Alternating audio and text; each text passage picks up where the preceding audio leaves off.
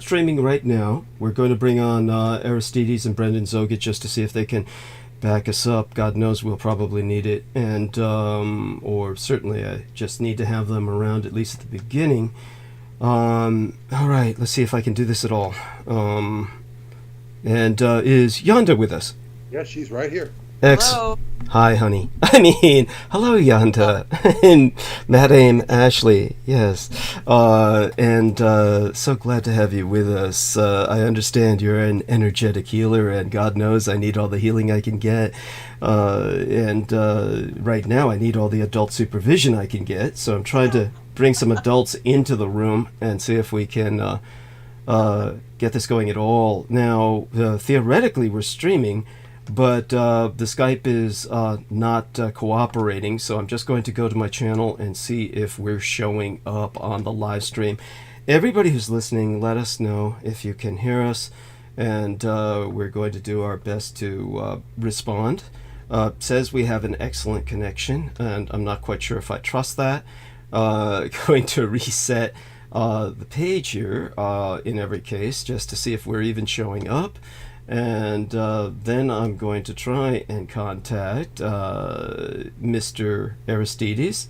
Right now, as I said, the Skype is very slow, and I will do my best to explain the situation as it went down since the last time I spoke to Peter Moon, which was this morning.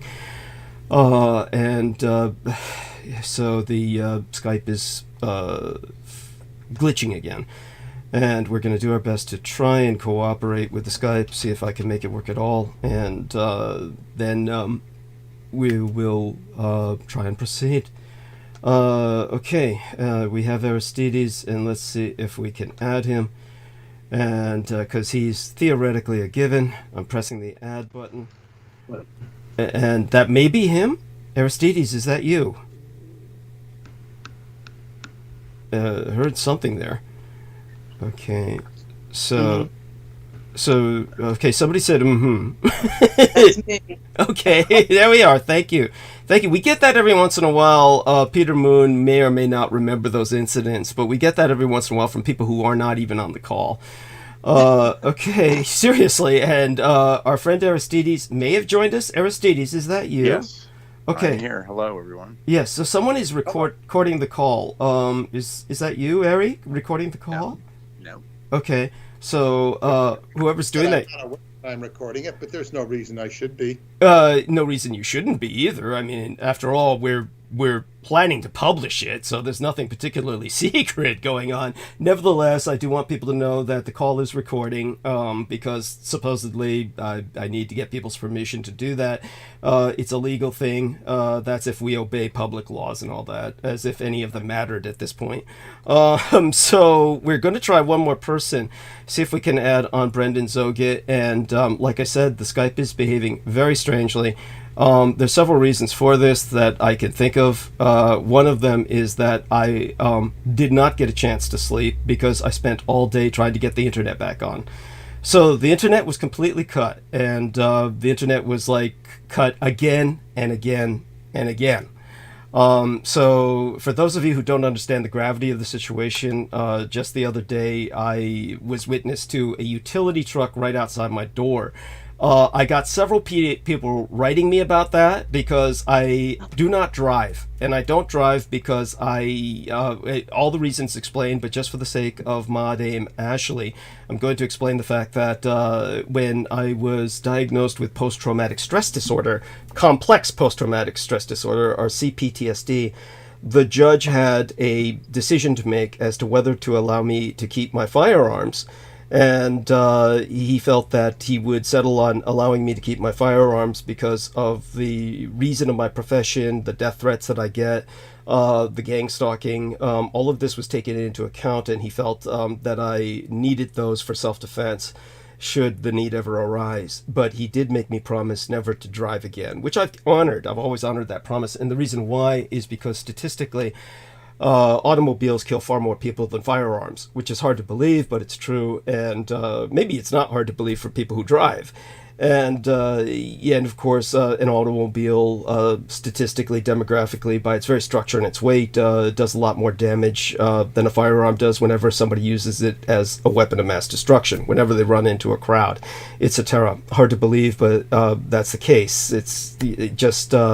Statistics can be gone into another time, and certain people just roll with what I'm saying right now. Such being said, I have a hard time, or just sometimes don't think, to describe car situations the way a car driver, an automobile driver would. And the utility truck that was in front of my house the other day was double parked, I believe is the term. That means when two cars are already parked in the residential zone in front of your home, he was parked in front of, or behind them, into the street, blocking traffic. So that's what made it so outstandingly exceptional and sinister, was that this individual stayed there. He was in there when I had come home before last episode, and I went to sleep. And when I woke up, he was still sitting in that car in the same position in that double parked area, blocking traffic. And in fact, one realizes why he had to stay in the car. He had to stay in the car conceivably. I think the scenario was, if we were going to dismiss this as simply coincident and the individual had a real job to do, that his partner was doing the job and he had to stay in the truck in order to confront anybody who would order it towed. And that way he would say, we're on a mission for whatever. The sinister aspect beyond what I've already described was that this individual's truck was completely unmarked. And His tires. Should have did his tires. he's sitting in the truck. At that point, then I'm confronting physical combat. So, but I understand the sentiment, believe me, and certainly resonate with it. By the way, shout out to Sheila Gavin. Kisses unto her. I won't be able to speak to too many people in the chat tonight. We'll see how long I can even last. Sid says we're loud and clear. I want to thank Sid for that. T-Take Berry says, God bless and support DDD. And Six Sad World says, greetings, Douglas and company, loud and clear. Excited for another transmission. Bless you all. El Nemo says, loud and clear. Okay, great. Thank you all so much. Two things I'm going to have to tend to right now while I'm talking. So what happened after that was the episode went on, seemingly without a hitch, except one of my electric blankets died. Now, again, I don't know how familiar you are with my situation, Madame Ashley, or what Peter Moon has explained to you, but we're in a situation where I have no heat in this dump. I spend half my life, or a good part of my life, whenever I can, every moment that I can, in a very different environment, what I could deem to be a professional environment. And the professional environment would be one where I'm tutoring young lads in history. And I'm very fortunate to have that position. And I am tried my best to do what justice I can with that responsibility. I'm multitasking while I'm doing this, so I want everyone to excuse my distracted nature. And the returning to the call now after taking care of, believing that I've taken care of that one situation. And now we'll take care of the other half of this situation. And we're going to, press that button. So, there we go. There, I can breathe a kind of sigh of relief with that, and that takes care of that poor individual who I wish nothing but the best for. And so when it comes to the situation that I have to deal with at home, because this is an old building, it was built during the Gold Rush, and as a matter of fact, a extension of the building that is not even really visible on Google Maps. In other words, satellite imaging will not show. There's a lot more to this building than satellite imaging shows. There's several aspects to this building in particular, but the entire block in general, that are historic in nature. And as a matter of fact, we have little tiny buggies that are just this side of automated. In other words, they have recordings in them that used to be video cassettes. I'm sure they switched to CDs now or something else. But the tourists will rent these vehicles and they will drive them through the city of San Francisco. But it's semi-automated in the sense that the tourists want the pleasure of driving the car, this little buggy with their little helmets, sitting down in this kind of what I consider to be a rather dangerous vehicle for traffic in San Francisco. If it were hit, it would crumple in a heartbeat, and these people, their helmets would not save them; they would just die. But the tourists love these things, and everywhere they go, the voice will tell them where to turn, where to go, and tell them to stay on track. And when they pass by my house at regular hours, they will explain to the tourists that this area of Russian Hill was during the gold rush the site of some of the Barbary Coast's worst violence, of 49ers killing each other. Many of the emigres from Russia settled here, and that's hence the name Russian Hill. And this is the only place in San Francisco, aside from the Presidio military base, where there are bodies buried. In other words, all of these buildings here are built on top of a cemetery. So and we're just loaded with dead bodies underneath, because what they used to do is to hide their murders, the Russian mob, during the 49ers gold rush days, they would basically bury bodies of people they had killed under legally interned bodies. So it's known that there are bodies on top of bodies, and some of them are stacked like bunk beds. So, this is the problem that my landlady is confronted with, is that if she were to try to fix the heating and the water in this ancient building, she would have to basically tear it down and rebuild it. And if she tore it down, that would expose the bodies, which the city and county of San Francisco are well aware of. They're mentioned to tourists. It's a terror, but the point is that at that point, the city and county would have to step in and say these are historic bodies that need to be relocated out of respect, and therefore they would just close the site off for how many years that took. So she cannot afford to do that. So I'm stuck without potable water because the building's water, this particular building, is so old that the pipes go through the cemetery. And I have what's called cadaver water. It's not potable water. I cannot use it except as rinse water like you would in a lab. So I have to live off bottled water, and there's no heat because that aspect of it is broken. The only parts that are free, because they were built later, are the upstairs parts, which the landlady's family lives in. So I live in essentially an uninhabitable building. The only thing that keeps me here is rent control. So I live in San Francisco thanks to rent control, because once my parents died, I was grandfathered into being the resident. And what people don't know about San Francisco is that if you're in a building that's built after the 1970s, you are not subject to rent control. So since this building was built literally like hundreds of years ago, this building is subject to rent control because it's considered historic. The other buildings built after 1970, people are subject to their landlords and landladies' caprice and whim, and the rents can be raised at any time and they have to leave. So in my case, she's stuck with me, but I'm stuck with basically an uninhabitable building. I cannot even bathe or shower here, which is what I do at my job site, the Estates, where I tutor the young lads in history. So that's the general situation for my living conditions. And like I said, what happened was after that utility truck, the utility truck double parked outside of my home and blocking traffic for the amount of time that I was asleep, which was around 6 hours before the last episode.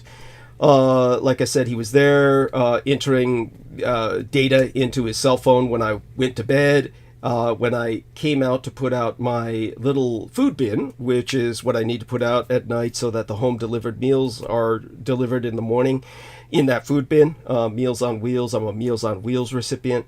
When I went to put that food bin out, he was still there, and he saw me come out, put out the food bin and latch it to the rail.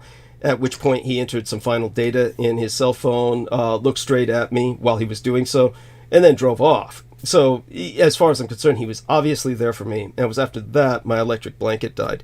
Now, that was okay at the time because I had multiple electric blankets as a backup. Obviously, I try to foresee these things. And they've all died.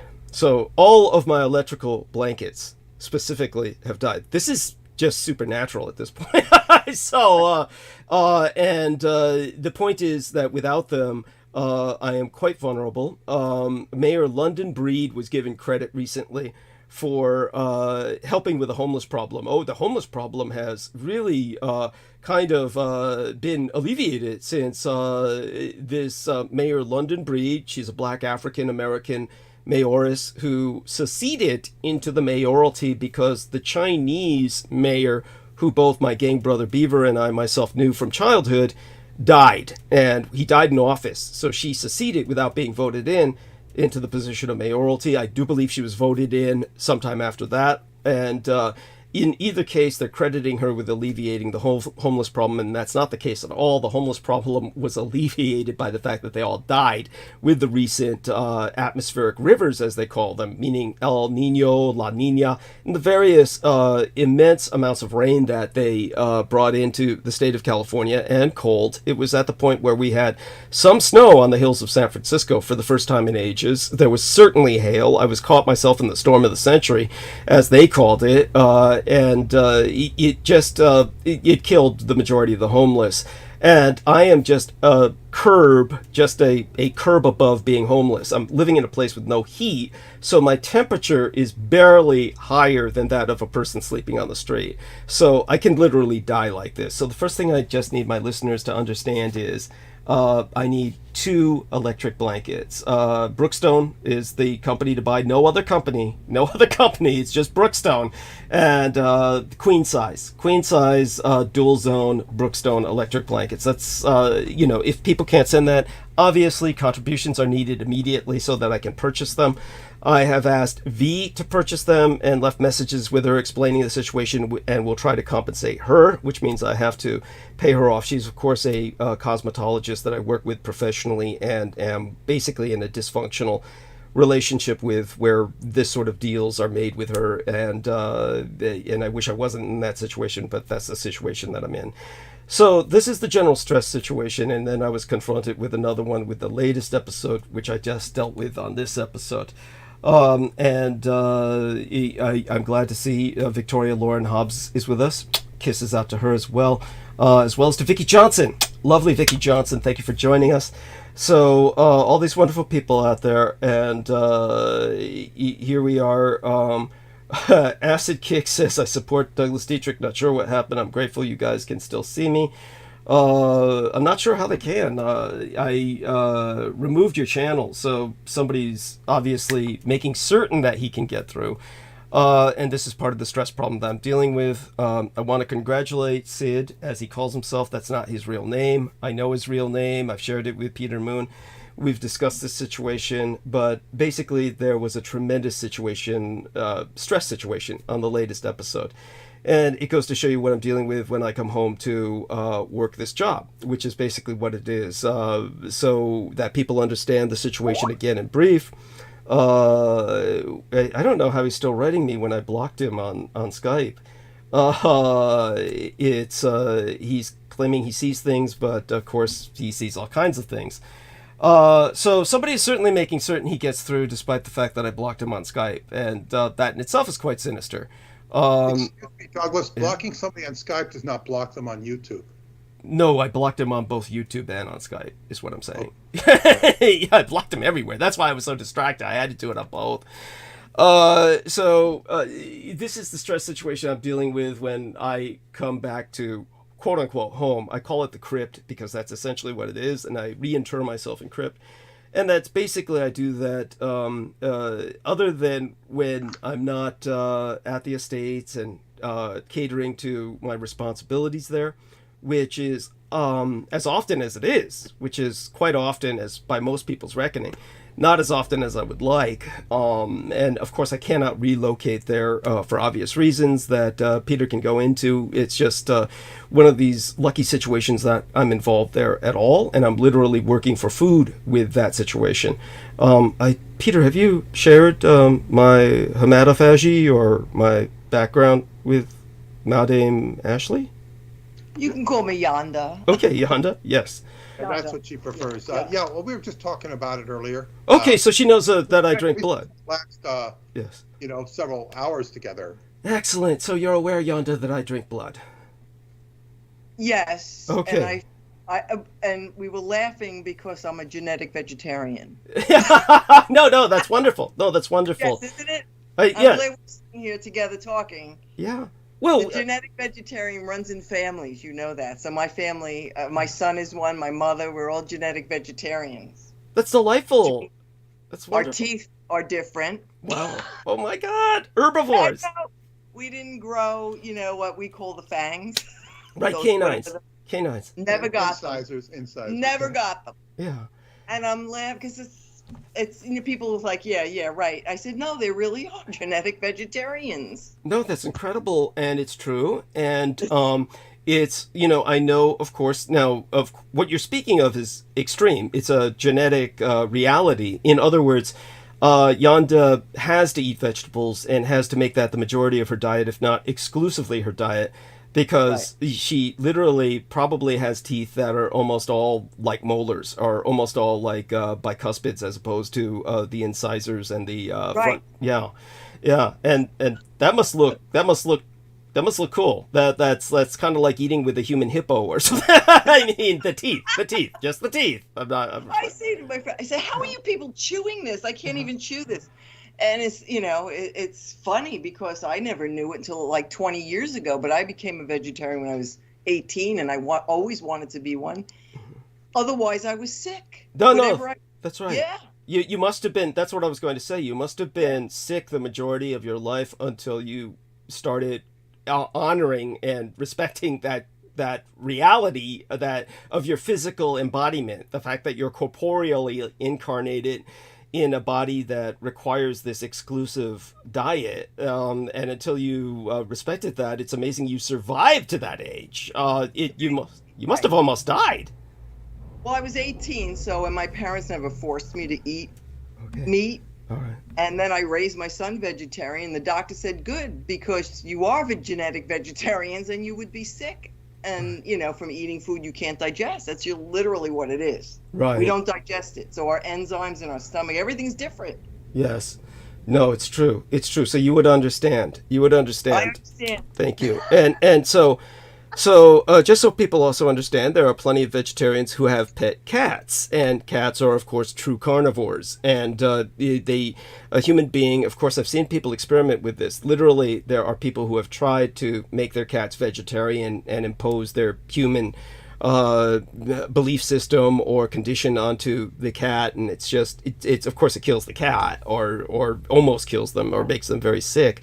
Right. Yeah, so I'm in that state where, we are what we are. Yonda is what she is. I am what I am. And so basically I'm paid in the blood of young boys, in terms of they give me their blood because this is what they do for the man who runs the estate. This is called parabiosis. And again, to summarize for Yonda and any new listeners, Silicon Valley has had an exponential rise in what the popular concept would consider them all vampires of some sort, but this is not. This is to be disambiguated from my physiological vampirism, which is inherited and genetic.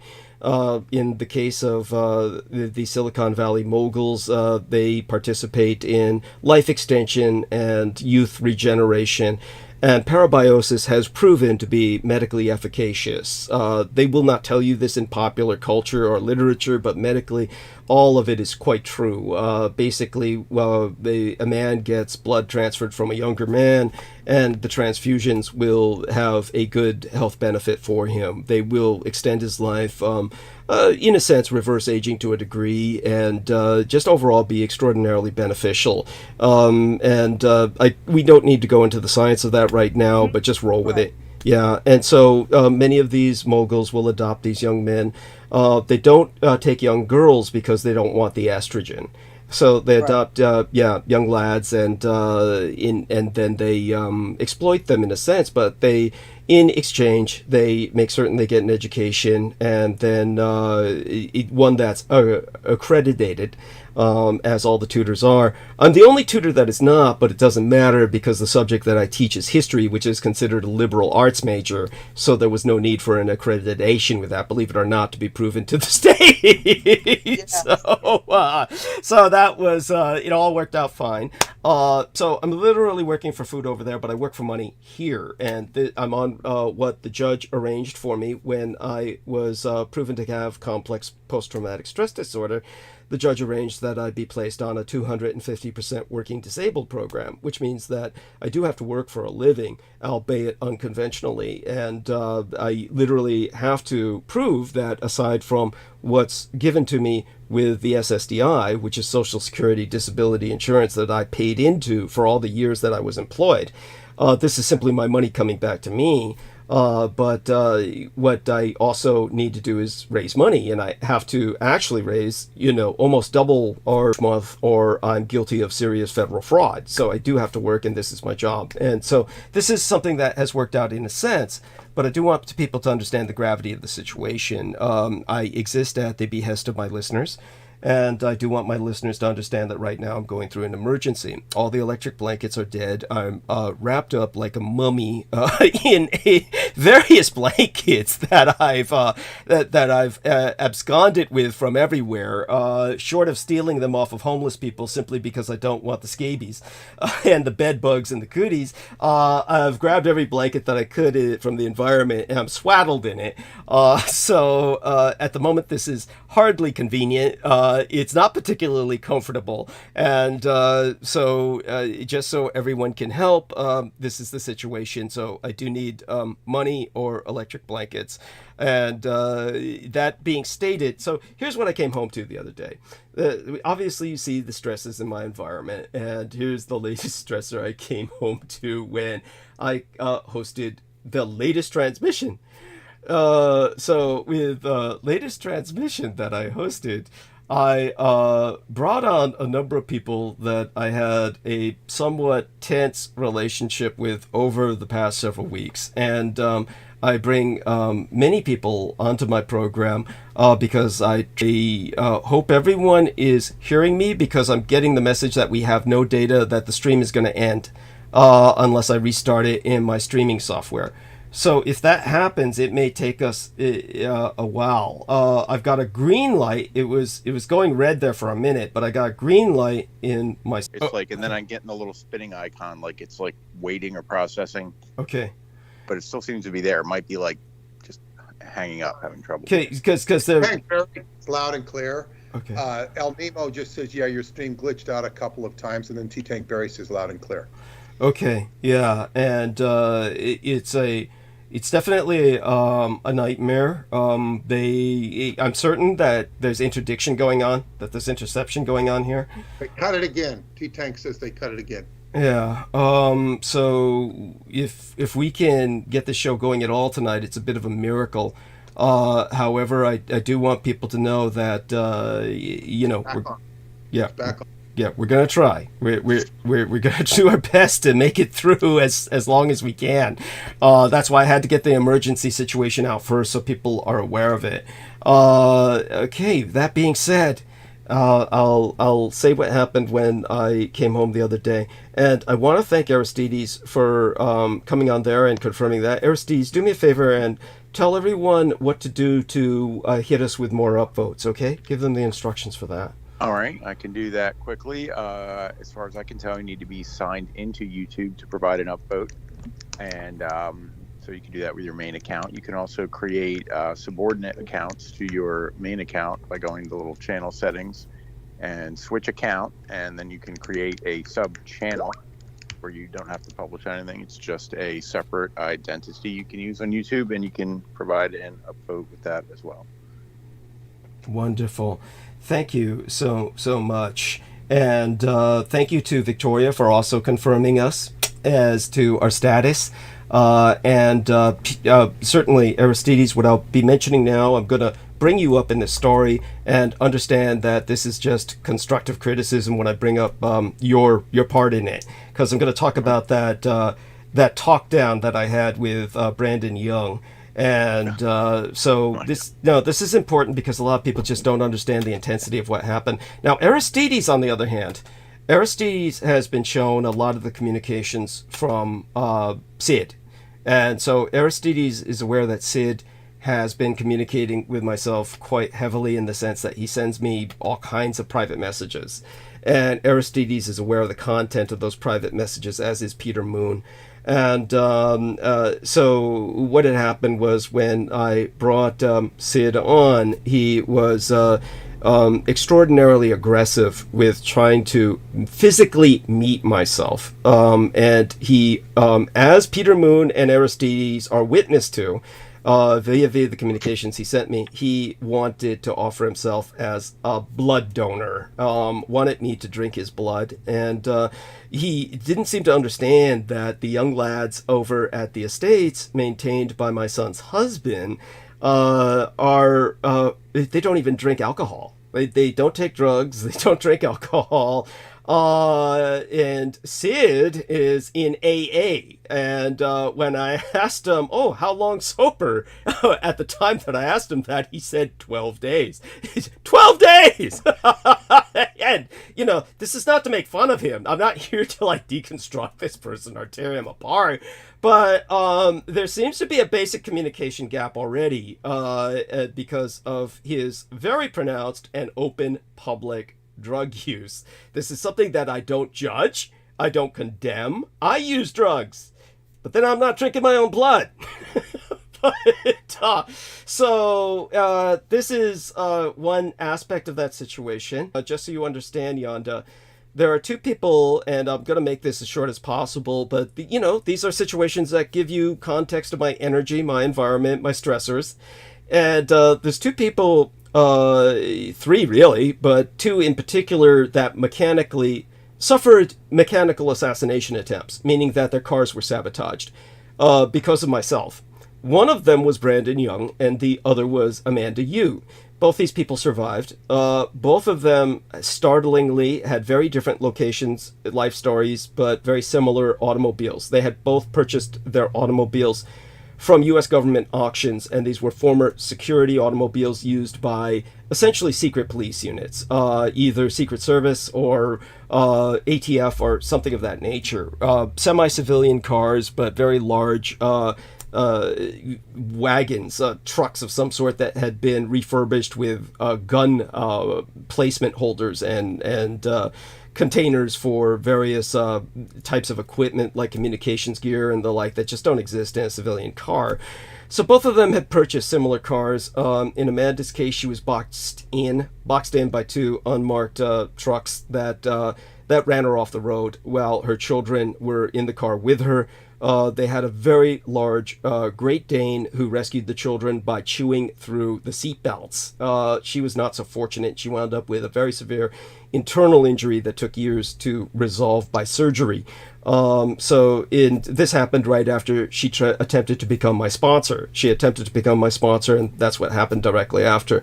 With Brandon Young, he attempted to contact me about a situation in which he was troubled by what he felt was slander and defamation of character by Peter Levinda. And then he got into his car, and the brakes were cut, and heroically, to his credit, he made certain to get off the highway as soon as possible when the mechanical problem manifested itself, and he wound up with the car rolling over into a ditch, and he suffering a brain injury that threw him in a coma for a week. And for the longest time, we attributed his behavior to brain damage. Now, we know that what happened to him happened. Is certainly in the case of Amanda Youth, the medical evidence speaks for itself because she had to undergo surgery to contend with what happened. With Brandon Young, he was comatized, and he was approached by the sheriffs, not just the state police, but also the federal police, and told that forensic analysis proved that his car had been set to explode, and that the wires being cut in the brake system was simply a backup in case the bomb didn't go off. So we have forensic paperwork proving that he suffered an assassination attempt. So both of these are quite real assassination attempts. These are not indulgences in paranoid fantasy. So both of these people have suffered because of me, and because of that, I give them tremendous leeway. So we know that's true. We also know all the stories that Brendan Zoget told about John Evans are true, because John Evans is a young blind man who wanted to become a priest and was seeking help from my other friend Keith Call about his supernatural problems. So we know everything is true there because that, again, is cross-referenced by various third parties. Other than that, most of the time we suffer from Brandon Young's company because he's a pathological liar. He just basically, this is not joking, it's not funny, it's not, when he said what he did the other day when I talked him down, because I said, look, we have no time to ever talk privately, and what you do is public behavior, so I am justified to confront confront you about this publicly. And I sat him down through one of the most excruciatingly delicate and sensitive conversations I've ever had on air, and basically confronted him about the fact that every time he opens his mouth, he compulsively tells a lie. Now, Aristides can, again, testify to this. He and Sid, I said, I got to take a break now. You guys hold the stage, and I know you got this. And Brandon just did it again. He couldn't help himself. He just went into this long spiel that after a while, everybody just gets lost in this surrealism. It's like a Fellini film. He'll just start spewing out, then I was with Bigfoot, and then Bigfoot had surgery, and then was able to fly. It's manic. And so when I came back, that's when I had to confront him. Now, this was excruciating and delicate enough, and the moment that I kind of just brought it to a closure, then Sid kicked in to stab me in the back and inflame everything else by saying, "What do you mean I'm up everybody's ass?" It's just a very bizarre statement, and it had to be the drugs, had to be auditory hallucinations. And this was just one of those moments when the entire transmission can just careen off the rails. Because I'm already dealing with one tense situation.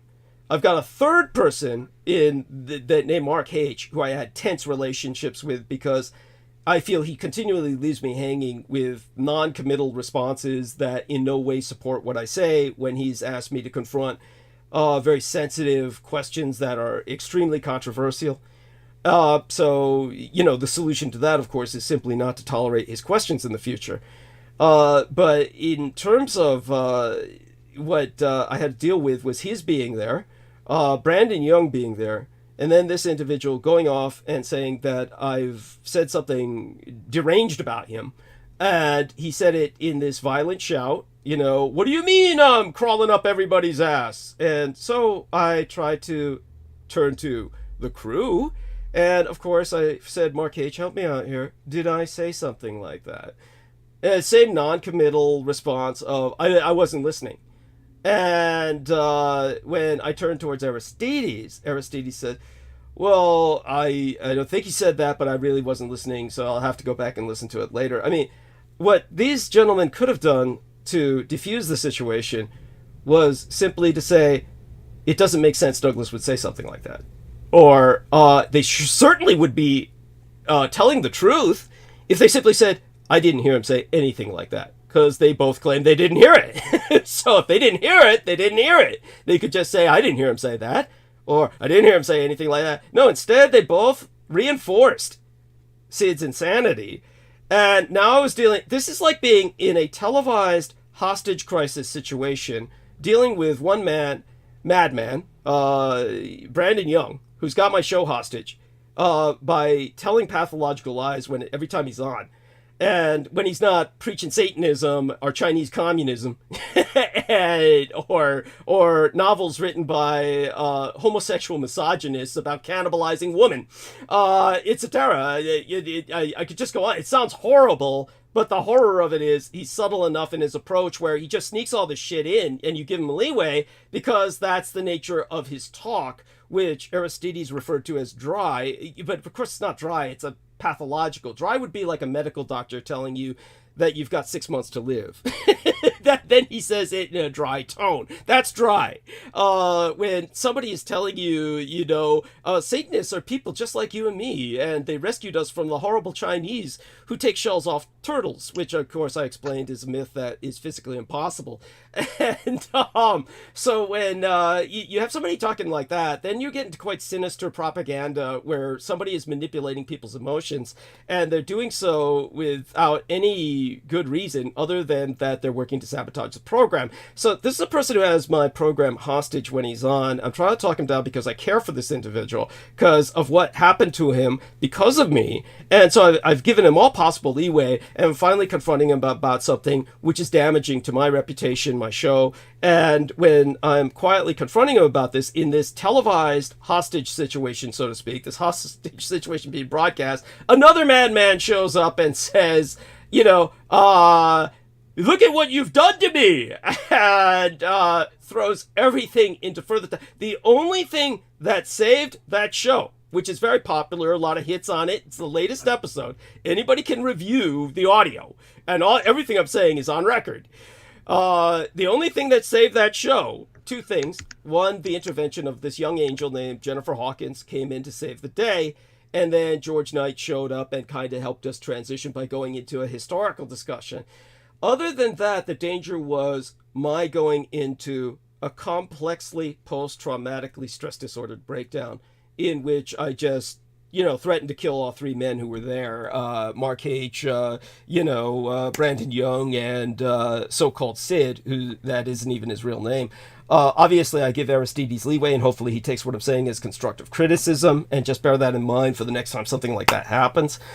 This is just, that's the kind of tension that I was dealing with the latest episode. And so what I've done with everyone, I've removed their moderators' wrenches for the three individuals named, not Aristides, of course, but Brandon Young, Mark H., and the so-called Sid, so-called acid head or acid kick inside of the chat room.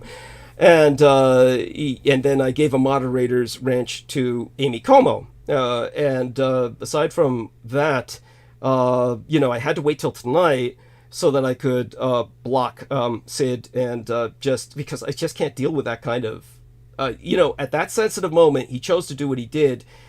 That at that point he proved himself as there's no need for me to contend with that. And so this is the kind of stress that I was dealing with, and it's like, this is what I'm dealing with every show almost. And every show I'm just right on the edge of being shut down by YouTube, because I've always a report for various strikes where people will claim that I'm saying something that is offensive, and if I get shut down by YouTube, then that shuts down my livelihood, which in effect is an effective assassination, because I would wind up homeless and I would die. So that's the simple nature of my life hangs by a thread. I'm hanging onto that by the fingernails, and that's with every episode what I have to deal with. And I'm surrounded by people who are inimically hostile to me and are trying to take me down. That's not paranoia. That's a fact. That's demonstrable in their behavior with everything they do. This is, of course, a lesson not to let strangers on the show. I'll see if I can follow that in the future. It's always tempting to get people on. What I'll do with Aristides at this point is, at some point at night, if he falls asleep, I'll just ring him on the phone. If I do need to take a break, I'll just literally call him on his cell phone. So that will wake him up, hopefully. So leave your ringer on, Aristides. That way I can call you throughout the night if I need to take a break later in the evening, if we don't have other people on who can help to take the stage. Other than that, other than the few people that come on, Aristides is going to be mainly you, and just find some stuff that you can read aloud during the break time, because that will keep bandwidth burning if you happen to be awake. And that will help immensely. So that was the latest. And now that you've heard the horror story, I turn it over to you, Yonda. Whatever impressions you may have and whatever energetic way you feel you can help. You probably got a good reading on my energy at this point. And thank you for helping me the way you do. And of course, share your story. And if you want to be contacted by people, I'm not sure you want that, but if you do, share your contacts and whatever else you want to share about yourself. And but I just had to get that out there so that you'd get a good feel of what I'm dealing with the space that I'm in, the energy where I'm at right now. I can feel it. Yes, thank you. How I'm here is just sort of spur of the moment, because we met up on March 1st? Yes. Yeah, March 1st. And I had I don't even want to say what we did.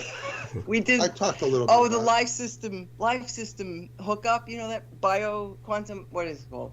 Quantum biofeedback or something? Like a biorhythmic machine? Yeah, and it really just uses of different frequencies to balance the body. And was my second session in 6 weeks apart. It knocks you out. You are in a meditative state for a week and you don't have a choice. You're just relaxed, healing. It is very good. So Vince comes out and we came out. No, we just did the machine. And wonderful. So he starts talking, and I said, "Oh, some of your interviews to just get a feel for your energy field." Yeah. Yes. Yes. How I explained it before was, if you have ever been in Penn Station, I don't know, or seen pictures of Penn Station in New York, where the Long Island Railroad takes everybody from Long Island into Penn Station, and you go into the subways, out on the street, across town, it's like, that's you. Yeah. You have so much input and avenues coming in through. It's Okay. if I want to say multidimensional, interdimensional, portals, people, things, everything's talking to you. You're brilliant. Oh, thank you. And your energy field is what I saw was a pure white flame. Wow. Thank you. Very powerful. Bless you. And that's what I go by. What I'm seeing on your energy field is your intention is pure. You mean the right thing. You want to do the right thing. So of course you're going to get battles. Yes. Thank you. So when you're saying the grave, the people that were buried all those years ago, Yeah. layers upon layers upon layers. Well, a short story is, where I grew up not far from where we're sitting. Yeah. Wow. Long Island. Yes, I grew up in East Meadow, and it's maybe 5 or 6 miles from here. And there's a certain area of East Meadow. It was farm country after World War II, when my parents moved out here, and there were a lot of farms, and they wound up building in the little area where I grew up, those few blocks. They wound up building houses over graveyards. Wow. And when I tell you, I would say to my friends walking down when I'm 6, 7, 8, 9, 10 years old, I said, look, the energy changes right here. And only about 2 or 3 years ago, somebody who grew up in East Meadow said, look at the map I found. And there is the area where I grew up. The houses were built over graveyards. Wow. That energy that you're living over or near is very complicated. You're familiar with it, however. No, I'm feeling it. Yeah. I'm feeling it. Yeah.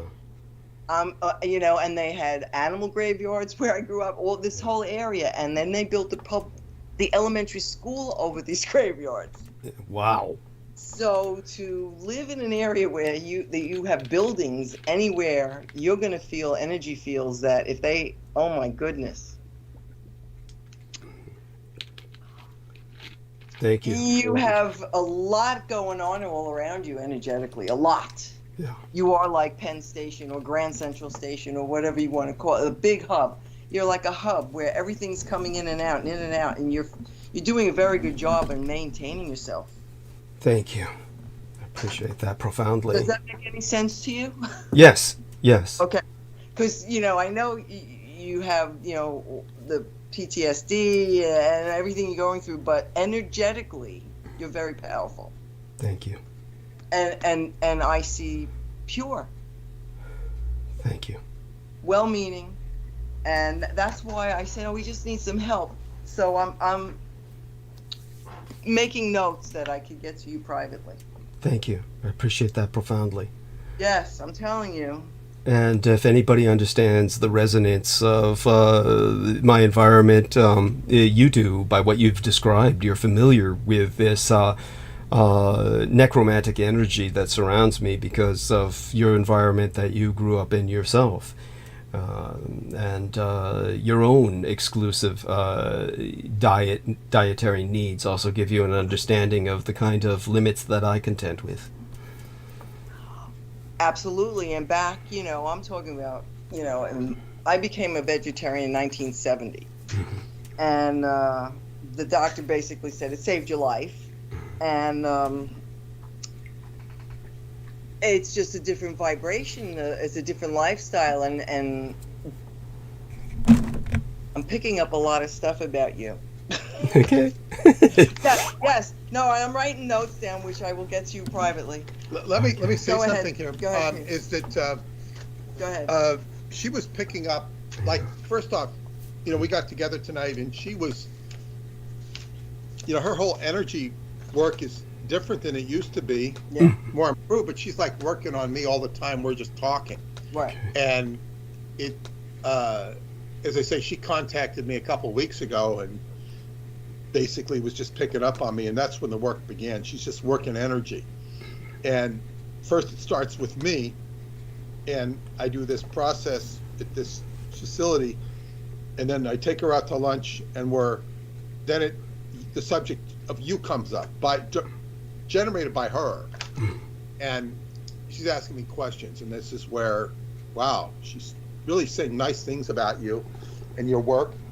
And she described you much more poetically than she just did now when we were talking a little while ago in the kitchen.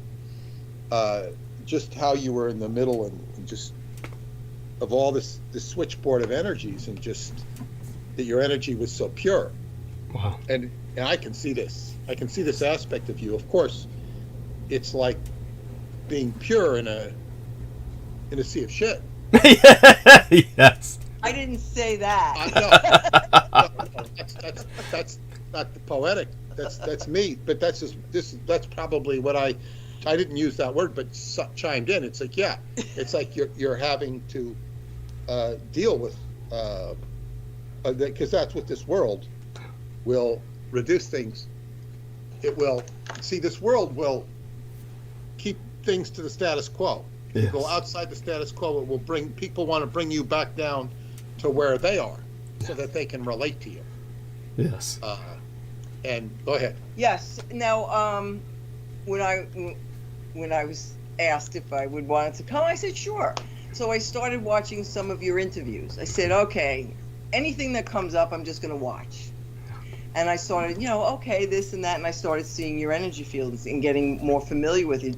Very intense. Okay, and now that I'm okay, you have energies around you, I'll just put it that way, that really want to jam you. Yes. Yes, they do. And I think it's multiple sources. It could be multiple sources, physical and non-physical blocks. And what I felt around the book was an actual a lock, there's an energy lock around the book. Indeed. That's what I wanted to talk. And the video, there was one interview you were talking about how to work with energy. Okay. And it was getting into, and I'll paraphrase in my words, how I also work. It's not bad, it's not good, it just is. Mm-hmm. And I don't fight with the energy. I don't cast it out. I love it. I accept it. However, the energy, like your energy starts to talk to my energy, and my energy, it sets up a communication. And then I talk to your energy field or whoever I'm working with, and I say, energetically, intuitively, do I have permission? And then I take it step by step, layer by layer, and build a relationship, because I'm working with the individual. I don't go in and heal. No, I want to go in and help you heal you. And you're already, did I say it right, that you don't believe in fighting things off? It's like the energy is, and did I get your interview right? I think so. Yeah, I don't consciously remember speaking about working with energy necessarily, but it certainly you probably felt that or sensed that. I don't remember speaking to it openly, but it sounds like you sensed it. Yeah. How people conjure up spirits to do things for them. Yes.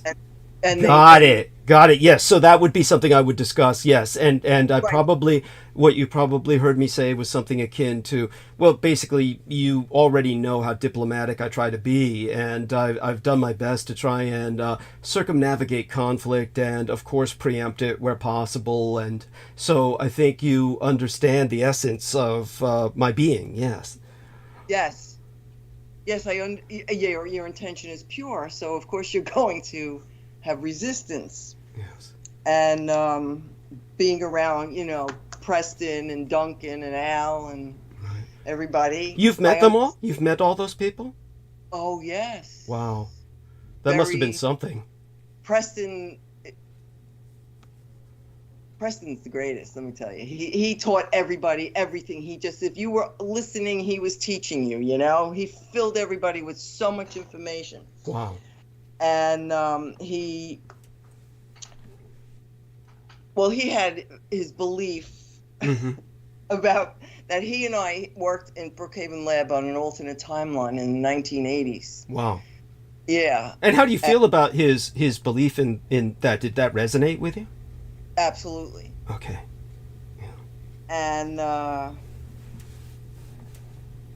it's curious because the first time I met Duncan, it was the late 1980s. Nothing had been written. They had just been speaking in little places and whatnot. And he walks into my house, Wow. Duncan, and because I was having the Christmas party, Right. and everybody can invite somebody who doesn't know anybody to mingle. It's 1988 or whatever it was, a long time ago. We didn't have all this technology. And no COVID either. Was Duncan And no a COVID. physically? Was he And physically cats large? killed. Oh, I'm sorry. Go on. Oh, no. I said, and Duncan, I see Duncan, a cab pull up in front of my home. Yeah. And I said, oh, he's finally here. And I go out, I open the door, and I'm talking to Duncan Right. like he's my long-lost friend and buddy. Wow. Okay. And George says to me, Yonda, you know Duncan? Now, with a name like Duncan, obviously, no. I would have remembered that, but I knew him. I knew him Right. very well, like he was my best buddy. Right. And I started looking at his energy field, and I said, what's going on with this guy? It's not even in his body. Wow. And that's when I went to the within weeks, maybe like right after the new year, Preston was giving a talk over in a small place in Massapequa. I think they used to speak The something. Dry Rock Cafe. And there was a bunch of people there, and that's when Al wasn't there, but Duncan and Preston was there. And that's when it began. And I got to know them very well. And my father, he passed a year and a half ago at 100 years old. Oh, wow. Yeah, he was in World War II at Peleliu Island. Mm-hmm. And he, at 80, just spontaneously says to me, you know that stuff they said about Philadelphia and all that stuff? I'm telling you what was going around in when he was a soldier. Yeah. He says it's all true. All true, he said. Wow. And that's all he didn't know I was involved, that I knew these people. He I- had no idea. I- He just blurted it yeah. out. That's incredible. I wish he would have been alive to have read our book. Wish he would have been exposed to that. I'd love to have heard his response to it. It's certainly when I delivered a lecture before Korean era war veterans, they were very appreciative and received it well. I think most World War II veterans would as well, and certainly people that I've spoken to personally have. But your father, was he able to reconcile with the Japanese after the war, or did he maintain kind of like a scar or a trauma about that experience when it came to Japanese culture? I'm just curious. No, he never passed any kind of anything on to me that I would, even looking back, no. He never said anything negative. He never, you would have never known. You probably, if you go to the Peleliu Island, September 15th, when the ships are approaching the island, he was there. Yeah. He's on those boats. And he's told me things how he landed on the island and what happened. He was the bodyguard to the war photographer. Wow. Okay. He saw some action. Yeah. But he used to say, don't ever startle me. I'm a trained killer. Yes. Yes. And I said, okay. Yeah. And he it was World War II, and this area of the island was being built up, so a lot of the post-traumatic stress disorder went into building the fire department and building the post office and building communities. Yes. Right. And so no, none of the vets, all of the men were vets that I knew, they never passed on any hatred, any negative talk about anybody. Wow. I'm very impressed with them Yes. when I look back. That is impressive. That was good. Yeah. That's profound. And I thank It you for is. sharing It is that. profound for being, like in 1945, after coming out of that, and you're not passing on hatred. Yes. So that's an honorable spirit. Yes, indeed. And I don't know.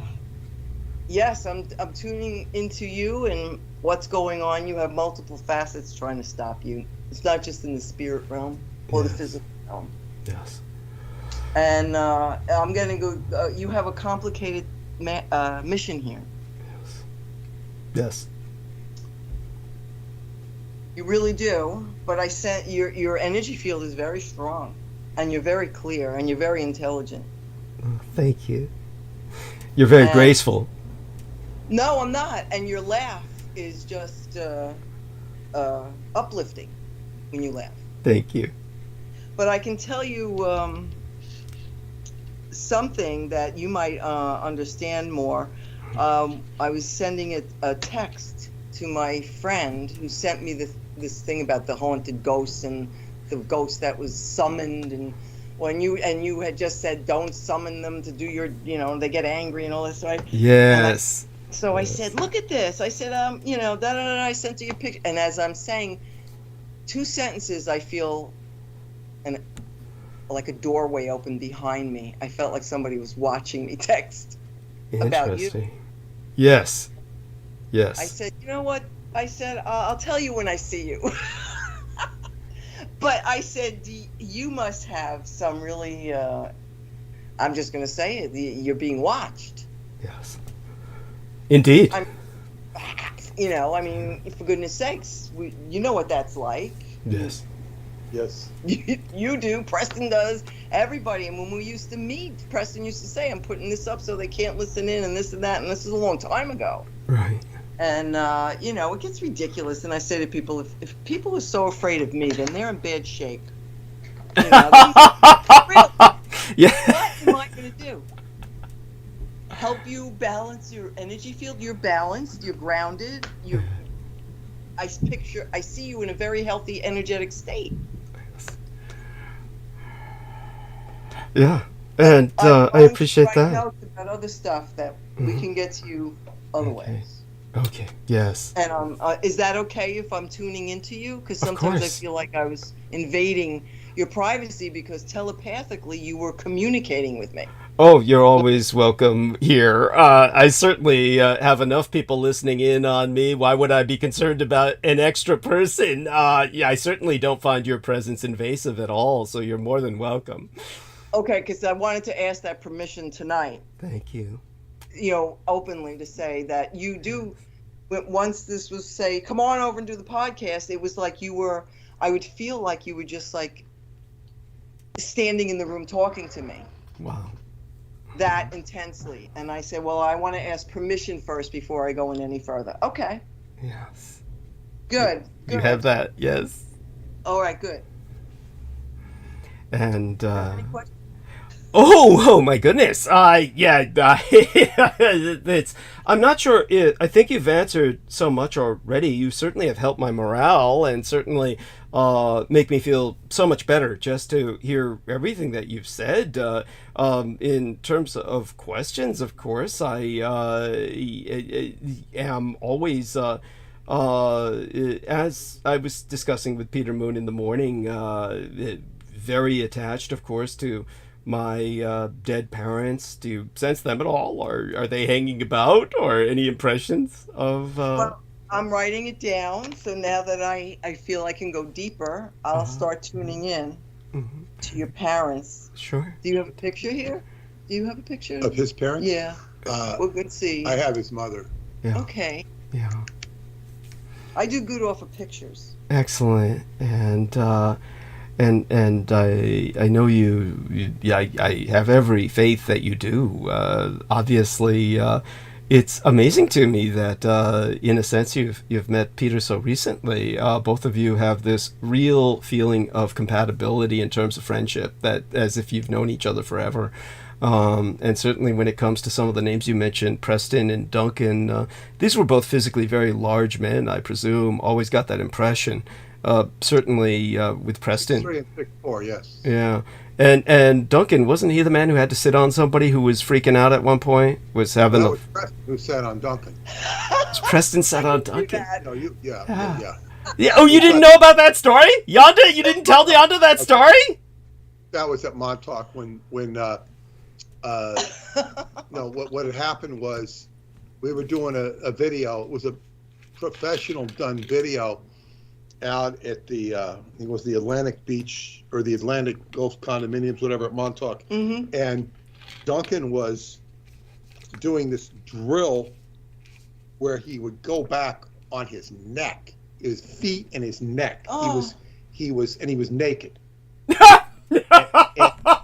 and he was like, his head was like he was holding up his whole body with his head, with his neck stretched on his back and his head. He might have had a blanket over his private parts, but this was part of his serious government stuff he was doing. Good God. He also explained that he wasn't doing it then, but they would have him look into a light bulb until his eyes would bleed. Jesus. But anyway, he was doing this, and he did this exercise. It was very impressive the way his muscles contracted. And then he gets up, and then he's they're asking him about what he did. And I had a tape recorder, and I think he spout out in unintelligible language. It was unintelligible.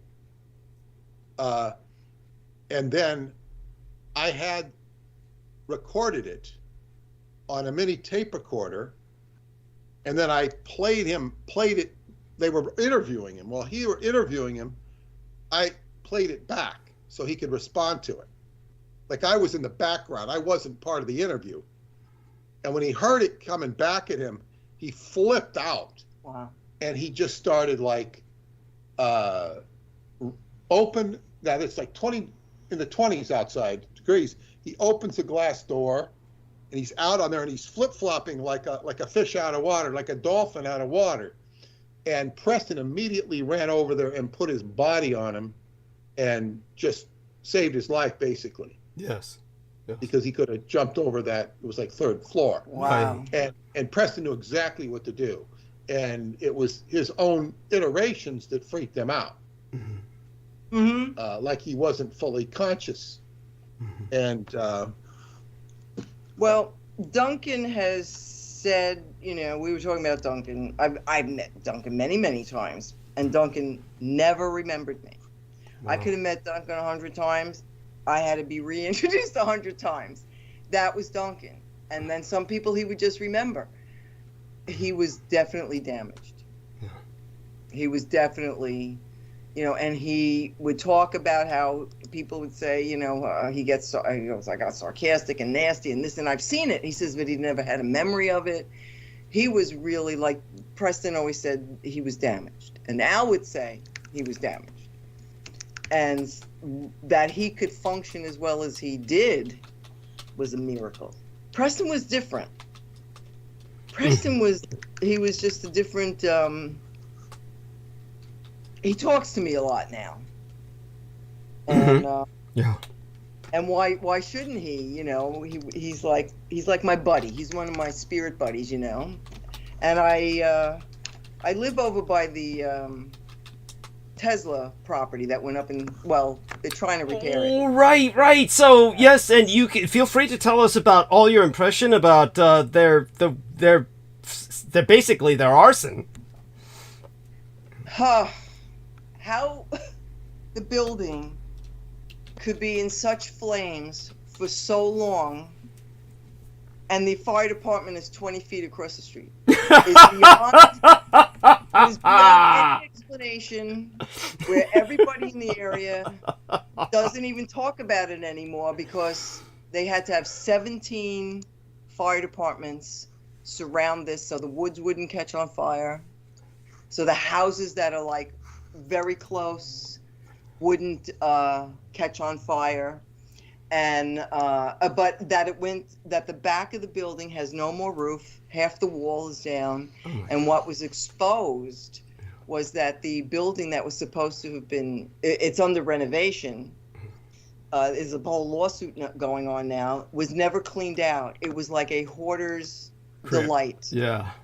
And there was a chemical photo lab that it shut down 25 or 30 years ago because they had polluted the ground so much that there was a guard by the gate so nobody would walk on the property. That's how polluted it was. This is like a mile from where I live. And all of a sudden they sell the property and the guard is down because it's all fine now. It's like, oh, great. And they're going to restore the facility. And it's been one problem after the next. And how this went up in flames. Well, I walked down there while the flames were going on and the fire departments were going around. And oh my God. And I said, you know, because where else would Nikola Tesla be hanging out but by his lab? You of know? course. And I said, of course he's down there. I said, he's down there again. I said, and he's had 3 fires. His first lab went down to the ground, the one in Lower Manhattan, and then the one out in Shoreham, Wardenclyffe. Yeah. But they are putting up fencing and they claim they're raising the money. The state gave them another $1 million. They need 13 or 15 million dollars. I don't even know what they're doing. It's the whole community's coming together to try to keep this going, and they will. So I go down there, and you had to keep, even I'm going to say, like say a city block down, you could still smell the smoke, and this was even before the alarms were sounded. You could smell the smoke everywhere. Yeah. So I walk down there and I start to feel the energy shifting.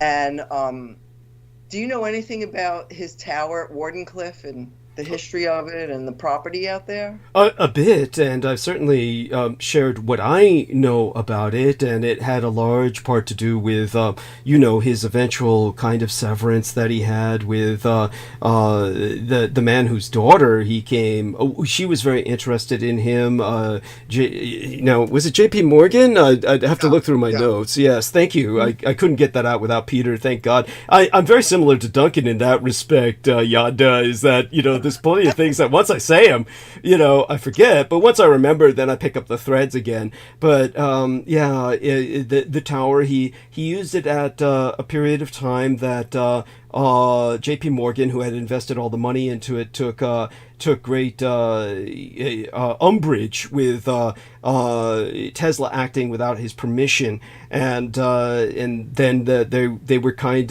they broke up and are severed in acrimony in that sense. Not Tesla and the daughter, mind you. She always cared about him and was concerned about him, but he really was too socially maladjusted to handle affection, and just had his own quirks that were very almost insurmountable. But definitely the tower is just potent with historical weight. It has a lot of meaning to it, and of course is symbolic in its own right. And he had intended, of course, to broadcast free energy. And that people, this would have made the Tesla cars of Musk look like nothing, because those have to be jacked into a battery recharger, whereas he was trying to beam it like a radio wave, so people would just drive and dial in to the nearest broadcasting station, and their car would be running on the energy beamed directly to their car. And so obviously he was working at a level of physics that not even Einstein was really working in, albeit with Tesla. So much of it was intuitive as opposed to something he could even express.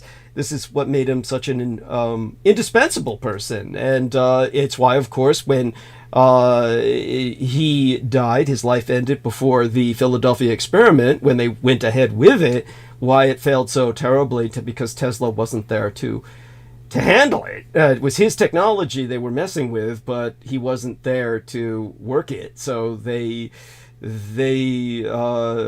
shall we say, fucked up by the numbers. And of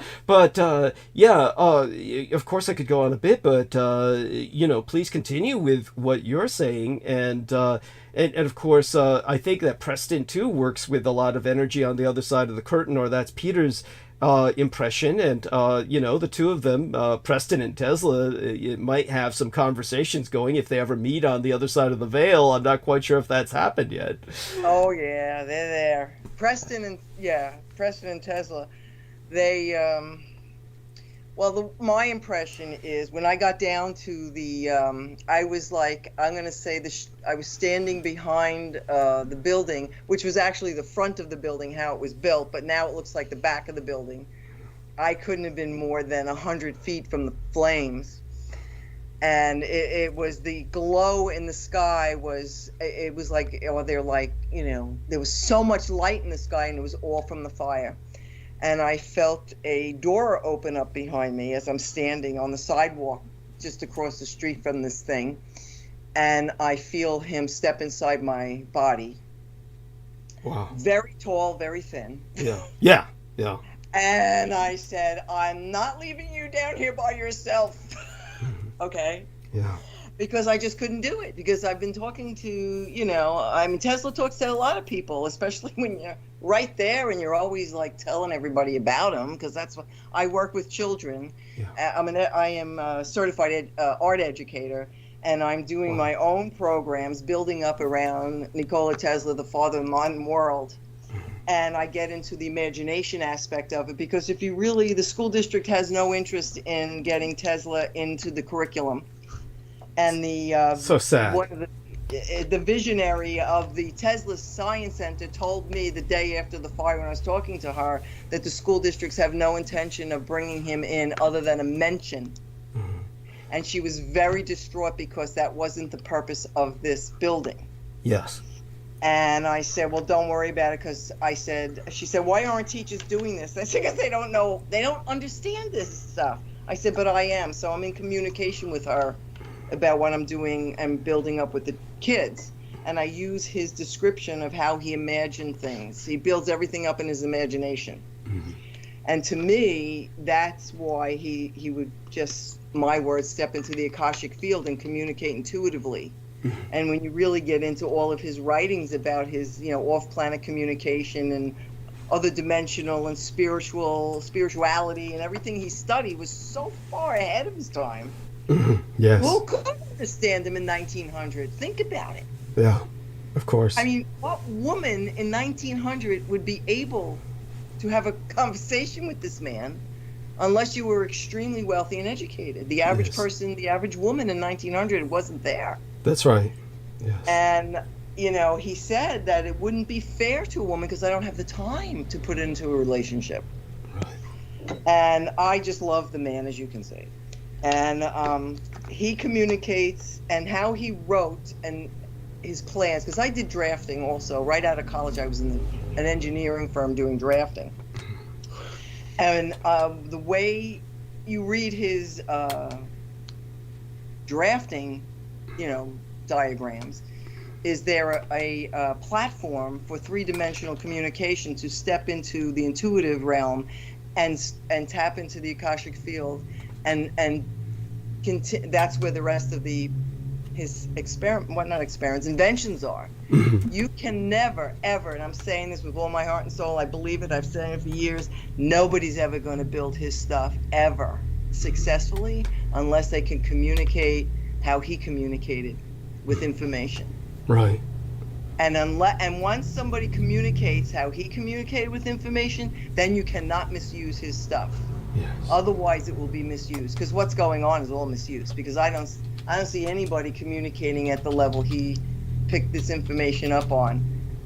That's right. Certainly, the Tesla car company people. No, that's so abusive. Don't get it. Yeah. Yes. And that's why And so my idea, what I am working on with more younger adults, like in their 20s and 30s, and whoever will do it, is going back into establishing meditations and relaxation where everybody steps into the Akashic field consciously and starts to learn how to manage this information.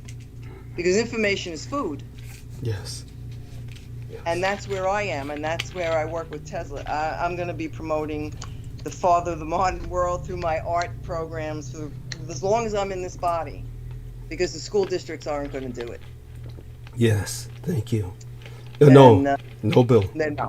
Yeah. So your work on bringing light and information, when you bring truth to people, it creates fear in them Yes.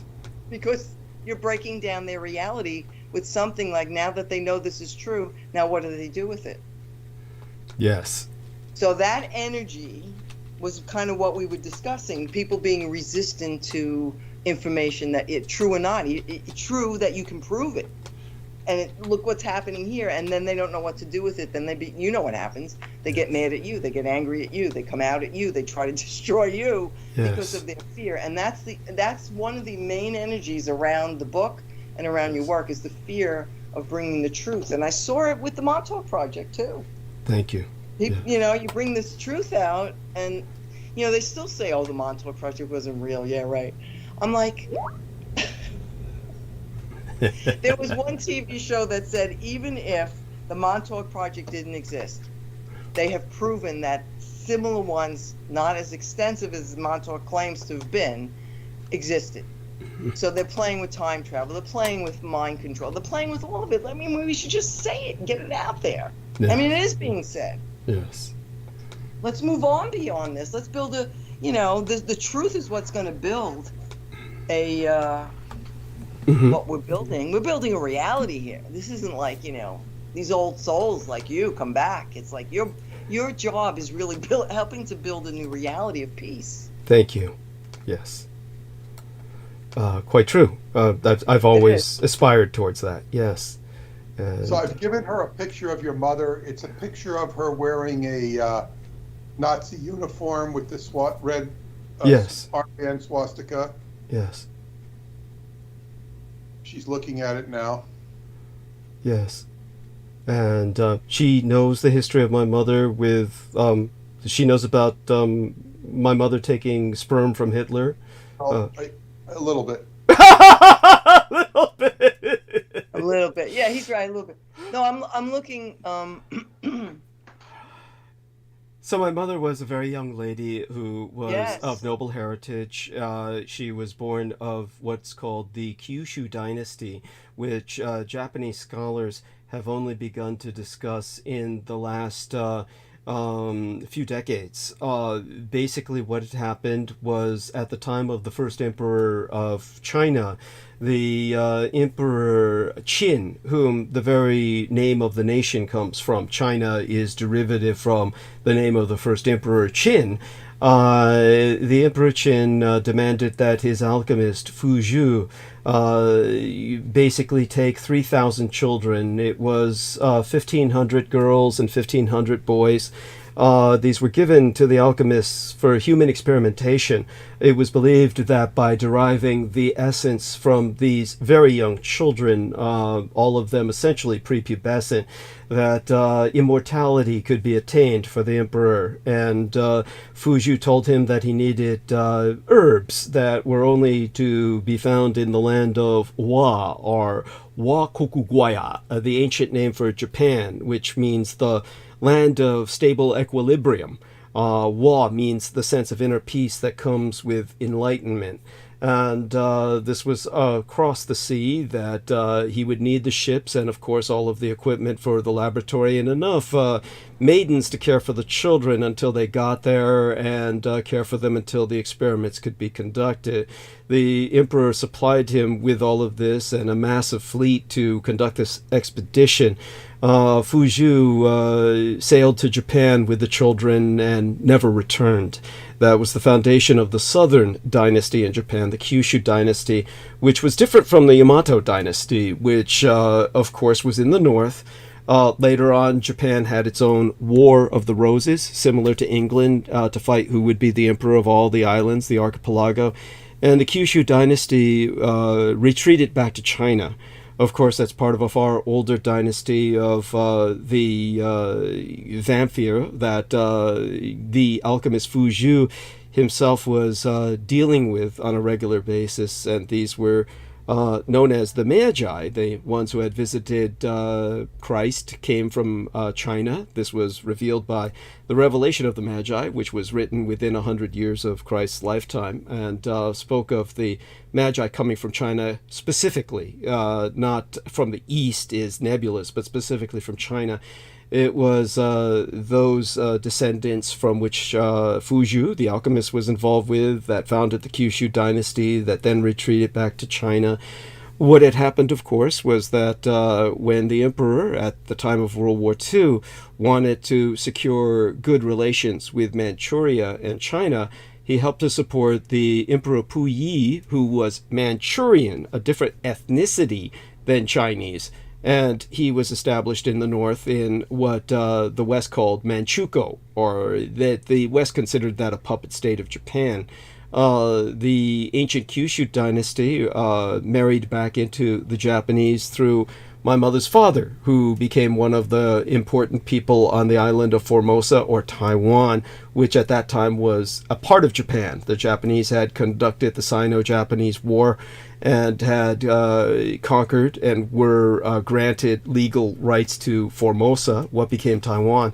And it was there that my mother's father was established as a person in charge of customs, exportation, and importation. He was in control of what went in and out of Taiwan.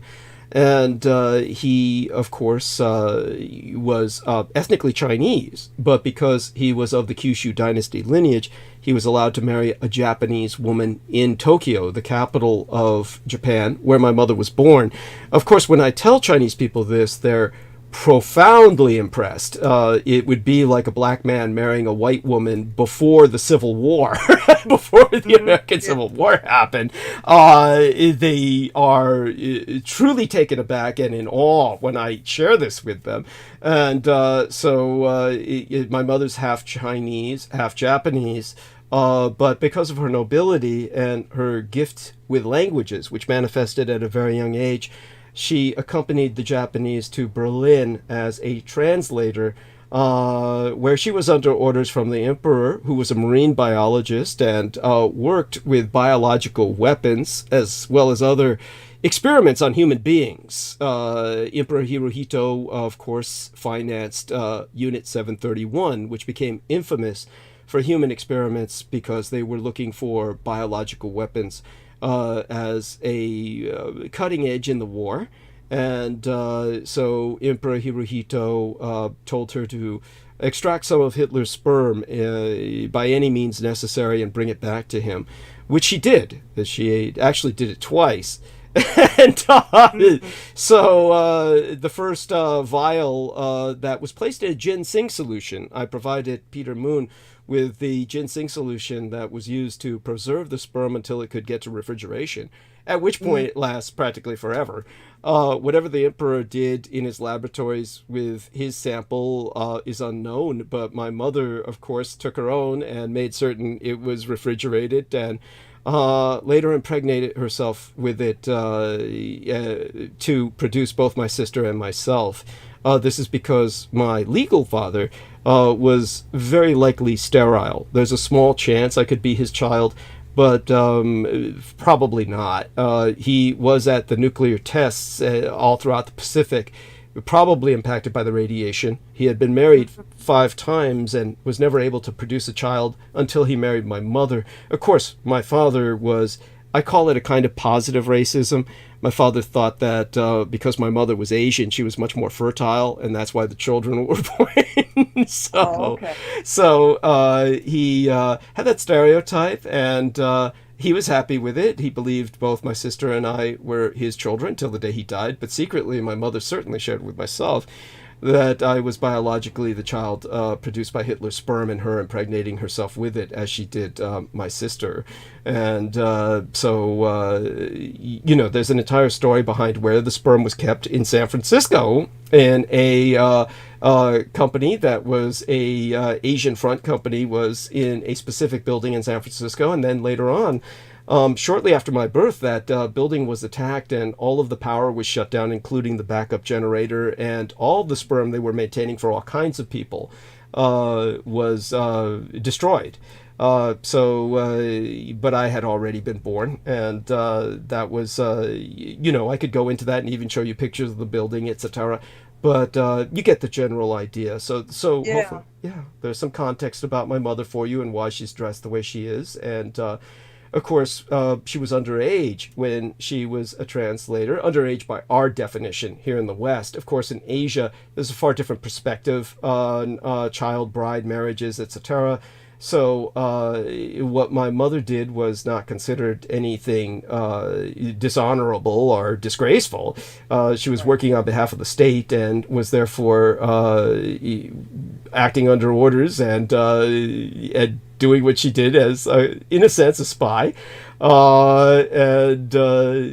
There you have it. That's the general background. There is, of course, a photograph of Hitler in a kimono. She managed to seduce him to get into a kimono for a photograph that he was so embarrassed by that it was never shared publicly during his lifetime. But later on, the photograph that I had shared with a few people wound up leaking all over the internet, and people have been trying to disprove it ever since and claim that it's false, etc.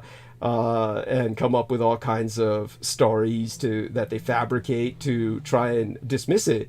But the fact remains that it's a real photo, and no one who's a professional expert on photography has ever come out and said, "Oh, this is faked and a computer generated," because it's not. So there you are. The background in general. Well, I'm going to tell you, I had a dream about your mother. Wow. It probably was around November. Okay. I didn't know it was her until I'm looking at this picture now. Yes. I was in a complex, Yes. a lot of brick buildings outside, metal steps, like fire escape steps, and my father was there. And he was walking around in a very military kind of way, but not dressed military. And my sister in the dream, who passed almost 3 years ago. Oh, I'm so sorry. She was young. She's in the dream, and she's following him in a very military way, but they're not dressed military. And she's maybe 6. She's little. Right. And I'm looking, and they're totally ignoring me, and they just go in the other building, and he's telling me, always keep the steps 2 feet from the wall. I have to figure that one out. Wow. The steps that going up like the building, the steps had to be 2 feet from the brick wall. So I still haven't figured that symbology out. But then I was walking across in the parking lot, and there was potholes and stuff. And I picked up a ticket, and it had the number 260 on it. Mm-hmm. And I still don't know what 260. And I went and I sat down at this table, which is in the middle of this parking lot. And it was kind of, maybe an hour before sunset, getting dark. But you could see, and there was a woman sitting at the table, which I didn't know. It was your mother. Wow. I mean, the hair is very distinct, the coloring. Yes. What does angel number 260 mean? Love. The universal love language. Oh my goodness, I never thought to even look that up. We have it up on the computer. Mm-hmm. And your mother was sitting there all dressed in black with the black hair, beautiful. And I'm like, who is this woman? I don't know this woman. And she is asking me to channel. That's what she asked me to do in a dream. She did? Japanese. Yeah. This woman in the dream, which I'm looking at it, I mean, very distinctive. The dark hair, the dark clothes. And she laid there on the couch, and she was saying, after she got up from the table, laid down, she wanted me to channel her, which is now all coming together. And you pull up, and the love language is, the Akashic records are written in the love language. It also says, in biblical numerology, the number 260 signifies the resurrection, redemption, and restoration. There it is. It's a reminder that your faith and devotion to God will bring you everlasting abundance, love, and peace. There you go. Yes. Wonderful. Thank you. That's for you. Yes. That's you. And now I know more about the dream. So I'm going. And what's the name that I should refer to your mother as talking to her? What would she want me to call her? The first thing that comes to my mind would be Hideko, her first name in Japanese, or Suchin, her Chinese name, either one. That's what comes to my mind. How do you say that person? Pideko? Hideko? Hideko. I like that. Okay. I'm going to. Obviously, she wants me to communicate. She wants you to communicate too. Obviously. Well, I had a dream, and I've Go ahead. talked about this before. You can get your impression. But Go ahead. When I was writing the Montauk Project, I was essentially done with the book, and it was like, say, August of September of 1991. It was just it was going to take another 6, 7, 8, 9 months to put into production. Right. But the book was going to come out, and I had mowed the lawn, was taking a nap in my wife's bedroom, and I dreamt that Preston, I was aboard a UFO, and Preston was there, and he says, "I've got your signature," meaning my signature. Then I was in a room with a Asian lady I couldn't identify, and she was forcing me to read characters and saying it was in Japanese. And I said, "I can't read that." She says, "Yes, you can." She was adamant, forceful, and I started to be able to channel Japanese, and I could add the sensation of knowing how to speak Japanese, and then all of a sudden I felt something go off in my brain, a warning saying, if I continue to do this, I'm going to have a seizure. So I said, no mas, no more. Right. And then I was put in a letdown room, like a calm down room. It was peaceful. And then I woke up and I felt totally relaxed. Totally relaxed. But it was only a few years ago when I was doing an interview and talking about this that I realized that was Dietrich's mother, because in the causal plane she was picking up that I was now a published writer, or was going to be a published writer, and that I could tell her son's story, or her story perhaps. Yes. Right. In due time. Absolutely. So that's where and so you had a similar. Yes. Well, I'm glad you looked up the 260, because that brings it right into confirmation of even how I'm going to approach communicating. I'll start talking with her through the next few days. And wonderful. Yes, definitely, because I mean, a very distinctive, beautiful woman. How could I? This is obviously your mother in the dream. I kept saying, I don't know this woman with this black, dark hair, dressed in black, beautiful face. I mean, I said, I don't know who this woman is. Well, it's your mother. Yes. Thank you. And so she has truly reached out to people whose, we call it the red thread line of fate in the Japanese culture, the concept of the kokoro, the heart, and the jin line or shin line, that is that of a kind of love line, a lifeline that extends from the pinky finger, which is why, of course, people cross their pinkies when they make promises or vows to each other, and it extends from the pinky finger to other people you are destined to interact with. And so certainly this lifeline has extended from her heart, my heart, to your own Yonda, and to Peter's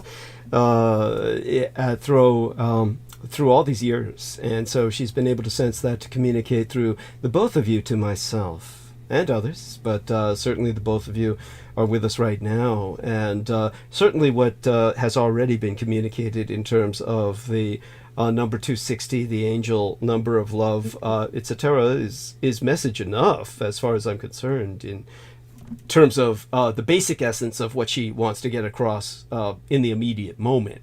But certainly any other details that are brought to your attention as time goes on are going to be welcome. I can say that I consider you to have a very gentle spirit. Thank you. And so does she. Yes. I can see the energy connection of gentleness.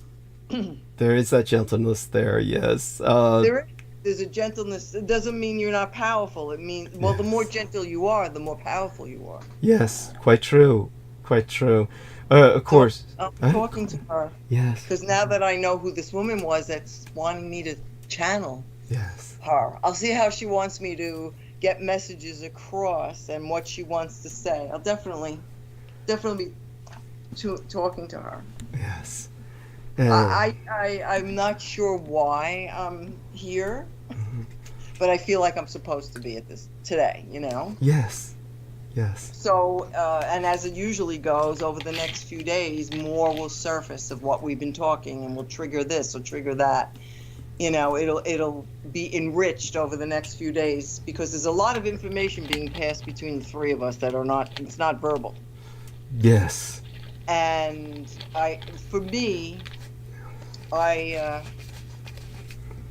believe I did an imagination project, so to speak. And I went back to school in 2007 and 9 to do interactive multimedia, a master's degree at Post University here. Incredible. And that was the year 2007 that my mother died. So Really? yes. Okay, there you go.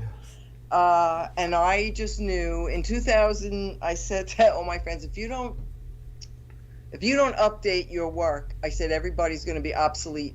I said, things are changing. So I went back to school, and I said I had to get online, interactive multimedia, because that's where education is going to be. It's not going to be in the brick buildings. It is, but it isn't. The real education is going to happen online, and I'm not going to stop working. I'm going to go. My father hit 100, and my grandmothers are 95. I'm planning on being here for a long time. Good. Yes. I want to work with these kids who are asking me, they're 14 years old. How's this? They're having all of these experiences, and there's so few adults who can really keep them grounded to say, well, that's okay. That's what this is. That's okay. That's what this is. So I get into the imagination, so I don't get myself into trouble. Yes. So I use my art degree and my background, imagination, and we do imagination with Nikola Tesla's work. And I take them into the Akashic field, called the A field in science, of infinite information. And we start talking, because kids are naturally intuitive. So Yes. if you can keep, and I am too, so if I can keep that, and my audience is children in art rooms. Yes. And get their imagination going and creative thinking, and I teach them about Tesla and how he thought and what he did, and get them to build upon his imagination. Yes. Which is a different mindset of trying to fix everything that's wrong. You build upon what's working. And I believe it was Buckminster Fuller said, you don't replace the old by fighting it, you replace it with peacefully with the new. New model. Yeah. Yes. So I believe the three of us are here to help bring in the new model. Yes. And we're at the starting line, running. We're just breaking that. We're breaking out of we're running. It's on. We're doing it. Yeah. I have, we're out here in New York. I don't know how the Californians hanging out. They doing all right out there? A lot of weather. Shall we just say climate change is leading to a lot of challenges here in California. We've got the rain is so hard that it's eroding the coastline before our eyes. Aside from that, there were a number of things that occurred recently to kind of just shake things up. Literally, a few earthquakes here and there.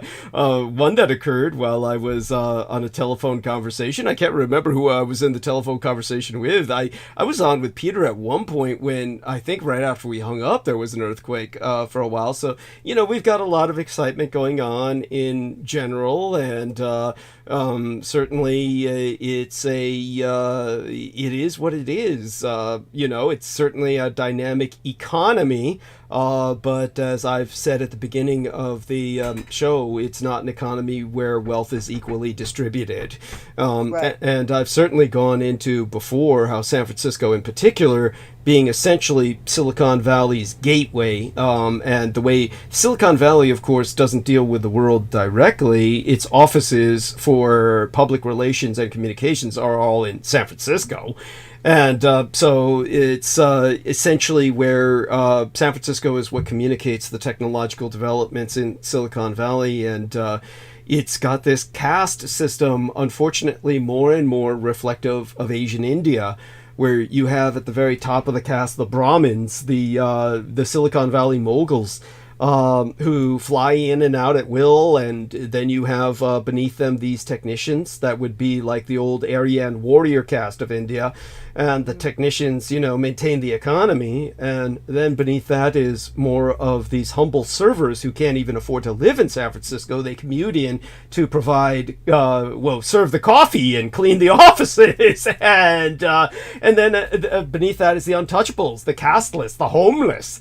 So there you have that. That's a general kind of overview for how we're doing in the general sense. But aside from all that, I guess it's okay. Well, I do keep an eye on California. I've been out there. I was out there once in like 1985 maybe, and I landed in San Francisco, and we drove all the way down to Tijuana. We were the tourists, and then we came back up and flew out of Los Angeles for a couple of weeks. And I always keep an eye on California, and I watch these earthquake updates. Yes. And I'm always praying for you guys out there. Thank you. Oh my God, it's shaking out there in California. I mean, you guys are really getting shaken out there lately. Yes. Yeah. You really are, and there's a multitude of reasons why the earthquakes are happening too. And I'm sure, and whatever impression you have about that, don't be afraid to share it. And certainly, of course, in the past, thank God, not the case right now, but in the past, of course, we've had extended fire seasons, and the wildfires were monstrous. And PG&E. Here's a funny story for you, just because it's morbidly entertaining. Of course, it's not. It's also tragic and it's offensive, but it's basically PG&E, Pacific Gas and Electric, is the monopoly for Northern California in terms of utilities, and they were held responsible for various fires that started due to their equipment. And so the state government, the Supreme Court of California, declared them guilty of no less than 108 deaths, at least about 110 actually, now that I think of it, and that's only in the past decade. And so when it comes to this, PG&E has been sentenced as a felon, and is just, they can't, I don't understand why they just don't get everybody to divest, dissolve the company, liquidate the hell out of its assets, and form something else. But then the interruption in service, I guess, would be so intolerable that PG&E, which is essentially a paroled mass murderer's felon, is allowed to go along and conduct business. So this is the company that I've had to deal with when they've done things like replacing this infamous power pole that has been outside my house and has been the focus of a running joke, that because it's so incredibly equipped. Our dear Aristides, who you heard speak earlier in the opening hours, is a material science engineer. And one of the first things he noticed about that telephone pole was a picture from 2016, 2017 that I showed him. And he said that has a 5G canister on that telephone pole in 2016, 2017. He said that wasn't even that technology was not even readily available or accessible. But that telephone pole in front of your house has this. It's at that year, and it was various other things I can bring up about it. But so PG&E has been, of course, parcel to much of my own story when it comes to communications issues.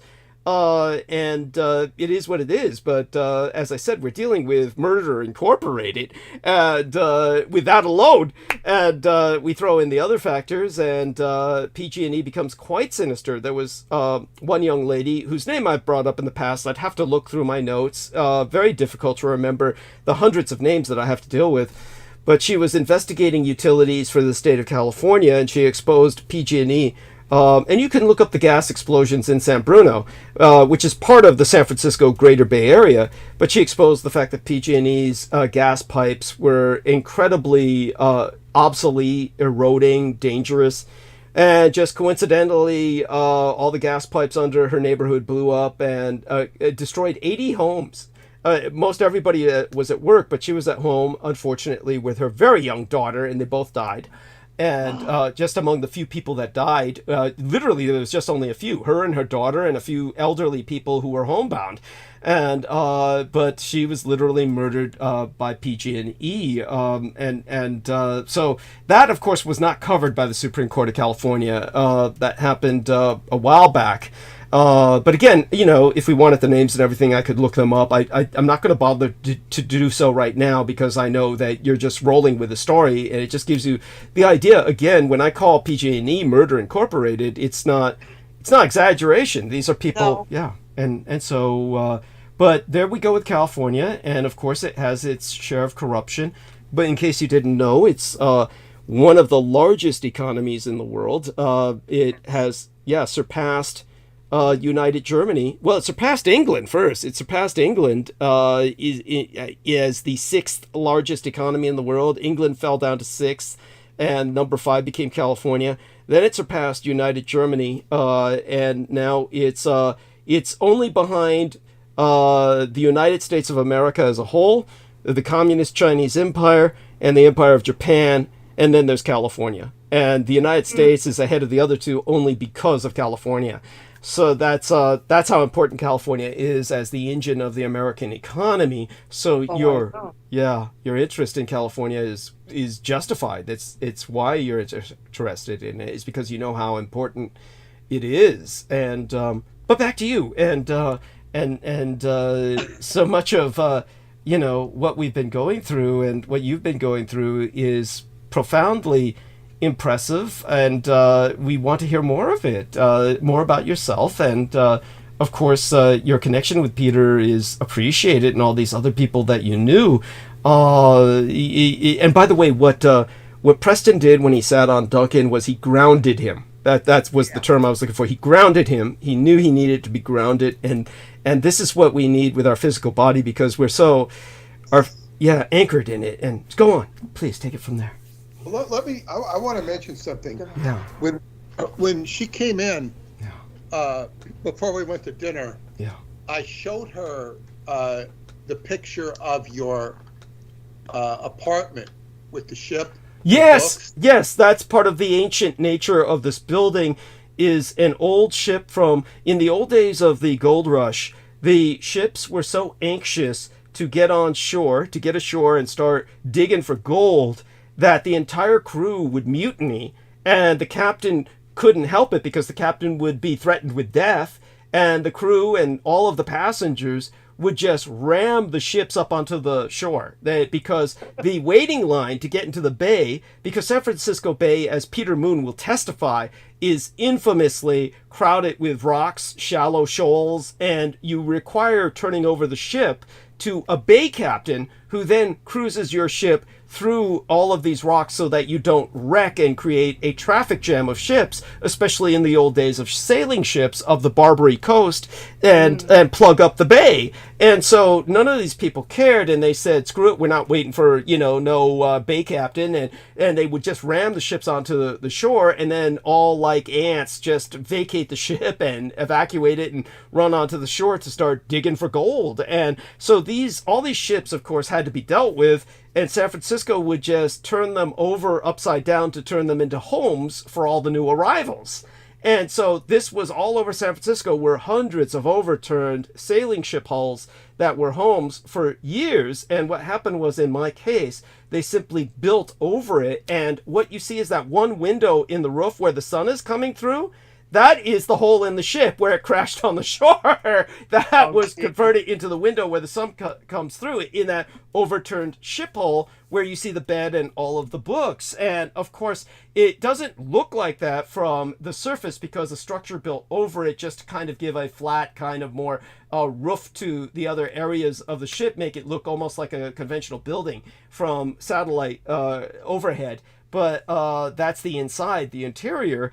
And this is the kind of living situation in certain homes in San Francisco that you'll find that very few people know about anymore, but are a reality in San Francisco.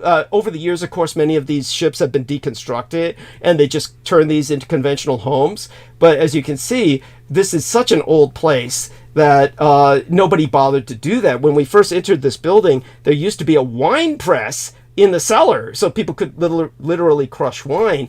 That's how old this building was. And of course, many of these buildings are converted bordellos. So many of the buildings in San Francisco were where the whores, of course, served the 49ers. And so the overwhelming amount of buildings in San Francisco, at least a good percentage of them, are former bordellos. And so you have that history as well, which is more emotional impact and is not necessarily positive or negative, but both. Just this sexual energy from historically that's just drenched into the buildings. And so yeah, but Peter, continue. So when you showed her this photograph, so I showed her this photograph, and then she wanted me to watch. This is very interesting. There is a video of George Harrison's song "My Sweet Lord." It's a fairly recent video, and Mark Hamill is the old Mark Hamill starts off, getting an agent to go check something out, and they basically go into a library that mimics your books in many ways, your bedroom with all the books. See, that's what was interesting. Oh yeah. And when she showed me that, because it was so, let's just say we're spoofing you. But then I showed her the George Harrison video, which she'd seen before, of "What Is My Life?" What is my life without your love? That was one of his other bigger hits, and that is a video of a ballerina from the San Francisco Ballet doing a dance on the Presidio. Wow. She's all over the Presidio, in the Presidio playground. And I was explaining to her, I said, it's like two George Harrison videos mocking Douglas. Interesting. Yeah, and it's like it's not the exact spot because it's showing the playground equipment at the Presidio. It's not the exact spot where the Night of the Broken Circle took place. Understood, but certainly it's not far from it either. It's basically in area to the degree where, believe me, it's there. It's there. Yeah. So it's like, and that was, I thought, just kind of interesting. So by the way, T-Tank Barry has just left me some survival packages, possibly electric blankets, right outside my door. So I have to pick them up now. I have to retrieve them now. I'll be right back. Both of you two hold the stage while I do this, okay? Thank you. I'll be back. I'm going to go on mute. Yeah. Douglas will be gone, and I was talking to Douglas this morning, and I'll mention this to all of you today. It's just filler here. I even thought of maybe starting off the show with this, what I'm going to say now. But today's March 13th, and it's this is a day that was celebrated in Scientology because it's L. Ron Hubbard's birthday.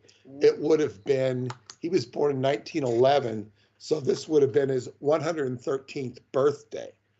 And he's now been dead for 38 years. Died in 1986. It's now 2024. This means he's been passed away for 38 years. Now, his old magical partner, Marjorie Cameron, the wife of Jack Parsons, told me that Jack used to tell her repeatedly that you cannot begin to evaluate a man's contribution to the world until 100, more like 150 years until after he's dead. Then you can begin to evaluate what his impact on the world was. Really 150 years, 100 years. But he says you only begin to get an inkling after 50 years. That's when you begin to get an inkling. So if what Jack used to say is correct, and I'm sure he got it from some other philosopher, Hubbard's contribution is not even begun to reveal itself. Now, that's interesting, because if you go back into the relatively early days when I was involved, the impact was very positive and profound for those of us who were experiencing it that way. Right now, the impact is interpreted, generally speaking, as incredibly negative, and that's because of all the abuses associated. When 50 years after Hubbard, the current leader of the Church of Scientology, David Miscavige, will be more than likely dead or inert on the subject. And so then people will begin to get an inkling, which suggests that what they're learning now will not be whatever it is.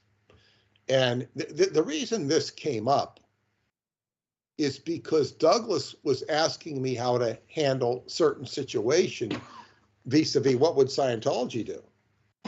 And I told him, and he was incredibly impressed. He said, yeah, well, this is standard order. Of course, almost anything they do is an alteration and a twist, or I could say twistification of what should be done. And the extreme robotic responses that people generate in that organization are indeed robotic responses. They are robotism, what Hubbard called robotism. And it's this is standard fare for people in general. You can get, I'm sure you've all had experiences on telecalls, or, when you're trying to get help, and you can get certain individuals will give you a robotic response and they don't actually help you. There are some customer service people who are very good at it. And it's like, you have to maintain, like one of the basic precepts of Scientology was to maintain two-way communication with the individual, which is, in other words, two-way communication is, oh, okay. And you're dealing in a context of reality and quid pro quo. To the degree that that is absence, you have death instead of life. You don't have live communication, you have death. So that's how far afield things are. And of course, the only way one learns that is through experience. And I remember one of my former colleagues was leaving the organization, and she was talking to me, and she says, you're the only person that will really talk to me. In other words, she was being shunned. Now, there was no policy to shun people. It's this is what happens in cults. You shun. Jehovah's Witnesses will shun you if you go. And she says, we didn't use the word shun. She says, you're talking to me. It's like nobody else will talk to me practically. And that's because that's what I learned, was to talk to people. I had no ill will against her. I'd worked with her for years. And we had X amount of camaraderie. And why why pull the plug? There were certain situations where you technically weren't allowed to talk to people, but this was not one of them. So in other words, shunning is sort of a peer attitude. And of course, people are, what do you call it? What do you call it when you copycat somebody? Yonder, you copycat, they imitate, they Mimic. Yeah, mimicry. It's like they just imitate others to be, follow the crowd and fit in or whatever. So and this happens in real life, of course, too. I sense Douglas is back. Do I hear him? Well, it's really, T-Tank Barry, you did such a wonderful, he responded immediately to Douglas's need for these electric blankets. Because I don't know about you, Yonda, but I've noticed it's getting colder as the weather warms up inside the house. I don't know what it is. And it's like I have these portable heaters that are very inexpensive that generate out of the wall. Right. If you've seen them, there's that one over there in the kitchen. Yeah, they're good. And they're very inexpensive and they generate heat. And it's like, I don't use them below freezing because you want to have the boiler system running. Right. But so it's like, but all of a sudden, I don't know if it was wind coming through the house, it gets a little colder, feels colder as we enter the spring inside the house. Right. It's like a damp, the breezes aren't flowing, it's not moving, it gets damp and stagnant a little bit. Yeah, but so anyway, I wanted to make that comment about, and of course, Scientology is something I don't really have any affiliation with it whatsoever. I have no aspirations with it or for it, but it was a big part of my life, and it was everything I learned there was crucial to what my ability to deal with Preston Nichols, Duncan Cameron, David Anderson, and now Douglas. And Douglas is one of the few people who actually appreciates and understands that interaction, because all I'm doing here is doing my best to de-traumatize his life, to de-traumatize it. And that begins with, first off, listening to him, understanding him, and taking him at face value. And I know all you people are interested or fascinated with it. And it's the best mine of information I've ever run across. Preston could have been an incredible mine of information if he was willing to come forth and share it, share it in a public way. But he just, it just wasn't in his nature. There were blocks there. Yeah, he could share information sort of psychokinetically or telepathically with Yonda. Oh, and completely. he could pull somebody out of a spin psychologically who was doing poorly, particularly some of the people he knew.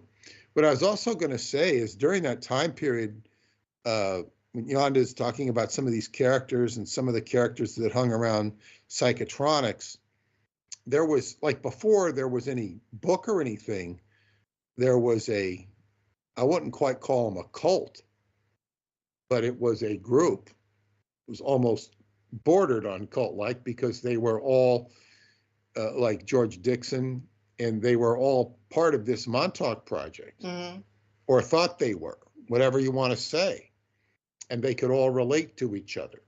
It was abductee. They could relate to abductee stuff. They could relate to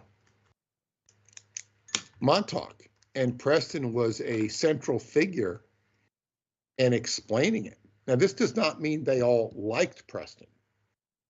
Not by any stretch of the imagination. A lot of them were afraid of him.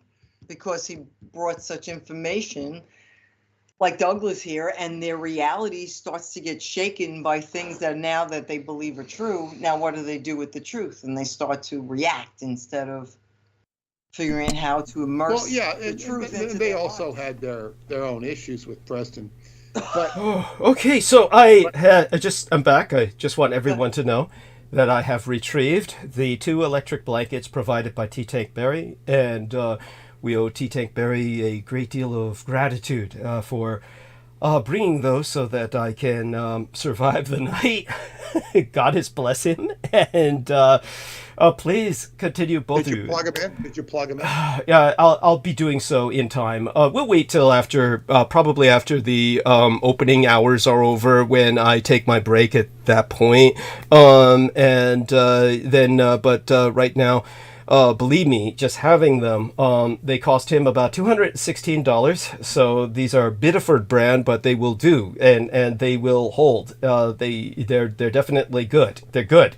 So they cost him, as I said, about $216, knowing the quality and knowing the price of these. So he spent that, and he also provided 100 United States dollars through the door slot. So I have all of that. I first thought he had only... I had heard somebody shove something in the door slot, and I was wondering what that was, but I get so many strange things happening in my environment that I usually just ignore it until I take a look at the door later. But then he gave the message that he had put 100 United States dollars. His ATM machine spits out 20s. So it was 520s. He had put that through the door. And so I thought, well, it's going to be safe there. Nobody's going to reach through my door slot. And that's when Amy Como said, Douglas, he put the 2 electric blankets in front of your door. And I said, oh, shit, I got to run and get those, or else I'll be battling with... forget the homeless. That'll be, just anybody walking through the neighborhood who are driving by and seeing that you get these drive-by people who just stop and steal packages from doorsteps. They don't even care to know what it is. They'll find out later what it is. But the theft in San Francisco is so outrageous that the stories don't even need to be gone into. People should just... This is the second most congested city in the United States outside of New York City. So it's like leaving, a package outside someone's door in New York City at ground level. It's which is where I'm at. So just people walking by or people driving by will stop and shag it. So I've gotten it all recovered. It's all inside. It's all safe, and the money is in my wallet. The 2 blankets are here, and T-Tank Berry is an angel. Thank you, T-Tank Berry. Hugs to you. Goddess bless you and keep you throughout eternity, and all your loved ones. And the both of you, please continue with, as you were saying about Preston. Obviously, a lot of people projected a lot of negativity onto Preston. I often hear the hatred for Preston viscerally. People condemn him as a pedophile or a child predator because he was very concerned about the Montauk boys and wanting to deprogram them. And but he wasn't. He did not go after anybody. Did not deal with people who were underage. Okay. He was very specific about that. So, yeah. If he did something in an alternative reality, but I just want to say something before I go back to the Montauk stuff. Sure. Is that one thing it really came home to me when I was visiting Mount Omu, which is the mountain, 3-hour hike north of the Sphinx, Mountain of Humanity, which Yes. Omu is mankind in Romanian. But as I slept there in this bunk in the cold, I had 2 wool blankets, and I really felt the value of wool versus whatever blankets you typically use. And it was very interesting because I was sleeping on a top bunk. There was 4 of us in the room. It was considered a VIP suite. It was not very nice, but of course you got to realize most of the people were sleeping in one room. Yeah. One big room, which might have been warmer because of all the body heat. I don't know. but unfortunately, I had to get up in the middle of the night and use the bathroom, which was outside, and it was cold as hell. I don't know whether the cold or the stench was worse because it's like, you're having square floorboards with a square, and you've got to aim, and you've got a flashlight. Were these those communist bathrooms that were kind of angled with the angled toilet? It's not a communist bathroom. This is a mountain bathroom. Oh my God! It's not. There's no toilet. Oh my It's, God! you sit over and you aim. This was a European bathroom. This was what all European bathrooms were in the 60s, 50s. In the 70s, they began to have more and more. And of course, I think Denmark and very Scandinavian countries, those people know how to take a crap. They know how to make a nice bathroom. Creature comforts are good in Scandinavia, but not so much but now it's all much more, what should I say, westernized.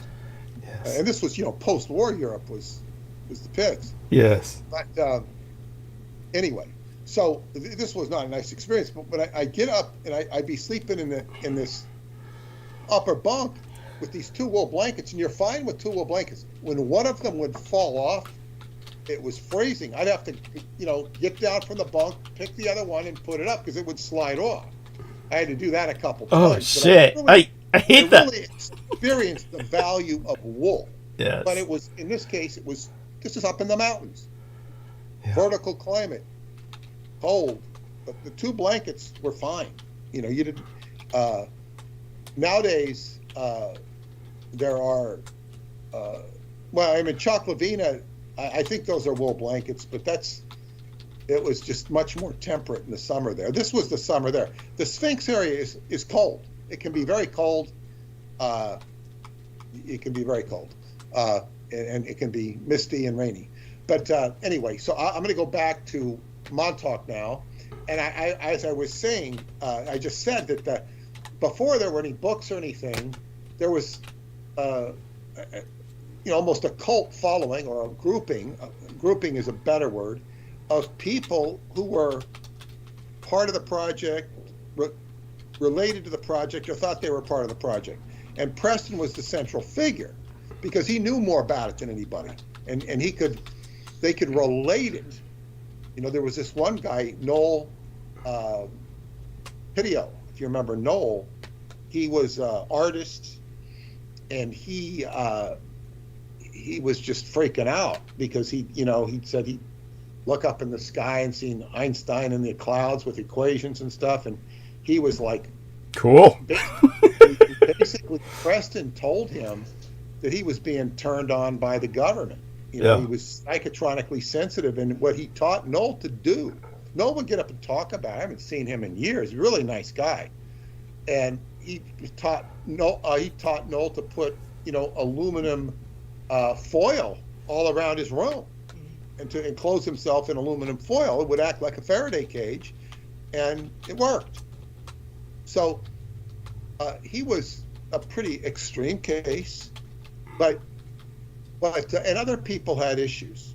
Say with George, who was very much involved. He said that he ran a portfolio that funded the Montauk project. He was very silent about it. I was the first one outside of Space-Time Labs that he opened up to. When I told Duncan and Preston, they were shocked that he told somebody because it was very private. Mm-hmm. Wow.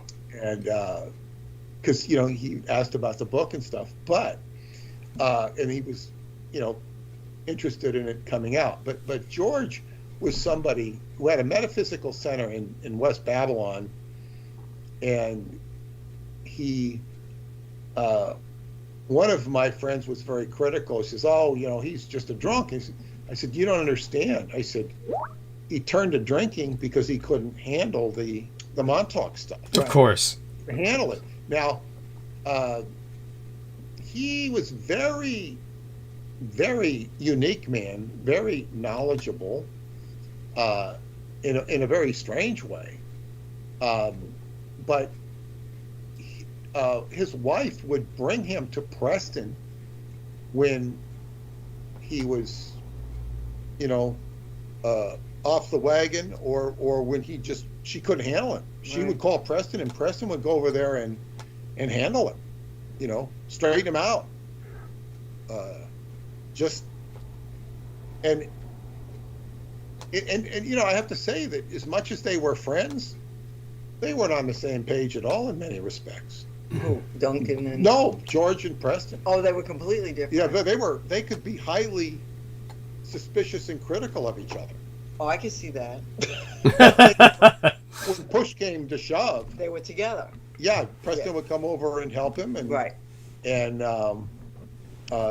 it was everybody had, George had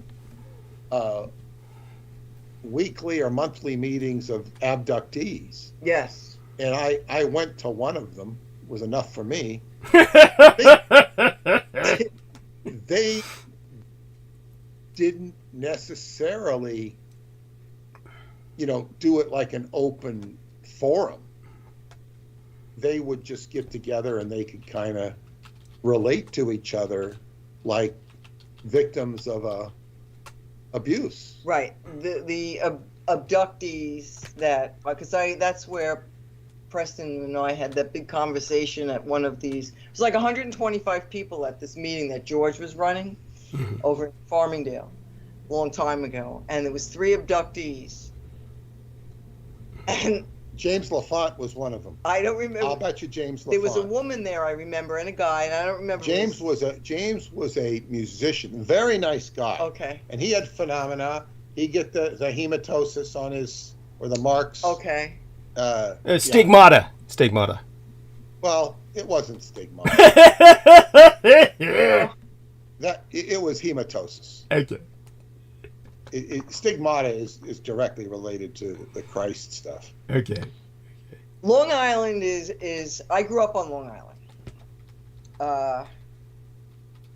And I always say every time I go to a wake of somebody who died on the block I grew up on, like just a little over a year ago, kid goes, "Remember all those UFOs we saw?" I said, "Yeah." Every time I go to a wake, all the kids that are still alive are telling me about all the UFOs we would see.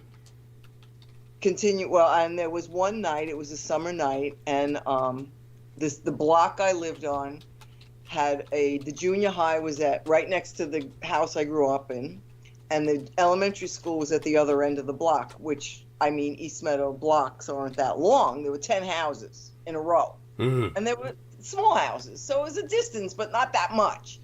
You could see the school from where we were standing, the elementary school, and there was a spaceship hovering over it. And Wow. Back in that day, there was, when I say there was 35 kids in these 10 houses, that's no exaggeration.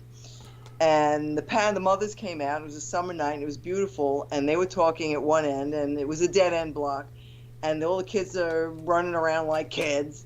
And all of a sudden, the kids, everybody's staring, including the mothers, at the spaceship that's coming down, totally silent. It can't be doing more than maybe 5 miles an hour. It's just like crawling in the air. And it's no more than 20 feet over the houses. And it stops over the crowd. And then maybe we're like half a dozen, 7 or 8 mothers. They all went into a trance. Wow. And we're staring at the ship, and I hear in my head, now I'm probably 7, maybe 8. I hear in my head, "Go stand on the grass and watch what happens." So I backed away, and I went and stood on the grass, and the kids are dancing, Ring Around the Rosie, it's a spaceship singing. Okay? Yeah. And I look at the mothers, they're totally entranced, like stopped in mid-sentence. And it's hovering, and it starts to move after maybe a minute or two over the junior high school, big, schoolyards, silent as can be, and then just disappears. And I said, "Holy mackerel." All the kids remembered that. The mothers had no memory. Of course not. No. So was it a human technology, or was it just, what was it? And where I grew up, there were military bases, military housing. There were airport hangars, military bases everywhere. Long Island was like one big military base after World War II. There was Fort Mitchell base is where it's Roosevelt Field area, Yes. where the NASA Junior College is, and that was there was a Montauk connection out there. I know people had written to me about it, but it was that's right near where Charles Lindbergh took off. Wow. Where did he take off from? Roosevelt Field. Yeah. That's like where I kind of grew up. Yeah. East Meadow has the military houses over there. I know. I only knew about the military houses from the guys I played football with, because some of them were in the military and they lived there. Yeah. Right. And that's why I actually went over there one day to talk to one of the guys, and so East Meadow blends into Uniondale and the college, but there's, as they say, it's right where Charles Lindbergh took off. And he took off from Long Island in Roosevelt Field, basically, which is now a mall. Right. But that's all in that one big complex that used to be highly all military in that area back in the 30s and the 40s. Yes. And then it turned into a racetrack for a while. Yeah. And then now it's a shopping complex and apartments and whatnot.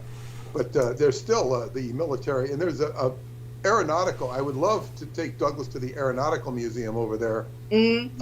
Have you been there? Yeah, it's a long time ago. Yeah, it's updated now, and he could tell you what all the different air aspects of the airplanes there. It's fascinating because you get a whole history of aeronautics there, which is too much to absorb. Right. One trip. But it was fascinating. The Cradle of Aviation, it's called. Yes. They have a big, long, what do you call it? Big screen place where you can watch films or whatnot. I don't know if they have an observatory or what do you call it, a planetarium in there. But it's an interesting place to visit. But to get back to the Montauk crowd, they were, I was actually at one time, I think actually I was voted in as vice president of psychotronics, and I think that same night they did a vote, and I think George was the one who was complaining about the Montauk project being discussed at Psychotronics too much. We had to stop it. So there was a vote and they voted not to discuss the Montauk project anymore. Interesting. And I left. That was my last meeting. I would have left too. Right. That was my last meeting. I didn't announce I was leaving. I think Preston kept me on there for at least a year, if not two. Maybe a year, and he says, they're asking for it. I said, I resign. And what we did is we made a Montauk meeting, and that was then the Montauk night, we called it. Psychotronics would meet on the first and third Wednesday of the month, and we would meet on the second Wednesday of the month. And then we moved it to Lori Saluzzi's house. Mm-hmm. First in Levittown and then Belmore, right. And then that's where David Anderson caught up with me in Belmore right after he returned from Romania. So that was crucial to the Montauk night was crucial. Eventually, when Lori moved, we moved it over to my house, which it met consistently until 2007 when I got involved with Qigong, and then I canceled it because it was very clear that people only wanted to talk conspiratorial crap. Right. They didn't want to improve. They didn't want to. And the only one that did was my friend Michael, who you battled with so vehemently, Michael Canizaro, because he was so negative. Well, Preston put him in his place. Well, yeah, but we were disagreeing. See, I didn't buy into the we're victims, where we can't do anything, and we would sit right here, and he's over there talking to me, and I said, no, the vortex is healed. And that was, Yeah, but Michael was somebody who would go out and he wanted to go fight with, the guys Greenpeace with the whales. He was, going to go.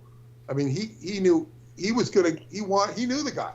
why was he going to fight him? Oh, the Japanese whaling boats that were killing whales. Oh, Right. He was on the side of the whales, believe it or not. Yes, go on.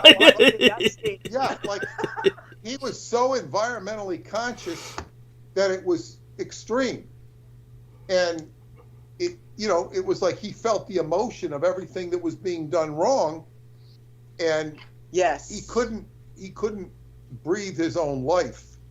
But when Preston said the vortex is healed, we repaired the rip or the tear, whatever you want to call it, he was arguing with me, and Preston put an end to the argument. Good. She says, no, she's right. It's healed. We fixed it. And it took a team, and including him. Everybody, no matter who it was that showed up here, it was an amazing unity in a way. Even when, people were afraid, people were, a host of emotions. Actually,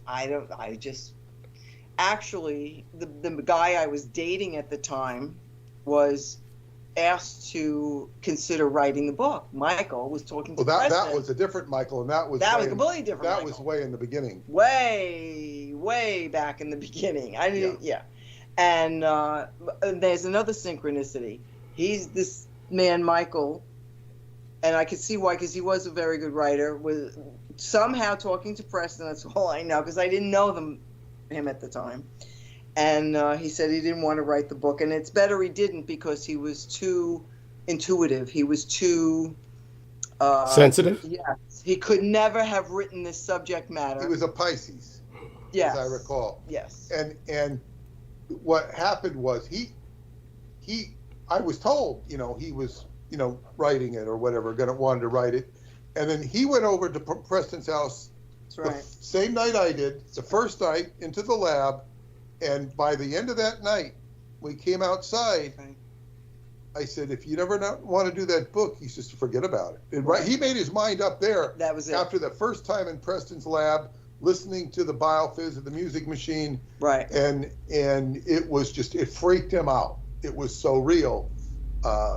And that was the end of that. But then even then, I waited. I went to the meetings and, just wanted to make sure it was okay. I didn't jump into it. Right. I was very careful.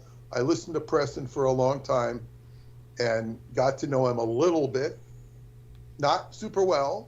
I told him of my interest, and then finally we consolidated a deal on April 1st of 1991. And the first thing he said is go out with a sensitive, and it was David Heller who called me and suggested you. Right. And Wow. so then the phone call comes into my home where I'm living at the time, and Michael happens to be there, hanging out, visiting, and you call. I pick up the phone, landlines, no cell phones. And That's right. Right? Yes. So Michael is like pacing. And he goes, hang up the phone. This is totally out of character. Very gentle, artistic. I mean, the best astrology you ever want to know, name it. He's excellent.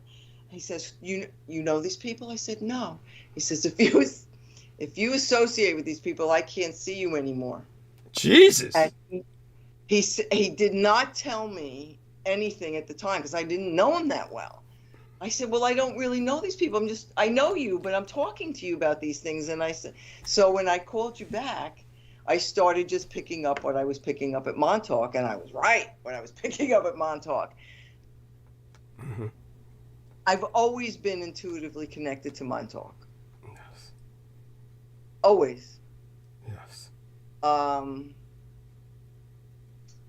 You know the sacred geometry of the Merkaba? That was a term that came up before, and I had thought of the word out of nowhere months ago, and I believe that I brought that up with the other lady that you came on air with, Peter. I'm so sorry. What's her name again? Maria DeAndrea. Yes, that's right. So please share with us your own perspective on this, Yonda. Well, the Merkaba, I work with sacred geometry, language of light.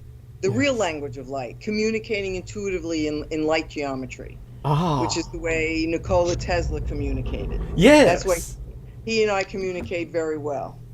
And he communicates with lots of people. It's not just, this is not exclusive here. I don't believe in that. And the light geometry on June. I even wrote this down because it came out of the blue in a Qigong workout I was doing.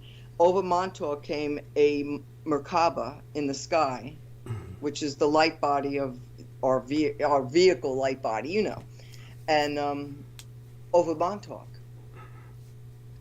Huge. I mean, it just filled the sky. And then I felt one come into my heart, over my head, and over Shoreham, which is where Nikola Tesla lived, and his lab is. And then all these Merkabas lined, it must be a ley line or an energy line going right into lower Manhattan and circling like the planetary grid. And then the next day, more happened. And then there was some energy work I was doing it's March 3rd of a year ago. And this group, energy work people, I believe that there was more work unintentionally done at Montauk to balance it and heal it. And that is my gift to the planet, because I love this planet. Thank you. And to work, this is where I grew up, this is where I am. And if you look at the history of Long Island, we are surrounded by a genetic laboratory, insect. I mean, we've got everything and anything you could think of, right from Manhattan right down to Montauk. Everything. The once a year physicists would meet out at Shelter Island on June 2nd every year. And the Einstein was always out here in Rocky Point, right next to, it was like 2 miles from where Tesla built his lab, not even a mile. And all these scientists were always out here. Long Island is like an interesting place to live, and I love it. But it's intense. Yeah. And somehow, I mean, it just, I came back for the planet. I love this planet. And I always believed that this time would come and that I had to prepare myself for the transition into a peaceful planet. And while we're bumping and rocking and rolling around here, I believe that's the direction that it's not just humanity, that all of life on this ecosystem is doing. It's not just humanity. The Earth herself is making decisions on where she's going. It's not just who's the president or prime minister. It's just, give me a break. What I would also say about Montauk is, if you juxtaposition a Buckminster Fuller model of an icosahedron, this is your sacred geometry, an icosahedron, the points will correspond between Montauk and Cairo, Egypt. Yes, it does. Yeah, so have what's called the jitterbugging effect, where if you were to take that icosahedron and contract it and expand it, it's going to pulsate like outward from the Earth at Cairo, at Montauk. Yes. It's going to boom, boom, boom, boom, boom, boom, back, but not just outflow, but inflow. Right. And that's the sacred geometry of the relationship between those 2 points. It was also said in some books that that's why Tesla built his Wardenclyffe Tower in Durham, because it aligns with exactly what you were saying. So you just confirmed the ley lines, yes. Yeah. And he also had a pyramidal base. You know about the base that to hold up his tower? Yes. They did sonar, whatever they do, through the earth to see what's what, and it's the structure of the foundation is still there. Geometry is there, but where the tower was bolted down to, so to speak. Right. And he had caps. They capped these areas at certain points on the base of the geometry of the grid, the foundation that's still there. And they measured that at those collection points, the energy was intensified to go up the tower. That's one thing they proved. And he has a pyramidal base. The foundation goes down to a pyramid point, and that there are tunnels all around the base that they could only guess why they were there, that he could get into the base, or who knows why. They're not sure why. And that there's rumors all through the area in the village. I shouldn't say all the area, into the village, which heads to Long Island Sound. And he used to rent rooms or stay at a couple of the inns that one's gone, one is still there, but it's a home now. And he used to rent rooms and stay there. And these tunnels go underneath the village, and he used to walk through them. So this one woman who has one of the oldest homes says that when she bought her house, they told her that there was one of Tesla's tunnels under the house, but that house was there when he was there. So I don't know how he put these tunnels under the houses, but he did. Yeah, but if I wanted to make a movie, you know how they had the first movie with Superman is called Superman and the Mole Man? Yeah. No. Yes. Yeah, the first movie with George Reeves as Superman Yeah. kept Tesla and the Mole Man, because Tesla was his antagonist in the cartoons. Oh, you're That's talking right. about when he has the two black birds and they make him into a villain? They make Tesla into a villain? Tesla was always a villain I in know. Superman. What Yeah. I'm saying is they had Superman and the Mole Man. They could have Tesla and the Mole Man. Yes. On the tunnels out there. It's a perfect antithesis. Well, they But were. she showed me all around where these tunnels were. Yeah. Over these tunnels when I was out there on March 1st with her, only 2 weeks ago. Yeah. And she was showing me all around the area because she lives right nearby there. Right. And by the way, now I want to ask a question. When I was lucky to get everything recovered. I just want to believe it or not, in case you didn't know it, Yonda, I have distichiasis, which is a double row of eyelashes, which was supposedly what Elizabeth Taylor had, and was supposed to have helped to make her eyes so hypnotic. But it's a pain in the ass because I shed eyelashes constantly, and I get these eye wankers. I need to get this eyelash out of my eye. I'll be right back. But when I return, I do want to ask some questions, because we were on a particular topic before I left to recover the blankets, and I did want to ask a bit more about that. And but you certainly did well by getting into the topic of all of these incredible people who were dealing with the Montauk phenomena, and how other people would shut down because of that. The story is so potent that many people just fold. They just fold. And of course, this is what Peter says happens around myself. And this is the issue. Exactly. Yeah, exactly. So take care of your eyelash. Yeah, I'll be right back. Thank you. Yeah, and that's something that happens. Like I would say, everybody around Scientology folded in mass. Not everybody, but the majority of people. They just folded.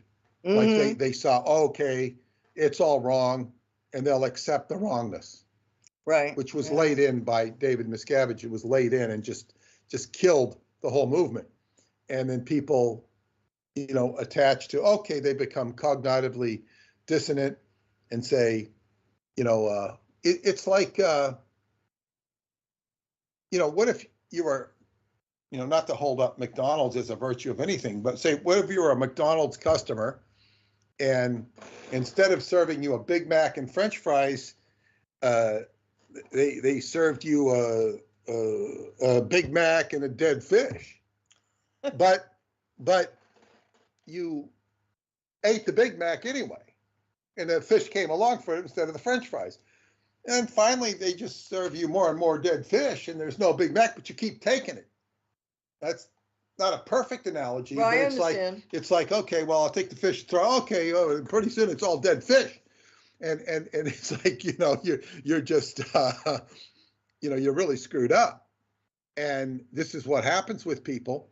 And I'm talking there about Scientology and per se, but it's like, so when you're uncovering stuff and you're saying, oh, this is this, and it's like you're taking the news, and people do this all the time. They'll say, well, I'll take the government story because I'll take Whitley Strieber's story because it's out there being in print.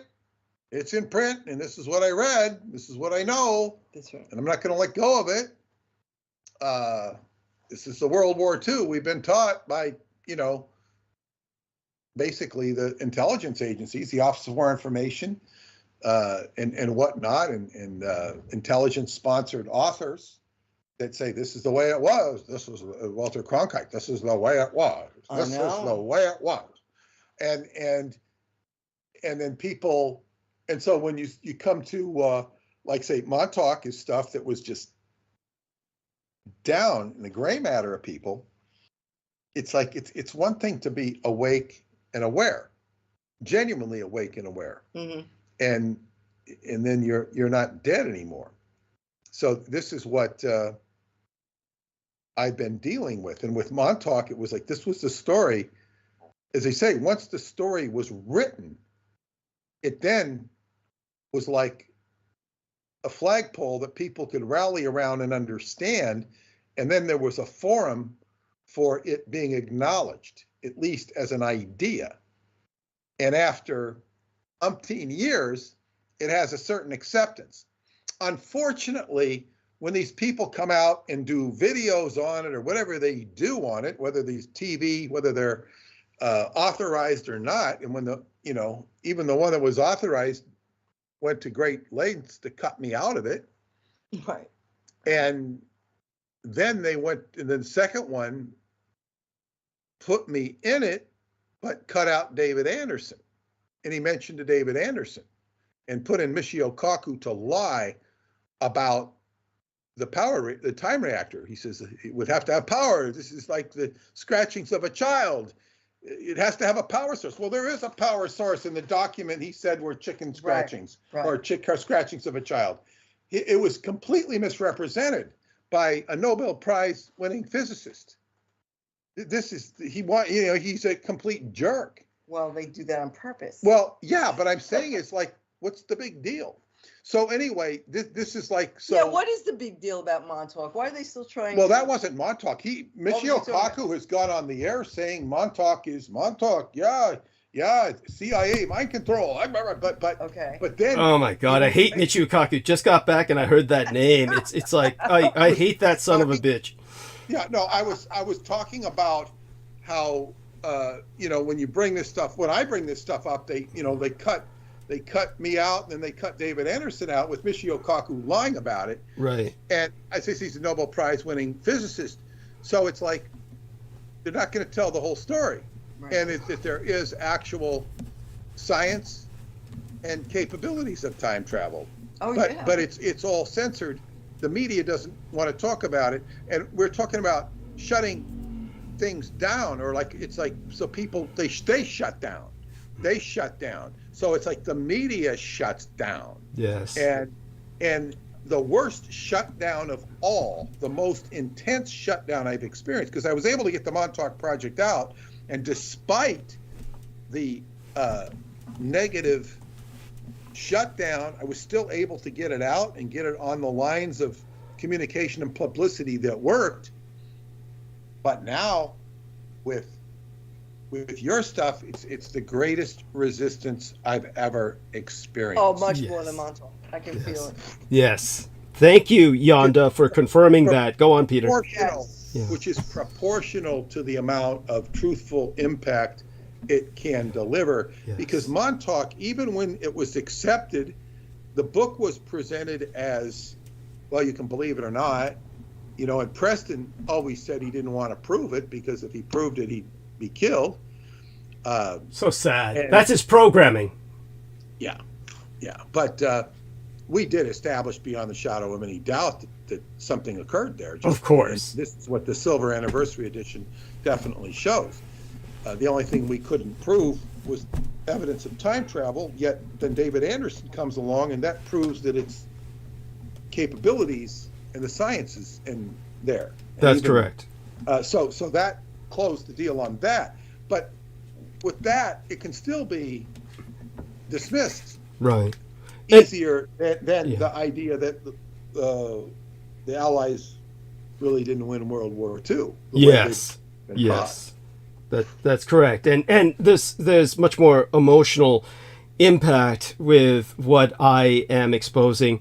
With Montauk, of course, there's certainly emotional impact, but it's mostly with survivors. Other people are more interested in it because they have a lurid interest in, well, different things. Either the time travel aspect is fascinating, and of course, the abuse of people through the mind control program is always something that attracts people. It seems to be more yeah. popular. Yeah. Certainly more popular Yeah. than the time travel. Well, the time travel fascinates people, and they have a tendency to make up stories that intrigue them or fascinating, and that's understandable. But the actual, like say, the people that study Montauk will back off of the stuff I get into because they just don't go there. They don't ask for more information. They can't deal with it.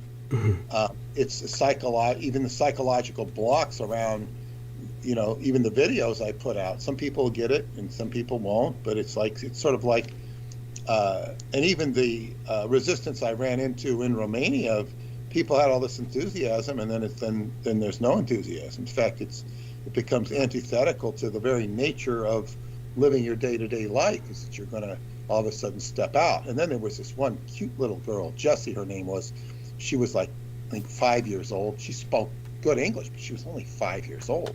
And her mother, and she wanted to travel in time to go see her family. And she was talking about this before she ever met me. Wow. And then, she got up and told my friend Joan off.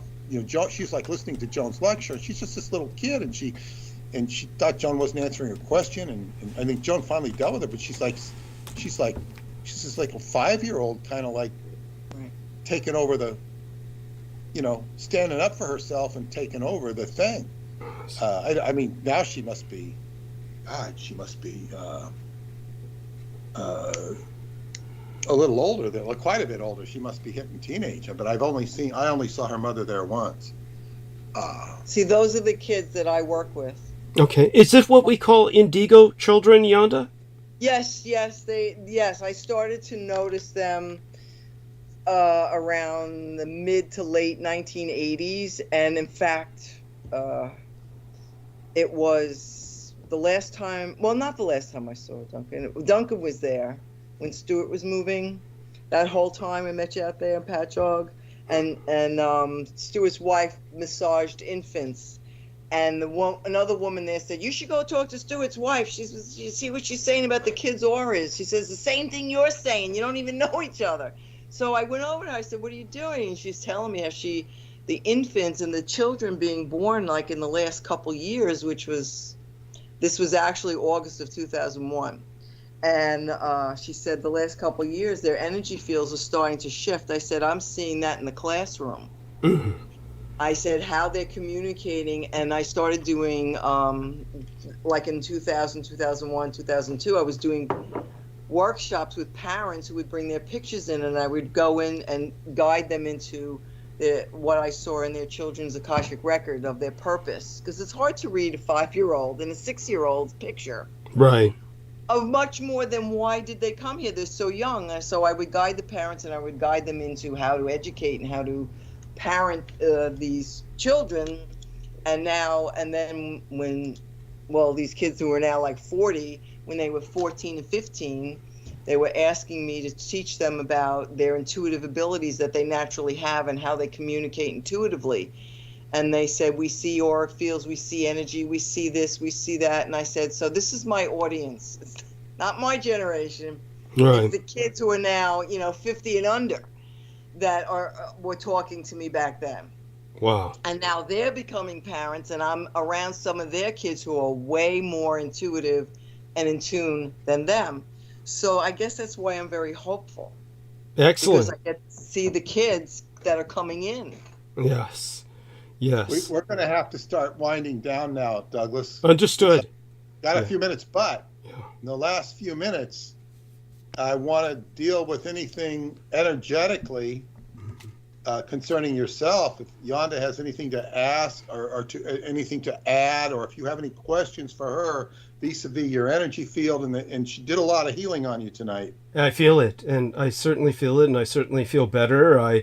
have received from people in the chat room. They're very glad. How did they phrase it? Justice Allah phrased it very well, and he said, "I'm glad you have a good report from your checkup from the neck up.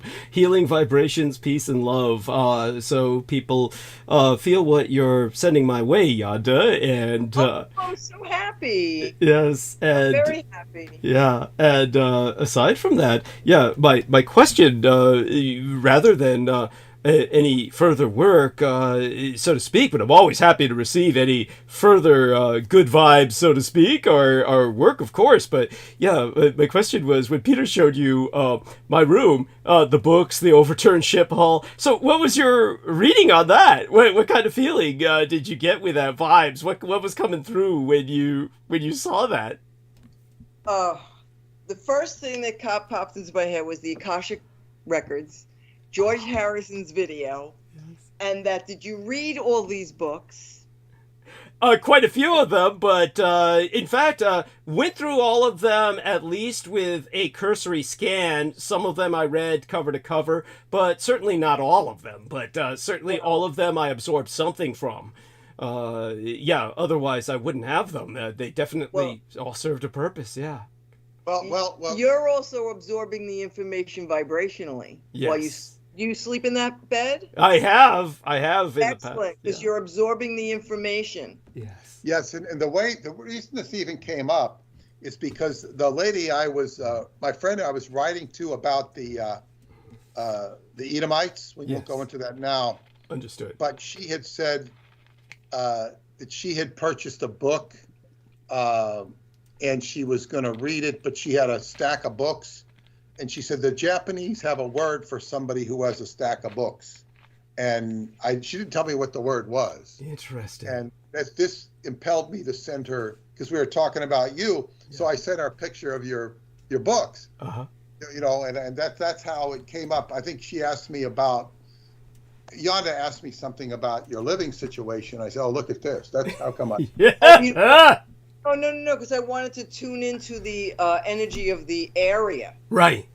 Yeah, she asked me, I think, if I'd been in the house. Yeah, if you know the area. Right. To tune into the vibration of the area of, and now that I know that you're living on a gravesite, that's very complicated. Yes. Because I'm seeing massive amounts of bodies. Yes. Massive amounts of bodies. Yes. Oh my goodness. Yeah.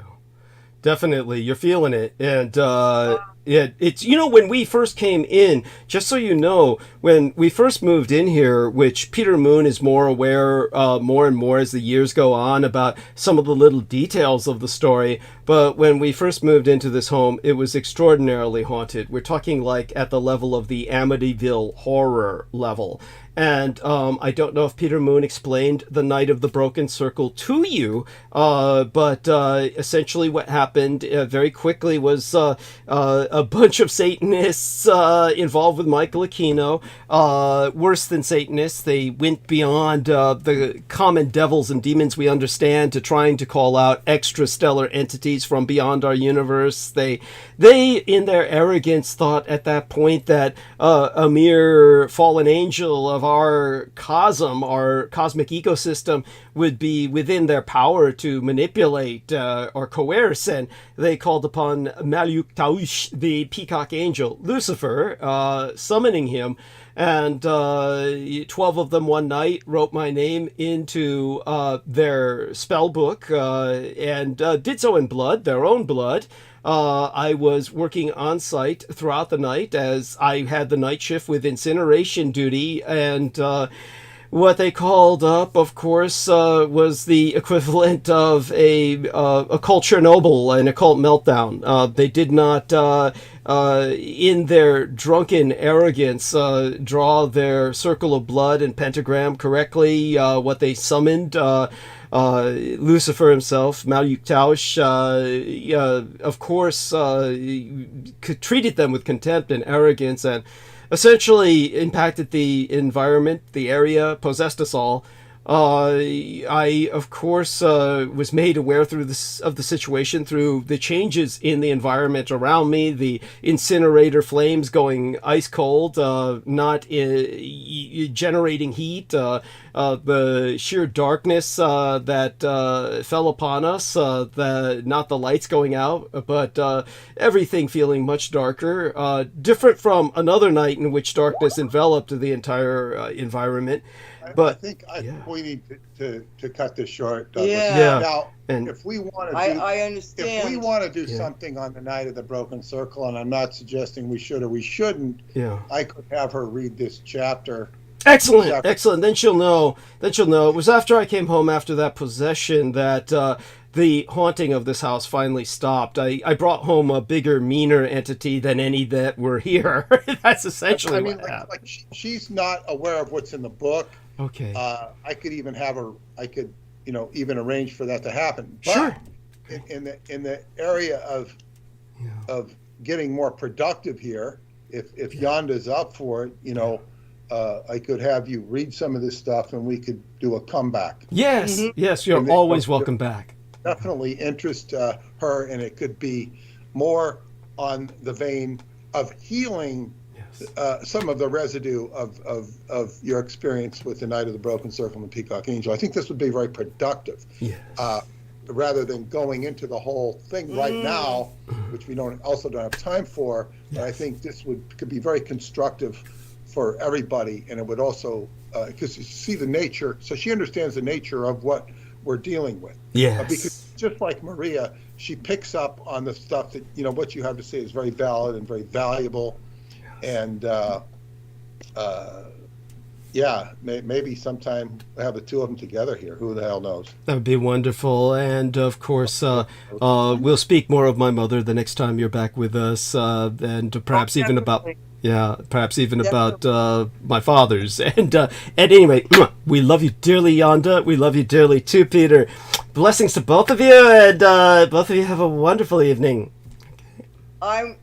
This is wonderful. You have wonderful energy, and your mother says she loves you very much. Thank you, and I love her too. I'm talking to your mother. She's going to give me some help here. Okay, wonderful. Yeah, definitely. I definitely will take notes and get back to you. Wonderful. I so look forward to that. And I hope you have a wonderful night. Yes, it will be. And every night with Yonda is always wonderful. And we'll have Peter back on Sunday. And do both of you say goodnight to all? Yeah, we're going to have the lady from Hawaii. Yes, that's quite true. Survivor of Hawaiian royalty. Yes. So we'll have her on Sunday, St. Patty's Day. Yes. That's right. Yeah. Yeah. And so my blessings and best wishes to both of you. Stay safe and be well, and do say goodnight to our listeners. Peter, your usual statement. Good night. Remember to donate to Douglas at douglasdietrich.com, upper right-hand corner, yellow button. Thank you again, T-Tank Barry. Okay, good night, and say good night, Yonda. Yes, good night. I love talking to you. You wonderful energy. Thank you. Oh, we love you too. Mwah. Okay, so that wonderful couple, skybooksusa.com, they retreat into the gentle night.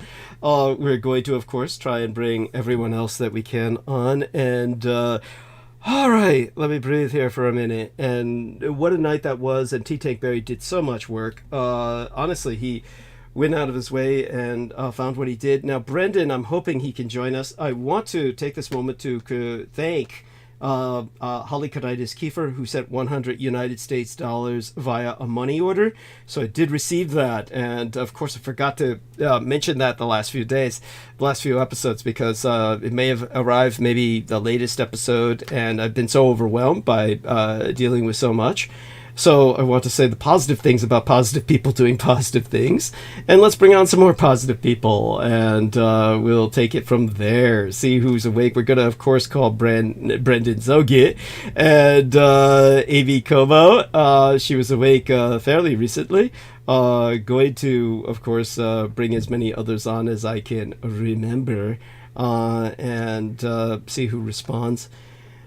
It's, as everyone knows, been a fairly stressful time, but now things are much more stable. In fact, I have to write some messages to some other people who I had been calling on for assistance at this hour and make certain they know that the situation is stabilized by T-Tank Barry.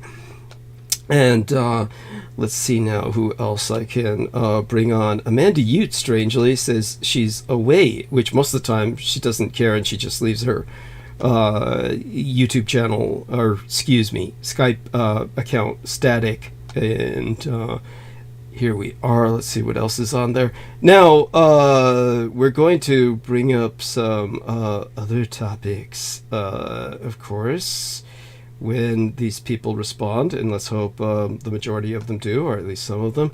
Let's try Troy Bellamy, of course, and we'll press that add button.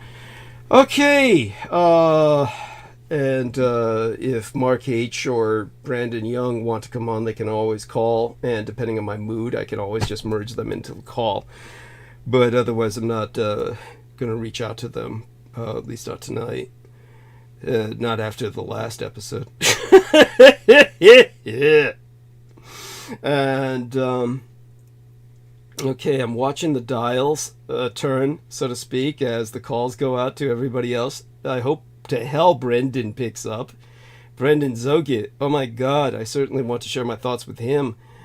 And George Knight, of course, hopefully we'll visit a little bit. Would be so wonderful if Victoria could join us. She was in the chat room earlier. And so for those of you who don't know, our lovely Victoria is in under a new name. Her channel, I believe, has been renamed. And I have something in my mouth. My hair. One of my hairs has fallen into my... Remember God's Love is her new channel, and she is a moderator, and of course many moderators don't use their moderation. And thank you so much, Nemo, for handling Acid Kick 96, who is of course a Sid, quote unquote, and that's not his real name. So Nemo handled that. God bless him. Thank you so much, Nemo. Forever in your debt. Yeah, honestly, it goes to show Peter Moon and I have discussed Sid at length.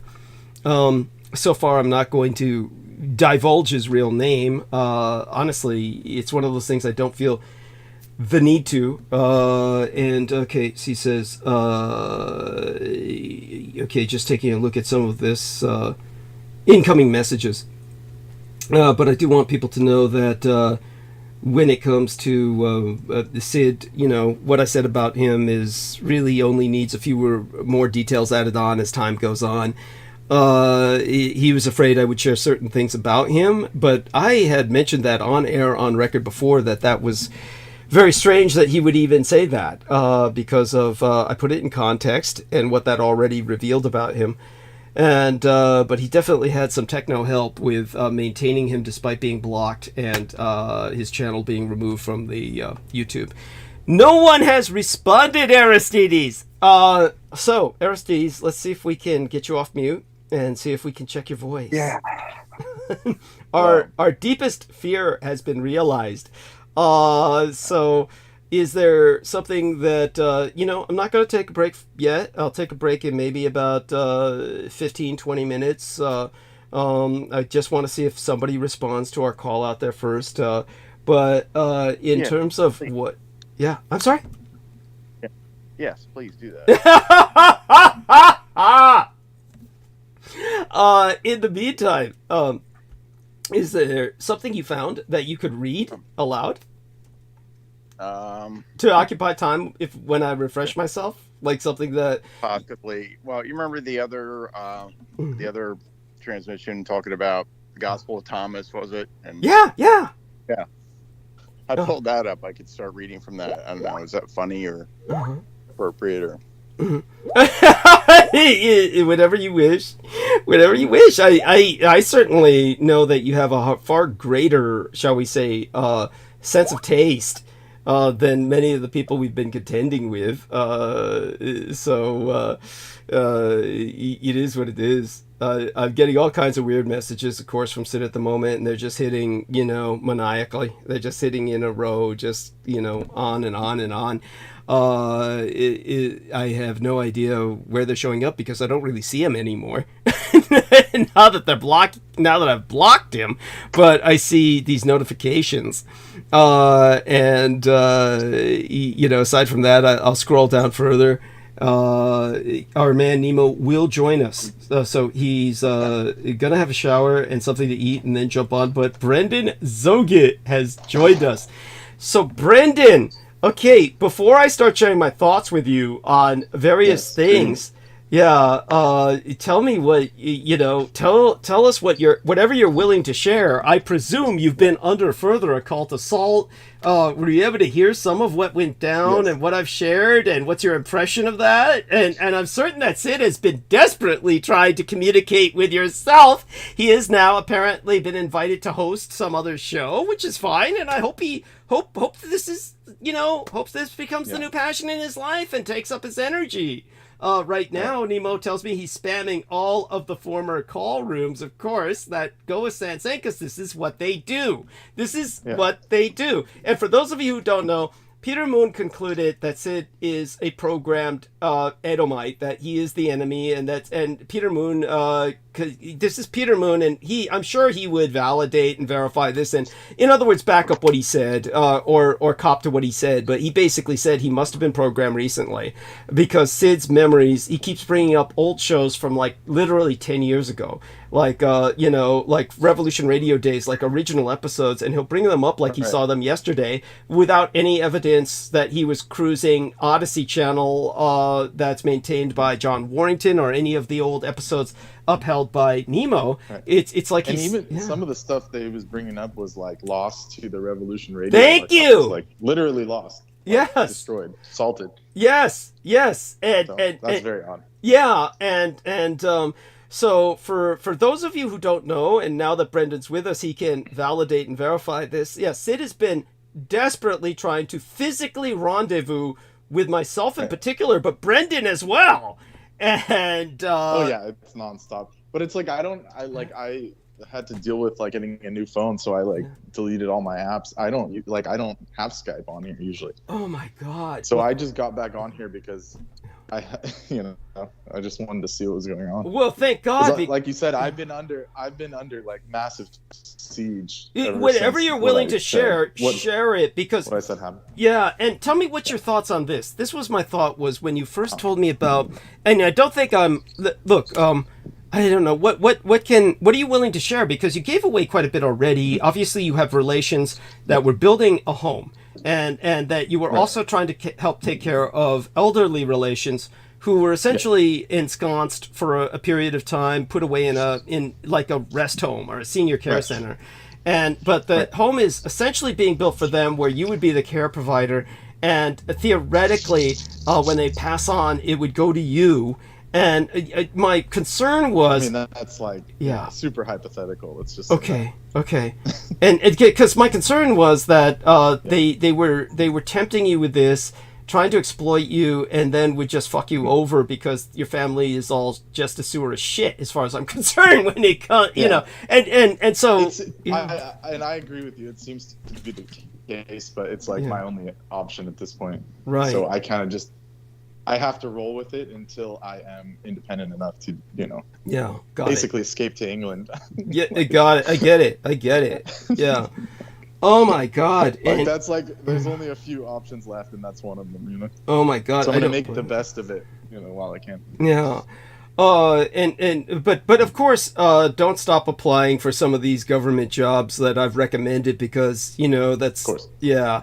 It's but nevertheless, our man Brendan is probably blackballed. He's probably blacklisted, but keep trying while definitely from the sheriff's department. Like I passed everything, and then when they looked up that I was on Douglas's show, they sent me to like the top floor of the police department, and they called me back and said, they were like, we don't know what happened to your file. It got sent to personnel upstairs. Oh my God. And then after that, it was just like, nope, canceled. Like everything got canceled. Oh my God. So I got sent to like the higher ups, and they were like, "Oh, no." Yeah. Oh my God. Is it, so I'm Most likely to do it with being on the show, or perhaps just in general what had happened to me. well, both. It's a combination of both. Yeah. Obviously, you have a background, but let's just put it this way, without exaggeration, Brendan Zoget and his sister were marked at birth. And they were marked. By that I mean, tracked. They were tracked in the sense that they got put on some watch list at birth because someone attempted to steal them both. And it resulted in a very bizarre situation where his sister, who had been essentially in the system, was riding on air. It was only because she had previously been in the system that she was able to maintain her life for a period of time. Then when it came time to, I guess, renew some paperwork, everything came out she as... had to, like, for like some college, some kind of like signing up for college or whatever, she had to get a new birth certificate, and they said that you don't exist. Like, just straight up, you don't exist. We don't have your birth certificate.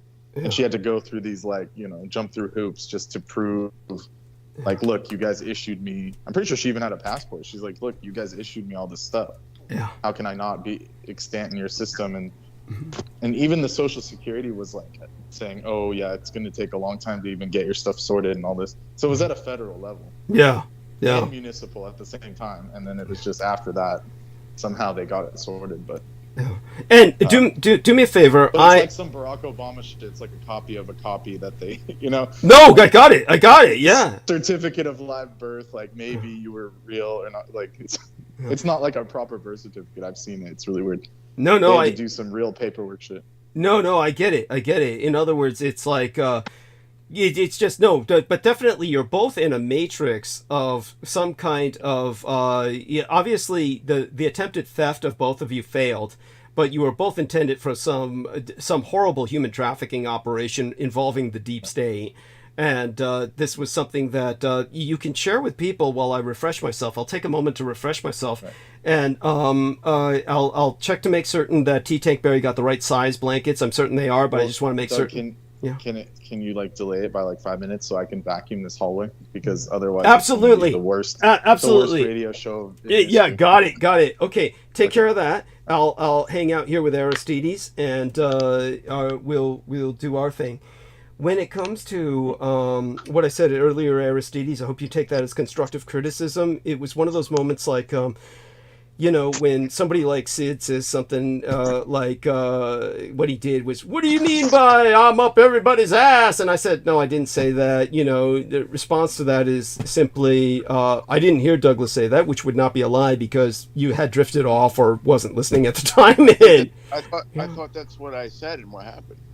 It's then what you said was, but I don't really know, so I'll have to go back and listen to it later. It's what you said. It's on record, so yeah. No, I wasn't getting mad. I was suggesting that if you had missed it, you should go back. I think. You mean to him? I didn't want to go back. Yeah. No, I know that. Yeah, I never wanted to go back to that moment. Yeah, thank you. Oh my God, that was so painful. It was so excruciating. Oh, it was like, and then now I don't even remember what Mark H said, but it was something along the lines of I wasn't listening, wasn't it? It was because it was so non-committal, just another non-committal kind of like I wash my hands. Yeah. Yeah, that's what I thought. I can't imagine that guy. See, the whole thing about his non-committal, I'm not part of this. I mean, it's like, he's security for celebrities now. And I can only imagine if one of them comes under attack, he's just going to run away and say, none of my business. Right. Hey, Brendan, he's back. He heard that. And it's like all the skeletons and the dirty laundry he's seen. It's like, I mean, come on, dude. Yeah, thank you. Like, that's just... Thank you. Knowing some guy on the internet, like, that's the least of your... Yeah, thank you. It's not only that. It's bizarre. Yeah, he has a... I mean, just look at me. I've been clear that I've, like, I tried to maintain neutrality and they still tried to kill me. So yeah, thank you. Thank you. It's like there's no fence sitters in hell, like they'll just fucking kill you. Thank you. No, it's true. Thank you. Like there's no, like you pull a white flag and they just fucking they literally went all out after that. Yeah, absolutely. Absolutely. That's what they consider to be like a sign of total commitment to their nemesis. Yeah. Yeah, I am neutral is not an option. Not an option. And Like that's like they're like programmed to like a white flag is the kill switch. yes, basically. thank you. It is true. It is true. Or not a white flag. I guess the white flag is surrender. I'm saying like a flag of neutrality. Any neutrality. Yeah, any kind of stance. The of green. Green. The green and white semaphore. Yeah, like, they don't count that one. Oh my god. And it was so did you hear that painful episode, the latest episode? No, but it's like so basically here's what happened. But you also called out Brando.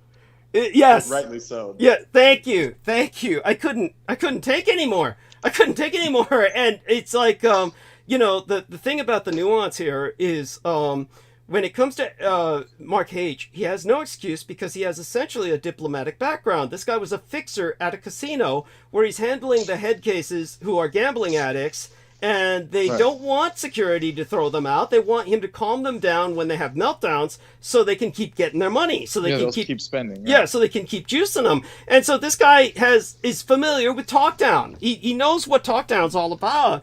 And so for him to just consistently say, I wash my hands of this, like he did the night. I mean, no offense, but I mean, I think he's kind of the way he was talking was kind of like it was like a fake it till you make it. He finally made it. Yeah, thank you. Does that make sense? Yeah. Nothing against him, like I mean, that's fine. It's good that he's, I get it. I totally fucking you see get what I'm it. saying? Yeah. Yeah. It's like he stumbled into this most recent position. The way he worded it, I'm not saying I know him.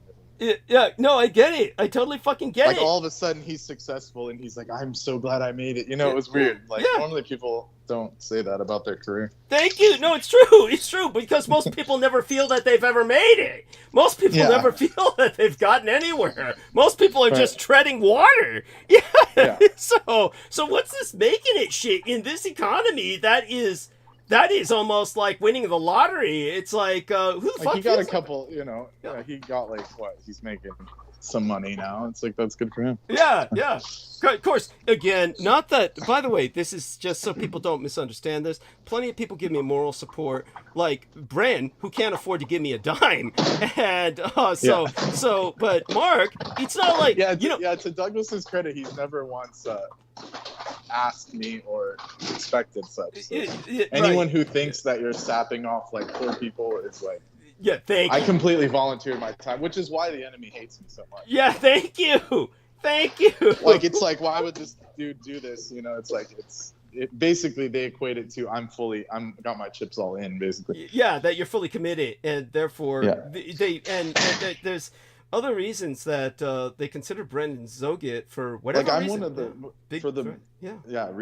in recent times I'm like probably like the most hexed person at this point. Yeah, it's the true. last like 10 years. I'm the most targeted individual. Your primary TI. As far as like as far as like dark magic, there's only a few.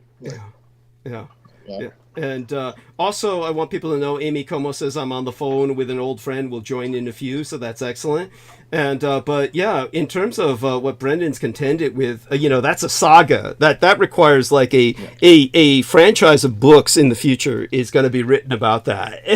But in the meantime, with not to continually hit on Mark H, but just to complete the line of thought, here's this individual who obviously has always been employed, has consistently been employed in jobs that are well paying. We know that. I mean, a fixer at a casino, it's not like this guy's like necessarily making six figures, but it's good money.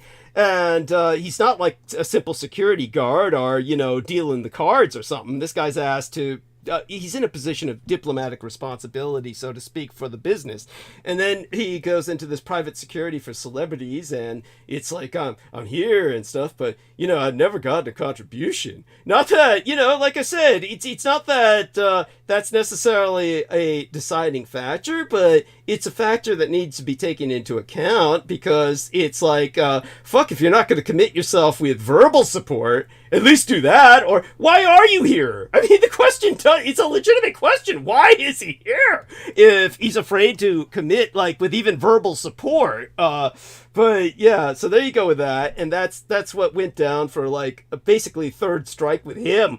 When it came to what went on the other night, Brendan, it was basically, I confronted Brandon Young, and basically it was because I had left him while I had to take a break, and I said, look, no more forced... Yeah, go on. Yeah. What was that, Brendan? He was talking there. Yeah. Yeah. Here. Yeah, glitching. Yeah, we can hear you now. Go on. Let's see if he can say something. We hear noise. He's working with the janitorial services there, custodial at Hogwarts. What did you call it? Hogwarts 5 and dime version or something? You had a special name for it, Brendan. Oh, that's at any rate, sitting back, breathing, relaxing a bit. Aristides, of course, has. But by the way, let me see what else I can bring up before I finally kind of rinse the taste out of my mouth of earlier sucking on zinc tablets. So, Brendan. Yeah, let's see if we can get him to respond. Other than that, I'll continue with letting people know that at some point, of course, I'll go into monologue. Can you guys hear me? Now we can. Yes. So, continue. Yeah. Of course, we could go on with this all night. You found a spot? Yeah, there seems to be some interference going on. There is. Oh my God.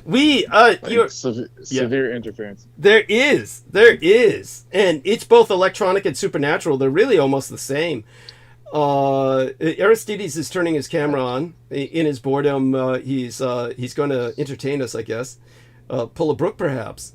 No, sorry. No full Monty. No full Monty. Yes. No. Yes. Both heads look alike. Yes, they're both bald. And they got hair at the end. They got hair at the bottom. Yes. Exactly. Oh my God. So Brendan's gone on mute. And so like you said, the you've got the, what was it about the Christ again? It was the Naj Hammadi Gospel of Thomas. No, Naj Hammadi Thomas. Gospel of Thomas is a segment or like a fragment of Naj Hammadi, just so you know. Right. Yeah. Yes, I remember you talking about it. Okay, excellent. Yeah. Excellent. And all right. I have a text of it, I don't know where it's from, but yeah. Not a scan of a book, it's just in text. Okay. And that would be fine. You can proceed with that. We'll wait till things settle down a bit more. Let's wait till they settle down a bit more. Or, I don't know, I'm having trouble finding something else or even thinking right now or figuring out how to process and go somewhere. Mm-hmm. No, you're always doing fine. You're always doing fine. And it's just, how would I say it? If first it was, I guess I'll relate the story when Brendan... Brendan's back. Audible? You are audible, so cut loose. Audible? Yeah, cut loose with your picking up your train of thought. Yeah. Well, I was just listening to what you were saying about... I missed the whole last show, so like Brando, and then I got Sid in my inbox saying, did I get demoted? And sending me like 100 texts. Yeah. I didn't even read them. Yeah, and they all do that. They always do that. And so... Like as if I'm like the freaking, like, what am I, the lieutenant? Like, I don't know what happened. I was gone. Like, they think like I'm in the chain of command of Douglas Dietrich or something, like your army. Yeah, right? Yeah, that's like why I'm in Dumbledore's army and shit. Yeah, that's why they keep, of course, hitting you with the occult assaults. And right. but just like at this point, Sid probably thinks I'm the one who cut the cord or something. Out of jealousy, or envy. Like a week. Yeah, he probably thinks you cut it out of jealousy because he was taking your place of power. That's probably what. Yeah, yeah, I'm sure. Yes, that Sid was the new Brendan Soget. That he was, Let me just put it this way: the more people that help you, the happier I am. I know, I get it. I totally fucking get it. Yes, but he he was thinking what he had to offer in terms of his poison cupcakes and shit were going to, I'd go for that and say... Right, he was trying to take us all out by sending us Datura, Yeah, thank you! Alkaloid-laced shit. Yes, thank you! And somehow he didn't connect the dots why we didn't trust him. Yeah, dude, you're sending us literal poison. Thank you! Thank you! It's these are little fucking truffles with skulls on them, sugar skulls, and it's not that makes them bad. Like stuff that you would in the Middle Ages you get instantly taken to the breaches or whatever those things are called. Yes. Gallows. Yes. If The you stocks. had a truffle that's made out of poisons, come on, dude. Yes, they take you to the stocks and they'd have everybody stone you to death. Get pilloried. Pilloried. Instantly. Yes. Yes, that's right. This is the stuff that made witches look bad. This is what made witches look bad. Exactly.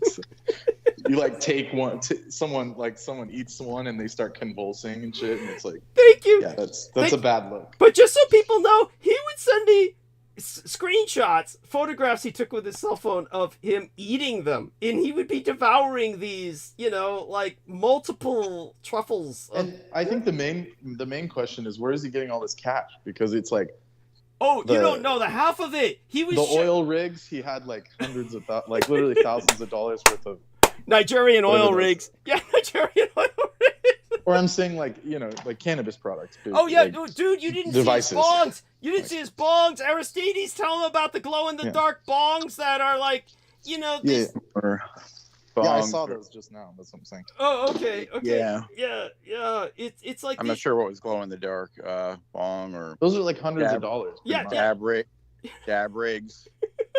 So it's you have a dab to be dosed rig. up on a daily basis like that. This is thousands of dollars a month. Thank you, because he was showing me one time. He turned on the camera just to show me while he was ripping at a bong this enormous affair that looked like a vacuum tube. And I said, "What are you smoking? It looks like liquid laundry detergent. It was all blue. It looked like liquid laundry detergent." And he said it's the bong. The bong is blue and it highlights the contents as blue, and it's these bongs, in case you go into what they used to call smoke shops in San Francisco and other names for them, they used to be semi-illegal pot shops that people used to go into before pot was legal, and they would have these head shops. Thank you, head shops. I couldn't have gotten that out without you. And they'd have these expensive bongs, and these are $400 or $500. These are glass blown. That's thousands, what he's got. Some of them thousands. And this is what he's got. And I said, there's a famous company from SF called Illadelph, and these guys they're selling it to celebrities for tens of thousands. Yes. And don't art pieces. Yeah. And he's got one shaped like a skeleton with a hard cock that you suck the cock that through the skeleton's cock. I mean, a skeleton boner. Just all this shit, and it's dude, I asked him, just tactfully, I said, look, I'm not coming down on you as an interrogator, but where do you get the money for this? Because he was telling me, I'm worried, mom's not going to pay the rent anymore. And I'm saying, why would she, to myself? I mean, holy God. It looks like you're dealing and you got all this stuff down. Now, it's like, this it would make sense if he was flipping product, but I don't get the I didn't get the vibe that he was able to sell anything. Yeah, thank you. I didn't get that vibe either. That's the other weird part of it. It's not he was just a consumer. That's all. Go here and buy. Yeah. He's I know this is a good store. Instead of a normal person would say, I got a guy. Yeah. So it was odd. No, the whole thing is absolutely bizarre. But then the whole trip about, he claimed he knew so many things about my mother and my family, and said that that he had gotten this through, but he was unwilling to talk about any of this on air. For those of you who don't know, privately he kept trying to get me to rendezvous with him so he could give me the final secrets of how they offed my mother, and how this was all plotted out years beforehand and all that stuff. And it's it was just maddening. And then he was like, I have the same dentist, and then you guys both said the name at the same time and it was a different name. Yes, thank you. Yes. And so Amy's joined us. It was Amy's... like something out of like Austin Powers. It's like this dude's like the worst spy ever. But, yeah, thank you. But it's like Peter Moon said. They sent him here because this is where it's like Brendan Zoget said. Really, Brendan Zoget said basically they're hoping that I would get angry enough to kill this individual so they wouldn't have to issue the welfare checks anymore. That was basically their conspiracy. That was their conspiracy. So he's going to keep... Like, basically, they wanted him to roll up to you and you just, like, freaking Lucky Luke him to death in, like, 1 second. And then they wouldn't have... Like, they would just sweep it under the rug and not, because they would be like, oh, this guy was, like, his toxicology report's like a mile long. Oh, fuck yeah! They wouldn't even book you. They would just be like, oh, man, we're sorry about this. Yes, they would say, sorry you suffered this assault from this horrible drug addict. By the way, we're not giving away his real name, but this guy has a criminal record. He's got a violent criminal record. That's Brendan. Is that not so? Yeah. Yes. Yep. Yes. That's how the case. I mean, yeah, that's how he was. Let's just put it this way. I wasn't surprised. It's Yeah. like there's something to hide there. No offense. That's why he was sentenced to rehab. Yeah. And apparently nowadays in SF, the rehab is like, I guess, like weed's cool, right? Or whatever. Psychedelics is now a treatment, so like, it's bizarre. No, it's true. This guy's talking. Back in the day, it used to be like straight up like cold turkey. But it's not. Yeah. No, not anymore. They're going psychoneurotic and shit. He's like, the psychedelics are part of his therapy. And that he was learning to be a therapist. A psychedelic therapist. Yes. Yeah. Oh my God. So did you get the... It's like, I remember the good old days when they were just like, if you have psychosis, don't do these things because it can trigger more. That's right. Like the opposite. Yes. They like want it to get triggered. Yes. So they can finally have the police shoot you. Basically, they have, it's like once to trigger it, and then the ketamine will like neutralize it. It's like bizarre. Oh my God! Now wasn't that bizarre? Because he would publicly say he's using ketamine proudly, and then tell me not to tell anybody while he sends me pictures of this salt shaker full of ketamine that he was sprinkling all over his poison truffles. And it was like, holy shit! Yes, you saw those photographs I showed you. It was like. Yeah, I try and just forget it immediately. I try not to, I didn't hate on him or anything. It was just like, okay, that's cool stuff, but I don't want anything to do with that. Yes.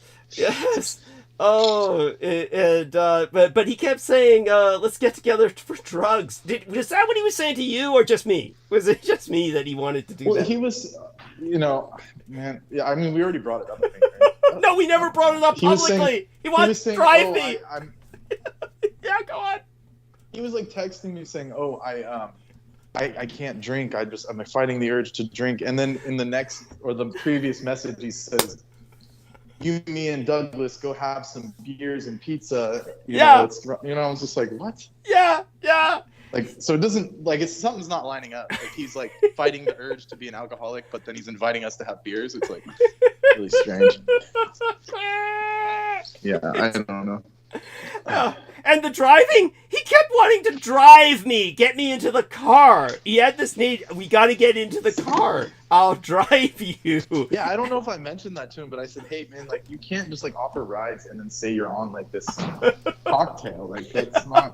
I might have said it to him, but I don't remember, but I was definitely, like, not trying to do all that. And it's a really weird, like, they call it a disassociative for a reason. It's like really dissociating yourself from reality. Yes.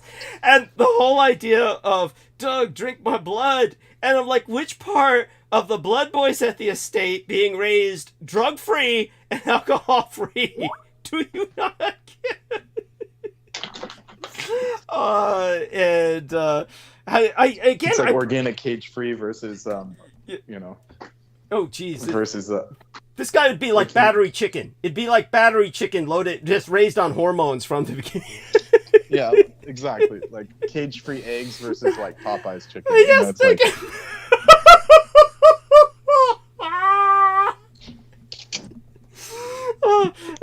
How do I keep getting messages from this guy when I blocked him? That's the point. He kept, Nemo had to block him again after I blocked him, and I'm the guy who runs the channel. I blocked him from my YouTube, and he still kept coming on the YouTube till Nemo blocked him. I blocked him here on Skype, and he still keeps coming on and sending me messages. How does this not working? My blocks against him just don't work. This is like what we, Brooke Gibson observed about Joe Tai. And what Brendan Zoget observed about these various people is you can't block them. They keep coming back. Maybe after a few blocks it works, but at any rate, he's mute for now because he's probably involved with taking care of some final responsibilities. Amy, welcome, and let's test your audio, honey. He's involved with... Let me tell you, he's involved with blowing up my Skype account now. Yeah. So I need you to clarify. I think that's all of us. Yeah. Okay, good. It's not just me. Glad. It's not. Definitely not. Definitely. Yeah, I feel like the way that you made me a moderator, simultaneously demoting those three men, it makes it look like maybe I had something to do with it, and I want to be clear right now that I did not. And I kind of feel like you might have made me a moderator because I asked you not to. Which is fine. Fine, Douglas. Oh, no, you sent me, okay. You're sending me a package. You sent me a tracking number. This is the eggs. You're sending me the eggs. Yeah, it's nothing. Don't worry about it. It's a test to find out if the post office delivers shit. Yes, oh my God. Don't worry about it. Okay. It'll happen. Yes. I sent it when? Monday? Something I like sent that. it Monday. Let's see how long it takes. Yes. Or if it shows up at all. It took so long for your postcard. Oh my God, your postcard went through Alaska. Oh my God. Yeah. Well, that postcard has been sitting in my truck for like 3 years. Oh my God. And I just was like, you know who needs this? The only person whose address I have memorized right now. Okay. Yes. Thank you. And I appreciate that profoundly. And by the way, funny story for everyone. And Brendan, you remember who Victoria Lauren Hobbs is, right? You know her. You know our young. Yeah. So anyhow, so what happened was Nemo points out that the reason why Sid was able to message on YouTube. Speaking of that. Yeah. Come on. Yeah. Speaking of that, yeah. Remember that chick that was saying, "Oh, guys don't get raped." Well, there's this latest report from Deutsche Welle about the amount of essays that happened to guys during the Kosovo War. Yeah. And it was like literally like 40 or 50. Yes. On the books. Yeah, sodomy assaults. Yeah, men rape each other like mad. Yeah, men. Yeah, so it's like there. Yeah, so I just thought that was interesting. Yeah, no, it's not yeah. that you were like one of the perpetrators or something. But I'm just saying it was interesting. Was that Esther? Was that Esther that said that? No, that was the or Jennifer. The 1%. No, the 0.01% lady. Oh, who was that? I kept trying to remember. The 0.01%. Oh, you mean that Christine? Christine. Bleach her out of yeah, Christine. Yeah. Yes, the one Victoria brought on. Yes. Oh my God. She was saying so much shit. I didn't even remember her saying men don't get raped. I didn't even remember her saying that. Yeah, and you were like, "Are you serious?" And she's like, "Yeah, that doesn't count" or something. And yeah, it was like a whole nother tangent we went on. Oh my God, that's so funny. I must have just checked out at that point. I was probably so whacked out by everything else she was already saying that... Yeah, it was too much. It was overkill. What was happening. Oh my God! Get her and Sid together. Get her and which you can isn't the guy's real name. His name is so fucking funny. We might actually say it at some point just because it's unbelievable. His actual name is unbelievable. You'd think it was made up. But it's like no person has that name, yet he has it. It's a real name, but it's like an unnatural name. You only find it in Western villains and shit, like Cormac McCartney's Blood Meridian and shit. Is where you would find this name. It's really strange. Yeah, and but anyhow, so what Nemo says is the reason why Sid was able to message on YouTube after you blocked him was because Vic unblocked him, so I had to block him again. Vic was unaware of the situation with you and Sid. That's so naively cute. It really is. It's like, oh look, poor Sid. He must have like texted her. Yeah, he must have texted her. Vic, help me. And she was like, oh, poor guy, and she unblocked him. It's actually naively cute. But at any rate, so Amy, honey, I'm going to take a short break. I'll be back, and I want to talk to all of you and just kind of have a bit of a fun roundtable. So relaxing compared to the shit I had to deal with the other day with Brandon Young. So did you review that? What did you feel about the jet? I want to ask you when I come back, but go on. No, he's like spamming me as we speak. Like, Yeah. and he's pulling that we're the gang stalkers. It's like, man, I don't even want to talk about it. Like, I just brought up stuff that you already said. We're the gang stalkers. That's incredible. Yeah, we're all after Sid. It's the same gaslighting that the German lady did to me. Yes. It's like, you work for the deep state. You must be controlled by the 5G tower. Yeah, when she was the one that got freaking injected by something in Germany. She's the one working in Stanford. She's the one at Stanford. Yeah. You're a custodian. I know. She's like, you work for the school. You're a Satanist. Yeah. Like, what are you talking about? First of all, if I sold my soul, I really got gypped. I got straight gypped. And I'm not saying this as like Satan's good, but he's at least he's good at making deals. He wouldn't do that. Thank you. Oh, by the way, the Tate guy's in detention in Romania. Yeah, he's gonna get extradited, or supposedly they're gonna send him to the UK. Then he'll really be crying. Oh shit! Then he's really gonna be pissed, I should have brought that up with Peter Moon. That was it. Fuck. He thought the Ukrainians were bad. He's gonna be stuck in like an Ecuadorian embassy, like Assange, the rest of his fucking life. Shit. Because like the Brits are pretty mild, but like their justice system is almost like Japanese, where it's like a 90% conviction rate. No, it's true. Once you're in it, once you're in it, you're fucked. Yeah, no. Not only that, but if you're found guilty for something, unlike America, it stays on your record forever. This stuff never gets stricken from your record. It is a permanent stain. So there's no option for you other than the underworld at that point because you're unemployable, theoretically. It seems like they they did it deliberately because they pulled up some shit from like 2014 or something. Oh yeah, some accusation from 2014 that he had, and it's like. So there's no like statute of limitations in England. It's whenever they go back thousands of years and they'll still get you. It's whenever they feel like it, whenever they get to it, which is often when you're not even alive and shit. Kind of like they're issuing apologies to the computer guy after he was dead. Like, hey, let's give a royal pardon after he doesn't give a royal fuck. Yeah, because he's 6 feet under. I can't remember the fucker's name now. At any rate, I love you all. I'll be right back. I'm going to go mute. And then... no, Sid's getting mad at me now. It's like, dude, man, I'm so sorry. Sorry to say, but it's like, there's... What is he angry about? It's like, he was public about all this shit. Yeah. Something about, he's like, I never would do any of this. Stop the slander. He literally said, I was trying to drink non-alcoholic beer with other drinkers. I was like, man, it's not that deep. It's not that deep. Someone's an alcoholic when they start talking about alcohol content. It's always the percentages come up. It's yeah. And it's oh my god. Like I don't. Well, this is driving me to drink right now. Yes, it drives us all to drink. We're gonna start drinking.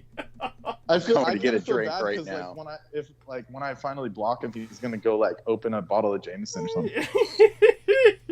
Yeah, of course. Well, you remember when I asked him on air? I said, "How long have you been sober? You're part of AA. How long?" He said 12 days, and I was like, 12 days? You were asking to drive me in your fucking car months ago."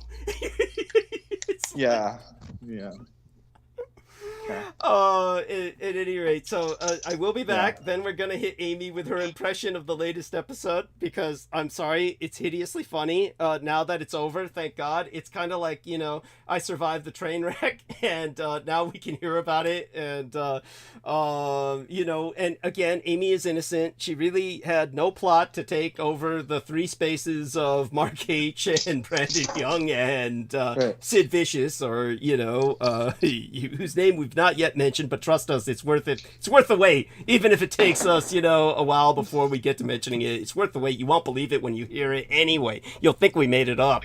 Okay, I'm going mute. I'll be right back. All right. Are you just gonna leave us hanging like that, Doug? But yeah, so I hope everything's good. going well with you guys. It's okay. What do you mean okay? Are you okay? It's okay. What are you drinking? So desperate, I grabbed the one thing I could, which is a hard monster, the green one. Dang, That sounds disgusting.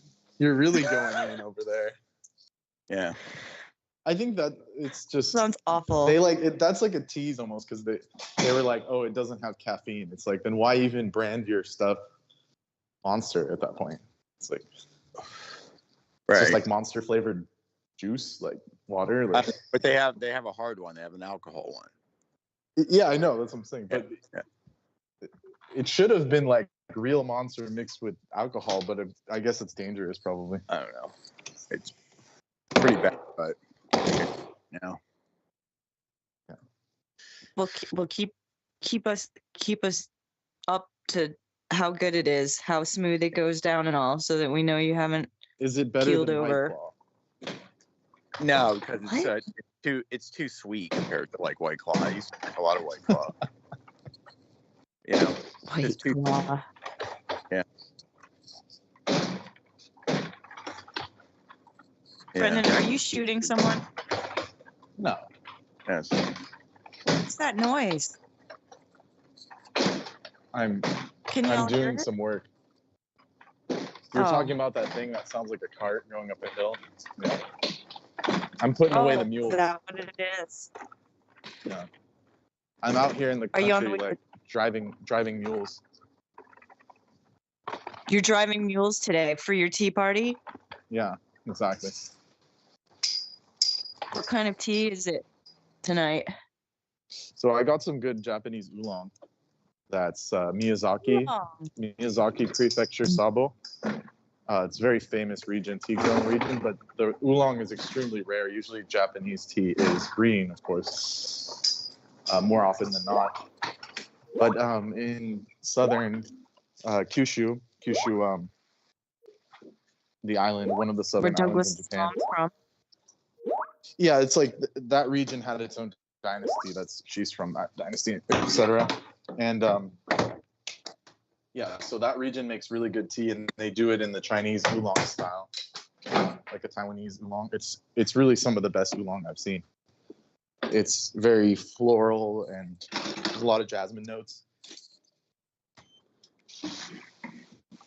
stuff like that. Well, that sounds fantastic. So I had a job interview today, folks. Oh, that's really good news. How did So that go? I might go back to, I think they need me. I think Oh, good. that they need me, but they probably can't afford me. And I think you can work it. I might have to go back. I might have to go back to 8 to 5 regular old American work life. Hey, that's nothing wrong with that. I don't know. Well, are you going to be making money, or is it like barely? Are you Yeah, gonna be good we'll after find that? out. Oh, okay. I mean, I'm gonna be good no matter what. That's how Okay, I feel that's about good it. Yeah. Right, Like, but I'm you gonna can like be- maybe upgrade your state of living, or like kind of get more comfortable. Something. Brendan, I don't think that we have talked since I moved. Uh-huh. I don't know if I mentioned to you, like, I was hoping that this spring I'd be able to tap some birch trees and make some birch beer. And then it turns you out mentioned that. this friend. Okay, so I have this friend that I grew up with, and we're very close. He's like my brother that isn't really my brother. But he has already tapped a Birchwoods, and I'm staying with him. And I really like where I'm living now. So I don't know. That's good news. Yeah, I don't know. I didn't mean it like you didn't have a place to live. I meant like, you know, you can buy something nice, or, you know, get better food. Like, you know, when you get a job, yeah. Well, I was just shopping for some kind of king size bamboo duvet cover. Ooh, nice. Yeah. I know. Some nice futon upgrade. No, I have a really delightful mattress that I just picked up that had been in storage, and so I've been sleeping a lot better because I'm on my mattress again. And I thought, oh, it'd be nice if I could just cover this thing with a duvet, and then the duvet would be clean. Right. But yeah, so all that sounds like everything our audience needs to hear, right? Yeah. Like yeah. all the it is some good news. It is some really good news, but I'm not sure if I'm really even gonna do it. We'll find out. Like, I feel like if they could give me a number that made sense, right, and not just do you tell have me, like a, we're gonna hire you rudely, do you have like an aversion to working, or like you're just not a fan, like regularity? There might be something. Some people don't. Well, when I was working, when I was doing that property caretaking, I did really enjoy it. I liked being busy. I liked the busyness of all of it. But then it got to be too much, and I had to quit and go to that silly little yoga school and do nothing, and then, realize that that's not the way either. But I had the interview, and today I bought myself some champagne so we can make pineapple mimosas for breakfast. That was my big celebration news for drinking. And monster drinks sound terrible. Like, I'm all like looking forward to some pineapple mimosas for breakfast.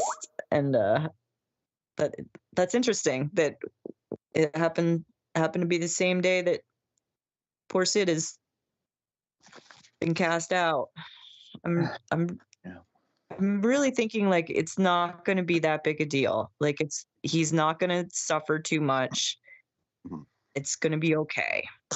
Right. Well, I mean, I don't know. He's very, he's a kind of upset, and I think he just would like a chance to alleviate whatever concerns there are. But I was just like, basically, dude, you got to chill and just give it time. Like it's not going to help freaking out right now, No. No. Well, and it's not forever, Right. I mean, just got to chill. This goes on. Douglas has to process it the way he needs to, and that's it. Like, it's just... Okay, just got back. So, yes, processing something. Yes, I need to process what just happened. I do these things. Yes, I go through these phases. You work more?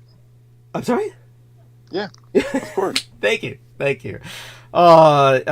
It's just such a relief. It's like the tension was building up for such a long time with, Brandon, of course, hadn't showed up for maybe years. I mean, he shows up only once in a while, sometimes is missing for months at a time. And I swear to God, there were gaps that could have been longer than a year or maybe even a few years. So he suddenly started coming in on the show hot and heavy. And as you might recall, Amy, he first started saying, of course, Amy does review these shows, and she pretty much absorbs the content and pretty much retains everything that happened in detail, or a good deal of it. So she will remember that, Brandon Young came on and he was first saying, I've been reading these books from the Temple of Set, and just waxing enthusiastic. And so while he was doing that, he was like saying they had these shellless turtles, which of course, Amy knows the whole story of, naturally. Turtles do not have shells. For those of you who don't know, they're actually spinal creatures with spines. What do we call those kind of animals again? Vertebrates. The vertebrates. So those are actually their modified rib cage. So you can't de-shell a turtle without killing it. So the idea of shellless turtles, wandering around Chinatown is just preposterous, and this xenophobic, meaning anti-Chinese myth. And it was promoted, of course, by Michael Aquino and his wife Lilith, saying how they saved all the shellless turtles in Chinatown. And so he's waxing about that and relaying that story and saying, they're great people. They're people just like us. And when I brought it up again later, he was like, I never said that. But of course, Nemo put into the chat, yes, you did, because it's on record, of course. But such being said, when he just went further and further and has been doing this forever now, it just finally, like I said, I left him alone with Aristides and quote unquote Sid in quotation marks. And then he did it again, just went into this weird spiel about Bigfoot that somehow wound up talking about dick sizes. Now, I don't know if you heard it, Amy, but I am fishing for compliments here. You did hear what I said about you, that if Sid went into drugged dolphin rape again for a third time, that you were going to fly here to San Francisco and throw me in the Steinhardt Aquarium dolphin tank after you pumped it full of Viagra. I don't know. Did you catch that, or... How did I miss that? I don't even know. I said it twice. I said that over 2 episodes. Twice did I miss that? I don't even know. Yeah. No, that last episode was so painful. I had to stop it and go back later, and it didn't get better. It didn't resolve. It wasn't cool, and I'm sorry that it kind of came to a head and had to be dealt with, and yeah, I don't know what to tell you, but I do feel like you have a group of people around you that you can rely on. Yes. Which is maybe a first. Yes. Since, you've been at this. True.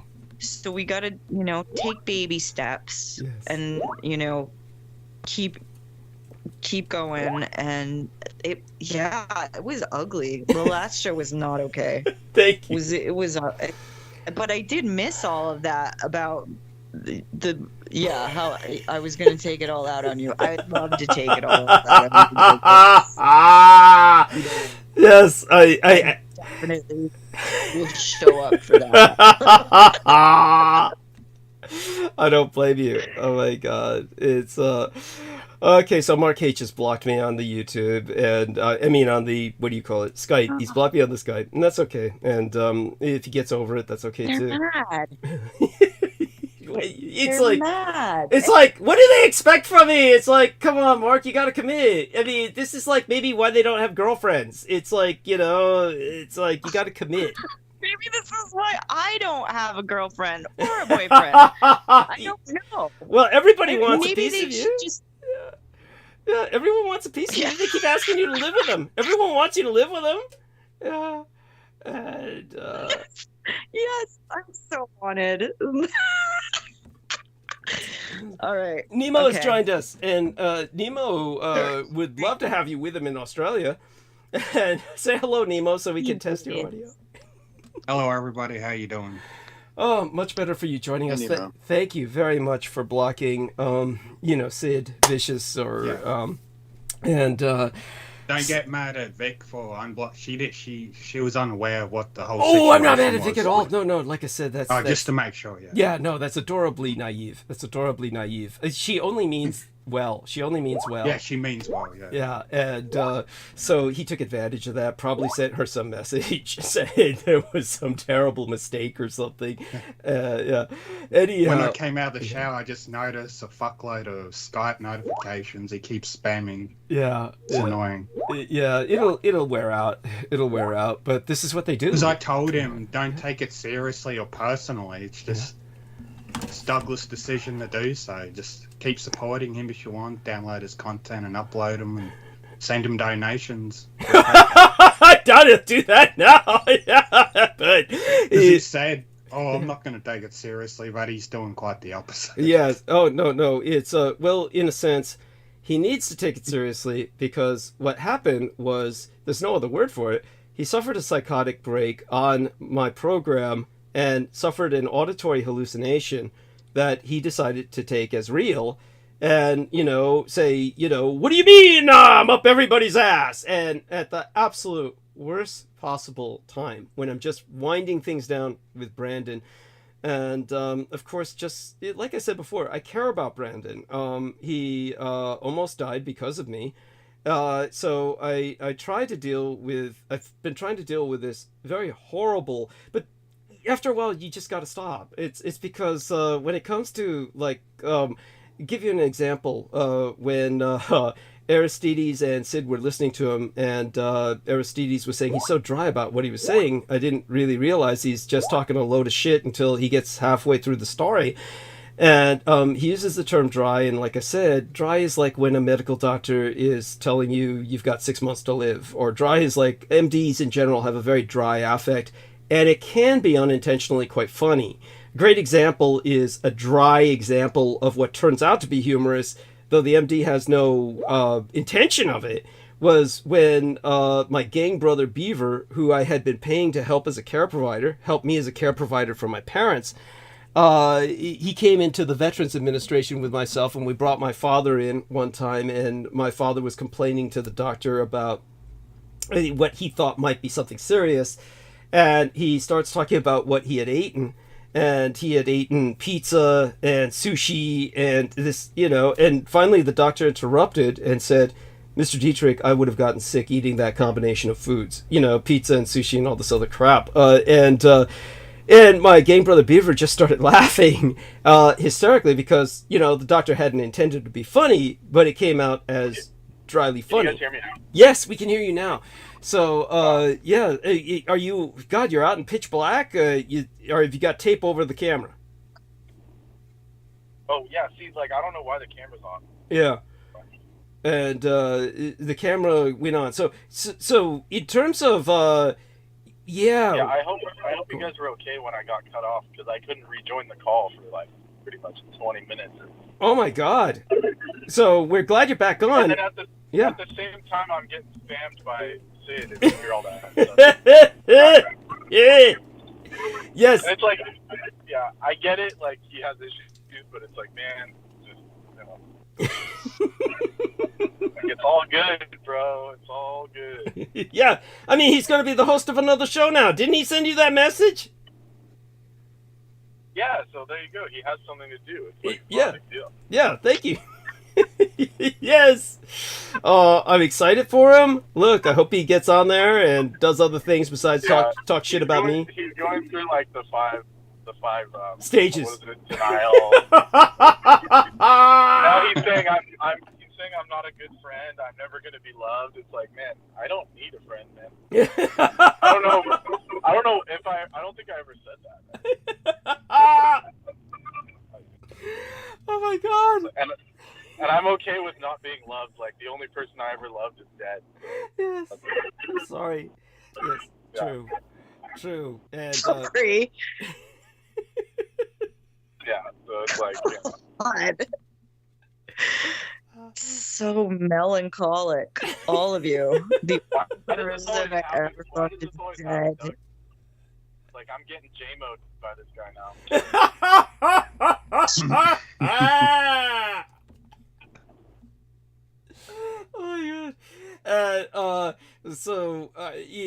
Amy. And now he's saying Brooke provided me her address, but I never sent you anything. Why are you guys trash talking me? Does this make you feel better?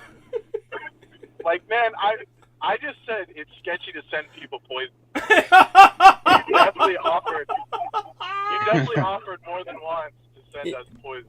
Yes, that's true. This is true. None of this is slander. It's like everyone always gets offended, Douglas, but it's like none of this is slander. Like when Miguel did all that shit, it's like he actually sent it to my inbox. Yeah.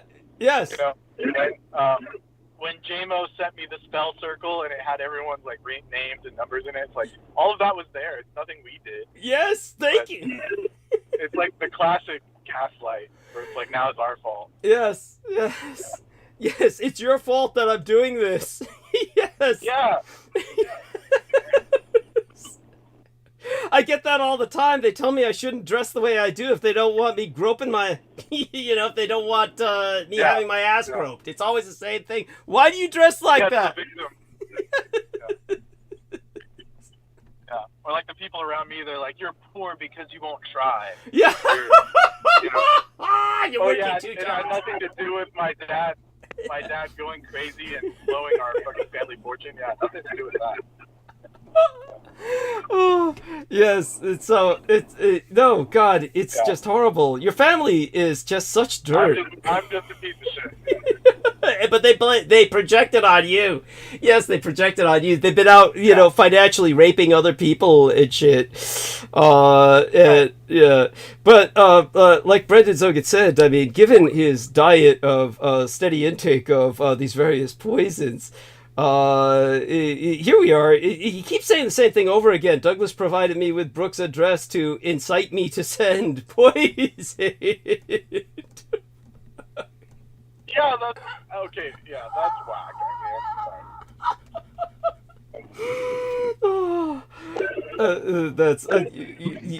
I think we talked about this while he was on air. He was on air, and that's what's so wild about it. It's like they were pretty clear about it. But they always feel backstabbed or something. It's like, yes. Yeah, I said dug his own grave with this. Yes, thank you. Got to accept it. Yeah, it was like Joe Ty with the kid he was approaching online. Remember that? Right. All this different stuff. Like, it's nothing we did. It's like I didn't, And the whole time this went down, I was offline for like 2 weeks. That's right. I was worried about you. Oh my God. I didn't even have a chance to chime into all this shit. Yeah. You didn't miss anything. Yeah. What I need to do is I've got a bottle of vitamins that were this old bottle of vitamins that they seem to really help me with the libido, and I wanted to some nettles. They're called nettles or something. I'm gonna nettle supplement. I'm gonna get the bottle and then I'll tell you what the name is and see if you know how to get me some kind of modern version of it because it's an old vitamin bottle. Right. And so I'll grab that in a few minutes. You really are you're like an anime character. It's like you need tons of nutrients to like do whatever you're doing. Yeah, supplements. My body can process the supplements to a degree. It handles them much better than it does solid food. So the supplements do help a lot, and they do have a real impact on the sex drive. They really do, and some of them more than others. And Aristides, of course, sent some potential replacement for the Z-caps, which are the crushed shells from the oysters and various other shellfish that have helped me throughout all these years. And it's so I'll be trying those soon. And I don't think it's the shells. I think it's just like the meat. Like yeah, there we are. Thank you. Even better. Like green mussels and stuff like that, or whatever they call them. Yes. Green-lipped mussels. Yes. Stuff like that. No, it's I look forward to that. And but at any rate, when I was describing dry, here's another example of dry. When the doctor told Brendan he was probably never going to leave the hospital alive. That's like dry, without any emotion, and just telling him, he's got systemic sepsis that has probably gone into his heart, and they're going to pump him full of antibiotics and hope he survives. Yeah, it's like I just had to chisel your testicles, but you're not out of the woods yet. All right, sorry about that. Bye. Never saw him again. I moved love you, states Brent. He might have even moved states just so he could avoid the lawsuit. Literally, I'm not joking. Yeah. Hey, by the way, yeah. Do you remember? By the way, this was public, and our man Sid said this on air. He said this on record. He was saying after I imbibed all of these drugs and I was taken to the hospital and I was, just put on this, like, I guess a mortuary slab. And he said he was so angry, he was so outraged that his grandfather or whoever drove him there took his clothes and threw them away, thinking he was going to die. And I was like, of course I didn't say this out loud, but I was like thinking, why would he not think that? With everything that you do, with all the drugs that you take, the self-abusive habits that you pursue, it often comes to the point where somebody dies. The fact that he made that assumption and you survived, but you're angry at him for making that assumption, it wasn't like it was an illogical assumption. Yeah. Yeah, you remember that, right, Brendan? Yeah, exactly. And it's like you're taking 6 different types of alkaloid, right? Like literally deadly poisons that are like, like in a video game, it would be like one-shot kills. And shit. Like Death Bell and fucking Detour Nightshades. Like you're taking it like it's just. Yeah, by the way, we're not exaggerating. Like, Brendan's not making this up. And there was some some supplement that they made for horses, right? That would like help their colic or whatever, their stomachache.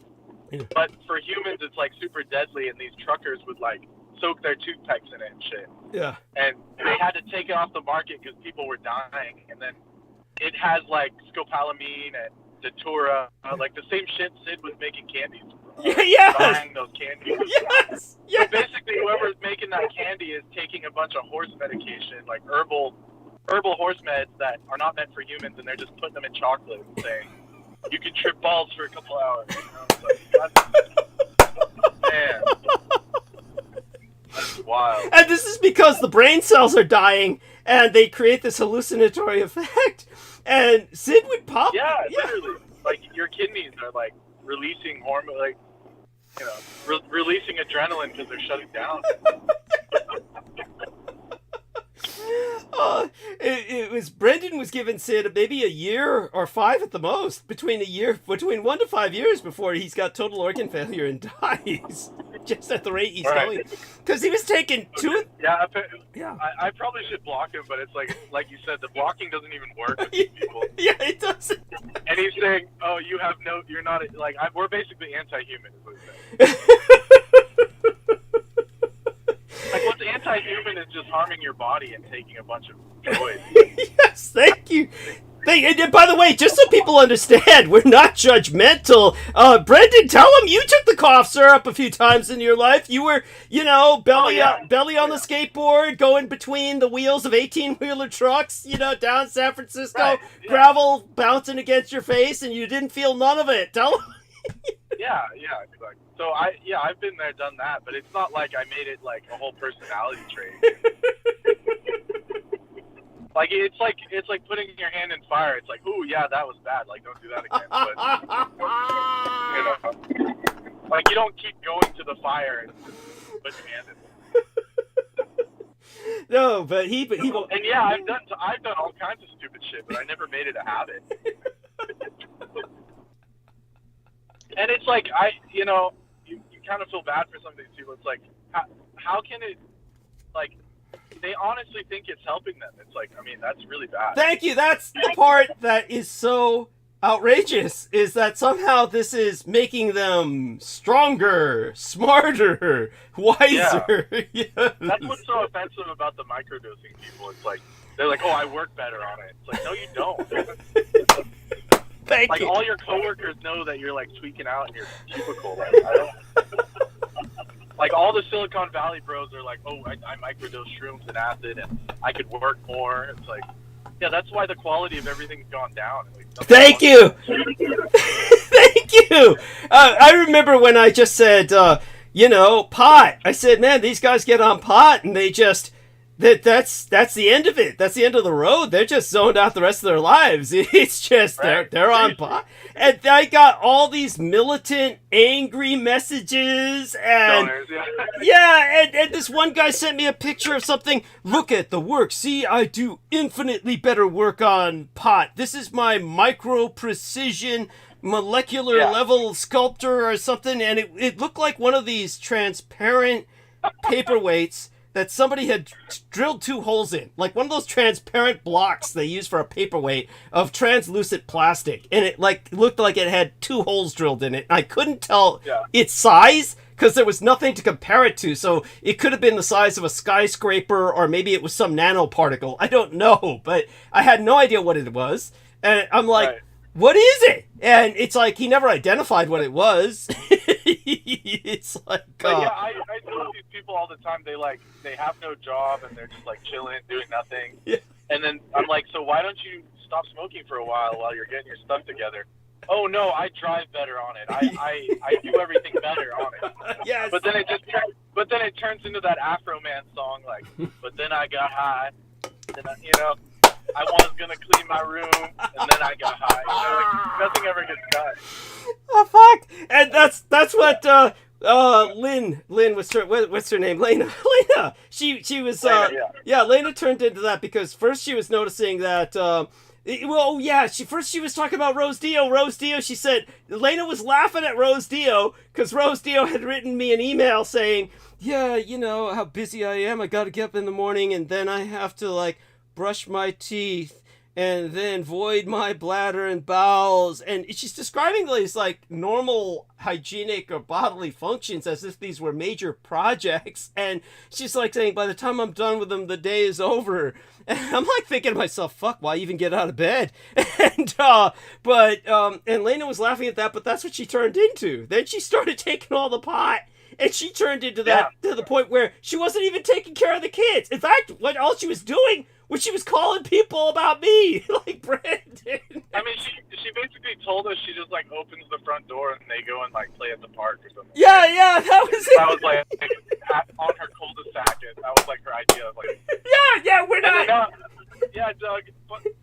Fuck you, Douglas. I got Sid saying he's gonna like kill me or something. He's like calling me a traitor and all this shit. Saying, oh, Hitler would take a shit down your throat, you fucking backstabbing, two-faced twat. What a fucking fool. I haven't done anything wrong to him. He's a fucking delusional idiot. And he's 40 years old and still acting like a child. Grow the fuck up and accept your fate. And it's like, I didn't say anything slanderous. This is all what he said. I mean, this is all in his head. No. Well, the mania was to be expected. But I live in Walnut Creek. I'm too close to it. But at least you know what he looks like. At least you know what he looks like now. Well, true. Yeah, true. So the first thing that Brendan did was he looked up when I gave him his real name, Brendan looked up his criminal record, and apparently he had assaulted his landlord, and because of that he was forced into rehab.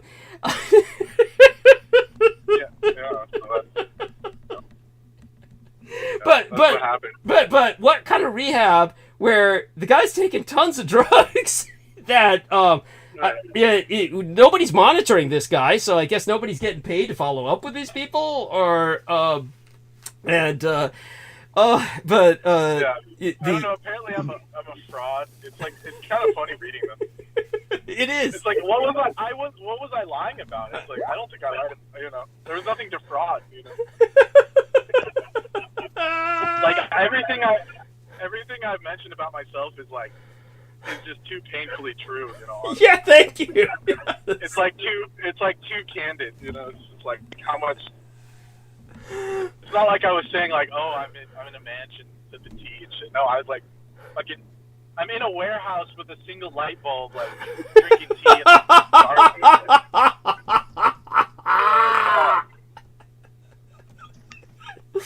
Yeah. Like I'm barely alive. There's no fraud about it. Oh my god. But Amy, I want you to participate more before you go to sleep. I know that you have a different. Amy, did you ever do the interview? Amy, the interview. The interview. I know there was snow. There was snow the other day. Wait, what? The interview. Yeah. You were snowed in the Yeah. other day before the interview. Did you ever do the interview? Get a chance to do it. I did it today. And to celebrate me getting that job, I got champagne for pineapple mimosas.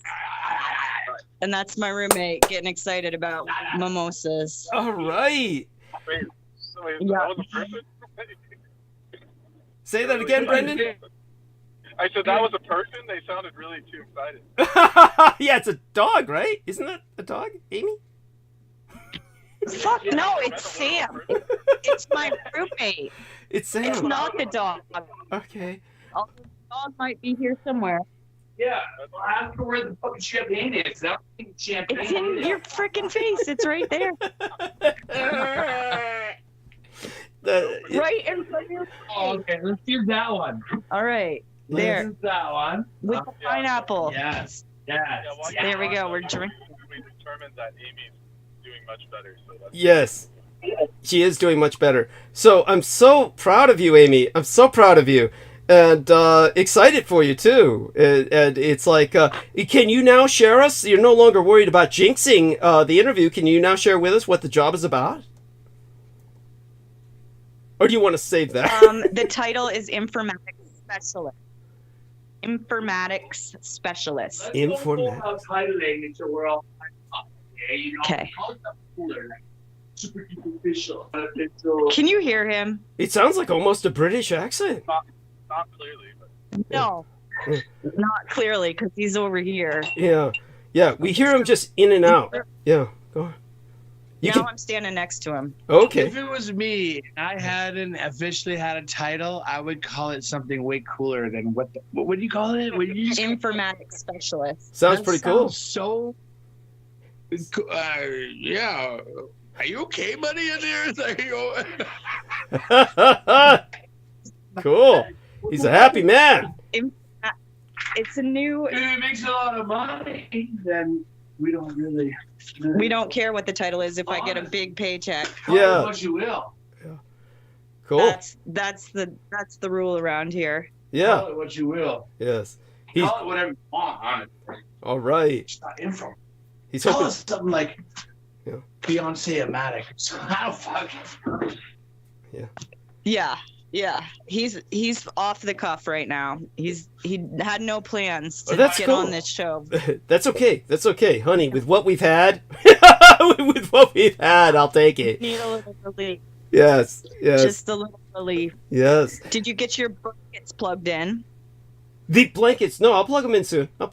No, it's right now it's still 50. It says it's 58 degrees. So right now we're having an unnaturally warm spell all of a sudden, probably because Sid's called up the forces of hell.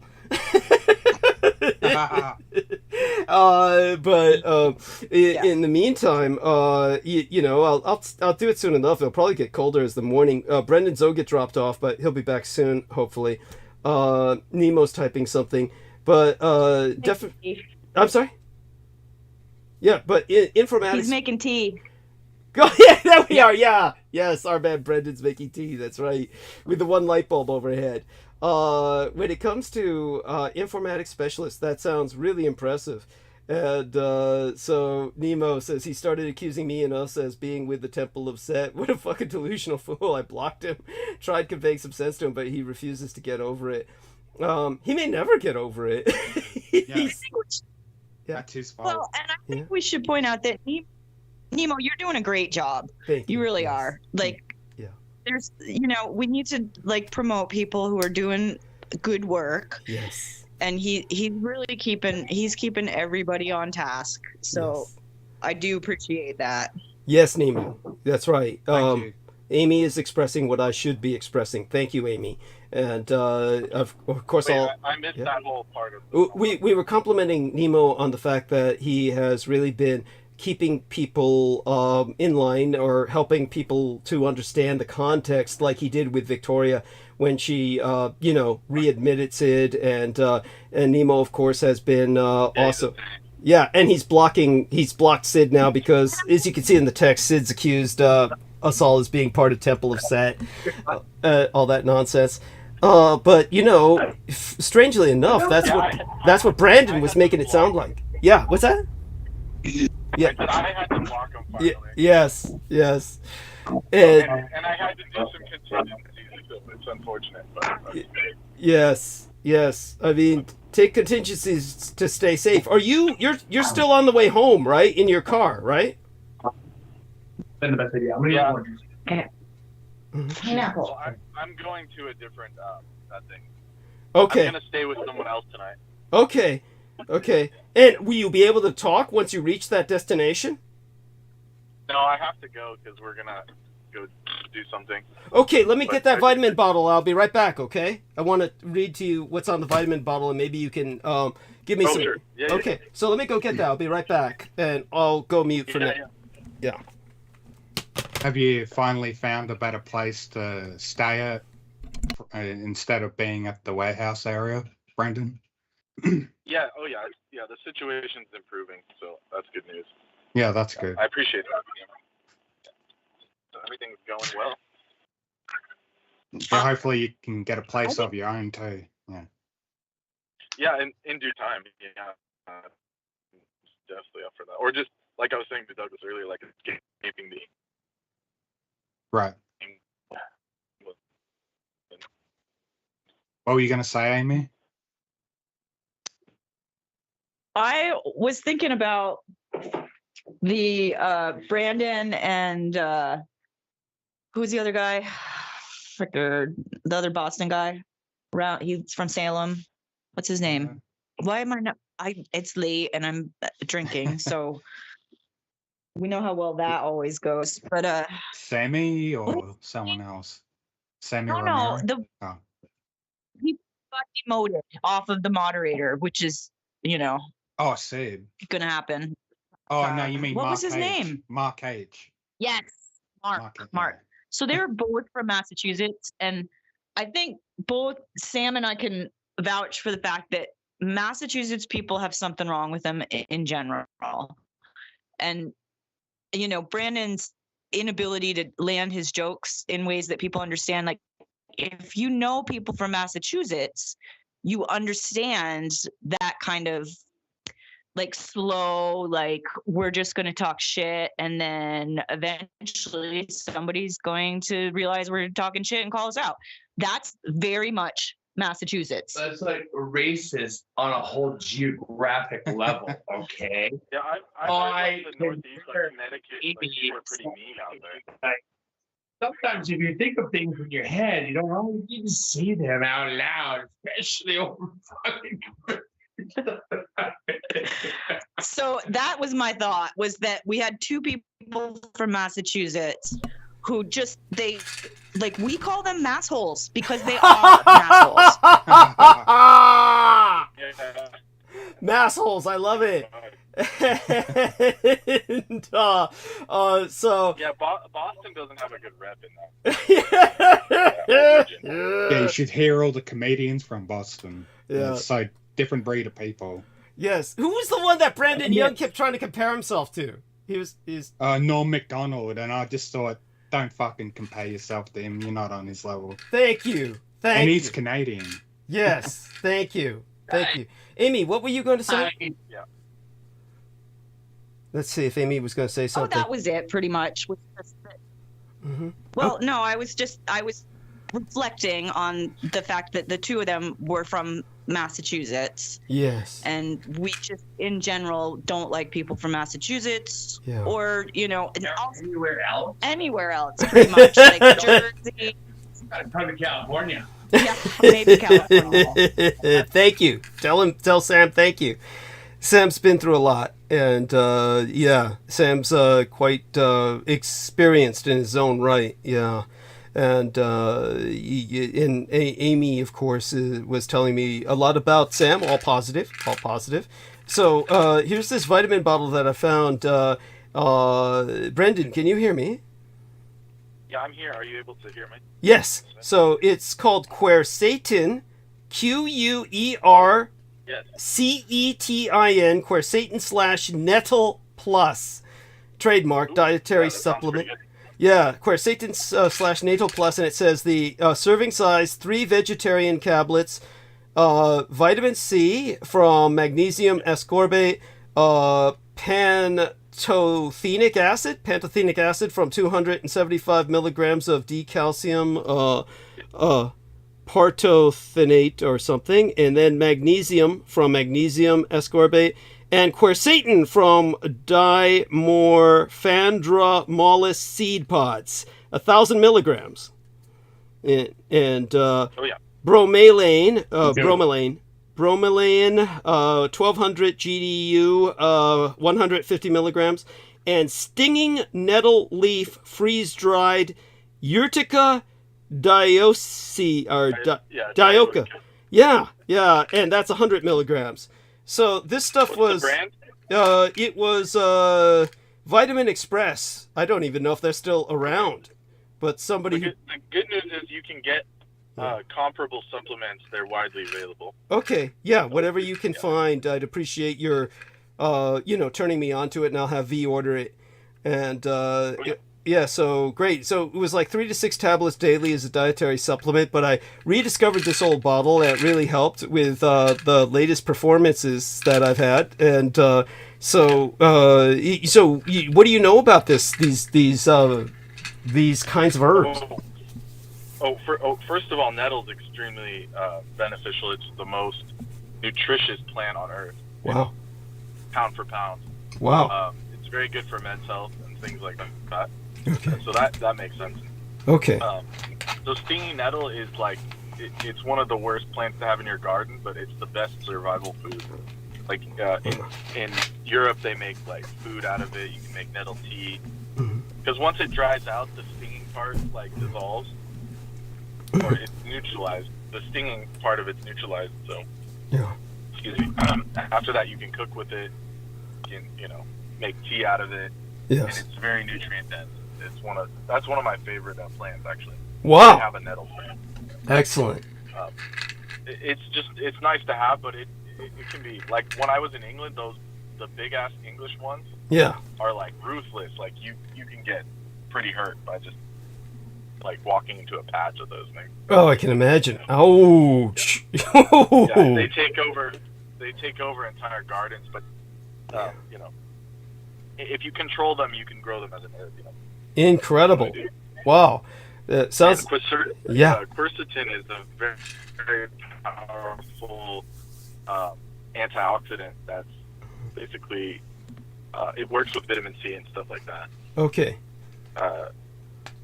And it's a very good antihistamine. So it makes sense. It like dilates blood vessels and all that jazz. So excellent. There seems to be some kind of connection there.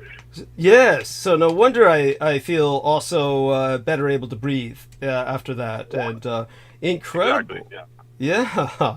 And no, thank you for sharing that. And well, it definitely has this quercetin has antioxidative, anti-inflammatory, anti-proliferative, anti-carcinogenic, and anti-diabetic, and antiviral properties. Fuck. This was the NIH study. Its benefits in age-related diseases, quote unquote. So it is a very good supplement, and it mostly comes from vitamin C, similar to vitamin C, like oranges, fruits, veggies, things like that. So it's good to do it concentrated. And during the COVID times, that was actually one of the main protocols for natural treatment of it. Oh, wow. Symptoms. Yeah. Incredible. Well, I'll make certain that I'll spread the word on that. And certainly both V and I. Yeah. Go on. Especially combined with, that one you have is pretty good. Like combined with bromelain. Yeah. The quercetin? Yeah. What was it about the quercetin, Aristides? Is that what Brendan was talking about, the quercetin? As an anti-COVID, yeah. Go on, Brendan. Oh, right. Yeah. Roger. Yeah. Got it. Yes. So, go on. I did some research on it, and it's actually, there's an Ayurvedic herb called amla. It's the Indian gooseberry. Yeah. And that plant is considered one of the holiest herbs in all of Ayurveda. It can heal your gut lining. It can heal your skin. It does all kinds of good things. And it actually chemically it's able to bind to whatever, the structure of the molecules can bind to quercetin and vitamin C and actually retain them even after processing, after heating. And so there's a reason why the ancient Vedic peoples, they used amla. It's called AMLA. Amla is one of the most beneficial herbs on this entire earth, or fruits. Okay. So they use amla powder, and it turns out if you do a chemical analysis, it's because it's super dense in quercetin and vitamin C, amongst other antioxidants. So yes, very thank you. beneficial. Yeah, thank you so much. And again, just so people know, thank God, of course, T. Tank Berry brought those 2 electric blankets, because it's been so historically cold, but at the same time tonight, it is 58 degrees clear. It is bizarre. It's like Sid truly is opened up the gates of hell with his sense of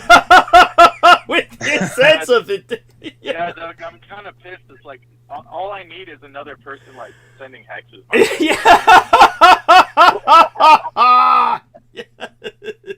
And the worst part about it is how does he lump me into all this? I wasn't even there last week or the couple weeks. Like, what are you talking about? Yes. Right. And he's saying oh, you're a terrible person, and you're, how could you say this? It's like, dude, I wasn't even here for this whole incident. I'm, as far as I'm concerned, I had nothing to do with it. No, but the strange thing is, he was very invested in you because he kept sending you a lot of private messages for a long while. And I guess I told him, and I wasn't rude. I just said, hey man, I work a lot. I'm barely alive. I can't really respond to all this stuff. Busy. It's not that I don't like you. It's just I can't handle that kind of. I don't sit home all day on welfare. Yes. And then when he was really getting into it, I was working 2 jobs and living with a crazy lady. I had no time to do anything.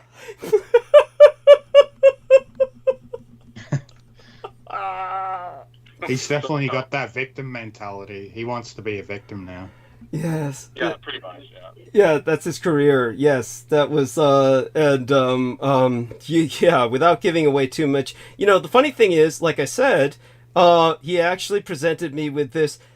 He shared a intimate secret with me, which I am not going to divulge, but anybody has heard me allude to the fact that he's basically a victim of satanic ritual abuse. So that's the best way to express it. And when he shared that with me, he says, well, I've heard you just deconstruct people, just tear them apart when they've betrayed you. I hope you don't do that to me. And I'm thinking, where does that come from? Do you have every intention of betraying me? He did it as a self-fulfilling prophecy. Thank you. Trying to egg you on, and then now that we're doing it, he's like, look, you guys did exactly what I said, Yes. Yeah. Yes, but he didn't need to, say, for instance, when I'm doing this, weird negotiation with Brandon Young. You know what was so weird about Brandon Young? Was that when he said to me, oh, this is the beauty, Brendan, you got to hear this. But Brando has a reason, he has, actual brain damage. No, you know what? Here's what happened. It's worse. It's worse because when I was confronting him about it, and I said, look, the shape of my brain has changed with complex post-traumatic stress disorder. You've got no longer a brain injury because that would imply it can be healed. You've got serious brain damage and you're treading water and you need to see neurologists to make certain it doesn't get worse. Then he started insisting, no, Douglas, I was always like this before the injury. That's what he said. And then he said, I'll give you an example. And then he just blurts out this story about, oh, there was this kid who was being bullied at school. This is all on record. He said this in the last episode. He said, so I called the kids home. And I said, I'm the bully. I'm coming to kill you, faggot fucker. Coming to fuck you up the ass and kill you. And then he hung up. And then he heard all these police sirens. And then he found out that, oh, the kid was so scared that he called the police because he thought, oh, I was the real bully and was going to come to kill him. And he related that story with no after effect. No kind of after that, I never did that again. No, he went on to do it again and again. And this was the worst part of it. It reminded me of this interview I saw with this psychotic who had killed a female celebrity. This was in the 80s. He rang her doorbell, and in those days, celebrities would still answer their door, and she opened the door, and he shot her. Right. And as she died, she said, why? Why? And he related this whole story with this affect of, like, it wasn't flat, but it was just kind of like, oh, this is what I did. But there was, like, no conclusion to it, no lesson taken from it. Sociopathic. Yeah. That's how Brandon said it. And there was no, it's like, I did that, Douglas. And so it was always like this. I get what he's saying. Like, he's always had that shtick, right? That was his, like, Yeah. his brand of humor. But that's not, wait a second. That's not humor. That's an assault. It doesn't account for whatever else is going on. No, but I mean, it's illegal. Yeah, no, I get it. Yeah, it's like you can't say fire in a crowded theater. You can't say, you can't walk up to a guy. Some old man's taking a piss at a urinal. But Doug, these people, like, I'm not against Brando at all. I hate that I have to give disclaimers now. But it's like he comes from a rich family. It's different for them. No, it's true. It's true. There's no repercussions. That's the problem. That's the fucking problem. Dang. He's never. Not only that, but he's teaching kids. He's teaching kids. that's the thing that blows my fucking mind. Because of course he comes from this wealthy family. They got him a job. He's teaching kids, and it's like, do they suffer this in every classroom? Like, does he start every class and just start spewing off like, then I met Bigfoot and then he had a big dick? I mean, this is what it came down to when I came back, and they were all talking about dicks again. And I was like, how did we get back on the whole dick thing? I told you guys about this. And how did that happen, Aristides? What were they saying again? And welcome, George Knight, by the way. Hello, Douglas. Hello. Hi, George. Yeah, and by the way... Hello, Aristides. Hello, yeah, hello. Doug, now that I have a foil, can I go? Because I have to deal with this. Okay, we love you. Stay safe and be well, and we hope to talk privately soon, okay? All right. Yeah, okay, yeah. And just to be clear, for anyone that wants to send me hexes, it's like I had nothing to do with this whole incident. Also, you'll bounce it back. You'll bounce it back with those swastikas. Oh yeah, I already did, but it's like I don't want to have, you don't want to have to take contingencies for these like crazies. Thank you. True. Yeah. Yes. Yeah. Brendan had nothing to do with this, and neither did Amy. Yeah, exactly. Nobody done anything bad at all. Right? Yeah, like none of us did anything. That's what's so funny about it. And Doug's laughing because he's got a freaking blanket of a freaking angel around him. That's right. It's true. It's true. The shit just bounces off me. It really does. Right. Like, forget about the electric blanket. He's got, like, the cosmic blanket. Yes. Anyways, all right. And I'll send you info on the supplements. So excellent. I'll work on that. Thank you so much. Bless you, and stay safe. Have a good one, Brendan. Yeah. Best of luck to you. Gratitude, Nemo. Gratitude, George Knight. Yeah. Take care. Blessings, everybody. Yes. Our prayers for you. Yes. And God knows Brendan's one of those few guys. See, this was the difference. When Brendan tells his story, it's hideously funny. And it's, like he wakes up in the morning and he's wondering why there's a basketball between his legs and why it hurts so bad. And then it turns out he's got testicular torsion and one of his balls is flexed to the size of a fucking soccer ball and shit. And it feels like it's been kicked all over the field. And, it's like, then he winds up with, after they take care of this surgically in a manner that pretty much almost kills him because of malpractice, then his mother kicks him out, by dropping him in the middle of a national park during winter, in where it just gets worse and worse.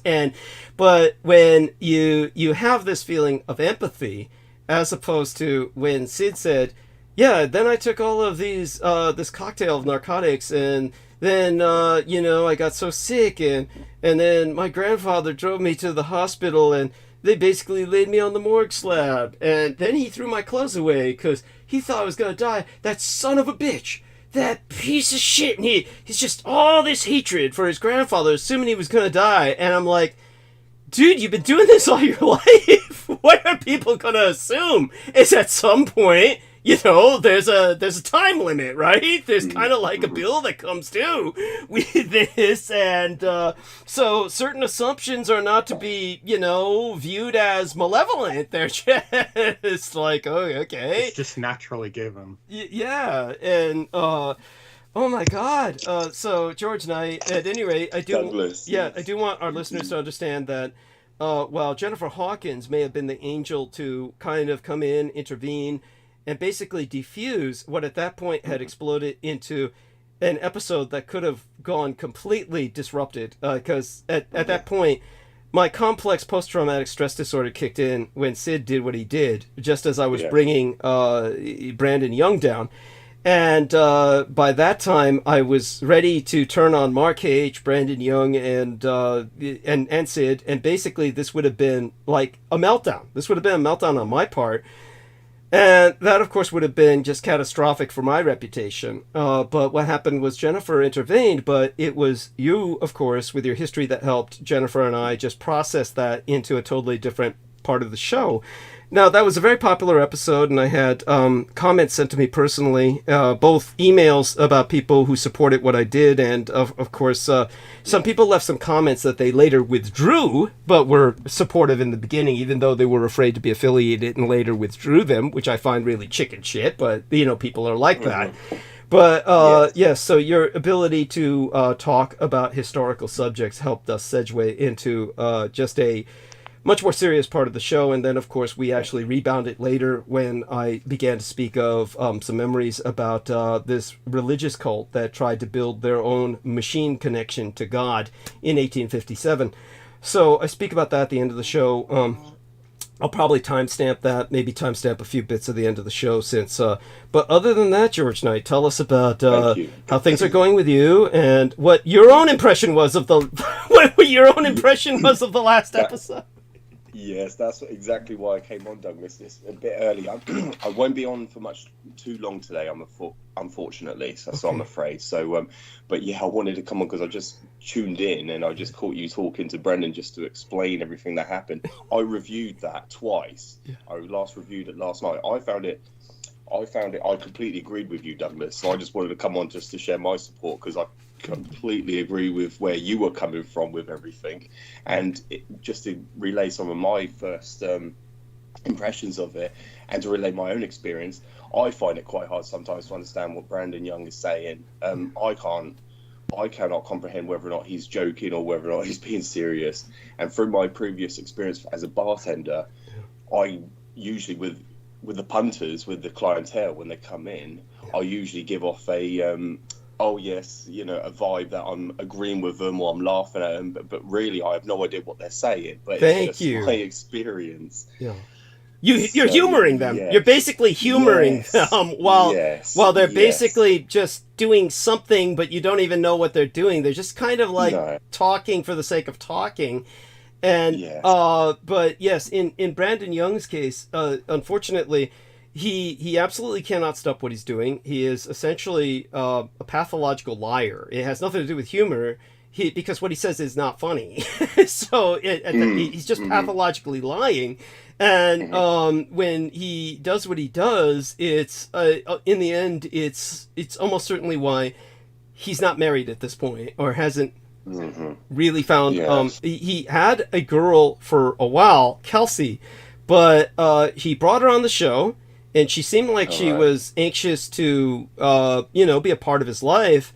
And but as Brendan said, he comes from a well-established Boston family. She probably thought that this was okay because women seek security. You can't blame them for that. But she couldn't handle it. And then he came on and said, she was at high school and had a chemical accident. And the chemical spilled all over her. Now, this is on record. This is what this guy said more than once. And was insisting that the chemical spilled all over her body and had burned all her hair off. And which is impossible to imagine without it scarring her, heinously. And but then he said, and then she started growing all this hair on her tits. And, and he did this while Brooke Gibson was here. And it was like, you remember this, right? Maybe because you relayed it to him in the last transmission. Yeah. Because I reviewed it twice. I can remember you saying that to him. Yeah. Yes. And it's just like, okay, so then he says, well, if you don't laugh, you're going to cry. It's a serious situation, so we have to make light of it. Okay, no one who's just had a beloved female whom they were physically intimate with gets heinously burned by some kind of acid, then comes on a show and relates, oh, and now they got hair all over their tits. It's like, okay, this is not funny. This is psychotic. No. This is like, if it is true, it's all the worse. This is like, no, it's just intolerable. After a while, you just can't tolerate this kind of behavior because it's simply not, what would you say? It's disturbing, to say the least. Disturbing, yes. Yeah, and and Sid. Yeah. And Sid, I was quite. What was your impression of his? Yeah, go on. Yeah, his comments, and when he just came out and he just abruptly, just out of nowhere, just said, "You saying I'm up everybody's ass?" And it's like, I've just listened to this. I've listened to it multiple times, so twice, and you never said that to him. So it's like, where did that come from? Yes, thank you. It was just at the worst possible moment. It was at the worst possible moment, so he could reignite everything into a conflagration. Yes. Into a conflagration. Yes. And so when I asked, did I say that to Mark H? Do you remember what Mark H said? It was this non-committal something like that comment. Yeah, something like I wasn't listening or something. He said or something. Yes. Yes, it was only Aristides that could say that. No, I never heard anything that Douglas said anything regarding that. Right, there was nothing of that nature. Yeah, and like you said, what context would you put that into him? So it's not something you would actually say ever. Yeah, thank you. I've never heard you say. Right. But then it was just the comment about Doug splaining that I did not appreciate at all. Thank you. I found that insulting. No, that was salt into the wound. That was salt into the wound. He had already, thrust the knife and then he threw salt into it with Doug splaining. I just shook my head when I heard that. I'm like, now you're going to get it. Yes. Well, that was just really offensive because, everything Douglas was relaying had rationale. Everything he was saying was logical. I completely agree because this is Douglas's show. This is his livelihood. When you come on, you have to respect that. And you come on and you start insulting him and you don't pay attention, then you are effectively the enemy. Yes. You are coming on to call strikes on his channel. When you just come on and start relaying just nonsensical bull crap on the show. Thank you. Yeah, and so I found that very offensive. That's why I wanted to come on to save Douglas, because I completely agreed with you. And that's why when I come on, I show utter complete respect to yourself and everyone that you bring on the show. But I will have to relay that to those two individuals because they went over the mark. They stepped over the line on the show, and they shouldn't be doing that. Thank you. Yeah, no, I appreciate that profoundly, and it's one of these things that's been building up for a while, and but definitely it could have been worse. Here's the thing: if you're weirded out and somebody is, cool, and with you, they would just like let you be weirded out and back off, and not like send like 100 messages, like. You know what I mean? Like, okay, so here's what I'm saying, like. If you have like a parting of ways, a misunderstanding, like you should take a step back, take a deep breath, and it shouldn't take you anywhere in like 5 brief like sentences or points to say wherever you got to say, and then you just let it go. Like you don't like keep sending fucking messages, like spurging them to everybody. It's not like helping. Just PSA to anybody in your own situation. Just like don't do that. You got to less is more. Yes, thank you, and. Thank you. Maybe you need a break. So, that's gonna be cool. That's fine. Yes, and you got to respect that. Saying you should be respected, not like Thank you. Thank you. Not play the victim and start falsely accusing everyone else trying to harm you. Yes. Like, hey, But I've noticed when I go into historical subjects, when I go into historical matters, and I ask Brendan because he's putting his hand up. He puts his hand up, and I can see it. And I ask him, "Well, if you have a question," he doesn't ask a question. He goes into a different segue. He jumps into something else. So it kind of throws you off a little bit. Your train of thought goes off because it jumps into something completely different. That's Brandon Young. You mean Brandon Young? Yes. Yeah. Not Brandon. Yes. Thank you. Just be no worries. Yes. Thank you. Hey, I have a question since George is here, right? Like maybe if we get back to actual like meaningful subject matter. Yes. Sure. I know this is fun. This is fun for me, but it may not be fun for everybody else. Go on, Aristides. No. So it was like when you guys talked about the early atomic weapons that the Third Reich had, right? Mm-hmm. Yes. And the reality of all that. And then the question came up, oh, why didn't they use them? Well, there was an explanation for that. So here's another question we've talked about, and the potential breakaway civilization, and among the things they may have developed was time travel, right? Mm-hmm. So a question I saw come up was like, well, if they had time travel, you know, why didn't they go back and win, you know, and fix the war? Well, George can handle that easily, but I Okay. would. Do you want me to answer that, George, or do you want to take it? Yes, I'm quite happy. I know we'll bounce off each other, Douglas. Sure. So take it first, and then I'll qualify what you say. If you or do you want me to do it first? You know. Yes, if that's all right, please. Okay. Yes, So basically, I would say that because that had never been the intent at the time that the computers were developed in the Third Reich, and the time that they developed magnetic tape, at the time that they developed the computing power, where they were already light years ahead of the Allies in terms of being able to calculate that they could not win a war on the surface world simply because of the enormous resources of their enemies. At that time, they were already a breakaway civilization. And this was like in the early, we're talking about around 1933. So by the time that this continued to exponentially gather itself, they invested further and further into breakaway technology, while in the conventional war sense, they did everything they could to conquer as much land as possible. At the extent of the Third Reich's power on the surface world, their land area that they controlled was larger than that of the continental United States. So with those enormous resources and the fact that they did attack the Jewish population, which had monopolized a lot of money in terms of assets that were solid, such as jewelry, such as even other parts of their body, like gold teeth, etc. The Third Reich just used everything, and such as the human bodies that were burned in the various crematoria that were then compressed into artificial diamond or synthetic diamond.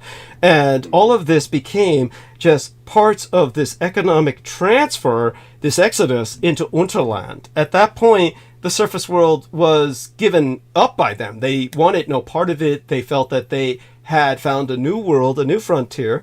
And when they expanded into that, why would they go back and fuck that up? If they went back in time and actually established themselves on the surface world, their situation to them would be less satisfactory than what they had accomplished, because in Unterland, what they have is enough of a variant in population, because they took in various population groups from Europe, including a large number of Ukrainians that went down into Unterland along with the Germans, etc., various Baltic peoples. They had enough to prevent morbid inbreeding. They still get enough people that make it into Unterland through either people who seek Unterland out, never seeking to return, even though that number is a pittance for a while there. Some of their sources for intellectual input from the surface world was basically defecting scientists in Antarctica, who there was one team that disappeared, and then they and then they claimed they found them, but this team was actually they actually defected to Unterland, and so then later on they claimed they were found, but never gave any further detail, and said they're where they're going now is secret. They just covered up a defection, a mass defection. These of course are in incredibly small numbers, but don't forget that the Third Reich also does commit its share of either abductions or harvesting of eggs from surface world women. Now, one of the women who has experienced this and relates her story in a credible manner is Marina Sarin. Now, Marina Sarin does insist that she's been essentially harvested, and she does have medical issues as a result. And I should keep that as private as possible, so that's all I'm going to say. But she has some medical issues as a result of this, but she does insist publicly. She has had her eggs harvested by the Nordics and by, quote-unquote, the Greys, which are essentially the Cho. And so this makes perfect sense that she would be targeted by both. And as a result, she's not alone in this, but many other women would never talk about it. Marina Sarin's personality is such where she would, because she's the kind of person who has a fans-only page and is not afraid to expose herself And so in this sense, she's not afraid to share certain things that happen to her that other women would never share. But it's I think she's canceled the OnlyFans if that helps her. Oh God, I'll have to look into that. No, she did. I think she caught too much shit over it, and she just gave it up. So, but that's so. I know it's a shame. It's a shame, but I'm saying I think that's the current update. Okay. You know? And that's I believe you. Yeah. It's but you understand what I'm saying. She had a personality and had yeah. Which is I think it's unfortunate that it caused her like so much trouble, but you know. It's like what I can't understand is why would she must have been intimidated by some form of terrorism. It might have been stalkers, must have been maybe, and I think just getting a bad rap in the like more kind of conservative, you know, fan community for National Socialists, like, you know, like, oh, you know, that's like a whore kind of thing to do, and we're very, you know, very traditional, ultra, you know, reactionary values. Personally, I would say fuck them. But I know you're not concerned. No. So, I'm so sad to hear that. But yeah, anyhow, there we go. I like the other day when I was bringing up the example of Brooke Gibson asking Brendan Zogit and I, what's the difference between Penny Bradley and Marina Sarin? And, you know, both Brendan Zogit and I were mansplaining. And that's when I brought that up with Peter Moon, then Peter Moon was adamant, everything that Marina says is extremely verifiable as opposed to Penny Bradley. And I said, yes, that's right. I may not know Penny Bradley, but I know Marina's better for some reason. Yes, so we are. Yes, thank you. Yes, that's right. Amy, you have something to say about this, dear girl? I noticed you went off mute. Honey? We did go off mute, yes. We cleaned up our mimosa with a little vodka blood orange. It's delicious. All right. But, okay. The difference between Marina Sarin and Penny Bradley? Yes, honey. Really? I can't. It's too late. And I'm compromised. You guys fucking rock that. So I like. Tell me how you really feel.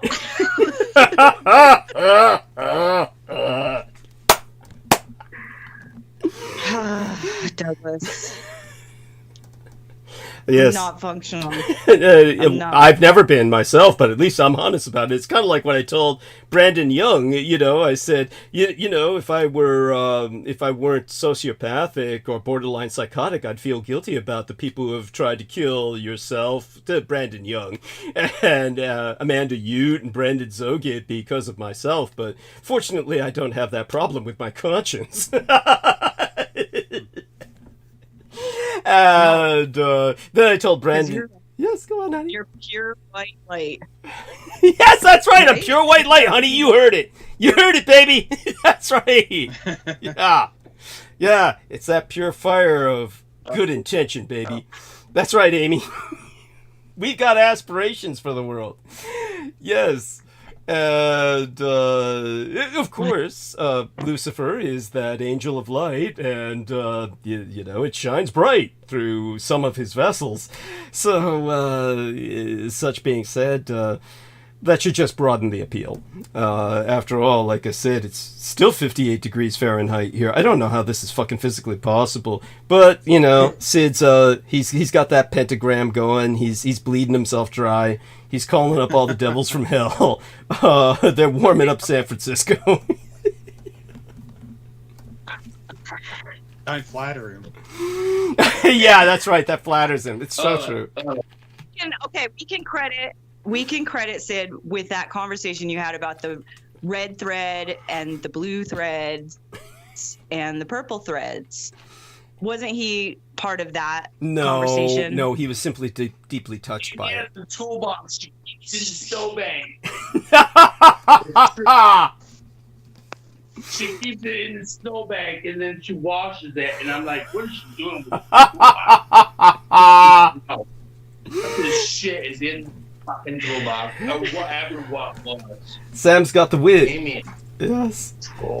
Tell him, Sam. Like, it's out of control. Yes. Thank you for that. You're welcome. Anyway.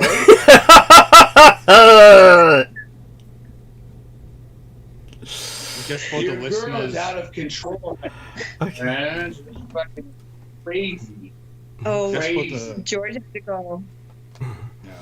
Yes, and George I'm had- going to send him a message of thanking him for joining us. Thank you for joining us. And what I'll do is, of course, I'll maybe take another short break and then go towards monologue sometime soon. But certainly, I think that we've done a great deal to purge a lot of negative, toxic energy, and that's how. turn the negative into a positive. Yes. Yes, and it's certainly something that needs to be done, and these things do need to be discussed. When it's like I've just given a lot of leeway and have just been very permissive for a long time, and I'm not quite sure how to. So here we are. He gave us the message about had to go, but I'll be back to say goodbye and to answer the question. Excellent. So and let's see. Hopefully he'll be back soon, or he'll be back when he comes back. And whenever he comes back, he's welcome aboard. I'll tell him interrupt even if I'm monologuing is what I'm telling. Interrupt. So I'll tell him feel free to interrupt. There we are. In the I meantime. just want to tell the listeners quickly, just for people who don't know, Marina Sarin or Bradley Penny was Bradley. it? Penny Bradley. Yes. Yeah, the difference between them, Marina Sarin is hot as fuck, and Penny Bradley obviously isn't. Thank you. Yes. I knew it. It sucks that she doesn't have OnlyFans now. I didn't even get to see her naked. God damn it! Oh man, yeah. Well, some of the photographs were saved by Aristides. You could share a few of those, could you not? What?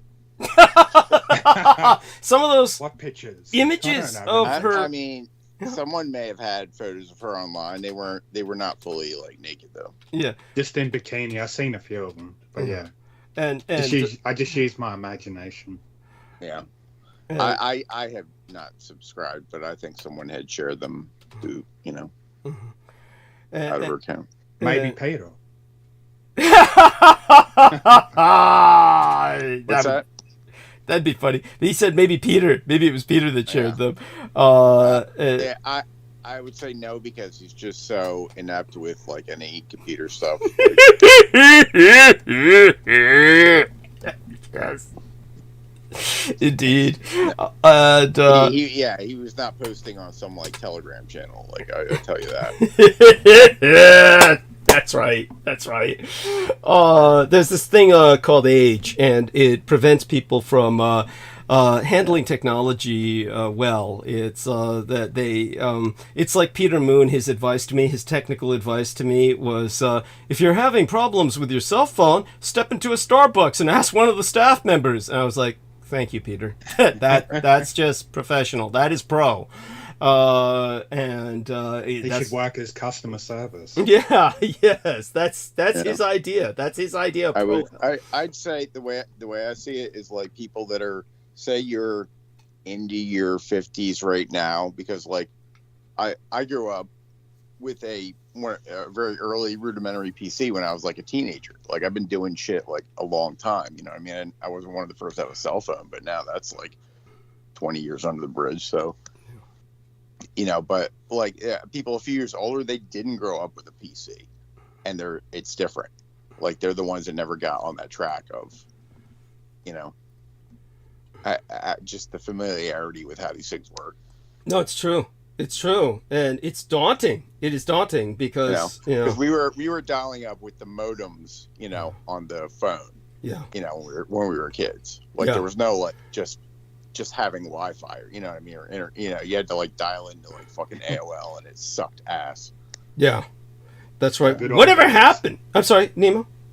Oh, the good old days, sarcastically saying. Yeah, no, they always do. Whatever happened to It was fun AOL? at the time. It's like just so pathetic now. You're like, oh yeah, man, I would just like, download like a gigabyte thing while I was listening to a podcast and like, looked at 300 images in 2 minutes and you could never, my first computer had like a 30 megabyte hard drive. Oh my god! Now like one file is like, Well, this one computer that this quote unquote fan sent me, and his name was Robert Lacey. Robert Lacey was a fairly well-known baseball player, and he had played with the San Francisco Giants and the Oakland A's. And the way Peter Moon expresses it was he made the mistake of alienating Billy, some guy named Billy, who was like really big in baseball at the time, and especially in the Western Pacific states. And they even had this term they called Billy Ball. Like they personalized it, made him like a brand. And so apparently he had great power, and Robert Lacey somehow alienated him and therefore didn't progress as well as he might have. But he married some lady, a school teacher, became involved with education, and but Robert Lacey sent me, one of the old school computers, and at the time we were trying to upload the online broadcasting software onto it so I could produce this show.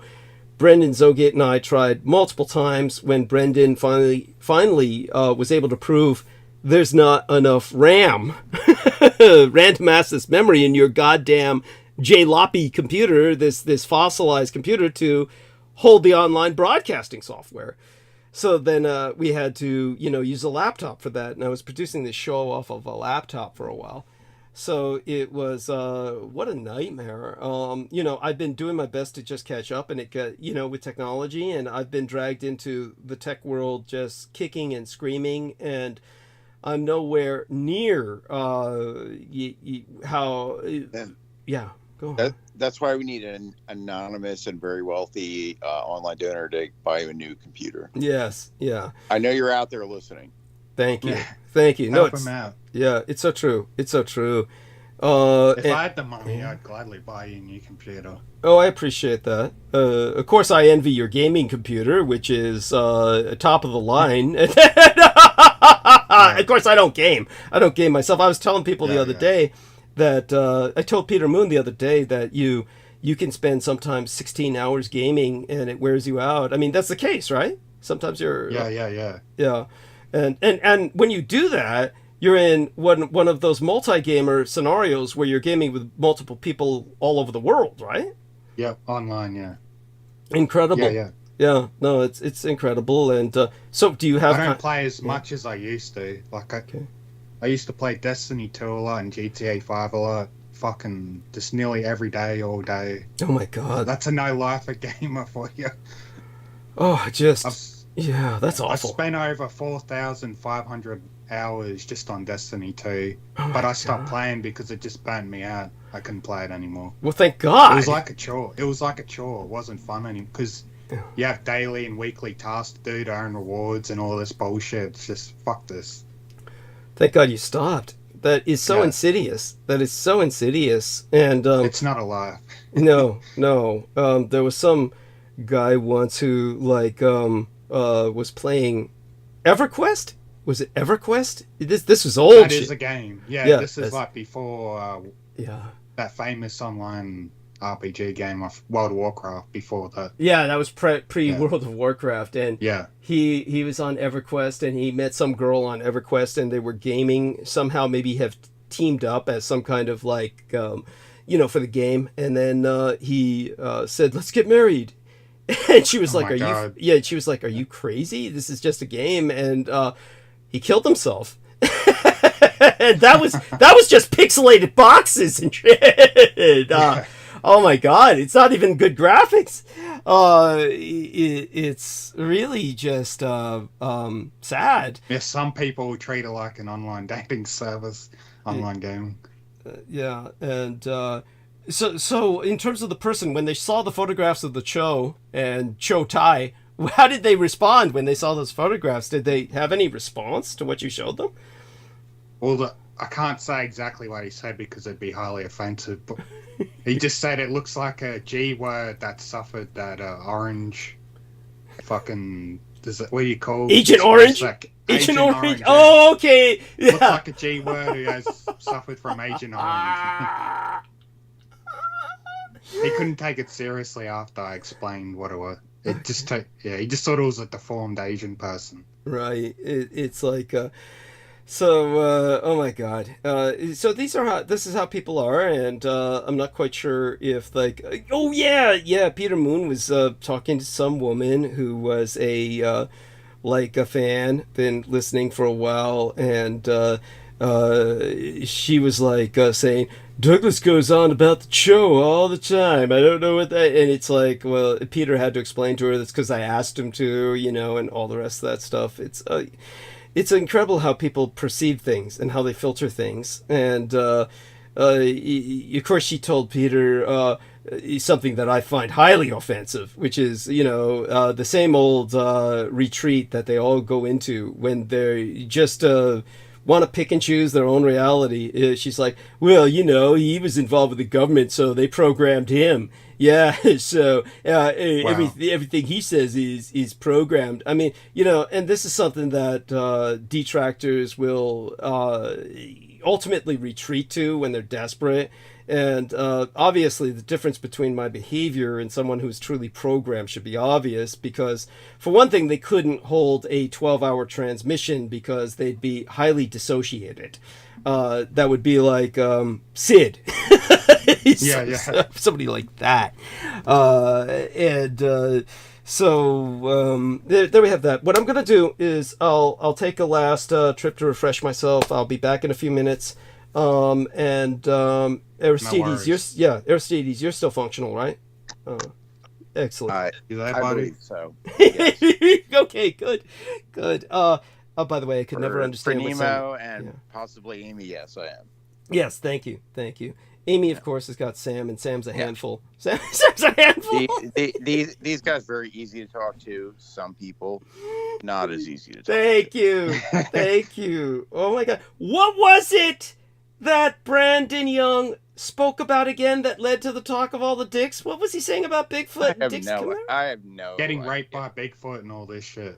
Yeah. Oh my God. Well, first it came up with I think legitimate type Bigfoot content, but then somehow the dolphin dick ended up on the Bigfoot, and but he went back to that. He went back to that. I don't know who first said that, but it was just it was just a topic they both kept dwelling on, and I was even getting annoyed by it, and I had to tell him, change the subject, stop talking about anal insertion and dicks and all this shit. Thank you. It shows us a pattern. It really does. There's something it's revealing that's deeper that I think requires no how would we say it, edification. It requires no analysis. We all know where they're going with it because it's about their speed. That's my dad. They want to talk about that. They could establish their own podcast. Yes, like Cumtown. Seriously, oh my God, they could have their own show. And anyhow, I'll go mute. I'll be back. Amy, love you. So if you can come on, Amy, that's great. If you can get Sam to let go of you. Give me some of those mimosas. Yeah, fuck yeah. You need a little mimosa. That's all. Yeah, that's all it takes. Try them. Okay, I'm going mute. Yep. Yeah. How's your drinking going? How many drinks have you had so far? I've had a sip of my drink. Just a sip? Yeah. Several sips. I would go with several. Yeah, the other guy sounds like he's had a lot more. Definitely several. Yeah. We're gonna have to check out probably because it's after 2 a.m. Yeah. God damn. That's it. That's bedtime. Yep. How did your interview go? You got the job for sure Very that you're well. applying for? Oh, nice. Yeah, Let's just say. Tell us what type of job is it, Amy? It's working with tech and medical records. Uh-huh. Yeah, generally boring and things I can't talk about in public. Right. But reliable, like an actual, maybe, just show up and get paid. Steady job. Right. Not some like weirdo scenario that you're just like showing up and finding out about, like, right? Well, yeah, I tried to get them to nail down, like, what is the job description and what is my compensation, regarding like training and having to, 6 figures is what they said. 6 figures. Bam, bam, bam. So, yeah, can you all divert the conversation? Yeah, we come to camp. Is that possible? Congrats. Thank you. I thank you both for doing this for me. Good to have a good job from reputable, reliable place. Not like, I remember the time you're like, oh, I called in and asked for help, and they said I was the person that I needed to call. Like, that's not what you want. Yeah, it was too hard to do that job. It was too too much for one person. You don't need to be jerked around like that. Like, there's, Yes. That's exactly what somebody else said too. I don't like to be jerked around. Yeah, that was just bizarre. Did Very good. Did either of you hear of this individual who goes by Polio Paul? His real name's Paul Alexander. He just recently died yesterday or the day before at the age of 78. Oh, he was this individual, I think as a child, he suffered from polio infection. Like back in the old days, there was a big outbreak of polio, and a lot of unfortunate kids had to be put in iron lungs, or they were just crippled for life and couldn't fucking walk and all this shit. This poor guy, he had to live his whole life in a fucking old iron lung machine that has to breathe for him. And this iron lung machine is so outdated, like they were unable to put him inside a more modern, updated version. Otherwise, they'd just kill him because he needs something to constantly keep his lungs pumping to help him breathe. So they just had to keep finding old parts to help maintain it and keep it functioning properly. But yeah, he recently died at the age of 78. I remember seeing a video about this guy years ago in my teens, I think. And this individual, he was able to have a career of his own as a lawyer or some shit. Like I'm like thinking, how the fuck can you have a whole lawyer career while he's in an iron lung machine? He was able to write with his mouth, and he can paint.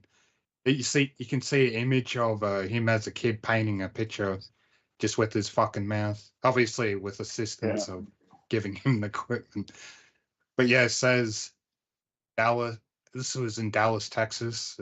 Paul Alexander, a North Texas man who lived in an iron lung for most of his life, has died. According to his obituary, he died on March 11th. He was 78.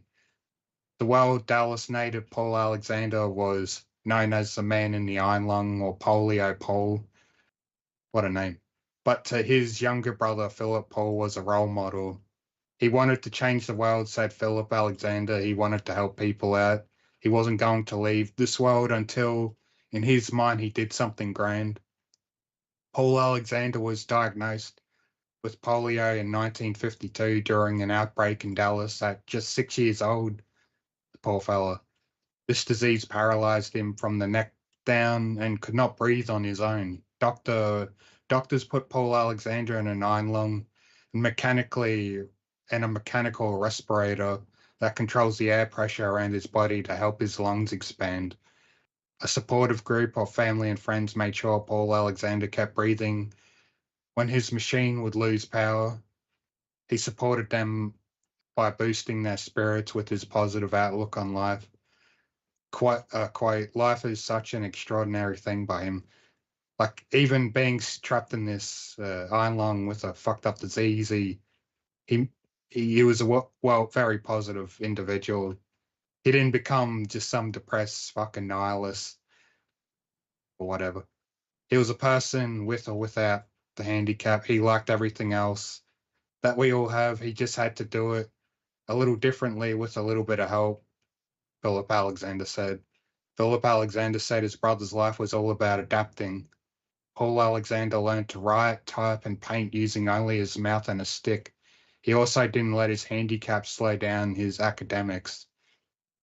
Paul Alexander graduated with an economics degree from Southern Methodist University, earned a law degree from the University of Texas, passed the bar exam, practiced law in Dallas, was an advocate for polio research, and wrote a book about it. In March 2024, the Guinness World Records declared Paul Alexander as the longest living iron lung patient in history. A quote, if he didn't have really strong positive parents, he would have never made it. If he didn't have family and close relations all these years, he never would have made it, says Paul Philip Alexander. Paul Alexander even took to social media where he shared countless videos with messages of hope and joy, garnering thousands of followers across the world. His posts sometimes exposed his unrelenting hardship. A quote from his brother, I love the sun, but I haven't felt it. Oh, this is a quote from his older, Paul's brother, the guy with polio. I love the sun, but I haven't felt it in a long time. It's lonely. But his inspiring messages left a lasting impact on the outside world, like, just hold on because it will get better. A GoFundMe was created after Paul Alexander was taken advantage of by previous caregivers. The money went towards maintaining the iron lung, housing, and healthcare. Quote, I am so grateful to everybody who donated to my brother's fundraiser. His brother Philip said, it allowed him to live his last few years stress-free. It will also pay for his funeral during this difficult time. It is absolutely incredible to read all the comments and know that so many people were inspired by Paul. I'm just so grateful. A few weeks ago, his social media manager posted a video saying he was rushed to the emergency room and hospitalized after contracting COVID. He was then released from the hospital. Paul Alexander knew this virus would likely be fatal. If he ever became infected, it eventually claimed his life, but not before he laid claim to a life well lived. The night before he died, he just opened his eyes and looked at me and said, this is perfect. Quote from Philip Alexander. The iron lung helped keep Paul Alexander alive longer than anyone else ever, according to the Guinness Book of World Records. Quote, even at the end, I don't think he really realized what kind of effect he had. Philip Alexander adds with tears in his eyes, he wants people to remember that you can get through any struggle, and it's all about how you treat each other. That's what his life's cause. The Alexander family say funeral service will be held in Dallas next Wednesday, March 20th. Okay, just got back. What's going on? What are we talking about? Just curious. I was just talking about Paul Alexander, Polio Paul, the man that lived a lot. He broke the Guinness Book of World Records by living the longest in an iron lung machine. Oh, that poor. He was go on. He was infected with polio when he was 6 years old, and he had to live the rest of his life in that breathing machine, iron lung. But he was able to live a positive life and get multiple degrees and have a career, even being handicapped. He inspired a lot of people to stay positive, no matter how hard their life is. Yeah. Yes. Thank you for sharing that. It's I don't feel any better. It's like well, he's in a better place now. Yeah, we hope. Yeah. Yes. Well, he was a very positive person. Like, yeah. No, I get it. He didn't become a nihilist and became depressed and all that shit. Yeah, no, it's true. It's true. An incredible human being. Of course, his situation is so painful. You know, I can't imagine. I'm just, something like that impressed Judith Ager. Judith Ager one time told me that when I'm not quite sure what the difference is, but she was a salonist, and she used the term esthetician.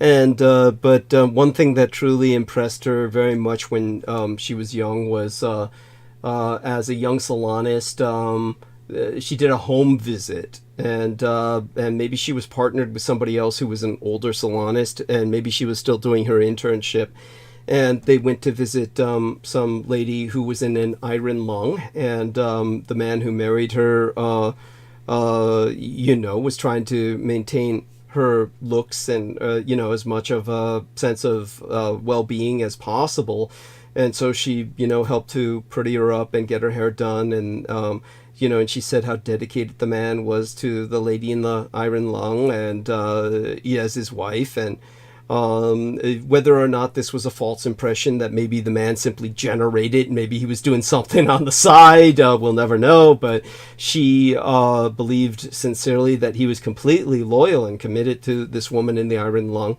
For those who do not know, when someone was in the iron lung machines, they would be able to extricate themselves for an hour a day, theoretically. They had to leave the iron lung an hour a day to walk and move around as much as possible, albeit, conservatively, so that they would not totally atrophy. And otherwise they would completely atrophy, and that would kill them sooner. So it's potential that maybe she had sex with her husband during those periods. We'll never know. I mean, obviously, it's just a thought because they were married, and if he was dedicated to her, that's obviously an issue. So it was what was the other thing that came to my mind with that? When the individual that you're talking about, that poor old guy, when he was looking for replacements for his iron lung parts, nobody was making them anymore, and so exactly, because it was so old. Yeah, they couldn't put him in a modern one. There's no such thing. Yeah, nobody makes them anymore. Yeah, exactly. And they couldn't custom make a modern one. Yeah, so he had to call some guy who was an expert vacuum cleaner repairman. Did they say that in the article?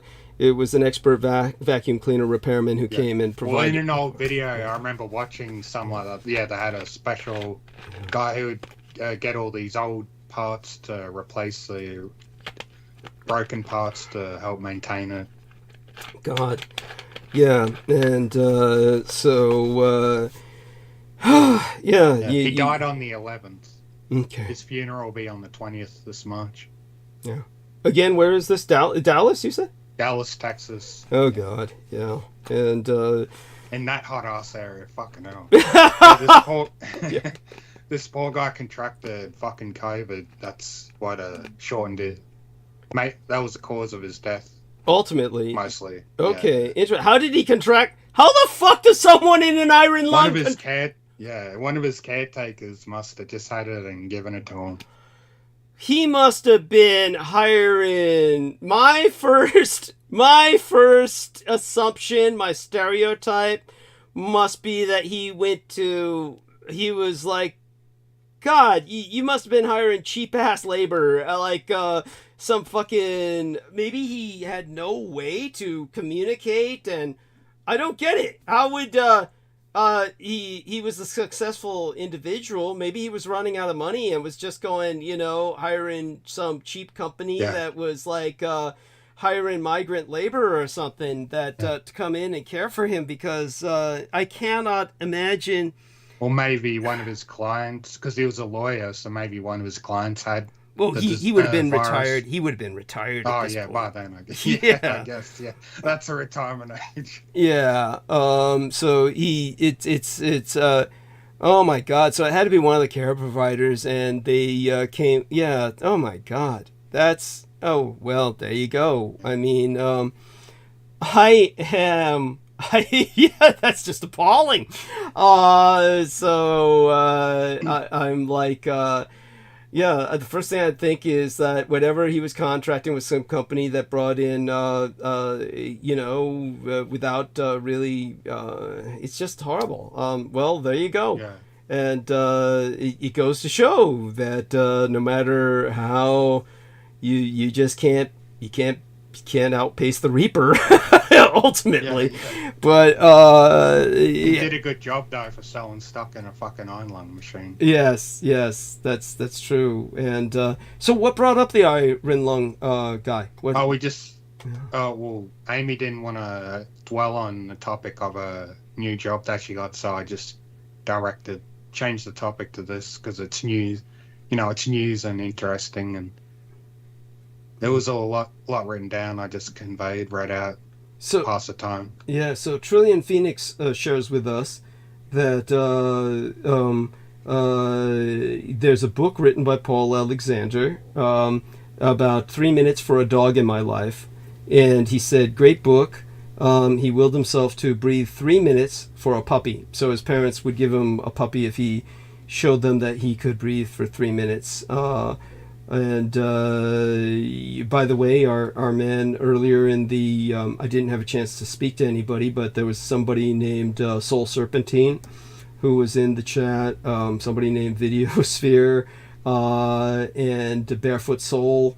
So if anybody's still listening among those people, hello. And Cultivated Image joined us, so so let's say welcome back, Cultivated. Welcome back at Cultivated. And with that, I'll probably veer my way towards monologue soon enough. And yes, Amy, by all means. Yeah. I gotta go to bed. Okay, we love you. I'm done. Yes. And I know. Thank you for putting up with me tonight in all my celebrations. Thank you, Nemo, for covering Douglas's hiatus. yes. No worries. Yeah. And Okay. Amy, you were wonderful. Mwah. And so was Sammy. Have a good sleep, Amy. Amy. I know. Thank you so much. Nighty night. I'll listen to your monologue later. Yes, honey. And I look forward to your feedback. And okay, you take care. Blessed dreams. All right. And such a wonderful young lady. So glad that her interview went through. Informatics specialist. Or is that what she said, right? Informatics. I remember that term. But I can't remember what the second. Yeah, something like that. Yes.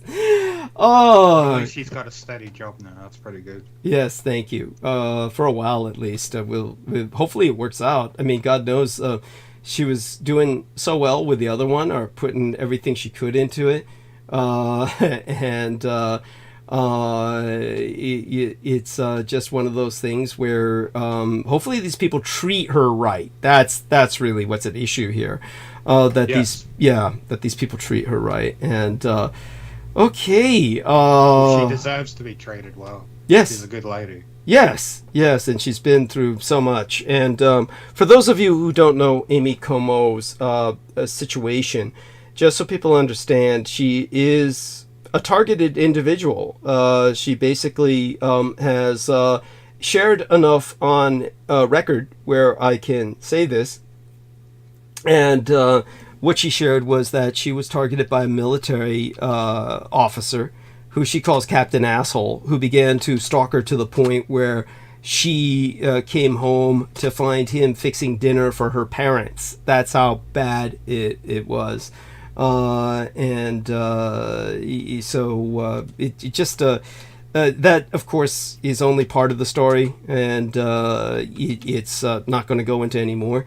But yeah, she's been through the ringer and wound up in a sense traveling all over the country and basically semi-homeless. And certainly fairly recently, really just last year, maybe the year before, but I think it was last year, she was in a homeless shelter for a while. And yeah, it was just awful.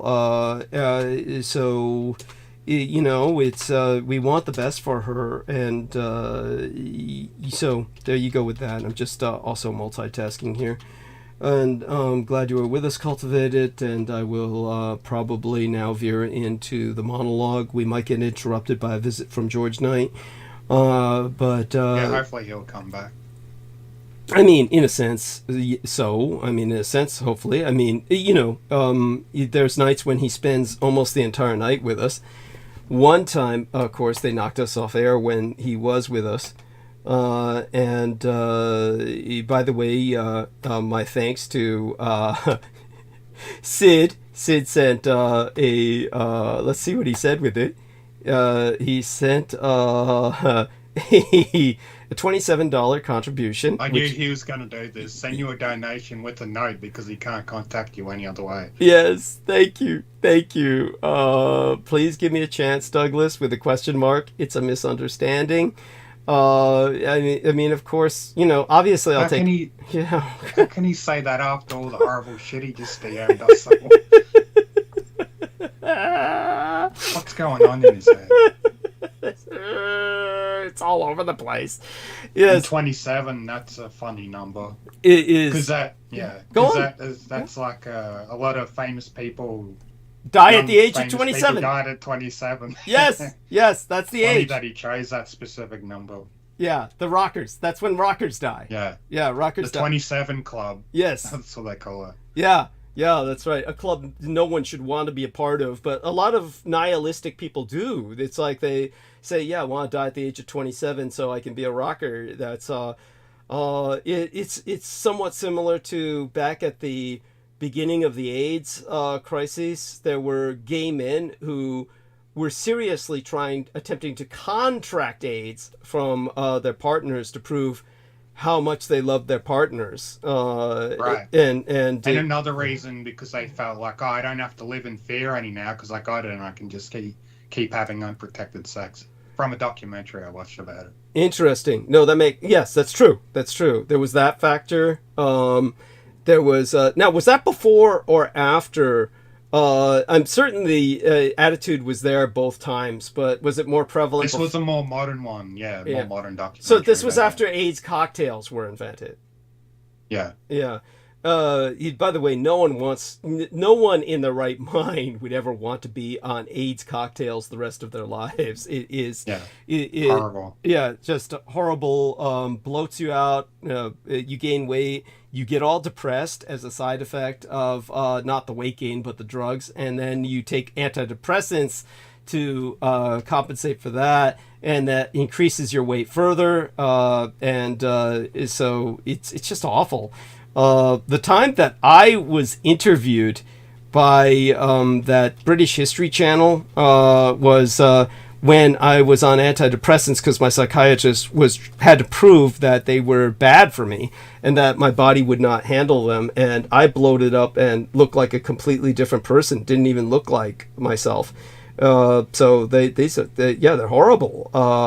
And they doesn't seem to have any effect on Magic Johnson. He just still looks like an athlete. I wonder if he made all that shit up about getting AIDS just to gain more fame and notoriety and just have this big image. I'm a big advocate and all this bullshit. It seems like he's faking it.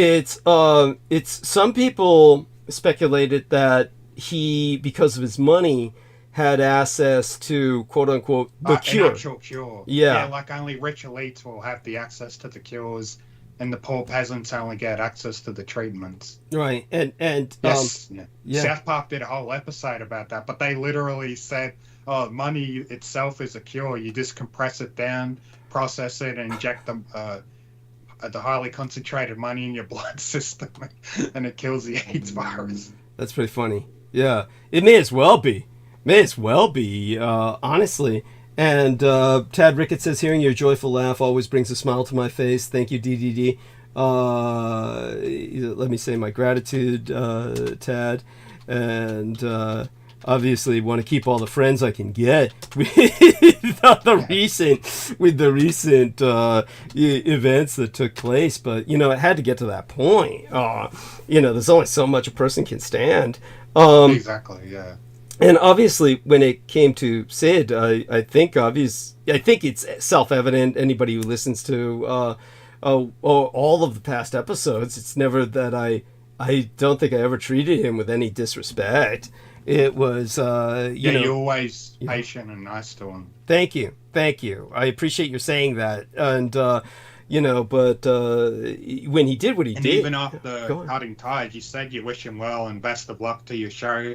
Yeah. Your own podcast. Yeah. You weren't malicious at all. He's taking it the wrong way and just thinking you're just trying to hurt him, but it's all bullshit. Thank you. Obviously. Yeah, thank you. Well, like I said, Peter Moon and I in discussing him, and just so people understand, Nemo hasn't seen the communications from Sid to Brendan, Zogit, and myself, which I actually showed in great depth to Amy Como, Brooke Gibson, Peter Moon, and Aristides. And I'll probably start showing Nemo more things more often, because now at least I've got his email in the system. But it wasn't, what I was doing is whenever I had the other people on Skype, I would show them these messages from Sid. And just so people understand, there was a real creepy, like fanboy, I want your... You think of Lady Gaga in the video, I want your love, I want your disease, which harkens back to the gay guys trying to contract AIDS so that they can commune, bond with their lovers in we're both going to die now together basis. This is the level of Sid's messages to me. And definitely wanted me to rendezvous with him. He kept insisting on that. And, oh my God. Oh God, yeah. And you don't understand. It's like just what he said, just off memory. And I'm not even really paraphrasing here. This is pretty much verbatim. He's emphasizing to me, I only use scent neutral body products. I mean, oh my God, really? Do I need to eat? Oh, ugh. I mean, literally, that's, amongst other intimate details that, it's just, and things you didn't even ask and you don't need to know. Yes. And the whole thing is, oh yes, I'm Caucasian to the core, freckles. He's bringing this up because he had heard me say that, Caucasian blood, that was my comfort food, because of course, like I asked people, who do you think weans the babies? Who do you think is feeding them when they're young if they're a baby vampire?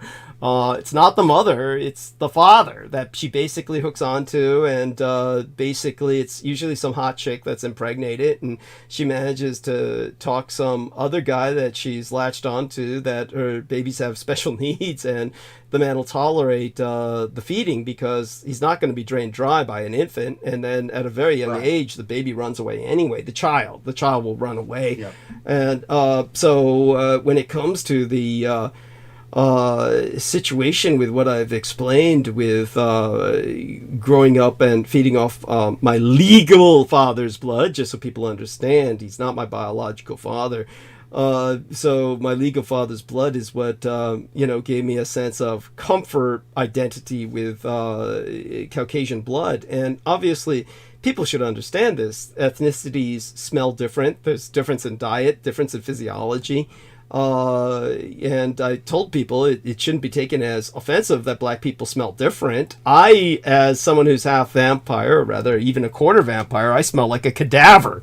And that's, of course, how vampires have basically conflated themselves with the dead for ages, because they play possum and they play dead, and that was to help them escape from the hunt or humans tracking them down. They could hide among the morgues, are usually piles of body on a battlefield. In Europe in the Middle Ages, bodies were everywhere. So it was a camouflage, and that's what's evolved. And, I wound up in a morgue at one point because I was misidentified as a cadaver when I was unconscious. So it obviously is there. If I'm not using deodorants or maintaining myself, I'd come across as someone who's hardly pleasant to be next to. So when I bring these factors up, he had heard that I preferred Caucasian blood, and he's like, I'm Caucasian to the core, freckles. And it's like, it is so, it's like, does this guy think that I'm appetized by this? Does this, it's like, and then he put it out straight, offering my blood, man. And I'm like, dude, you gotta be kidding me with the shit you put in your body, with the shit you're pumping into your body. Do you honestly think that I would want to eat? It's just, it's not even worth Dog going. needs clean blood. Thank you. I mean, oh my God. It's like, that's like some kind of, have you ever heard the term down cow? When the cow has the prion disease and the cows are all like fucked up and they're all like prionic and they're all like, mad cow disease. Creutzfeldt-Jakob in the cows, the bovine, meaning cow, spongiform disease and that vacuolizes their brains into Swiss cheese. And these down cows, they're leaning against the electric fence and they don't even feel the shock because they're all fucked up and they're like leaning up against the fence and it's all electrocuting them and shit. I mean, it's like one of those coming up to me saying, "Eat me, eat me, eat me.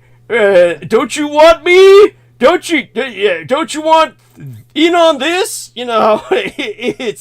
It's sad and it's just frightening. It's just awful. Oh my God. Aristides isn't talking. You're not drooling over this, are you? Your appetite's not building up over this, are you? Hopefully he's fallen asleep. Something to say on this, Aristides? Yeah. Hopefully he's fallen asleep. He's spared. He spared the horror. He spared the horror. And as long as you can stand it, Nemo, I'd appreciate. Shit, he's breathing. He said something. Probably hurt us in his sleep. Oh my God. He's gonna start dreaming of these things we're talking about. Oh God, I hope not. I wouldn't wish that on anybody. Oh my God.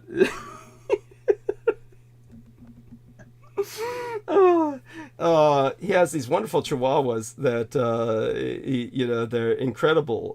He showed them to Brooke the one time that I think he posted an image I might have seen of him. Okay. Yeah. And you've also seen some of the images of Marina Sarin, right? You said you saw them someplace. Yeah, she's fucking hot as hell. Yeah. And any man's lucky to get with that. Yeah. Yeah, and she had some stupid boyfriend, of course, who was abusive. I mean, so many of these idiots are. Yeah. These hot chicks always wind up with abusive boyfriends. Yeah, they end up with arsehole, piece of like chauvinist, toxic male. Yeah, yes. And it's, hopefully something happens in human nature where that changes, but it's a dynamic that's all too common. It's because we live in a fucked up society. And we'll see what happens to this Tate guy, and hopefully that's an example of the the beginning of the end of the species or something of toxic masculinity. But oh yeah, there's too many people keep giving him praises and shit because he claims to be anti-Zionist, but that's meaningless because he's a Freemason and Freemasons are automatically Zionists whether they admit it or not. Thank you. Because they serve the Zionists. It's the people that are not allowed to be criticized are the ones who established Freemasonry and just made a watered-down version for the Gentiles to join. Thank you. That's certainly one way to look at it. As you were trying to bring up with Peter, I think it was you that was bringing up with Peter. I hope you put a bit in the book about the Bavarian Illuminati and the difference. Adolf Hitler and the higher commands being affiliated and everything they learnt about joining Illuminati and becoming illuminated. Yes, as opposed... Because too many people just think the Illuminati was evil and anyone affiliated with the Bavarian Illuminati is evil, and they conflate it with... They even say, all the Illuminati members were Freemasons, and that's bullshit, because you can easily tell that Adolf Hitler and his supporters were anti-Freemasonic. Yes, that's historically evident. Yeah. That is historically evident. So when it comes to the illuminated, yes, people have I'll make certain that Peter gets a good brief. It needs to be a chapter in the book, or at least a good brief explanation. But a short chapter, maybe even if necessary, an appendix, something of that nature. Well, if not in this book, then certainly in the next. He's promising to get to expanding and revising and expanding the vampire book when we're done with this book, so we'll see what we fit in. That might be the place to fit it in. And when it at any rate, was there anything else that comes to your mind before I start going into monologue? Like I said, stay here if you can for as long as you can stand it. Whenever you need to go, let me know. And I woke up at appropriate time around 6:30 this morning. Okay. Great. And I've got enough energy. I can stay on as long as I want. Excellent. Thank you. I appreciate that profoundly. And again, to Mary here, let's give her a bit of a, this should suffice for now, a little bit of a, there we are. Give that to her. And is it yeah? certain, 100% certain that you're still gonna do this interview with Jennifer Hawkins? Is that her name? Did I get it wrong? No, you got it right. You got it right. Thank you. No, I appreciate that profoundly. Yes, so far as I know. So I'll certainly shouldn't be a problem. We'll see what happens. Feel free to DM me before you start that interview, and I'll make sure I'm there to watch it. Okay. It's gonna be live, right? Yes. Yeah. So what? Good point. I'll try and call everybody, so to speak. I'll send you a reminder via Skype, of course. So check your Skype and just put this so everybody knows. This will be at 11 p.m. Eastern Daylight Time in the United States. 11 p.m. Eastern Daylight Time in the United States will be my interview with Jennifer Hawkins. And just try and calculate from there whatever time it is in Australia or England or wherever anyone is at, and we'll take it from there. Basically, I'll try and tell everyone beforehand this will be Saturday the 16th. And 11 p.m. Eastern Daylight Time. Interview with Jen Hawkins, and my thanks to Jen for making this possible, and my thanks to her coming in like an angel and sharing a story that she's only shared privately before. So this was like a public coming out for her in terms of her cryptid experience, her experience with a cryptid, a unidentified life form. And very goblin-esque, and I am profoundly moved by that. So her and I will go at it for as long as possible, long as she can stand it, and then I'll try and get as much sleep as possible, and then do the show on St. Patrick's Day, eventide. And who knows? Maybe I'll be so worn out I won't do a full show on St. Patrick's Day, but we'll find out. And I hope George and I can do an interview with her too, because I remember hearing something about it on the last live stream. Yeah, that saying she'd be that. interested in. Yeah, she's definitely interested. Yeah, she's definitely interested in doing that. And yeah, let's hope that comes to pass. Definitely, like she said, she has to produce some content. So that's good, and that's good. So. She certainly has options, and Cultivated Image says looking forward to the interview. Wonderful. And so with that, what I'll do is I'll go into monologue. Hey, George joined too. Hey, okay, good. Yes. Hello, Douglas. Yeah. So what we'll do now is talk with George, and then we'll go into the monologue after that. And so George, take your time, talk about whatever you want. How much time do you have with us now? Yes, I have a good 30 minutes. Probably 40 minutes, between 30 and 40 minutes with you, Douglas. Thank you. My audio should be a lot more clearer now. It's fine. Yeah. Thank you. Yeah, it was okay before, but yeah, it's fine now. Nemo, were you going to say something? Oh, I just said awesome. Yeah. Okay. I like listening to you and George talk to each other, bouncing off each other. Thank you. And like I said, it was extraordinarily valuable. Cultivated Image asks, is Sid no longer on the show? And so just to say it briefly, what happened was, if you review the last episode before tonight, Sid did something that I think is just renders him untrustworthy.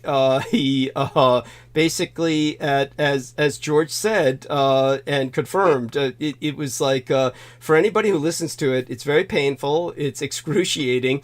I had finished talking down Brandon Young, confronting his impulsive, compulsive, pathological lying that he tries to masquerade as some kind of humor. And when I did that at the last minute, when I felt I had brought things to a closure, then what happened was that he exploded in this psychotic break where he accused me of saying something that I had no reason to say. And then that inflamed everything. And then, when I turned towards somebody, giving a chance, a third chance, basically, to Mark H. to redeem himself by, taking a stand, then, okay, so Cultivated Image did review it, so no need to go further. No, he's not on the show any longer.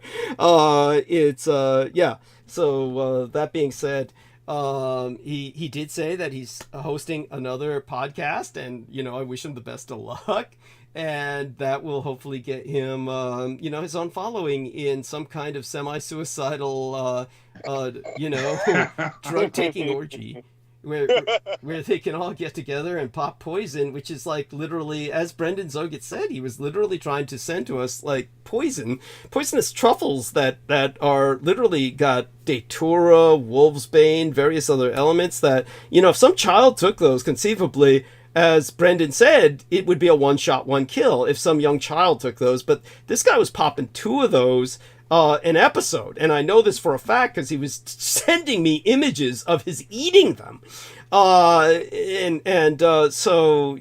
that combined with whatever he was smoking, ripping on the bong with, and everything else, this guy was on a toxic stew that ultimately resulted in what we all heard, which a psychotic break in which he had paranoid hallucinations, audio hallucinations. That I was saying things about him that made no sense, and followed up with them. Now, as anybody knows, I don't judge recreational drug abuse. I abuse recreational drugs myself, but the difference is you might notice that I tend to maintain a sense of communicative coherency. And this is something that if he's not capable of doing that, and again, just don't do them. Yeah. Thank you. He shouldn't do anything stronger than pot. Yeah. Thank you. I mean, there you go. I mean, the guy's like, he's done what he's doing what he's doing, and like I said, Brendan Zoget gives him about a year to 5 years at the longest before he goes into total organ failure at some point soon, simply because of the enormity of what he's pumping into his system. It's hard to believe he's alive right now, and that's almost supernatural. But like I said, George Knight, you may have missed it, but I was getting messages from this Sid. He understood that my comfort food is Caucasian blood because that's what my legal father offered for me to feed off of when I was an infant. And, so he was coming at me, I'm Caucasian to the core. I got freckles, baby. I use only scent neutral body products. This is what I'm getting from this guy.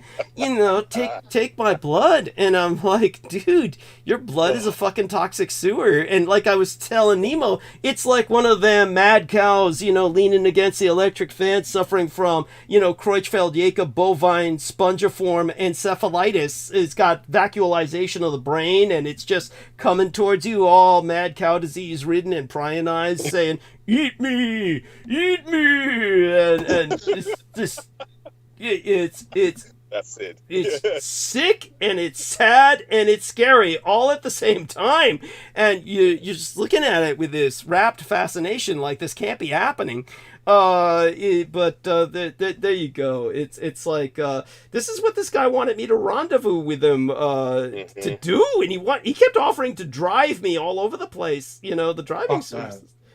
Yeah, and it's like, and then when I asked him that time on Bandwidth, you're with AA, how long have you been sober? I was expecting some answer like 12 years sober, that you usually get something like that. No, it's 12 days! 12 days! And I'm like, you want me to get into a car with you? It's, yeah, get into a car with you. Feed off you. It's like, come on, really? This is like Roseanne Barr offering me sex. This is just so bad. Okay, so that being said, so There George, you go. welcome aboard, and Yes, thank yeah, you for having me, Doug. of Yes. course, and so the question, so Aristides is asleep now, but I'm sure he'll review it later.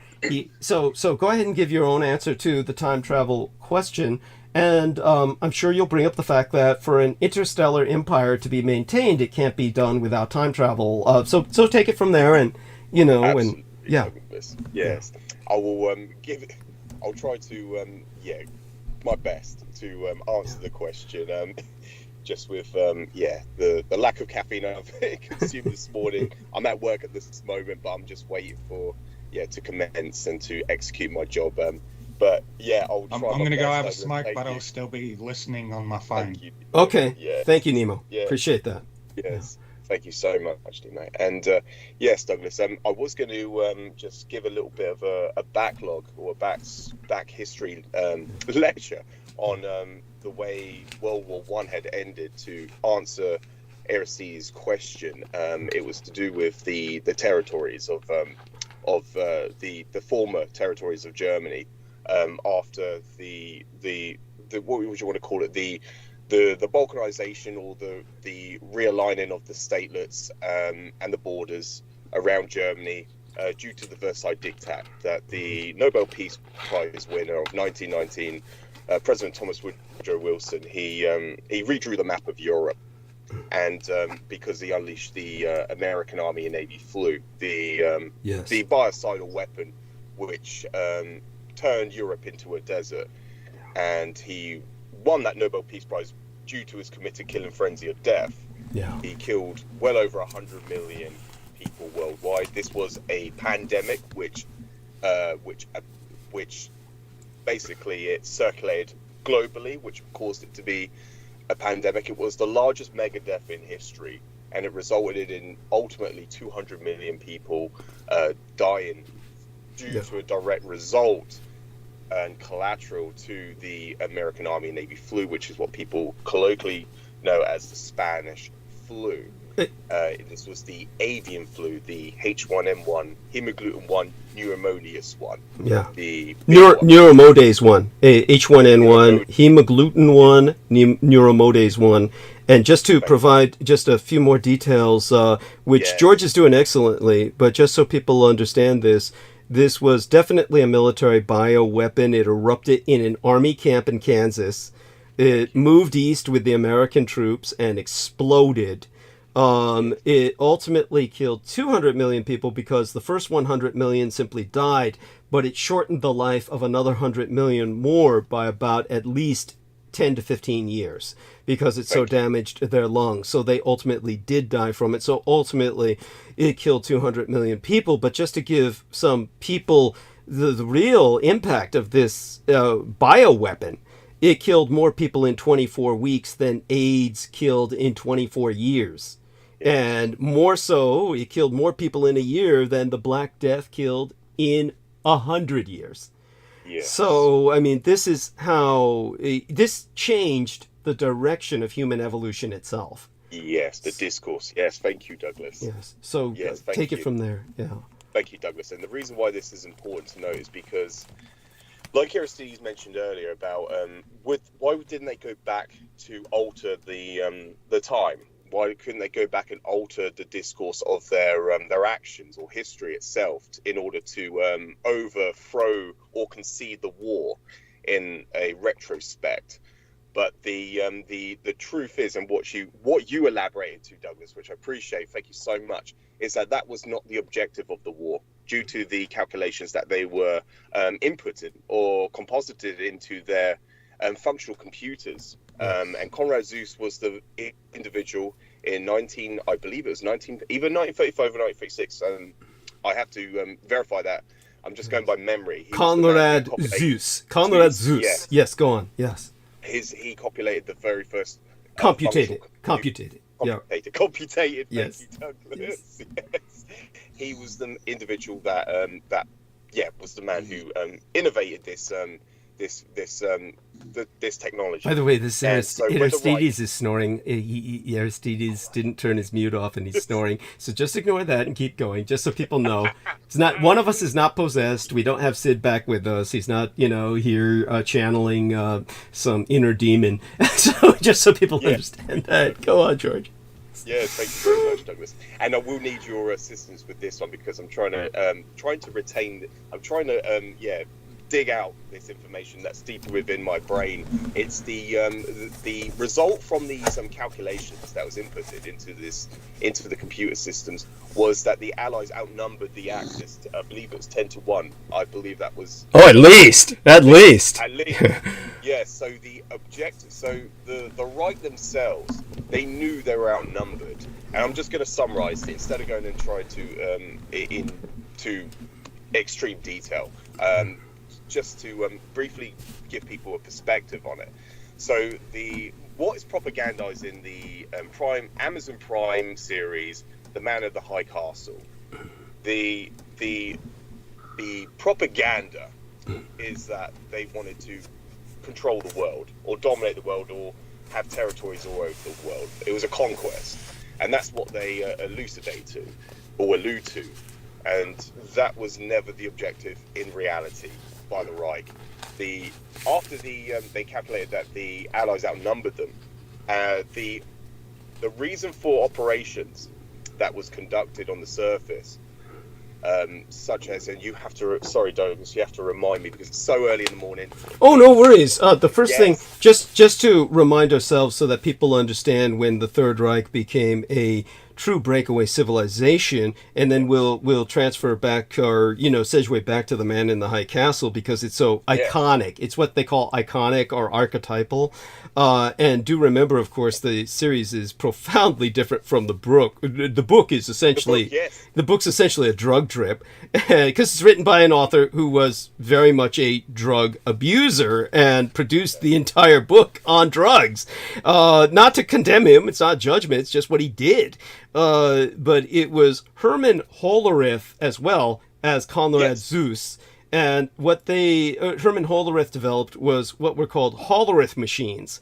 And they were also referred to as tabulators. So probably the best way to refer to reference this would be that these Hollerith machines, of course, just so people understand, they did the work of 300 clerks with only 15 specialists. In a week instead of 6 months. And then it was Frederick Zahn was a statistician who then took advantage of this and was a member of the SS. And then, of course, you had I.G. Thalborn and the development of magnetic tape. I mean, all of this compounded to make the Third Reich the computing superpower of the world. This was combined with the physics, of course, of Subramanian Chandrasekhar, which George Knight is one of the few people on Earth who can pronounce his name, aside from myself, outside of India. and all of this combined to give them a leap in science, physics, technology. So anybody who's skeptical and says, how could this happen? As indeed Brooke Gibson was very much of that mindset. So we did explain to her that this is how it was done. But in The Man in the High Castle, this is the conceit. The conceit meaning that the indulgence of the fiction. The indulgence of the fiction is that if the Third Reich and the Japanese won the war, quote unquote, that they would behave like the Allies. In other words, the one thing that everybody notices about the Allies is the invasion of other sovereign nation states. So the concept is that if the Third Reich and the Japanese had, quote unquote, won the war, they would aggrandize themselves territorially. By the way, this completely ignores the logistical insanity of small populations overextending themselves. Now, when I bring up the points that I do about the Mongols and how they exterminated a great deal of the world's population during their time, the reason that that's so important is because the Mongols are conquering depopulated lands. The lands they are conquering are heavily depopulated, almost completely depopulated. And this way, a small group of horsemen, nomadic horsemen, can conquer all the world, effectively, is what the Mongols did to a great extent during their time.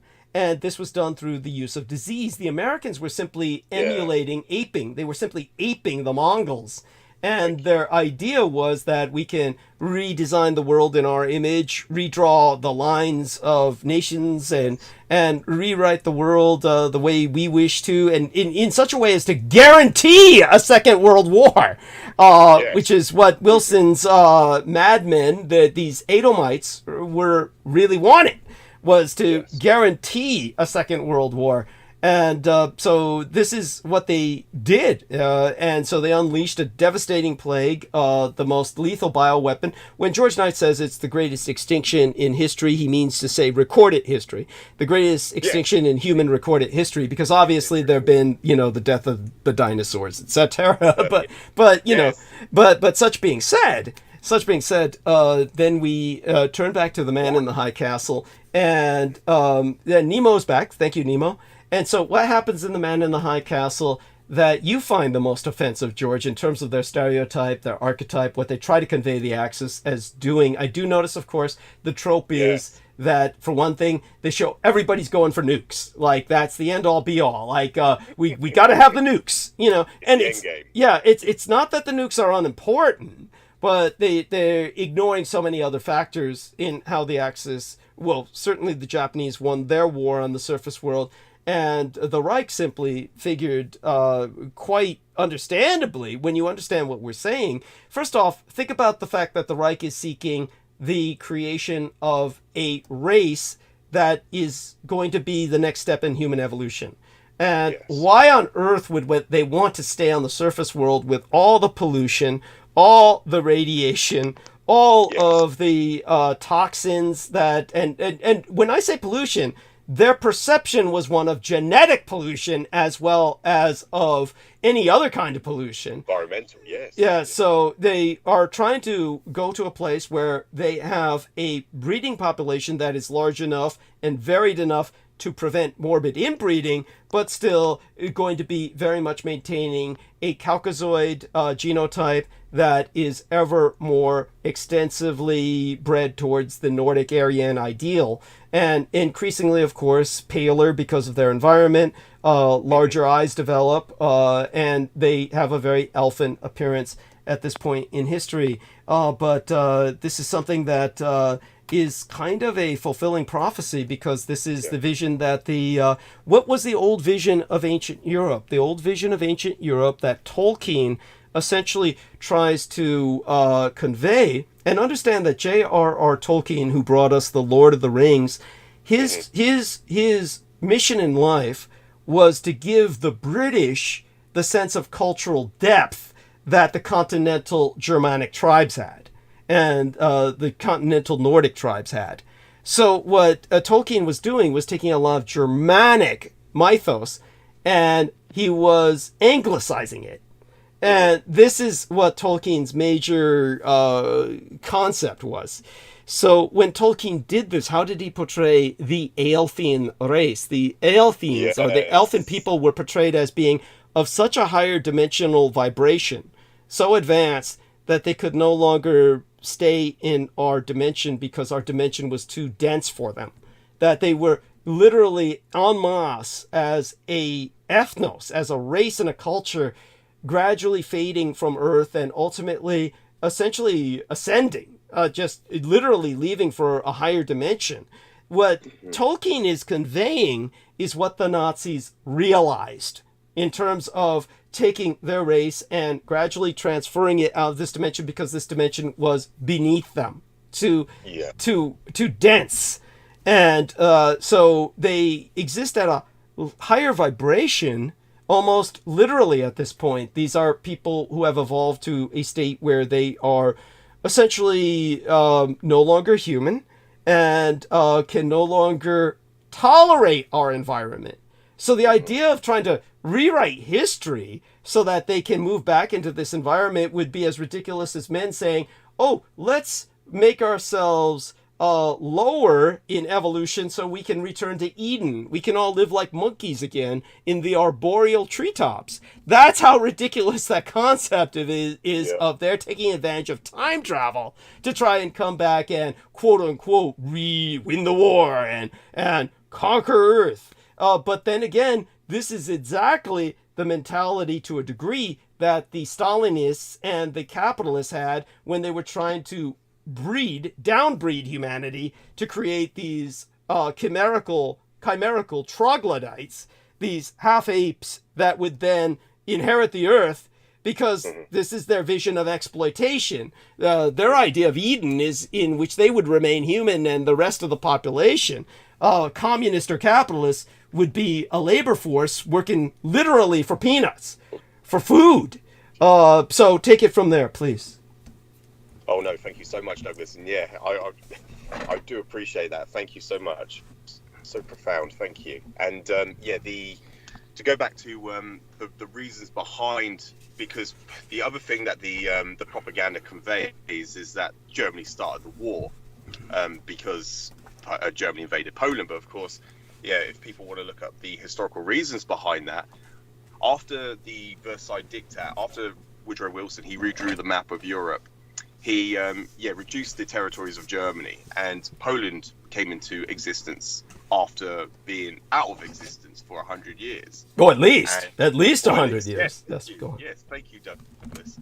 And most people are unaware that these Konzenlager or these Totenslager, these death camps, these were essentially incepted shortly after the Versailles Diktat to house these populations that were essentially had no ethnicity or displaced.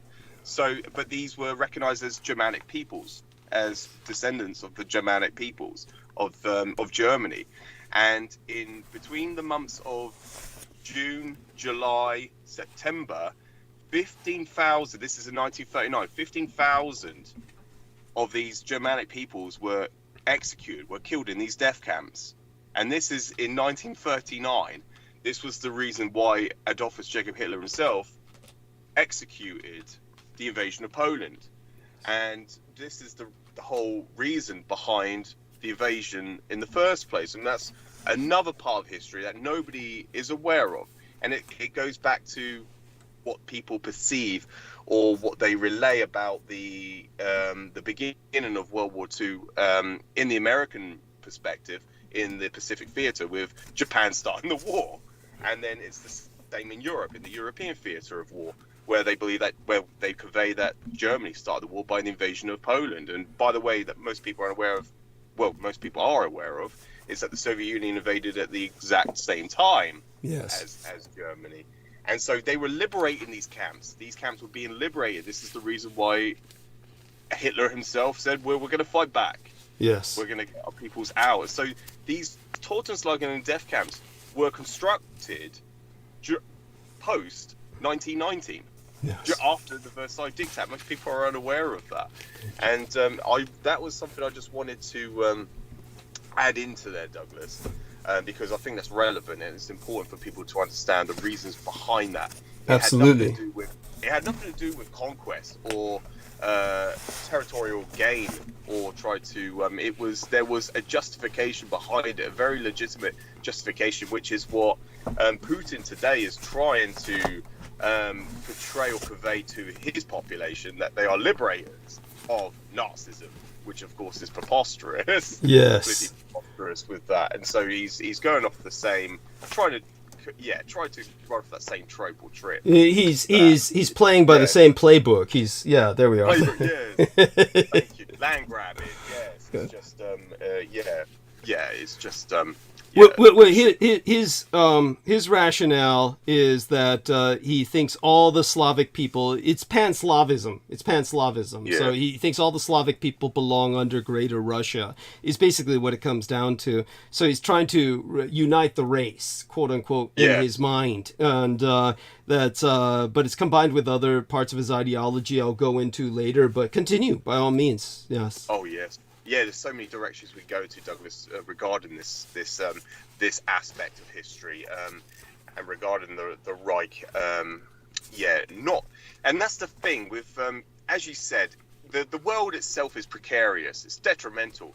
There is no reason for them to want to invade the surface world, unless it was for an intervention, unless it was for a purpose, which is to essentially, if it is compromising their sustainability or their maintenance. Thank you. If the surface world is compromising the sustainability of the ecosystem in Unterland, yes, then they would be forced to invade the surface world. This is why we have to be so careful about how we're polluting the world and changing the environment, because it may impact what's beneath the surface. Almost certainly will, to a degree at least. But if it does so to an extreme enough degree, then the Third Reich might be forced to invade the surface world. Yes, thank you, Douglas. Yeah. And just so if people have ever listened to me and Douglas in the past, we will always tell you, when it came down to World War One, the so-called allies of World War One, the United States, Great Britain, France, they won the First World War, as we have just articulated, due to the unleashing or deployment of that biocidal weapon, which was conjured up in an army camp in Kansas at Camp Funkston. People today will know it as Fort Riley.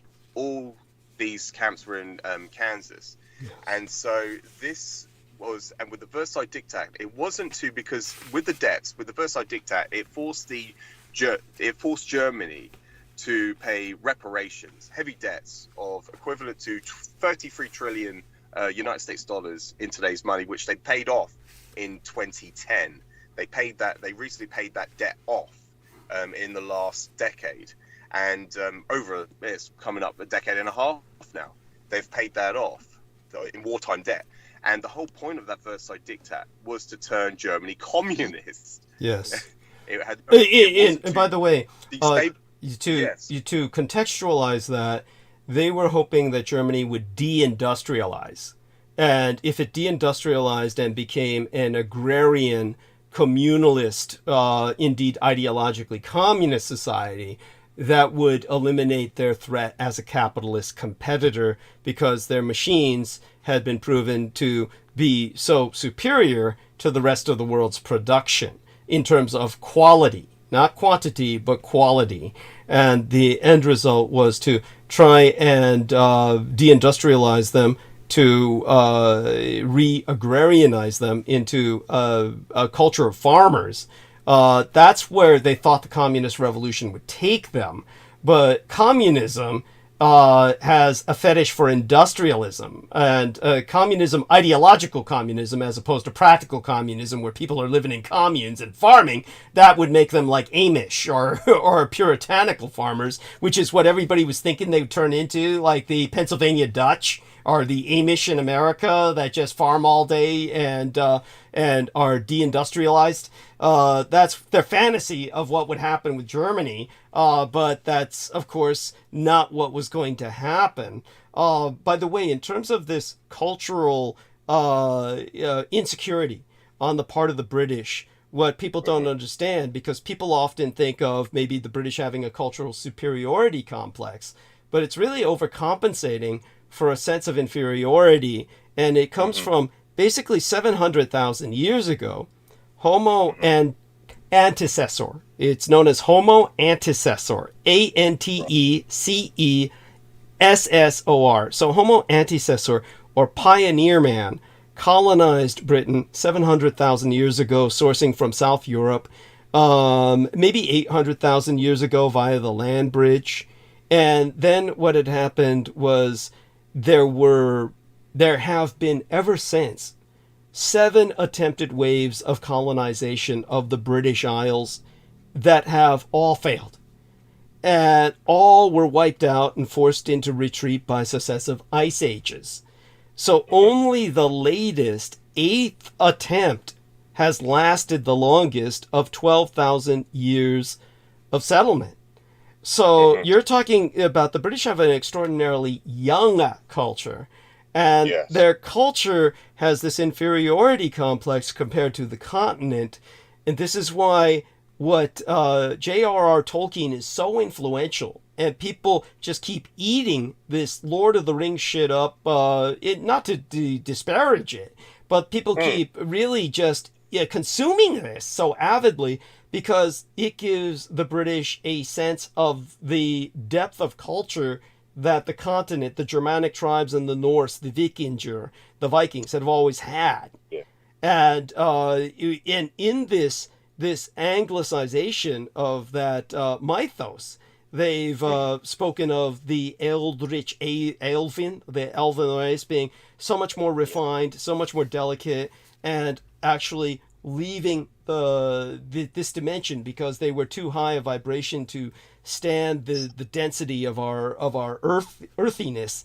That's why the main character of the book, The Hobbit, is basically earthy. They have big feet, hairy feet.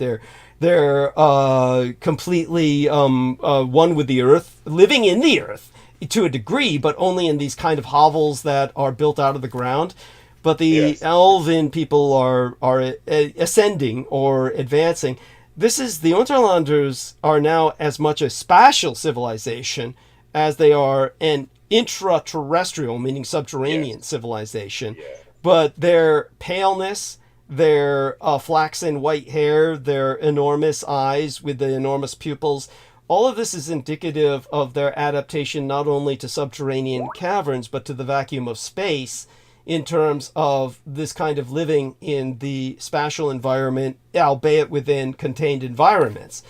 So this is something that needs to be understood about the youngness of England, because this is the problem with the new changes in climate. With the new climate change that threatens the Gulf Stream, then England may well become hit by an ice age yet again. This is why England it does not have a choice. It has to establish a third empire. Without a third empire, the English will die when the Gulf Stream dies. So the third empire, as I've said, has to be centered in the Mediterranean, centered on of course, Gibraltar, starting there, dominating at least the coasts of North Africa, and ultimately integrating Israel into a new United Kingdoms in the plural by taking the descendant of Rothschild, who is still a nobleman, and coronating him the King of Israel. And that would certainly render them one with the greater British Empire. And of course, as a fellow member of the Crown, the British could then police these areas and really bring peace to what otherwise is a hostile apartheid, genocidal apartheid state run by a rogue Zionist regime at present. To replace it with a coronated kingdom would bring in a millennium, almost biblical in nature, after which the British, of course, as I said, would integrate Russia as the new Raj. This is the future that Our Lady YONDA was alluding to, the fact that I'm here as a pure flame to help bring about a new peace in the world. This is the peace that George and I are striving for. This is our vision, and with that, I turn it back to George. Yes, very much appreciate, Douglas. I thank you so much, and what justice you have brought to the attention to the viewers. Really appreciate that. I do have to make a move in a moment. Unfortunately, but yes, let me please respond, because that's something that Mark H didn't do. Yes, thank you. Yes. Yes, and so thank you. I'm glad we went into that direction. And also, Douglas, I do have 3 dates where I can be with you on the show for pretty much the duration of the entirety of the show. Great. After Peter Moon takes off. So there is 3 dates. I will enter them into our private messages.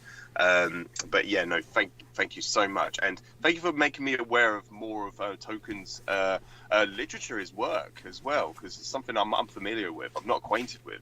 Thank you. I appreciate that. Something I'll look into a bit further myself. Yes. But yes, it makes sense. But also, what you were speaking of, when it comes down to the physiologically, the physical logical aspect of the Reich in exile, their aesthetics or how they look, where you speak about the long eyelashes, like a camel. With, yes. Like a camel.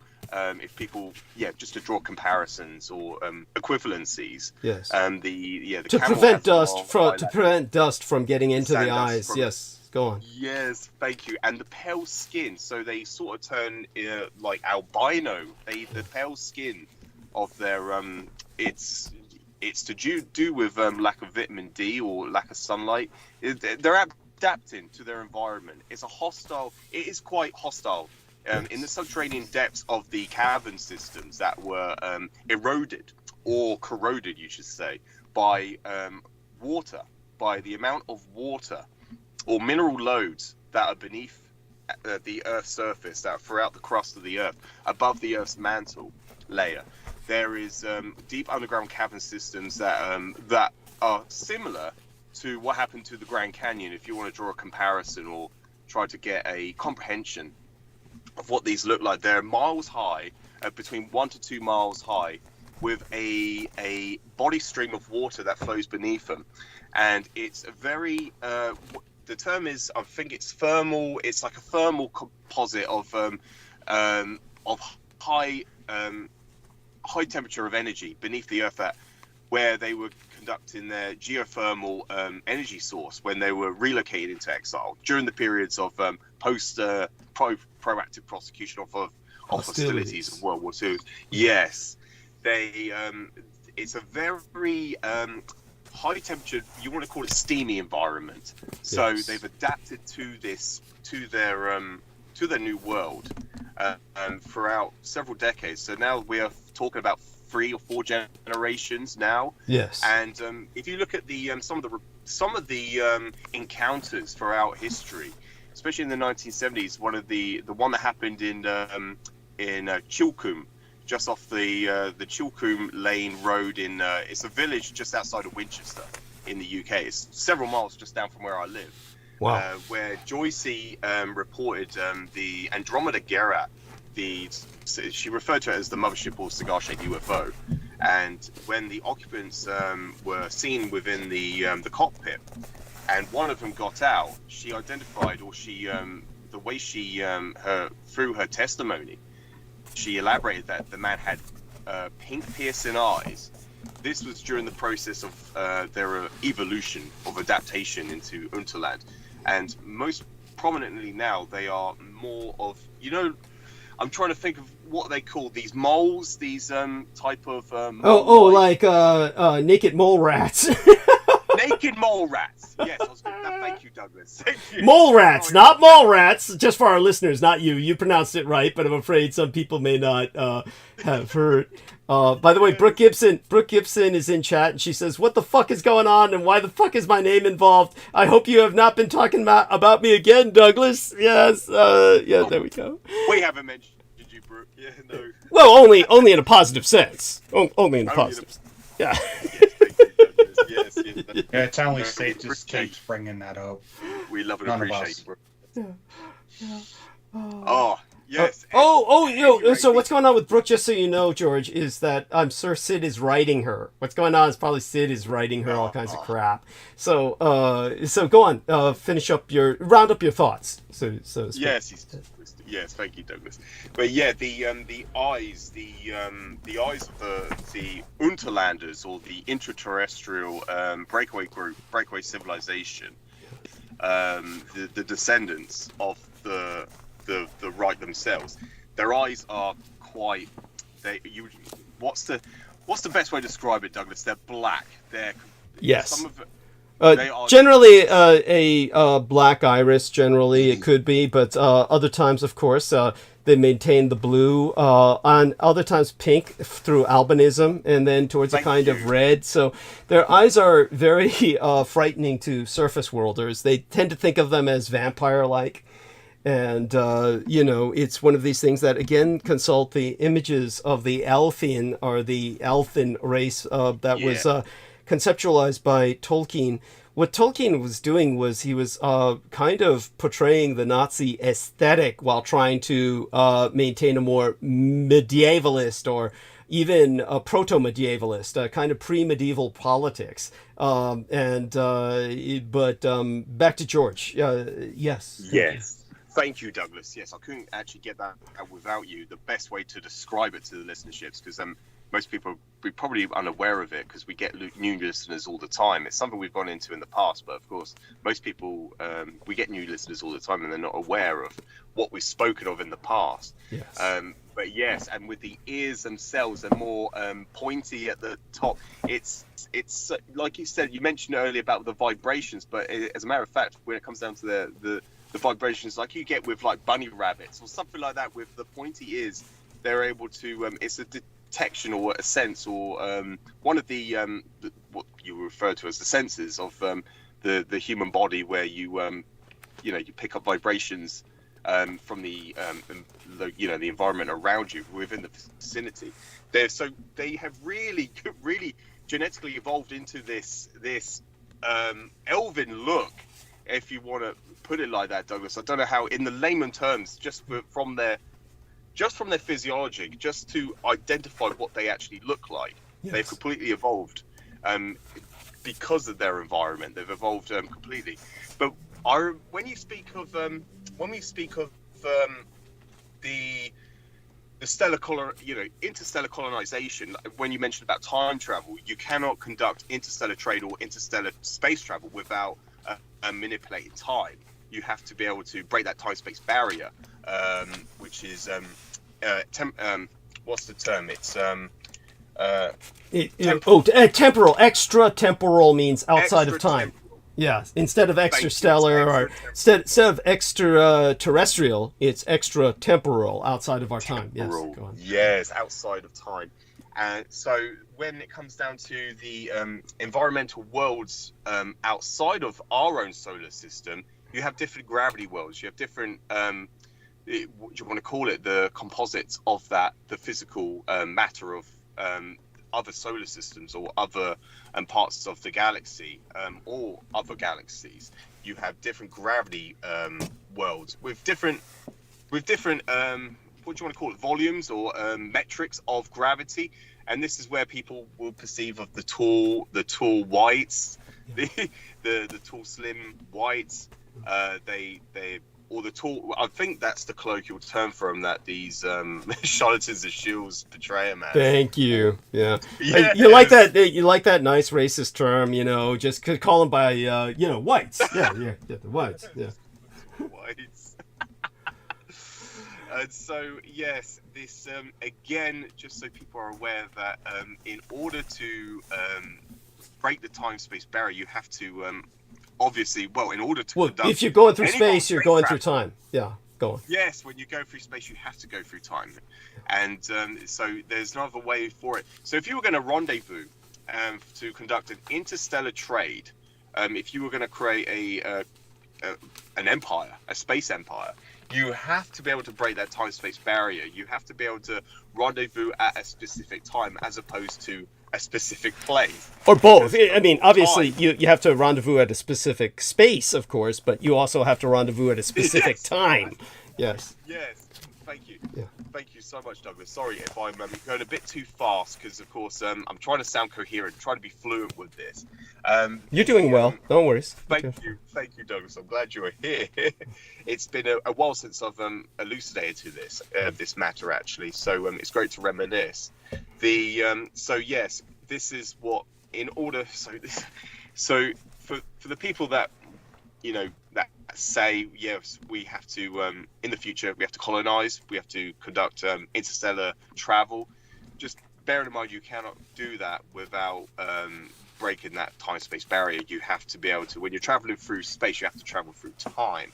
And if you want to rendezvous with a what do you want to call it, to conduct a trade with another recipient or another party, you have to be able to meet in a specific place at a specific time.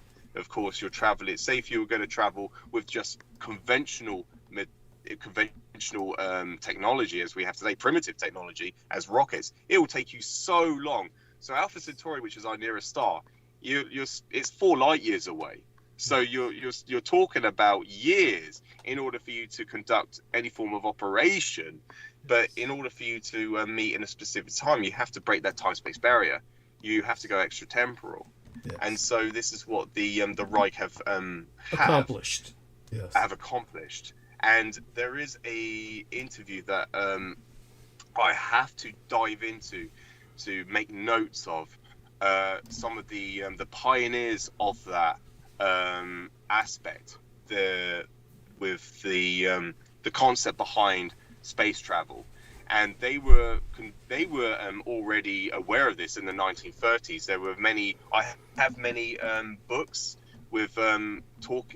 They're referring to the Andromeda Gera. I have actual illustrations of their concept of traveling through space, and it's a cigar-shaped UFO that was portrayed in the 1930s in German. And yes. So yeah, they were already conceptualizing this vehicle. Reality, this yes. concept. Yes, and this vehicle. Thank you, Douglas. Yeah. And so yeah, that's something that which is important, and it's something that will also be I'll have to add into the book.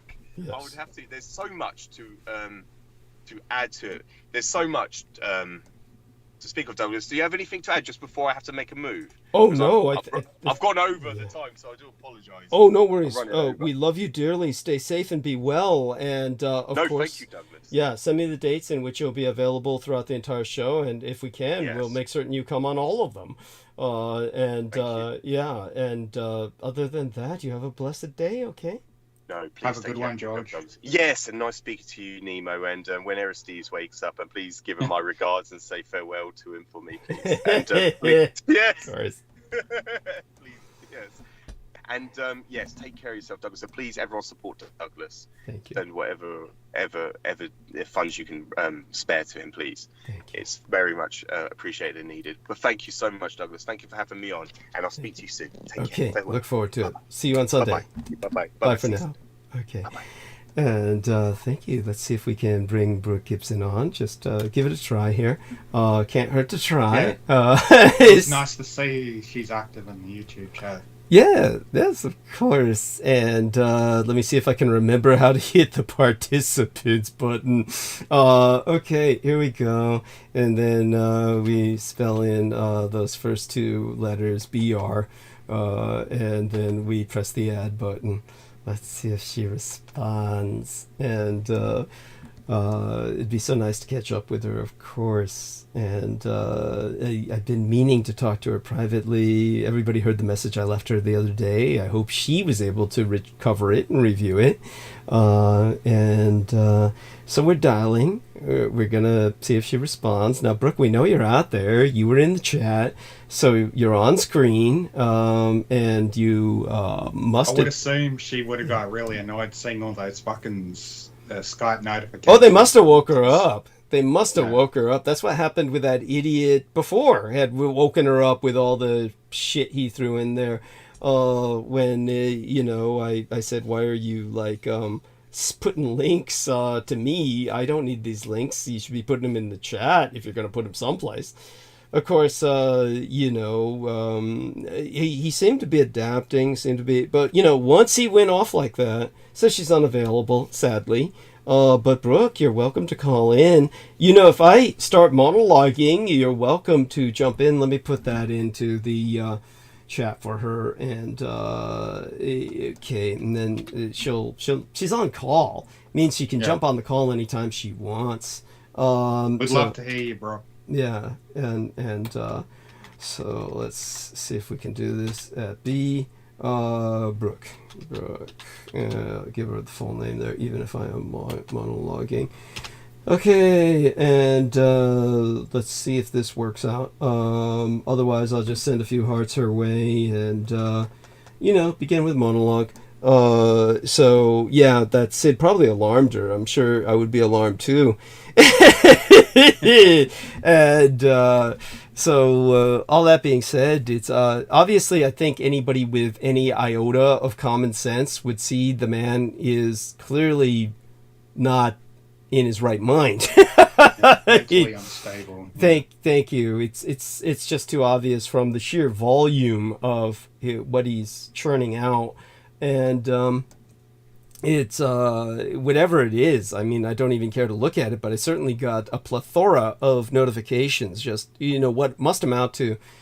Must be over 100 at this point. It's got to be. Yeah. And so he's dedicated his life. And as Nemo said, Nemo knew he was going to send a contribution simply so he could send another message. And but at the same time, what he's saying is so hostile. He's burned the bridge. He's it's with napalm. Yes. He's there's no turning back now, and there's no desire to. He's rendered.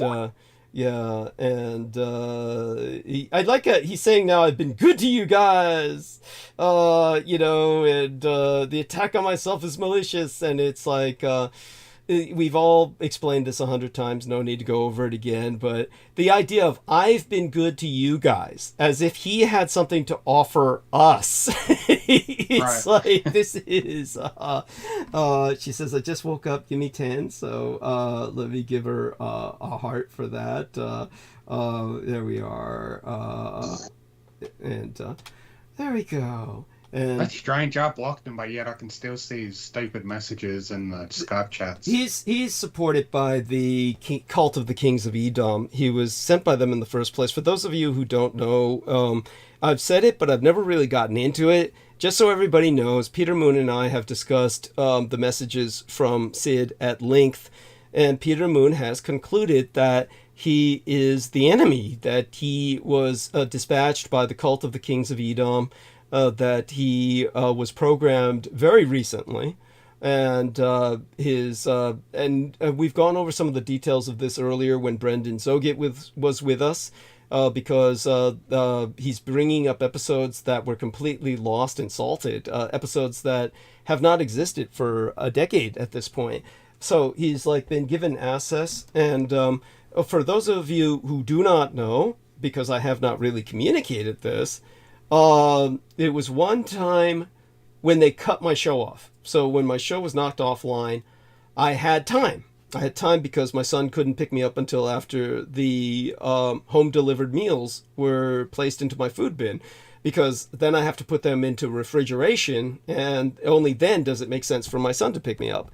So waiting till 10 o'clock, which is approximately the time that my son picks me up on such days, I had time, and I called Sid just to do him a favor, have some private communications with him, and he went into a lot of things at length that were quite sinister. He claimed that he had been going to school. First off, he claimed that he remembers everything going back to the womb. Now, what is suspect here is I had referenced a study once where pedophiles were using a particular study to say that children are sexual. And this particular study was based on ultrasound technology. And ultrasound, now this is controversial, and I'm not saying this is true, but according to fairly reputable sources that might be paid or sponsored by pedophile networks, doctors were claiming that ultrasound images show that baby boys, at least, masturbate in the womb, that their penis begins to develop and they begin to basically pound it while they're still in the womb because they have nothing else to do and it occupies themselves. So if this is true, it shows that there is a sense of consciousness in the womb. Now, when it comes to certain people born with photographic memories, Marilyn Monroe claimed that she could remember being born, that she remembered being delivered out of the womb. Now, this is something that was experimented with in the past by the South Koreans in particular in trying to educate babies while they're still in the womb. which is a very Asian thing to do, is trying to push children to extreme levels of development. And so Japanese were even contracting this South Korean expert in pre-delivery education. Unfortunately, it turned out that the trauma of birth erased all of their memories of education, even though it was recorded that the babies were able to retain a high degree of education in the womb. And so this is not untrue. It's the babies have pliable brains. The size of the brain does not necessarily matter. What needs to be understood is what it can retain. But, so that being said, Sid tells me privately he remembered masturbating in the womb. Oh, I remember this thing came out of my body and I said, what's that? And I started beating on it and it tickled and then it felt good. So I kept, this is what he's talking to me about privately when I called him to check in on him and introduce myself and get to know him better. He tells me about masturbating in his mother's womb. This is where he went. This is where he went, and that he remembered it. And then he told me that he basically was 5 years old, and since he could remember what he remembered in the womb, without that memory being obscured by the trauma of birth delivery, which is something that, of course, devastated the educational results of fetuses in the South Korean experiments. He claims to have somehow gotten past that factor. And then he remembered everything from the age of 5, where he insisted the teacher that he had at the age of 5 in some grade school insisted on dressing herself like the Wicked Witch of the West and maintained herself dressed like that for a week or two. While scaring the kids, while teaching them. Now, there's two ways we can interpret this. He's subject to satanic ritual abuse, and someone did indeed truly do this, which is not inconceivable. Or right. That his drugs have totally fucked up his memories, and that this is completely hallucinatory. And then he said that by the way, this is stuff he told me personally, and he did not ask me to keep this secret. What he asked me to keep secret, I will keep secret, even though I don't think it's anything very shocking. But such being said, these personal topics is you should only be telling the psychiatrist or psychologist. Yeah. Thank you. Not who you think are your friends or whatever. Yeah, and so then he told me, and this is why I can say this without any sense of guilt, he starts telling me that he knows all about me and my mother. And he says, and in that same school with that same teacher, she brought in a young lady who she just gave her a chance to practice her public speaking skills to a captive audience, himself and all these other 5-year-olds. So this young girl started speaking about Douglas Dietrich.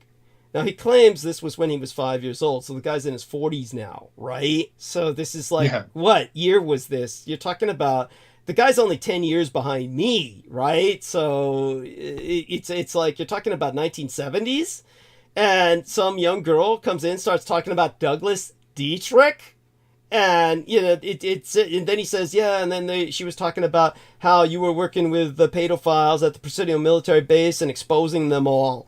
And this is how I first learned about you. Okay, this is a cascade memory. This is something that is programming for someone who's under mind control, and they're just basically programmed to basically be fed a case load of information about a dossier, a file, concerning their target. So he's targeted onto myself, and at this point, when I shared this with Peter Moon said, definitely he's a product of mind control. Now, Peter Moon would know. He dealt with, for years, with products of mind control, like Preston Nichols, like the people... The Montauk Project. The Montauk Boys. The Montauk Boys. And so when it comes to basically, Sid is a Montauk Boy. And again, that's not his real name. And, at some point when Brendan Zoget and I are feeling feisty enough or just irritated enough by continually incoming messages, if we continue to get notifications, say, by next Sunday, we will probably say his real name, which, like I said... Yeah, which anybody would probably think is unreal. They probably wouldn't believe it was real if we said it. At any rate, we know it's real because he has an arrest record. This is why we know it's real, because Brendan Zogit looked it up, and it's got an arrest record behind it, an act of physical violence, which forced this man to be sentenced to rehab, which, of course, renders it all the more disturbing that he kept wanting me to physically rendezvous with him, get into a car with him, and drink his blood. Which is ridiculous on the face of it, but that being said, say I did do that, then of course he has every reason to kill me because of an attempted assault. Oh, this man attempted to assault me and drink my blood, and then subconsciously ulterior motive. Yes. So understand that this is what Peter Moon and I concluded was his mission. When, of course, the inevitable happened, and a combination of the drugs and his split personality, because he's got alters, because he's a product of mind control, he winds up saying what he did on air. So did you hear that, Nemo, when he went into that psychotic break and said, what do you mean I'm up everybody's ass? Did you actually? Yeah, I heard all that, yeah. Yeah. I reviewed it, yeah. And it came out of nowhere, right? It was like... Oh, yeah, you didn't say that at all. Thank you. Yeah, he's just making it up. Thank you. But you see, this is what happens to people. This goes back to the woman who was trying to tell Peter, oh, Douglas Dietrich worked for the government. He's a product of mind control. If I were a product of mind control, you would see incidents like that with me. You would see me experience psychotic breaks in which an alter would erupt. Because this is what happens to products of mind control. They're compartmentalized. Yeah. Same with Jeff Young and all them. Thank you. And so this is what disambiguates me from a mind-controlled individual, is you've never seen that happen. So when it comes to Sid, he exposed himself. But then, like I said before then, he was prepping us by saying, gee, I've seen you just devastate people, destroy them after they betrayed you. Don't do that with me. And I'm like, why would you even bring that up? It shows me that you have every intention of betraying me. It's so he's already given us fair warning, and it just goes on and on. And the worst part of it is, if he truly believes he knows all this about my mother and myself, why would he never share it on this platform? Why would he never speak of it publicly? Because it's all meant to lure me into some space where I'd be vulnerable if I were stupid enough to believe any of it. And you know what made it, again, aside from the chronology being way off, I mean, the guy's in his 40s, and he says this happened when he was 5 years old, that this person's talking about Douglas Dietrich at a time when I myself must have been like, 16, 17, if that, and just entering into maybe a librarian's aide status at the Presidio. No one would be talking about me publicly. Nobody would even be talking about me in the majority of the military, except for Aquino and his cult. But that being said, then he said, oh yeah, and she said that she went to school with you. I said, oh, where? And he said, Novato. Now, Novato is a city in California that is part of the greater Bay Area, San Francisco Metroplex region, but I never went to school in Novato. So he's already got it off. There's something wrong there. And then, as Brendan Zogit said, he claimed he had the same dentist as myself at UCSF. And when I brought up, oh, you had Selena Wang? And he said, no. He doesn't have the same dentist. He didn't even know her name. So it's like, he's just making these claims as this sense of false intimacy. It's called a synthetic intimacy. That gets put into, he says, good morning, Brooke, got a pregnant possum living in my shed. This is Cultivated Image saying this. And some good pics of babies from last year if you're interested. This is the most ridiculous thing I have ever heard. Thank you, Cultivated Image. Just no, this is what I suffered in one conversation with this individual. I never had a second private conversation with him. I probably wouldn't have minded having a second one if he had just continued a more, coherent behavior, but he went off. And when he went off, he really did us all a favor because, at least we don't have to deal with bizarre things anymore. Yeah. And for those of you who don't know, I don't know if Nemo experienced any of this, but did he ever send you images of, these chocolates, for instance, that he was eating? Yeah, the truffles he does, yeah. So he showed those to you? I have no interest in them. I don't give a shit. Don't know why he bothers sends them to me. Yeah. I don't do drugs. The worst thing I've done is just pot. Yeah. And I don't do pot anymore. Yeah, understood. And for one thing, it would really inhibit your gaming. There was this one dumb son of a bitch I knew. I can't remember whether he was Chinese or Japanese. Might have been Taiwanese. I can't remember. But he was this Asian kid. And he was hired. He got a dream job. People dream about this job. He was hired by a gaming company to play out their games all the way to the highest levels so they could play test them. He was hired to play test video games. Imagine being paid for that. Imagine a professional beta tester. Yeah. For the developers. Yeah. Imagine being paid to play test a game to its highest levels and find out all the glitches in it. Identify all the glitches in it for the designers. Thank you. Yeah. And this guy was paid to do that, and he kept dropping acid while he was doing this. And so he kept fucking up, and they kept saying, why can't you do this? Why can't you get past level 1 or level 2 or 3 or whatever, right? And then they found out his eyes are all pinned and he's on acid, so everything's melting before his eyes. I mean, imagine being that fucking stupid. So counterintuitive, yeah. Yeah, and but this is what happens when you grow up rich. He essentially grew up with a privileged family, and again, this is what Brendan Zogit brought up about Brandon Young. Brandon Young, as I pointed out before, comes from a truly wealthy background, a privileged Boston family with an established name, to the point where one time when he collapsed on air, I called the police in Boston, and they told me flat out, we don't do well-being checks on when somebody calls from outside of the city. And I said, this is Brandon Young. And they said, of the Young family? And I said, yes. And they went and knocked on his door. And so it's like, this is how important the guy's family is. But like I said, it was... I told him, you're not helping your case when, I said, gee, I know you've had this brain injury. And then he says, no, I was always like this. You heard him, right? You reviewed that. You heard him say that. Yeah. Oh, my God. I mean, that's like, at that point, it's like, I'm no longer dealing with somebody who's challenged. I'm dealing with someone who's psychotic, who's pathological. That is so disturbing. And like I said, what he's doing is illegal. You can't shout fire in a crowded theater. You cannot, go behind somebody and say, stick them up, jabbing a pencil into their back and saying it's a gun or a knife. This is illegal to do things like this. So, what he did to that child is a form of terrorism. To call him, yeah, I'm a bully, coming to kill you, I'm bully. Oh.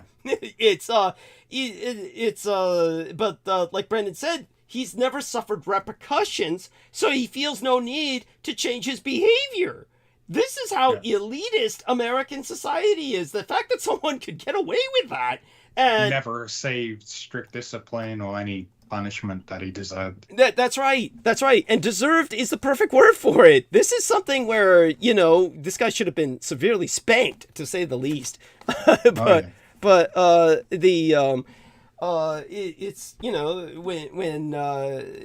all three of them at once. When I was dealing with all three of them at once, like I said, thank God Jennifer came on, and so that was a godsend. It really was. She really is an angel, and she really chose. You notice that she chose to intervene.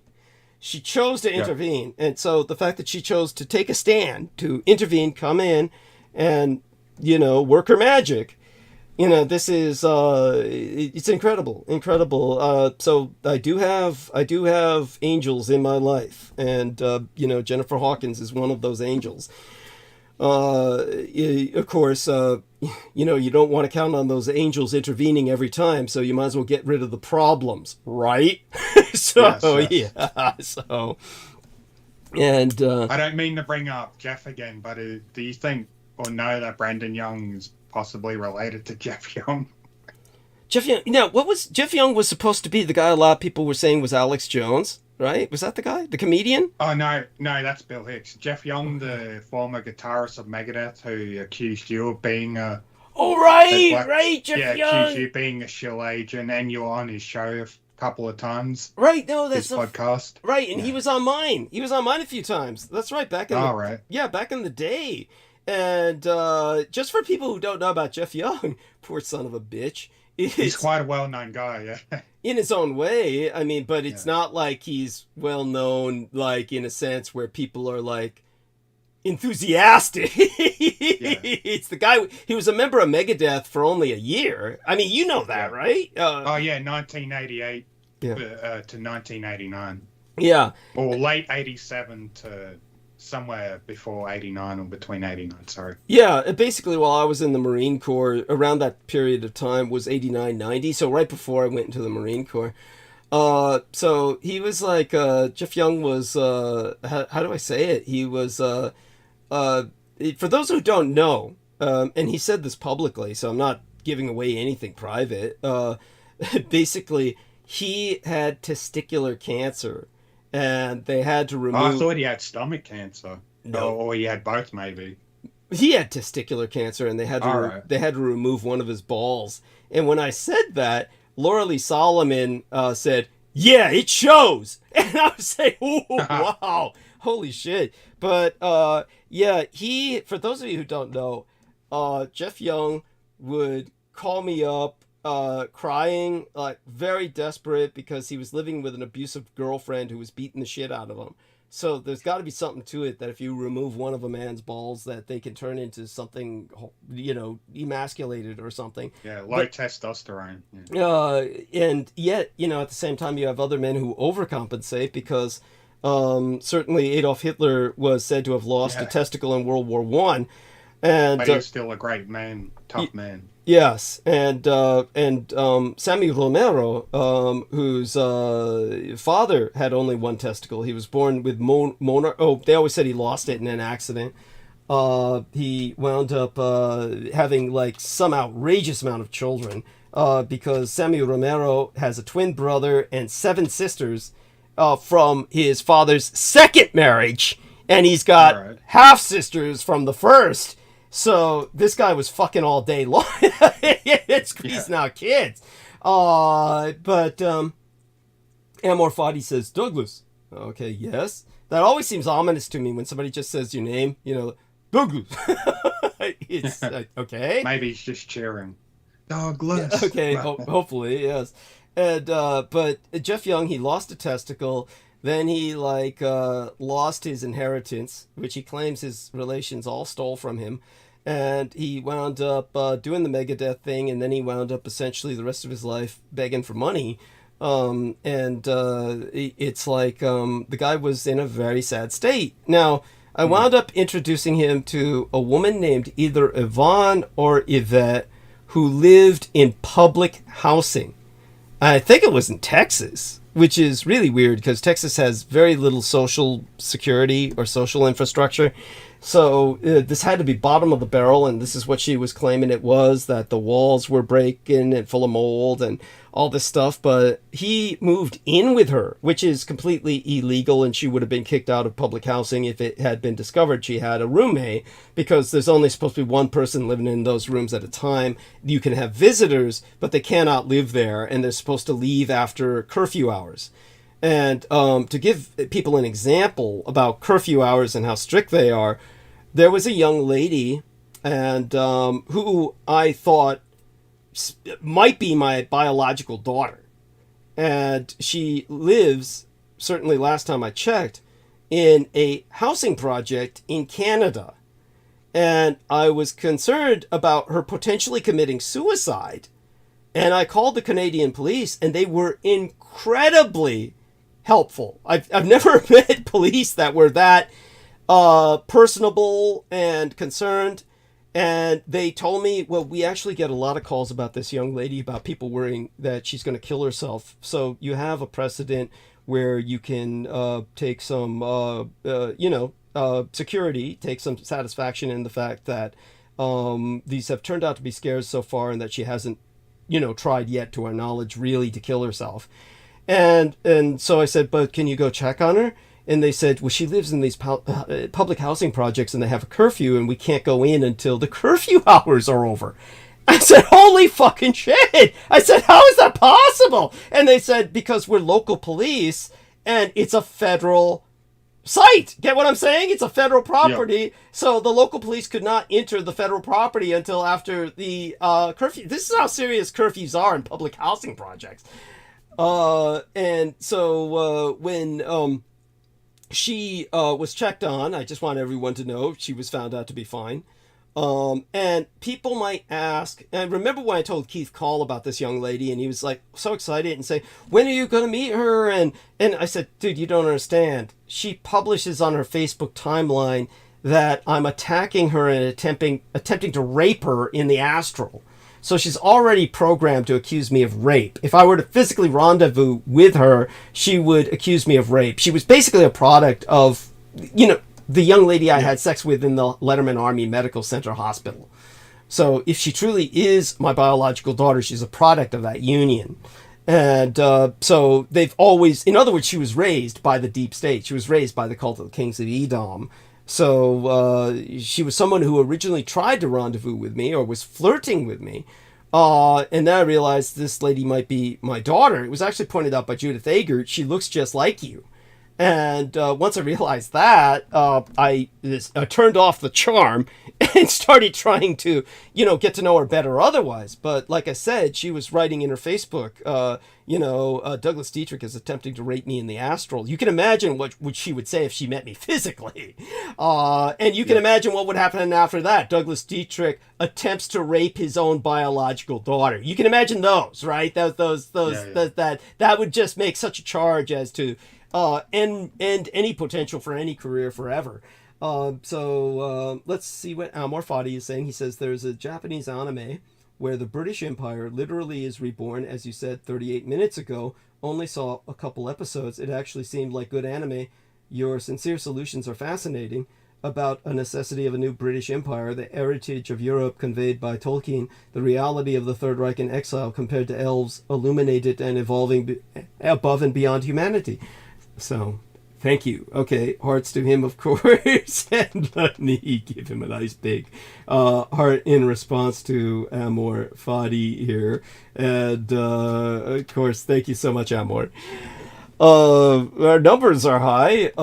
We are waiting for Brooke, hoping she shows up. If she doesn't, in a little bit of time, I'll turn towards monologue.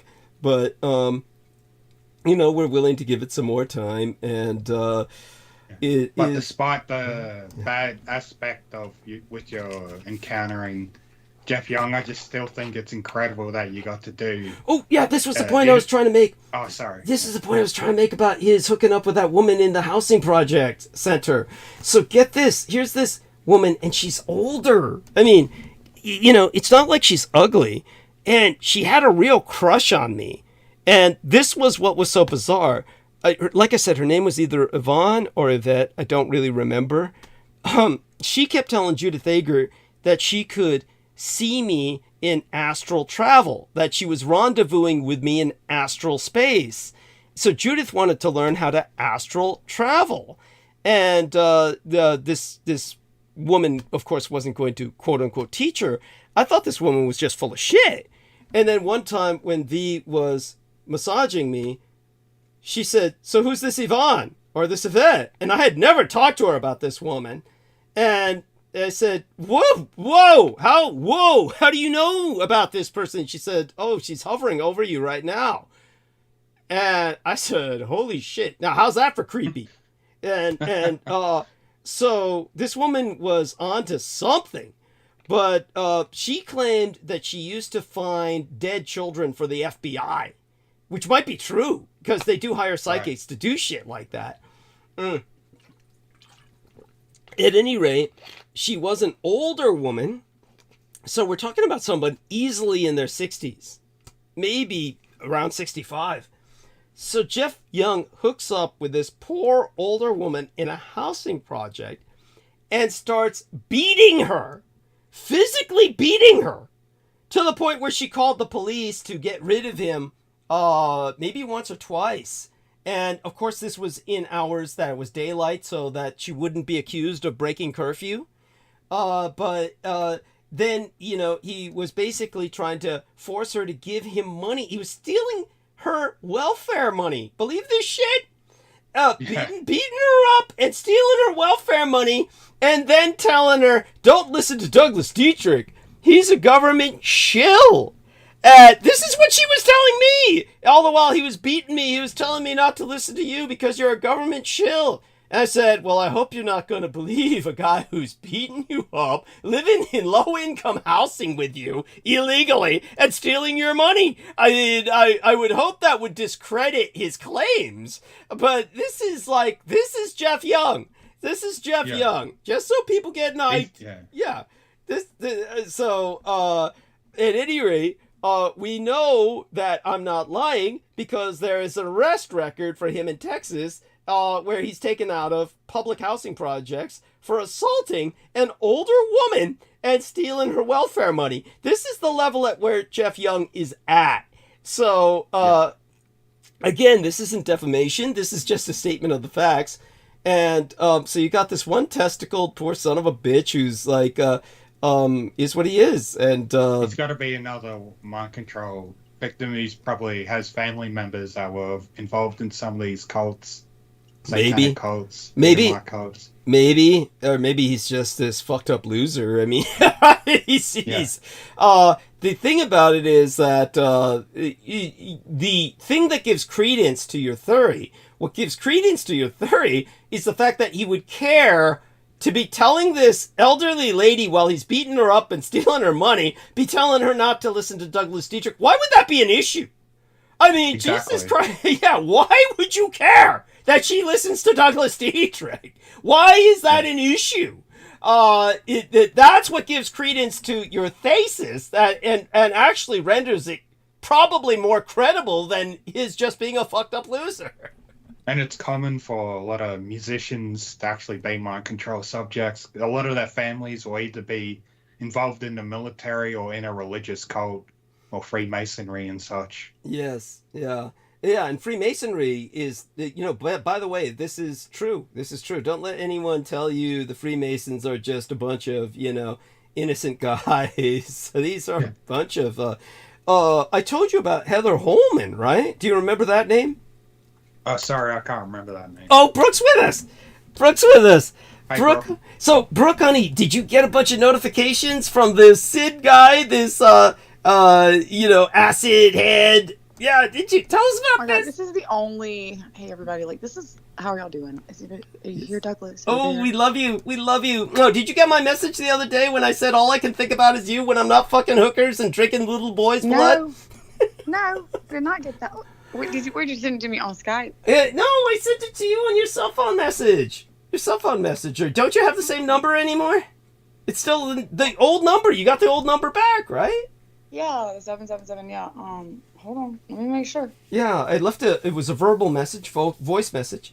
Oh, I don't listen to voicemails. Oh, I thought you typed it. No, I don't listen to voicemails. I have like 475 unlistened to voicemails. Okay, so there you go with that. And but honey, honestly, it is true. Because I always will see if somebody called, and normally in this day and age, people call, and normally you don't miss it. But if you do miss it, right, that person usually has a cell phone and usually texts you, "Hey, call me," so you don't have to listen to their stupid voicemail and then call them.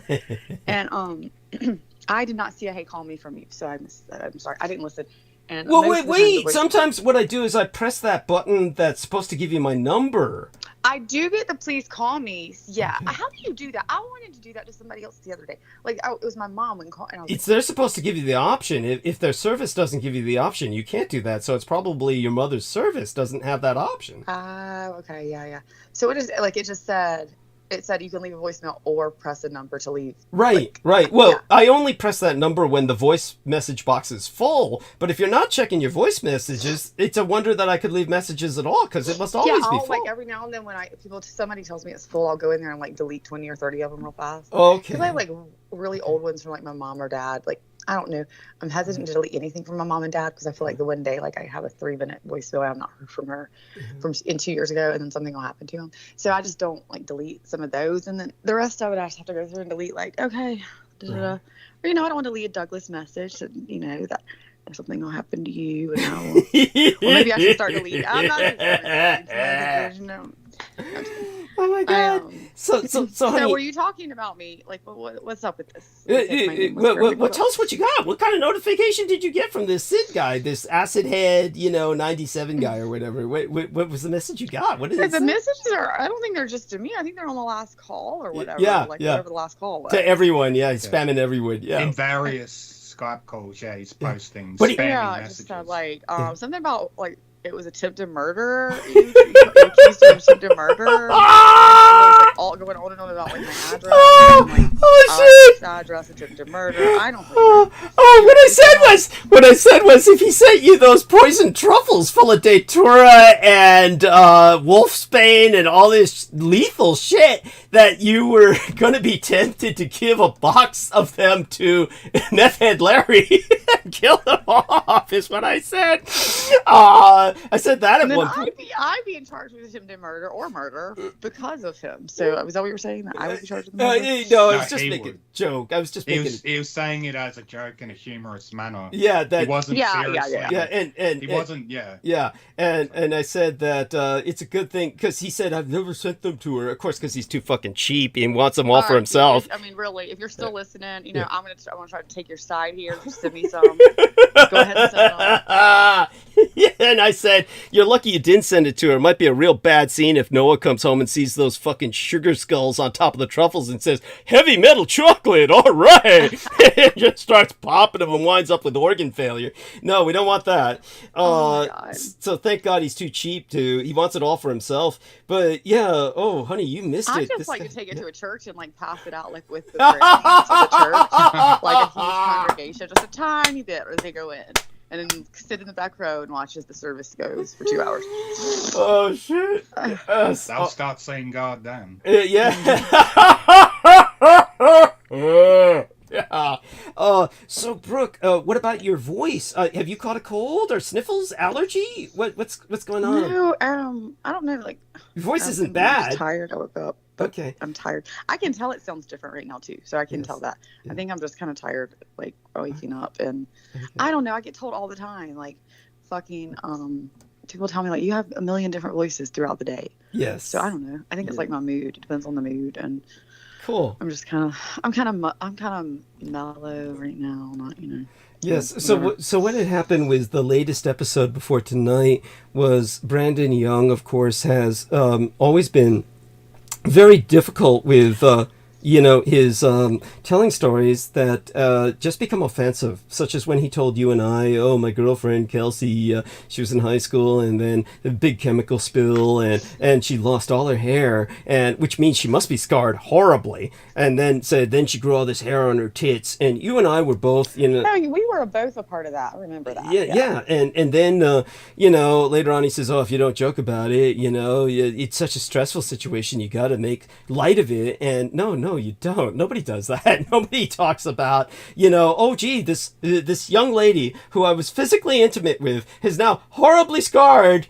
and I'll just make some jokes about hair on her tits. It's like, okay, no, nobody does that. You might as well just walk up to a crippled person and start laughing at him for being handicapped. Thank you. It's worse than that, but worse. That's a good start as a comparison, trying to find some kind of parallel. But with Brandon, what happened was that he continues to do this, and he keeps insisting he's funny. You mean about her or about just in general? About everything. He just goes off into he's a pathological liar. This is the problem. So I pointed out there's at least two things that are very important to me that he's told the truth on, and we know that he's telling the truth because there's forensic paperwork involved with the assassination attempt involving his car. We know this is a true incident, and we know that what he said about the blind bard, quote unquote, this blind guy named John Evans who got involved with some supernatural phenomenon and was seeking help, we know that's true because he asked for help from other friends that I know, like Keith Call. So there's cross-references there. Other than that, there's quite a bit that Brandon Young says. Apparently, the majority, which he's just lying. But he's not even. Well, do you think he's lying? I mean, so let me always be the devil's advocate, which I'm good at doing with you. Let me ask. First of all, I would say, I've had to learn that my perspective is not always right. Most of the time, it is. Obviously, most of the time it is right. That's okay. But some people think different. Like they just. Like I've had to learn, like there are people like I could not imagine thinking, like I was, I'll ask them, why do you do this? And you can't. And like astrology's kind of helped me with that too, like going deeper with that, but just understanding the fact that some people, like from their, like reading about past lives, like I've been studying the North Node. So it talks about why people are the way they are. And so then I would read somebody's North Node and I'm like, oh my God.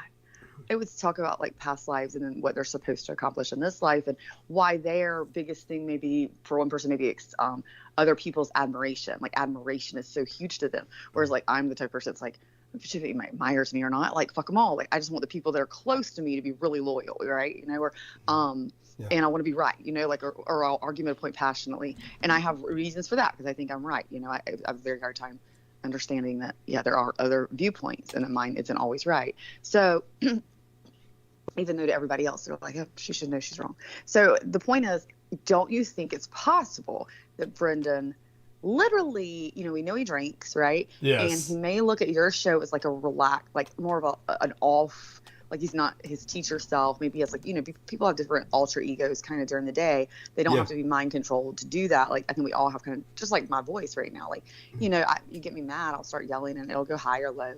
This is actually which will bring us to the third character in a moment who was involved in that latest episode, Mark H., and how he just did nothing while you were driven to a screaming frenzy by our brain-injured idiot, the brain-dead Cho Tai. But go on, right. we'll get to that point because he was pulling similar shit again. That just So go on with. So I appreciate your counter argument. You're basically saying So basically, he might be teaching at school, and then he's gonna relax at night. I'm on the Dietrich show. I'll have a few drinks and just have some fun. Yeah, he's taking it more as like a jovial. Like he's already dealt with this. I mean, maybe he's because they're not together anymore. I don't think anyway right now. No, definitely not. Definitely. Yeah, but maybe like so he obviously was like his wife of 30 years. He's like thinking he's lost her or something. It's like somebody that he cared about, but obviously maybe not that he's not in that deep a connection or he's not that deep a person. And then on top of it, literally it's like. Like he's drinking, he's already kind of dealt with it. And by the time he's talking to you, it's just kind of like he wants to make a joke out of it because he, it's just kind of like when I come on, I'm more the one that like, I'll joke with you. Like I'd rather hear I come on, I was like, this is the only show you can come on and you'll hear like, okay, first hour, you're hearing like, well, first Douglas trying to get set up. Then you're hearing a 70-year-old man talk about everything from his wood floors to his Tai Chi breathing. Oh, by the way, you missed when I brought up you're talking about Marina Sarin. The time you were asking Brendan Zogit and myself saying, what's the difference between Marina Sarin and what Penny Bradley's saying? And then we started mansplaining. And so I was telling Peter Moon about that. And then Peter Moon said definitively, Marina Sarin and what she has to say is completely valid compared to Penny Bradley. And that's when I finally said, yeah, that's right. I'll tell you what, why don't you find a really good-looking man bring on and see if he'll say he's valid. Anyway, So anyway, and then you come, and then I can come on, and y'all are talking about like when I just came on. I hear the first thing I hear is like one testicled man with a, and a old 7-year-old lady beating up an old woman. Yeah, tell her not to listen to Douglas Dietrich. Federal crime. And, I don't fucking know. It's just like believe that shit. Believe that shit. He's beating up this old woman, taking her money, and telling her, whatever you do, don't listen to Douglas Dietrich. I mean, you should have been proud at that point. Like, I always feel like it's better for your name to be talked about, good or bad, than not talked about at all. Yeah, there you go. So here's but that poor lady is probably like, who is Douglas Dietrich? I'm living her like poor like mind forever. No, she knew me and she was stalking me, believe it or not. Like I said, she was claiming that she told Judith Hager that she was rendezvousing with me in astral space. Wait a minute, that's not the one that you said was your daughter. No. And my daughter was publishing entries or little posts on Facebook saying that I was attempting to rape her in astral space, or this young lady. That's basically the same thing to me, like attempting to rape her. Meeting. I mean, I guess. Yeah. By the way, just to clarify with everybody, a young lady who we strongly suspect may be my biological daughter. Okay, so there's no DNA evidence for this, but there's circumstances. And it's not my daughter, okay. Just so people know. Yes, true. Good point to be made.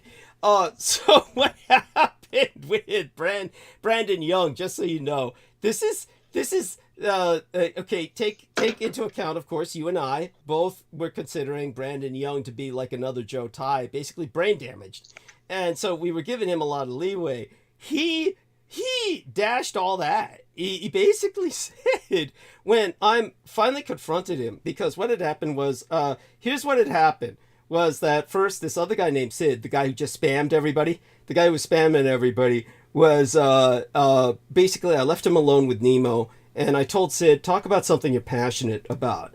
And of course, this is what was so fucking funny, was that, I was giving everybody a pep talk because the last time I left, 4 people together, Aristides, Brendan Zogit, Amy Como, and our young lady in Vermont, and with the white gloves, and who was the 4th person, Nemo? Sid, of course. Sid, and I left them all 4 together, and I said, hey, you guys must have this. I'm going to take a fairly long break. You guys have got this. And oh my God, I never review this shit. But then later on, we usually try to keep this whole show separate from the estates, but the Blood Boys were laughing their ass off. Apparently my son had shared the audio, and I said, what's so funny? And then I listened to it. It was so excruciatingly painful. It was basically, like Amy Como had this job working in these, inspecting these units that were, rented to tourists in Vermont by some company out of the left coast, the Pacific coast, that owned them.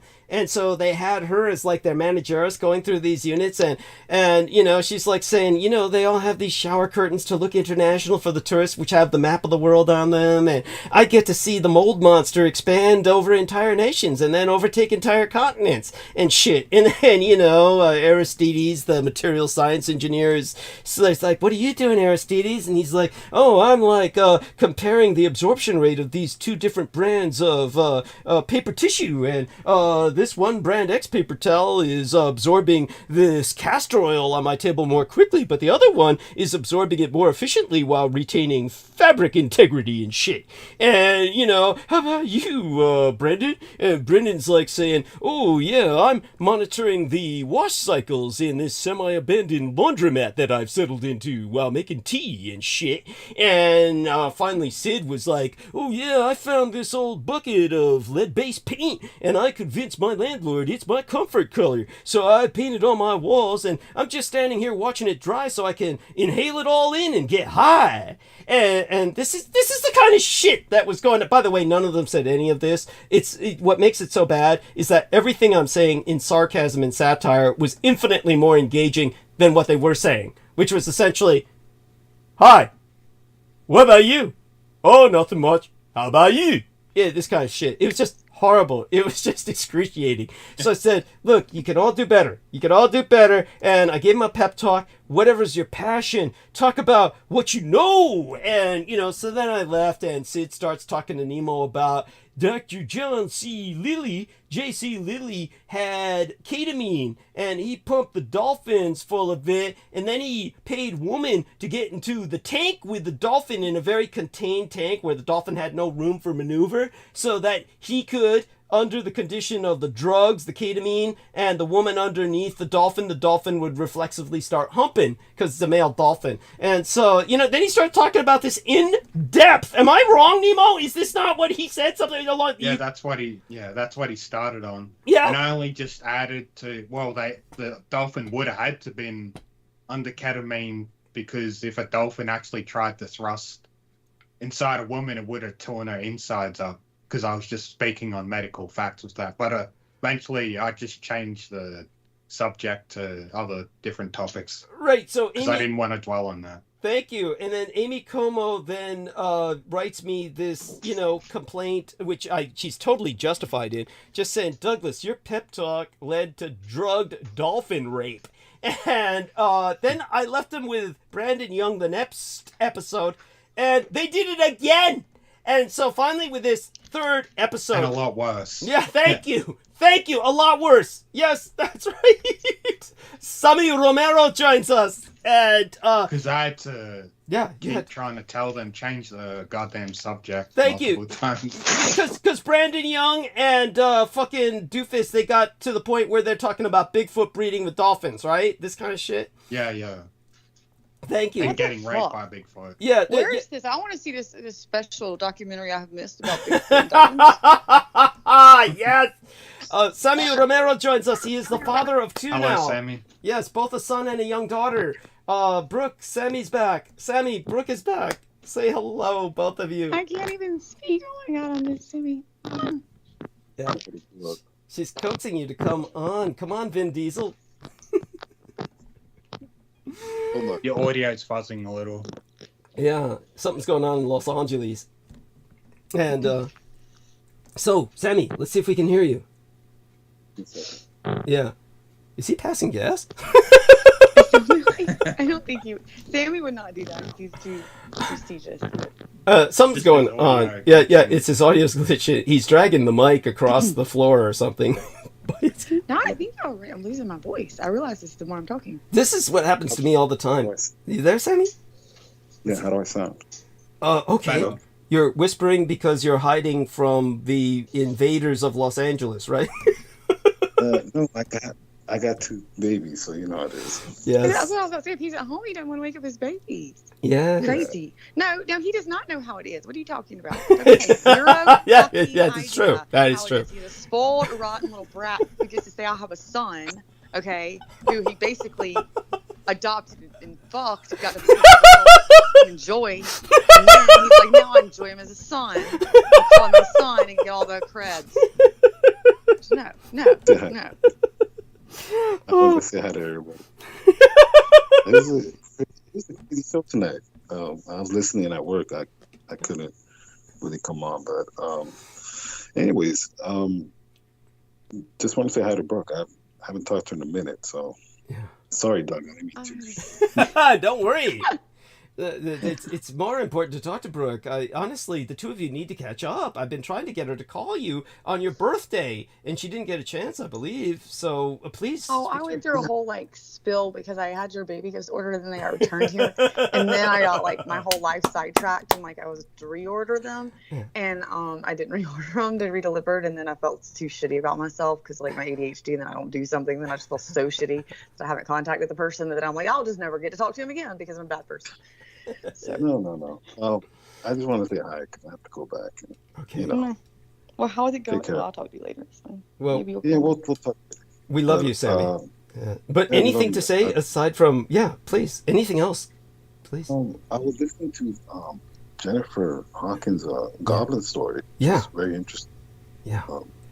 It actually did kind of revamp the show a little bit from the craziness, but thank you. Yeah. I mean, honestly, when she said, I don't think I'm going to see this goblin ever again, I kind of thought to myself, well, you are talking to a vampire, so yes. Obviously, with you, weird stuff tends to always happen. But yes. Anyways, it was an interesting story, but I'll leave it at that. And to say hi to Stevie's too. Sorry, Stevie's. I didn't mean to. Oh, he's asleep. Don't worry about him. Oh. I don't know who's else is on, but Nemo. Say hi to Nemo. Yeah. Hi, Nemo. Hi, Sammy. How's it going? Good. But I mean, Sammy, do we have a third baby on the way yet? Yeah. Yeah, no comment. That'll kill him. That'll kill. You want to kill him. I'm just saying you can do a Brooke for a girl or Brooks for a boy. So you got both kind of covered there. Yeah. Just wanted to throw that out there. Yeah. I'll tell you what. We'll catch up. catch up definitely. Okay. Okay.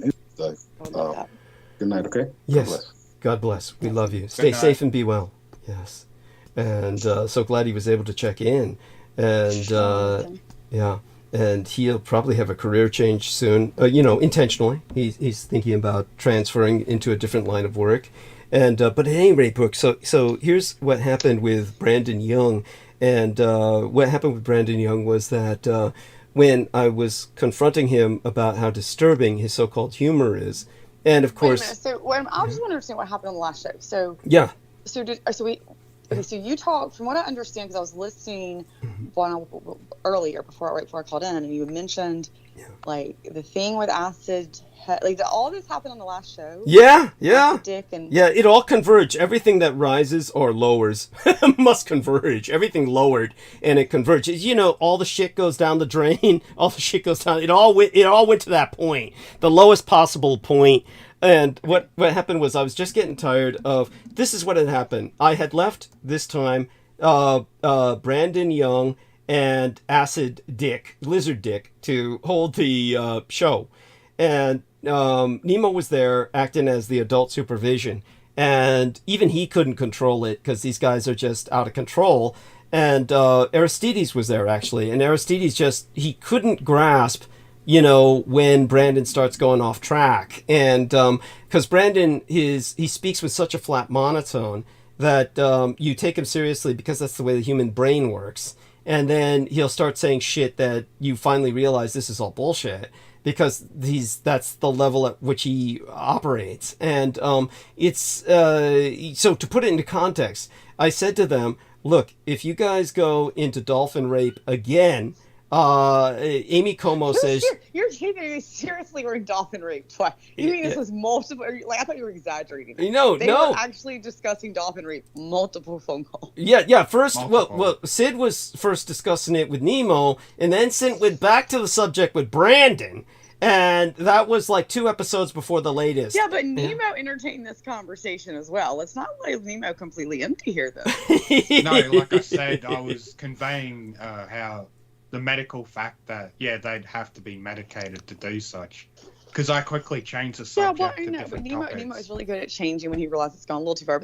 And sometimes the last call I was on, they went into the old, child, I don't know, what was it? And then Nemo were like, so... You went into when you had been assaulted by a man out of the, what was he in? What would you call it? We were talking about what is one of those groups? Not the... Oh, it was one of those groups, Nemo, where you were talking to somebody who had been a victim of some kind of satanic ritual abuse or something. And, something, right? Like that, Brooke? Or yeah, something? It was one of those groups like the Masons or something. Yeah.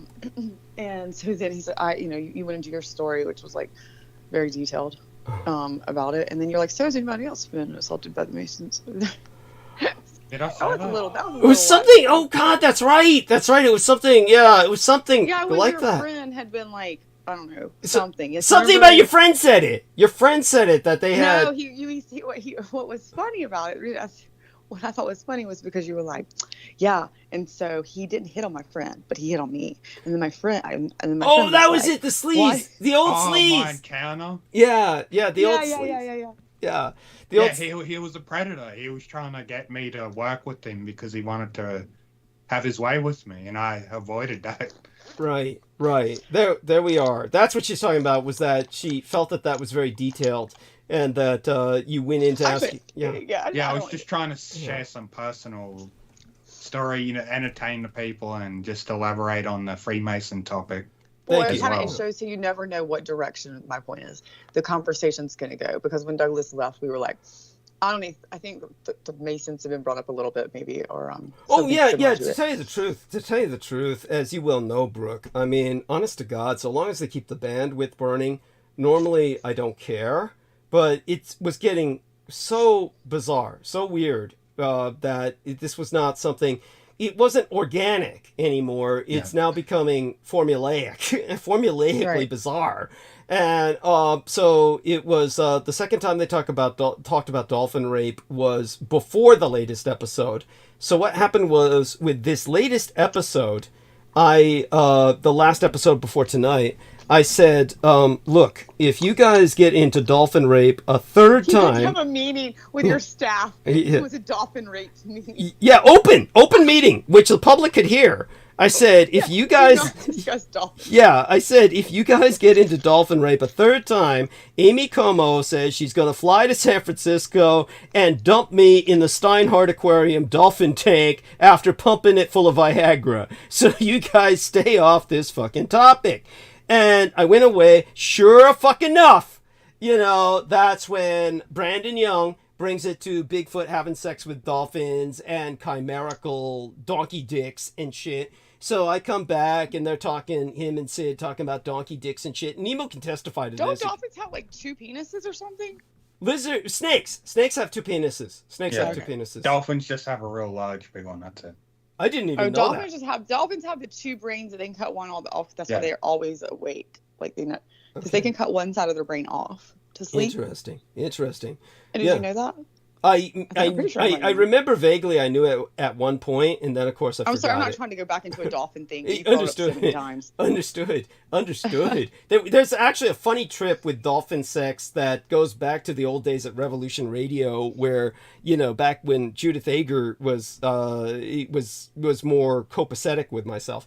But that being said, just for the sake of future reference, so when I got back, I said enough is enough, and so. This is when Aristides was saying, he's saying this so dryly. His humor is so dry. And I said, that's not humor, okay? And it's not dry. Dry is literally when, a doctor is telling you got 6 months to live. That's dry. Or dry humor that's not even intended to be humor is like when the doctor confronted my legal father. My legal father, back when I was paying my gang brother Beaver to help be a care provider for my parents, and we brought my father into the VA, and the doctor sits down, and of course these days it'd be impossible to see a doctor. You see nurses and shit. But, the doctor came out, and of course they're extraordinarily dry because, all the juice is bled out of them because they see death every day and sick people every day. They have no humor. But the doctor said to my father, "What's wrong?" And so my father starts talking about, "Oh, I got so sick. He said, "Why?" And then my dad said, "Oh, I was eating pizza, and then sushi, and then chocolate." And then the doctor interrupted and said, "Mr. Dietrich, I would get sick eating that combination of foods." Now, he didn't intend that. I'm sick right now listening to fucking Ace that kind of Yes, and of course he did not intend that to be funny, but my gay brother Beaver started laughing hysterically because it came out so funny because it's just dry delivery of an observation that everybody, of course that's fun. That's dry. That's dry. Yeah, my dad's the king of dry, and he knows he's funny to himself anyway, but most people don't get it. But because his delivery is pretty, like, it's so dry, and you have to really know. So he'll do the shit in the grocery store to the cashier clerk that has the IQ of like 12, and so oh, that's sad. So she won't get it, and he doesn't understand why people don't like him because they're just baffled by it. Well, I doubt that what he says is as offensive as what Brandon does. So that no, yeah. He's not offensive, but like. He cracks my daughter up because she's really smart and she gets his jokes, like she loves them, and our boyfriend was up there. They're just like, "Oh my God, we love Papa." And so the last few years as she's gotten older, she's just like, and I'm like, "Oh my God, like he's annoying as shit. Like all he does is say random shit." And you really have to be tuned in because I just don't listen as much, and you have to tune into what he says. Then you're like, "That's a good one." But anyway, I get dry humor. So go ahead.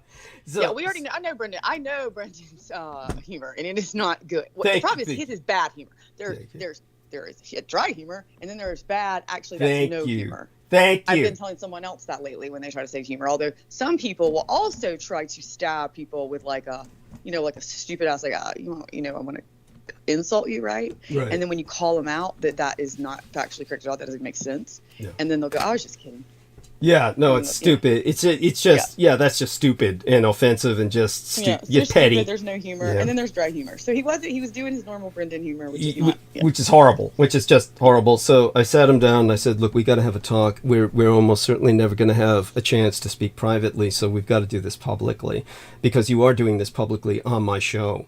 And so I said, "Look, do you honestly think what you're doing is funny?" And he's going, "Yeah." And it just so he got very. But Douglas, let me call you out as the mother of the show here. I'm here tonight. Nobody else is here. Although I'm not going to say I'm the oldest or just the oldest looking here. You know, I will say that you do have a tendency to sometimes be a little hard on people on the show, especially the men. All right, especially for the sake of a little, you get a little camaraderie going, a little attention, a little, you give them a little spank in the ass because it's your show. And I will say, I don't think that you should publicly humiliate someone. Planned, if you're going to talk to them, you should have made time to call him and let him know that. If he had rendered that possible, I would have tried to have made that happen, but it's just not possible with his schedule and mine. And the reality is, here's why he doesn't deserve what you suggested, is because years ago he refused to allow me to post on his Facebook timeline. And he said, I don't want anyone to know I'm affiliated with you because I'm investigating all these dark forces, the enemy. I'm investigating the enemy. And I don't want the enemy to know I'm affiliated. But they already know he's affiliated with me because they were threatening him. And he survived an attempted assassination. So this is not, he's just an asshole. So let's get that out of the way. The guy's an asshole. Well, and I'll prove it. I think he was lying. I don't think he went but what he did? He's a teacher, right? And he was getting into topics with you that he could have gotten him with some eyes, like if a mother or father happened to have on it, might have said, he supports Douglas, and Douglas is the son of Adolf Hitler and a vampire, so this guy's crazy and firing.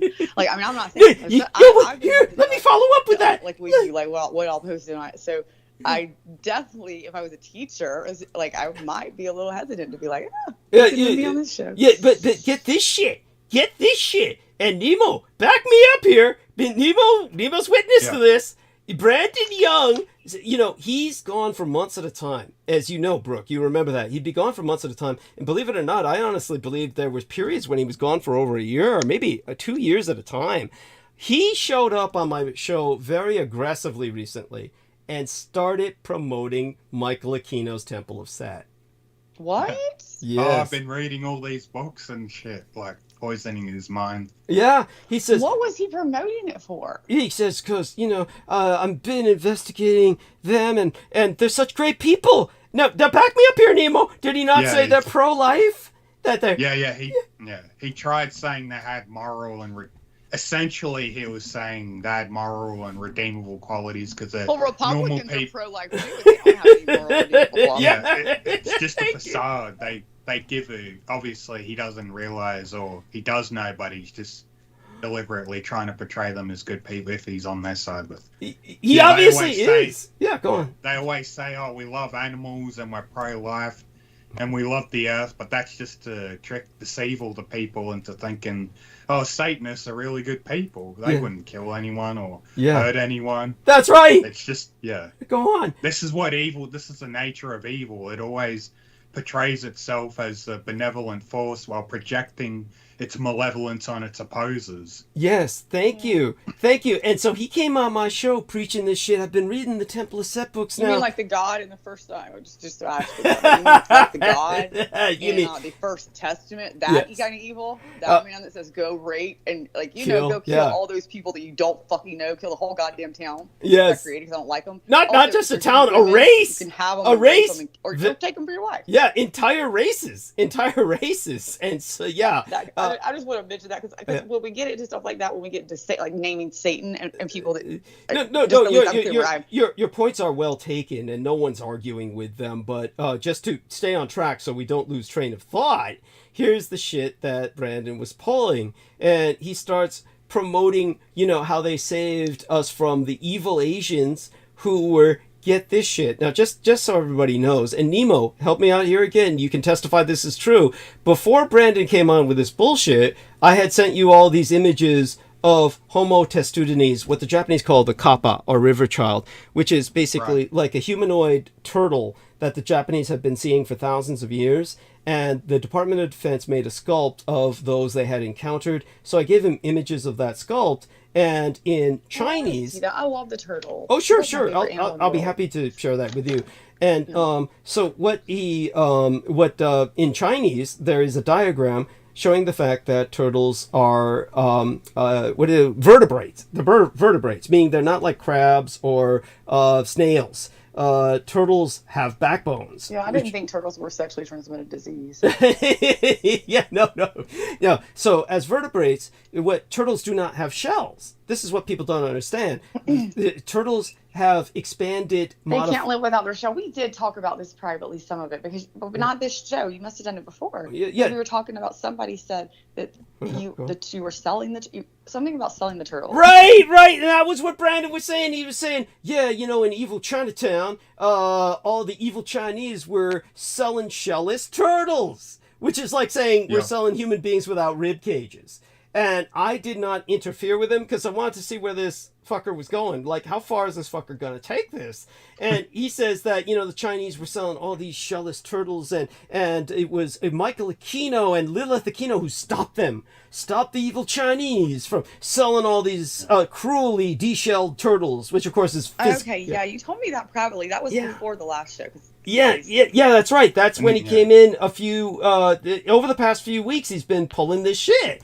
And so when I explained later when he was gone, I said, he's buying into a xenophobic, meaning anti-Chinese story that was pushed by Michael Aquino and Lilith Aquino to set this emotional rage against the Chinese community when it's physically impossible. You cannot have shellless turtles because they don't have shells.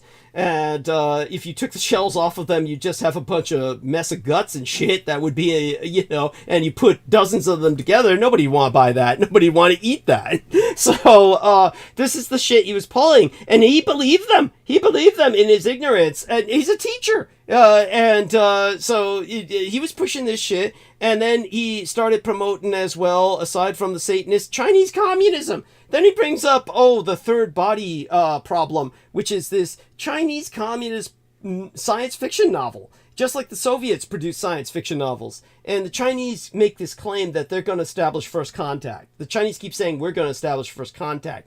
And so there's this novel, and he says, it was originally censored in China because the authoress describes how her father was hanged during the Cultural Revolution. I said, dude, there's no censorship in communist China. They just come and kill you. It's not, they say that to sell the book in America so people think it's forbidden, that, the Chinese can't read this, but we get to read this chapter that's added in English and shit. And it's all bullshit. I said, it's Chinese communist propaganda. And I explained to him, in China, they have death wagons. These are actual vans painted white, which is the color of death in Asia. And they show up at your door, and they execute you in the van while they're driving you away, and then they transfer you to another van, which incinerates the body and cremates you. And this is what they do. These vans are all over China. And so in terms of, and by the way, Nemo points out that the closest thing to a shellless turtle is a very unpronounceable name found in China. Yeah, I can't pronounce that either. Yeah, so this was probably, sinensis would imply its nose, probably some soft shell turtle, so it's something like soft shell. Yeah, so it's a very soft shell turtle, but that of course is not, shellless, per se. Yeah. But, anyhow, so he starts talking about the Chinese three-body problem, and I'm trying to point out to him that in communist China, they've got drive-through service when it comes to executing people. It's not like, the United States executing 18 people over 18 years. I mean, my gang brother Beaver used to make the joke, if you want to live forever, get yourself on death row. You'll live longer than the guys outside. Because those fuckers stay alive forever. But anyhow, when it came to this, he's trying to preach Chinese communism, Temple of Set, not just Satanism, but Temple of Set, Edomite anti-godliness. And then he started promoting this young man who... you promote the fucking Bible. I mean, Dude, let me just be with caveats. Let me be very with clear. I think caveats. anybody that engages in any, so like with the people at Church of Set, and obviously I've had experiences with Aquino, so Yes. I'm very familiar with what I'm dealing with here. But I also say this: there are people that get involved, whether it's in a Christian church, people that are Christians or claim Christianity right now, which I did. I do not say that I don't believe in Jesus. I do believe in Yeshua, but I do believe in the fact that the Bible itself is just like any other thing. If Michael Aquino sat down and wrote a book, it's a history from something that was first of all written well after any of that ever happened. Honey, I've pointed out. I've pointed manipulated. out. Yeah. And people then claim it as, when you get together in any religion, they're claiming it as this wonderful, great thing, and it's all godly and all knowing and almighty, omniscient, like we do with God himself out of the Bible. Well, if he was all knowing forever and ever, why did he even create those people that he had you go kill? Honey, believe me, honey, I've pointed these things out. Yeah. The Bible itself contradicts itself many times. Oh, honey, I've pointed out. Christianity is sold the world over. What I will say is this. I will say, how churches set people, at least they're very easy to target because you're saying Satan, right? You're saying the devil, he's worshiping. Well, maybe they do. Maybe some people there do actually believe in they're doing good. Maybe they're confused some and haven't researched enough, but a few of them believe, just like Christians believe, they're doing the right thing and not really realize that the foundations there, from what I understand with Aquino, that I would be against were him, truly not caring about anything good like animals and things like that, but actually raping children. There's a lot of people in the service of evil who think they are doing good.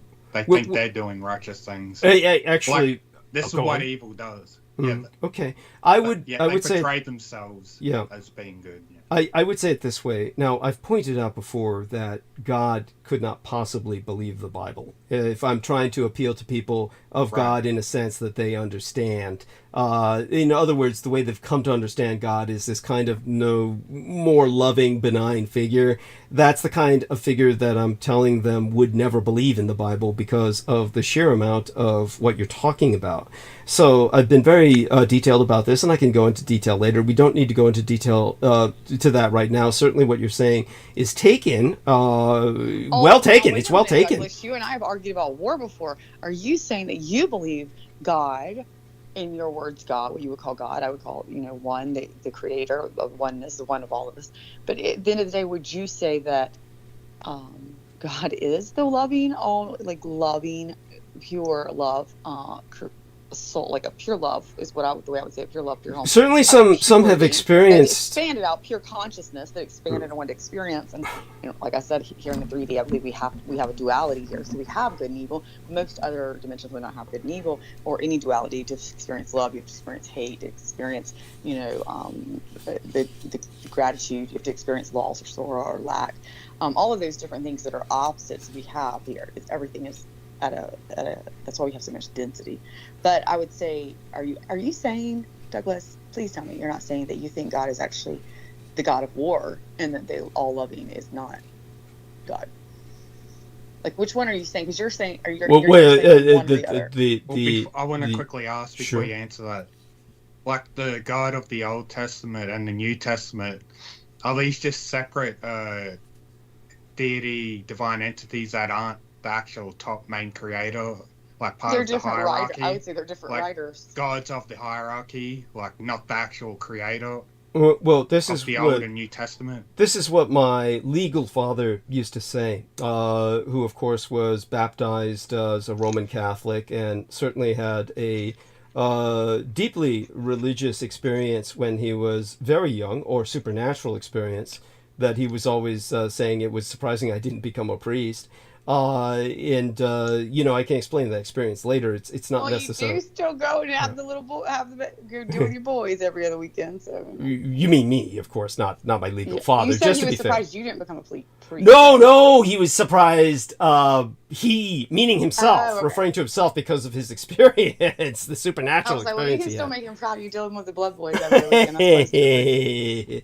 Okay. Yes. So see, we get the humor. That's dry humor. Not quite as funny. Well, no offense taken. No offense taken. Everybody that knows you're not doing anything, and there's no. One would hope.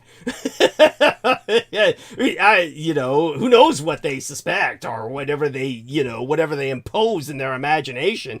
But such being said, this is obviously some people would consider my sucking blood from these lads to be a violation, to be a physical violation. So well, that's why I figured you didn't care, because people that's going to judge you, he's going to judge you completely anyway, regardless. But yes, he's not doing anything like actual priest. I'm not trying to. Let me just clarify. So that being clarified, that being qualified. My legal father used to say that being a sailor, and two of his favorite nautical books were Moby Dick and The Mutiny on the Bounty. Moby Dick is a real story. It's based on a real incident of a ship-killing whale. But other than that, it's heavily dramatized and extended into a incredible novel length that's very, you have to commit to reading this thing. But the Mutiny on the Bounty, kind of like Nehemiah getting swallowed by the, wasn't it Nehemiah that got swallowed by the whale, or who was that? something like that. Yeah, I now I'm forgetting. At any rate, if you're speaking of the Bible, it's one thing. If you're speaking of the, Captain Ahab of the novel, that's another. But when it comes to well, it's weird how stories go like that, right? Because if you think of it, every culture has a flood story, like Noah's Ark. Yeah. We know the Bible one, but there were flood stories that were predate. Oh yeah, it's a universal flood story. There's a universal flood story. At any rate, when it comes to the Mutiny on the Bounty, this is far more historical, but also dramatized in the recorded narrative, but is certainly more history than it is novel. And he said the Bible, with its Old Testament and New Testament, is like taking the two books, Moby Dick, and saying this is the Old Testament, and the Mutiny on the Bounty is the New Testament, publishing these books under the same book jacket, and saying that the second half of the book, the Mutiny on the Bounty, has to be taken only in context of the first part of the book, as if the first part of the book were literal truth. This is right. Yeah. This would create a very confusing. But that's the problem. That's how most Christians, and I'm surprised your father being Catholic is Catholic. Well, no, Catholics don't take that. I did learn that later. Catholics don't take things. So when Lola was born, we took her to see her grandparents. They're Cuban in Chicago, and they're Catholic, and they came to the beach with us a few years later. And she was telling me I was still just such a Southern Baptist, didn't know anything, and she was like. We were talking about something, I think like Noah's Ark or Adam and Eve or something. And a question came up with the mother-in-law, and she was like, well, we don't actually believe as Catholics like that everything's literal. I was, what do you mean literal? I knew what literal meant.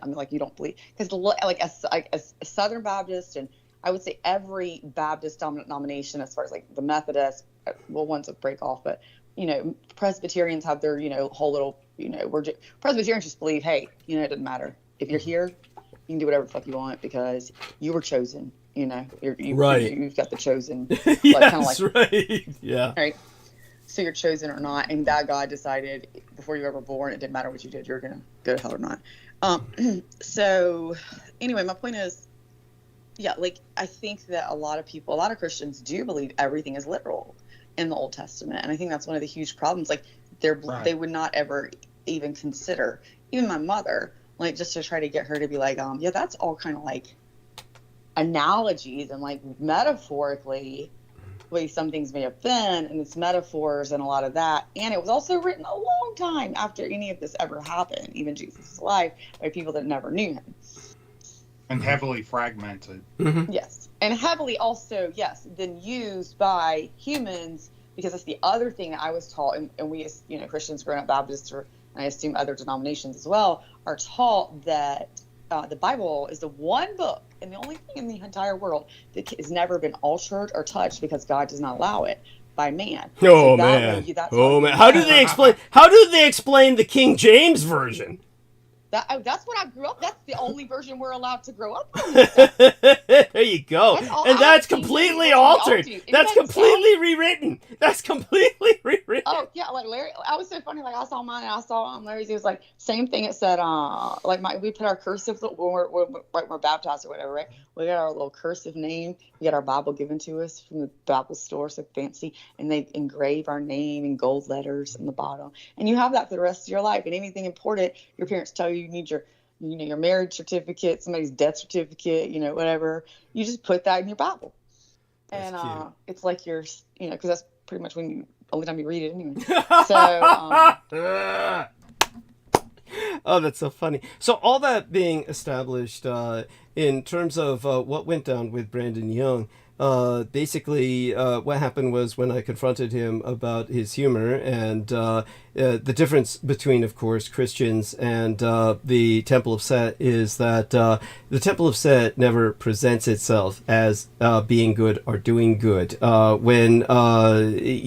certainly never seen that in all the years I've seen the Temple of Set presenting itself. It presents itself as sinister and ominous. And so when Michael Aquino and Lilith Aquino are expressing, oh, we're saving the shellless turtles from the evil Chinese, this is a kind of incredibly malevolent sense of humor. This is humor to them. They think it's funny because they're stirring up hatred against a minority group over Attacking a culture. Yeah, that over something that's physically impossible. So they figure they're just fooling the idiots into attacking a minority. And this is what they find funny. All of this is malevolent and ominous. It's which is part of what they present themselves as.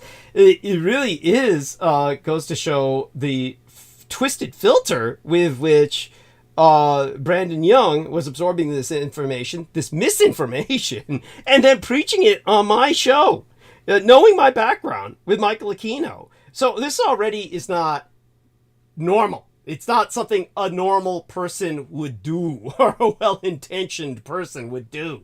Knowing my background with Michael Aquino, knowing what happened to you, for instance, though Brandon Young may not know much about that. No, I don't even like speaking. I really don't like talking about it. That's why I kind of just knowing what he's capable of from other people's stories, etc., that Brandon Young has heard plenty of in the past. And himself having survived an assassination attempt from Michael Aquino's heir apparent, Peter Lavinda, for him to come on my show and say this is not healthy.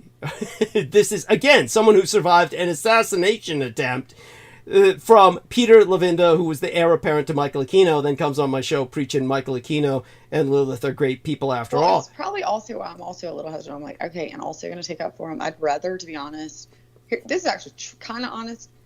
This is honest, and also kissing anybody's ass that's listening is going to attack me. I'm going to say here, I would say this.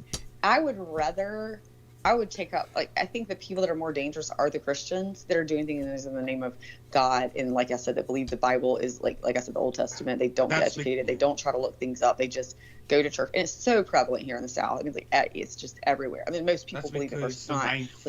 The Old Testament is the way, and it's exactly word for word, right? And they don't know any different. They don't believe any different, and they push those values. And these are the heavy voters. These are your MAGAs. These are, and again, I'm against, at this point, really both sides. I think anything, and so what I would say, and I'm going to go with this because it didn't get in Church of Set, I would say anything, like Republican or Democrat, anything, it seems to be every group that organizes themselves against another group. Here's the difference. The Christians are becoming more and more of a minority, thank God, when it comes to these evangelicals that you're talking about.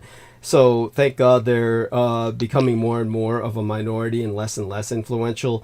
But as abusive. Well, just to finish though, let me finish that thought. Yeah. So they are becoming more and more of a minority, and I think that's because spirituality itself is hopefully rising, like the people, because it should never be the name. So you shouldn't have a name. So when you have church of staff or Christian or whatever it is, whether you go into it with good beliefs, which some people may in any of those, right?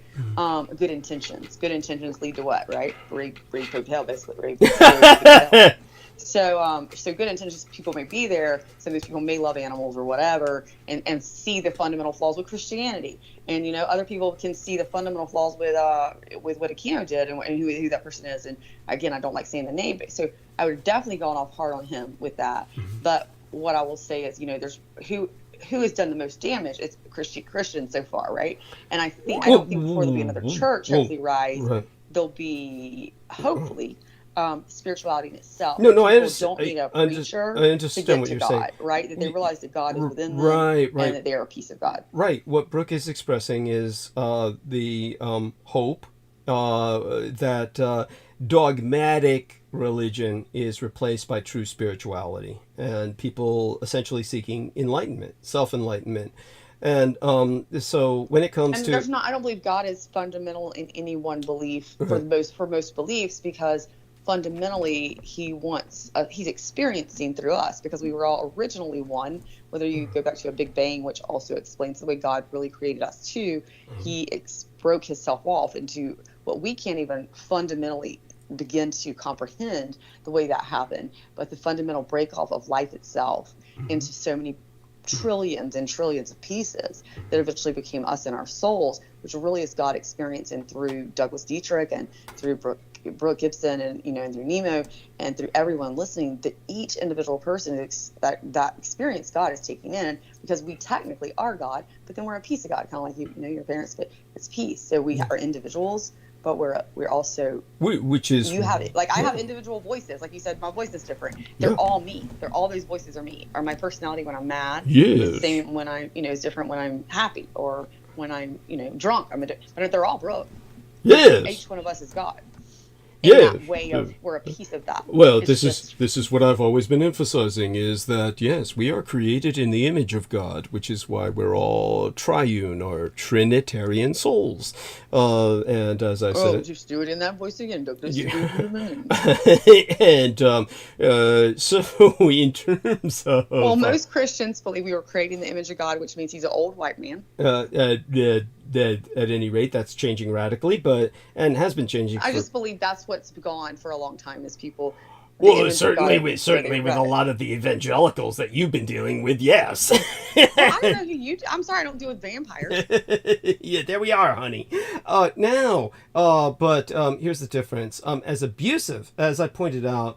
One of the people who was involved with what I want to know how we Mark hates. Yes, well, Mark, because I cannot see Mark doing anything to upset you really like that bad. Like, oh God, that's part of the problem, is that he doesn't do anything. Will not commit to anything.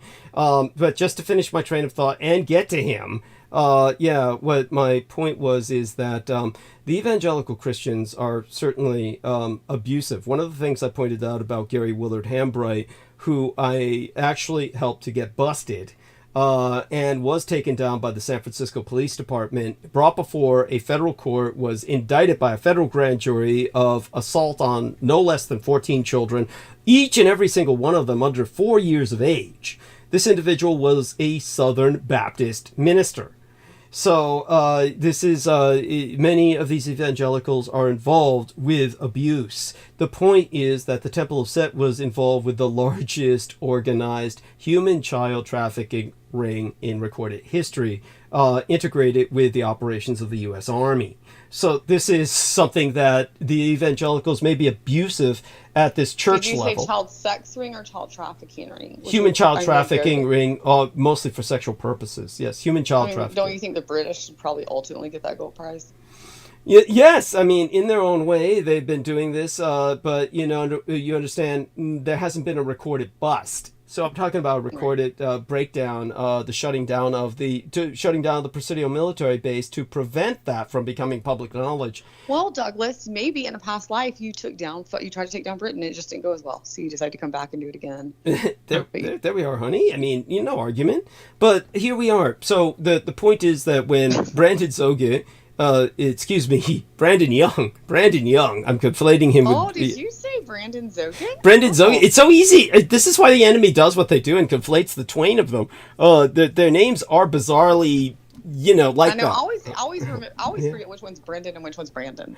Brandon, just think of Brandon is the crazy guy, and Brendan is the guy who can... Okay, so that explains both of them. Yeah, that... Point well taken. This is how Sammy describes it. Brendan Zoget is the guy who can grow fava beans in the left pocket of his cargo pants, okay? Brendan Zoget's the one that might be crazy, but you will call him to help you because you know the shit he believes in. He fucking knows it. Yes. Frontwards, Thank backwards, you. and sideways. Thank you. A bit elitist about it because, you ladies can't have that Blue Lotus without going through the start. Definitely elitist. You got to bow down to be like, I know, Brendan, I'll never be able to eat the Blue Lotus, yes. Mealworms as good as you. Mealworms, the maggoty mealworms. The maggoty mealworms, yes. That just shows how organic it is. I'm sorry, if I can leave something sitting for like 6 hours after I cooked it and I come back and there's like 40 worms crawling around it and I have a clean kitchen, there's a problem. Yes, thank you. No, that's pretty scary. But I'm assuming, like I said, like he's the one that got on the phone and talked to 3 Indian people until one of them finally found some bag in the back. It had probably been sitting there for like 12 years. Yes. No Indian person in the store buys that shit. And it had petrified eggs. It had petrified eggs Yeah, that when you boiled them, those? Those are probably like the DNA testing. Those have been eggs from the fucking first era of the dinosaurs. Yes. So at any rate, so when it came to Brandon Young, which will bring us directly to Mark H. Basically, when I confronted him, and he's like saying I'm the funniest man in the world, compared himself to which comedian, Nemo? Which comedian did he compare himself to? Norm Macdonald, the late great Norm Macdonald. Yeah, he says I'm like Norm Macdonald, man.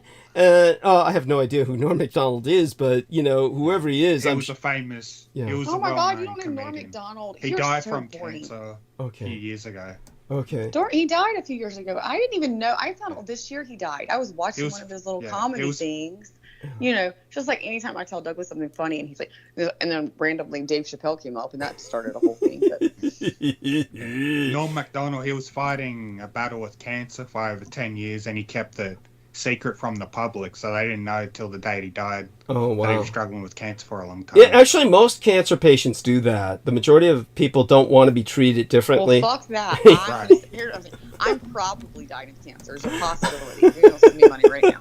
There's a possibility. I'm ready. Yeah, by the way, can we take advantage of this moment? I do remind people that Michelle Carmela Sultana was on my show, and you had had a long talk with her privately, and she. Oh God, you use people to put other people down. It's not like that. It's not like that. God, stop this. Yeah, no, it's not like that. It's so that people understand that it's not for personal reasons that she's not appearing on my show. If you we'll move on. But just so people understand, she suffers from inflammation. Okay, that's what. I mean, according to what, like, all he's saying is, according to what we talked about, like, and she gave me her diagnoses, and obviously, like, and she never had a diagnosis. Right, she hadn't even really had a diagnosis, and what she did claim she had is not cancer. It's she has inflammation. That's the actual term. The one name that she had given me and I was familiar with was it's inflammation. She thinks, obviously things like that, like if you have MS or something like that, which it was not MS, but something like that, like you can be higher risk for cancer. Maybe, I don't think that this particular one was, but maybe it could be high risk. The point is she had not been to testing for that, is what Douglas is trying to say. She didn't even want to go to testing. Well, yeah, because I asked. I mean, I don't know. I won't say that she didn't want to go. I will say that I asked her, about just, I don't know, in general, just some certain things like, well, why don't you go? And she said she didn't have the money. And I said, well, do you have because I always think like, if I gotta go, she had to go to another town and be gone for like 2 nights. It wasn't like long, it was like 2 nights or whatever, 2 or 3 nights, I don't know, to do this testing to find out. And it was just kind of like, I was like, well, do you have like pets or something that needs to be taken care of? Like, and then it was kind of, I don't remember now, it's been a while. It was kind of like, she said no, like, I think it was no to the pets, but like, and I was like, well, do you need some money raised for that? And it was kind of like, when anybody is kind of, you can tell, because let me tell you something. If you call me and I'm like, hey, I would, like, I really need to go to Myrtle Beach to see the ocean. Okay. Yeah. And then you're like, I'll raise some money. Do you need some pet? Yeah. I need my pets taken care of. Yeah, that's like one of the reasons I'm not going. And secondly, like, I don't have money for a hotel. And then you're like, I'll raise some money. Like, maybe we can get a fundraiser going. I'd be like, oh my God, can you do that? Life or death? You think you'd really jump on that? She just like, yeah, I don't know. Like, I don't really, yeah, I mean, it could be this, or I mean, I might think about like trying to get there, but it was and it was hours away. That was what it was hours away. It's in the same town. It wasn't like she wasn't going to like flying to Alaska and like scared of a plane and could be gone for 2 weeks or whatever. It was. She could walk there. She could walk there, conceivably, theoretically. But she didn't want to bother. She didn't want to bother. That was that was the basic, like, it just seemed that was basically what it was definitely not something worth a lot of her energy at the moment or the to even consider her. Yes. So, but again, so she was like, I don't want to. I try to be very fair to people. Which I don't. Everybody, I mean, people have heard me. I'm not there, but until something really pisses me off. So I don't know. I mean, I really don't know. She could have a reason for that she didn't explain to me. So if it's a personal conversation I have with someone, I want to preface the fact that she could have had a reason that she was acting that way or whatever. Yeah, we know the reason. It was basically But I mean, I mean, like if somebody was trying to kind of fake a disease to get sympathy or something like that, like, or fake like being raped by like somebody while they were asleep. I don't know. Oh, that's right! You were there when she said, I woke up from a coma with a guy raping me, with a hospital orderly raping me. And did you hear the time she said that, Nemo? No. Yeah, Michelle Carmelo Saldana claimed that she woke up from a coma in a hospital with the orderly raping her. And I said, talk about a bad day. That's what I said. The problem with Michelle Carmelo, exactly. Let me put it this way. The problem with that is, I might believe maybe that happened. Everybody's got crazy, weird things that have happened to him. A lot. I've learned on this show a lot fucking weirder than I ever thought. Like, I thought my shit was weird. Like, my weirdest story cannot compete with some of y'all's mildest. But and you haven't heard so it yet, but go on. Really face, but she has so, when she talks, she's got so many stories that I'm kind of like, I don't know. Like, God, either you were really bad in the past life, like, or this is beyond. Like, this is kind of like getting to the level of I can set you on fire with my eyes if I get mad. Right. Pyrokinesis. Yes. Yeah. Nickel. What's it? Nickel Radley. So anyhow, when it came to Brandon Young, and we'll get to Mark H. and Sid, it's all connected because it was all together that this went down. What happened was that, so while I was talking to Brandon about this, and he's going through his bullshit, and to me, this is the equivalent of a televised hostage crisis. He's holding my show hostage because he comes on my show, he takes advantage of my platform to spew pathological lies. What really cemented that was that when I was saying, look, I've got complex post-traumatic stress disorder that's literally physically changed the shape of my brain. This is why I'm very careful about how I process, because little things upset me. Rather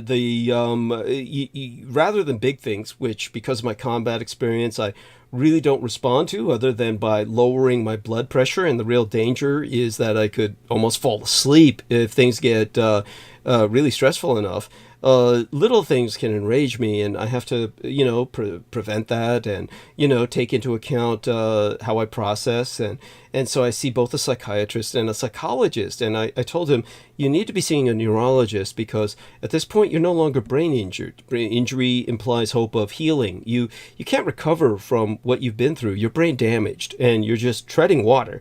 And you need to see a neurologist, because what you have is, without saying this is a medical diagnosis, I worked with my mother's traumatic brain injury for 10, 11 years until she died. It strikes me that you have expressive aphasia and that you're unable to express yourself. And then he said, it's not the brain injury or the coma from the car accident. Long before that, I was always like this. And I said, you're not helping your case. And then he gave me an example. And he said, with this completely infuriatingly jovial tone of voice, he said, yeah, there was this one incident where this kid was being bullied at school. And so I called him at home.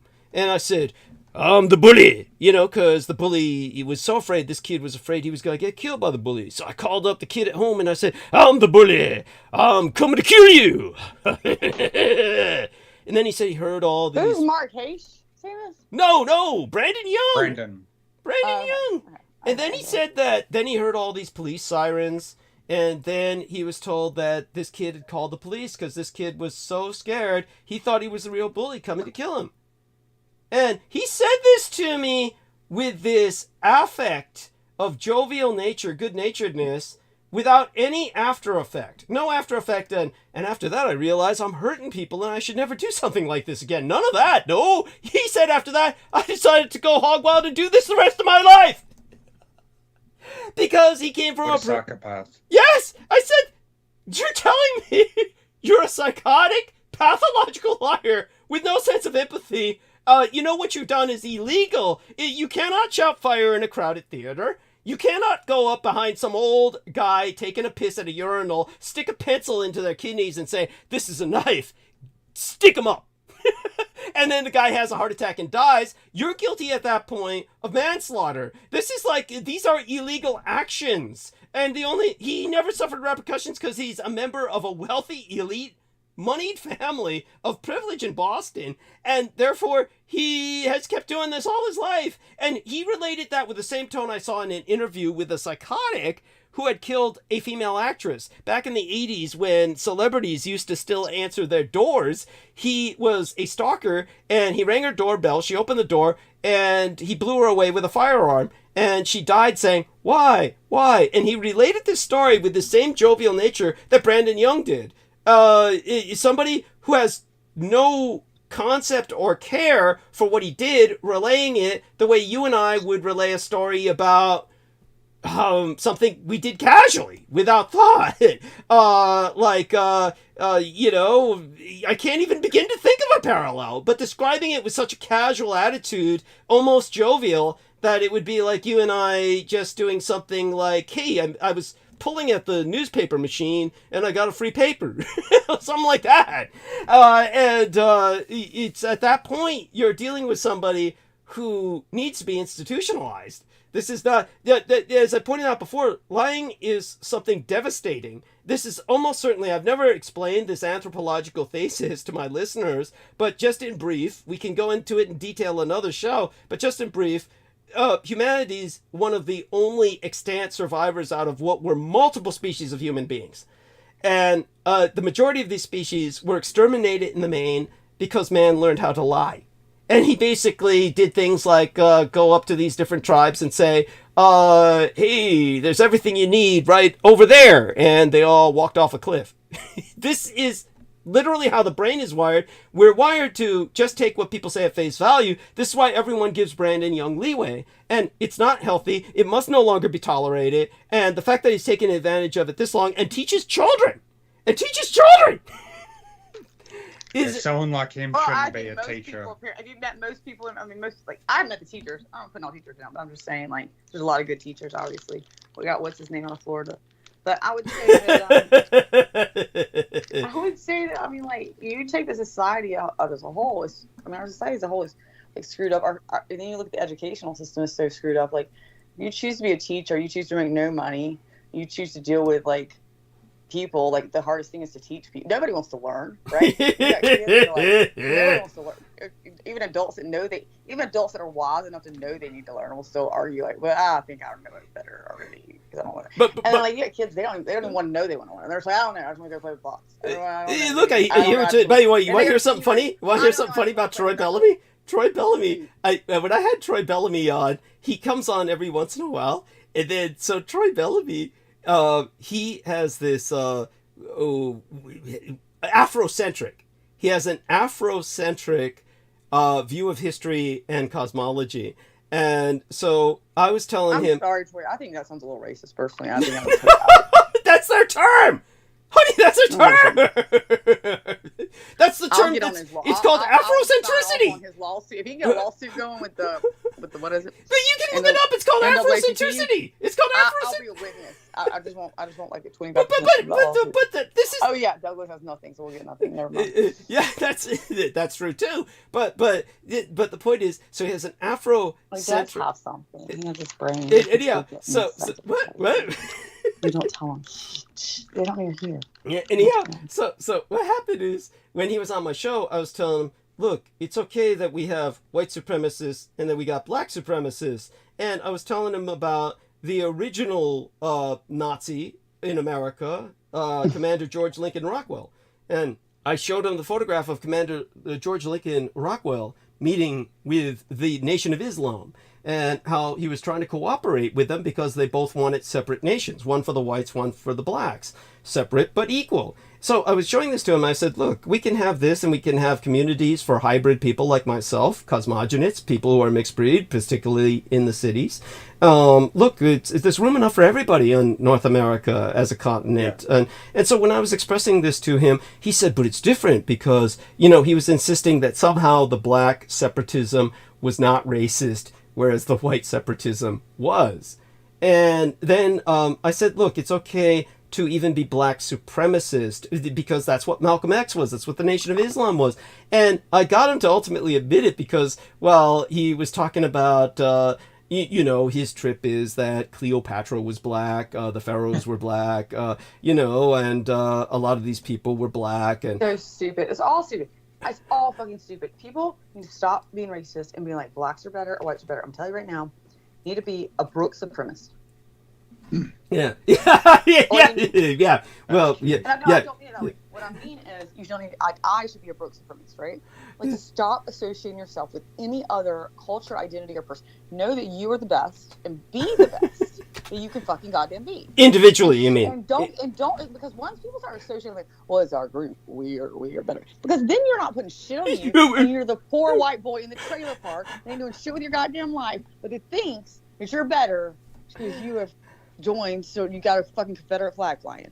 Or the guy in the hood that's black that's like, I don't know, with Malcolm X shit flying, right? Like, you're not doing shit with your life. You aren't better than anybody. As a matter of fact, you're embarrassing your entire family every day. Just with your speech, not with the group you're a part of, just with your the way you talk and what you do and don't do. And, like, we don't even know how you're born. And that's what Troy Bellamy. You were like, I'm better than you. Each race has their own unique traits. Thank you. Or So you. claim your betterness yes, and be like, yes. the only group that exists is the Brook. Like, so to me, I'd be like, okay. So then I'm responsible for however the Brook Nation is seen, because Brook Nation is me, and that's the only nation I'm in. And there's the Douglas Dietrich Nation. And you know what? As much as we're on here, buddy, you can't claim us. Because Nemo's in his Nemo Nation, and, we'll judge Nemo on Nemo. And there's nothing that anybody should be you can love other people. You can say, oh, look, we kind of have the same we both burn in the sun. Oh, my God. Yeah, well, I thought I was being pretty loving. So Troy Bellamy said, when I provoked him enough, I pushed him up, how would I say it? Probed. I probed. And, and he finally said, when I said, because he was saying, all of this math developed in Africa, and he was going along those lines. And then finally he said it. It's on record. He said it when I said, well, it's okay that you think that that the blacks are a superior culture. And that's when he said, the blacks are a superior culture. So he said it. And I said, that's okay that you say that. But I got it out of him. And I said, it's okay that you say that. And it's okay that some people say the whites are a superior culture. Look, it's okay. We're all superior. I said, look, it's all right. We're all okay. Hey, Troy, if you ever hear this, like, it's okay. I know how Douglas can push buttons. And we, just totally say it, like, I've been, you're in an argument with somebody and like, I'm not going to cuss. I'm going to stay calm. And then by the end of it, I'm like, fuck you, son of a goddamn bitch. I will fuck your mother and your cousin and your uncle's fucking brother, and I will screw all their babies to the ground. And you're like, you know what I'm saying? Like, you just pushed buttons, man. You're really good at it. He's also the one that after everybody's buttons get pushed, he comes in, he's like, okay, so let me explain this in a calm, rational way. I think what Brooke is trying to say is, and then, what George is trying to say is, and let's all be peacemakers. It's my little Libra. Well, there we are. So what happened was I had just finished talking Brandon Young down. And so when I brought Brandon Young down, then quote unquote Sid, who his real name, because I told you his real name, which is like a comic book character. Yeah. I still don't believe that's his real name. I still have a hard time. By the way, we know it's his real name because he has an arrest record. He has a criminal record. The only name I've ever heard of that was like I already told you. I mean, I'm not gonna say it. So whatever. Yeah. No. It's like a character out of Cormac McCarthy's Blood Meridian. And the only time I've heard it, like where that started was like where I was comparing it to is happened to be Germany. Remember? I'm sorry, what? Say that again. I'm reading Troy Bellamy. Troy Bellamy's responding. No, I never said that blacks were superior. You said it was a superior culture. You said the black culture is superior. And it's okay you said that. It's okay. Tell you what Troy has shown? Troy's shown that he doesn't. I don't think he thinks that black women are superior. At least the attention that he wanted to give me online. He seemed great. Remember, I was on camera and he came on. I'm fairly certain he is not racist in his interest of other people, period. Oh, there we are. There we are. Then he says, I have my headphones on and I heard my name in my sleep. Laugh out loud. I love everyone and every race. It's, it's okay. No one's judging Each you. race excels at certain things. Yes. Oh my God! Don't get your people demotion up. Just please don't start. You will go. We each have our own stats. First of all, you and I will get an argument, and secondly, you will start a whole nother fucking topic. But Oh, no, it's just a fact. down to Mark H. Down to Mark H. I mean, so that we don't get too distracted by that. What had happened was that first so-called Sid. And Nemo, no, I just want to tell Nemo, I'm not like putting you down, Nemo. I just know that you and I have a little tendency to disagree on a few things about race. So anyway, go ahead. But it could be that neither one of you understands what the other is saying. So let's leave it at that for now. Honestly, I believe a lot of this I is can't fully explain it anyway agree, because and it'll I'm come off. misunderstood. It'll come off. It'll be taken the wrong way, and I don't want to risk getting your channel striked. Yeah, understood. But I could fully explain all the differences and all the races and everything. But Right. I I mean, you should be on Ian West's channel. I'm just going to say the way you talk. won't. Don't lower me to his level. Yeah, don't do that. That's pretty. That's pretty bad. No, don't say that now. I was thinking the other day how Brooke was so funny when she responded to Ian West saying, "Oh Lord, what was it? Eden is in Florida. Eden was in some swamp in Florida." And Brooke said that the rest of the world must be fucking hell. Eden was in some fucking swamp in Florida. That was so fucking funny. And the stupid shit he believes. But at any rate, so when it came to... But I will say this, at least he had humor. Now you couldn't say that about him. He was not like somebody like you could say, when he would throw, most of the stuff that he threw out to be funny was funny. When he wanted to be funny. The problem is his beliefs on the rest of everything. And sometimes even what he believed, he would lighten it up and throw it. So I still love Ian's humor. I think Ian's a good person. I will just say that out there. Well, he's funnier than Brandon. Well, I mean, there's no reach there. I mean, that's not saying much. That ain't saying much. My squirrel is like literally a stand-up comedian on Netflix compared to Brandon. Like that. Yeah, thank you. Yes. Yeah, no, and people who still don't get it, we're talking about a man who literally is describing his girl suffering a catastrophic acid spill where she's got acid spilled all over her body per his own claim, and is just saying this with a straight face, and then adds... And we're asking him about it. He's like, yeah, it was bad. And Douglas is very, people sometimes don't know. Like, I didn't realize that. I'm so used to people, especially men, can be like, if you're a humorist and you do a lot of jokes that are sometimes off-color jokes, that, I wasn't sure when you first went into it. I was like, I met him only once, and I was like, what is he talking about? This whole, I thought the Kimball was spilling stuff. I thought it was all a joke, I didn't realize at first like that actually happened. And when you're asking him how it was, and I really thought it was a joke when his answer was like, yeah, she's fine. She grew some hair on titties. Right. That was his answer. And so that's why I was like, this must be a whole joke. Like, there's no way this has happened. Like, But it's not even, the word joke does not serve us correctly. It is a pathological lie. It is a pathological lie. It's not something that's funny. It's not something that I can even imagine someone trying to say and imagine that it's funny. Well, that's what I mean. So if you were, you knew when you were asking him about this, you already knew that it had happened for real. At that point, when you were asking him, I did not know, you and I, even we had talked that week privately, I did not know that this had happened to her. So the first time hearing it, I don't believe it ever happened. I do not believe she suffered any acid spill at all. I think she broke up with him. And so that's when he came on, and then you were mentioning, like, so tell me more about it. And then he made a joke of it. Yeah. So that's the thing. I never thought it really. First off, I think it's impossible that would have happened because there's no way working conditions in a school that's not even a high school. It's actually what do you call it? Pre-high school, like a middle school level school. So no way that they're going to have corrosive acid in a lab. You get what I'm saying, right? I mean, this is just one of these. I think he's bitter that he broke up with her.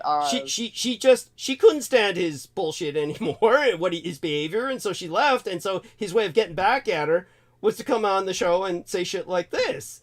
Only he does it at such a pathological level because we're all trying to assume the best, and we give him leeway. He'll just keep going.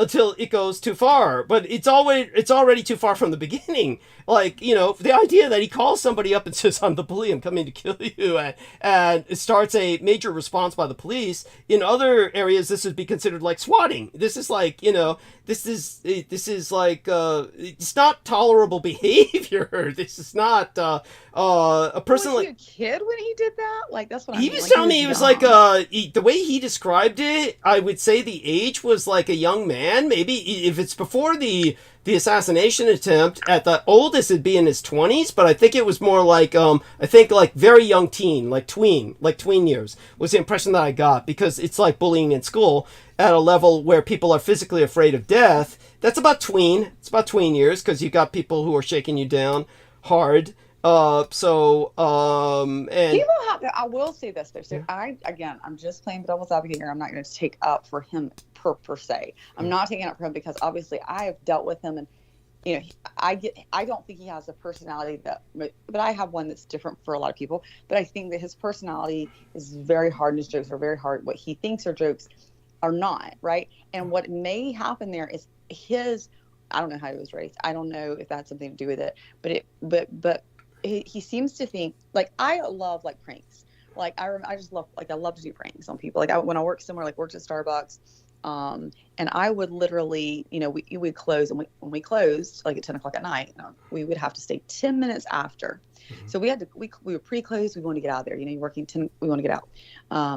But if someone came to the door, it didn't matter if it was 9:59, 10:01, 10:05, we're already closed technically, but we have to take their order. Now, I think Starbucks may have changed that policy now.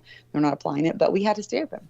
And so we were always hesitant people pull in because we get everything ready. We're ready to walk out the door. And, you know, then you got to start the Frappuccino machine and redo the coffee bar and you got to clean it out. So it's like 20 minutes for one person's fucking coffee. They can't even decide to go to the bathroom. So you're there 30 fucking more minutes.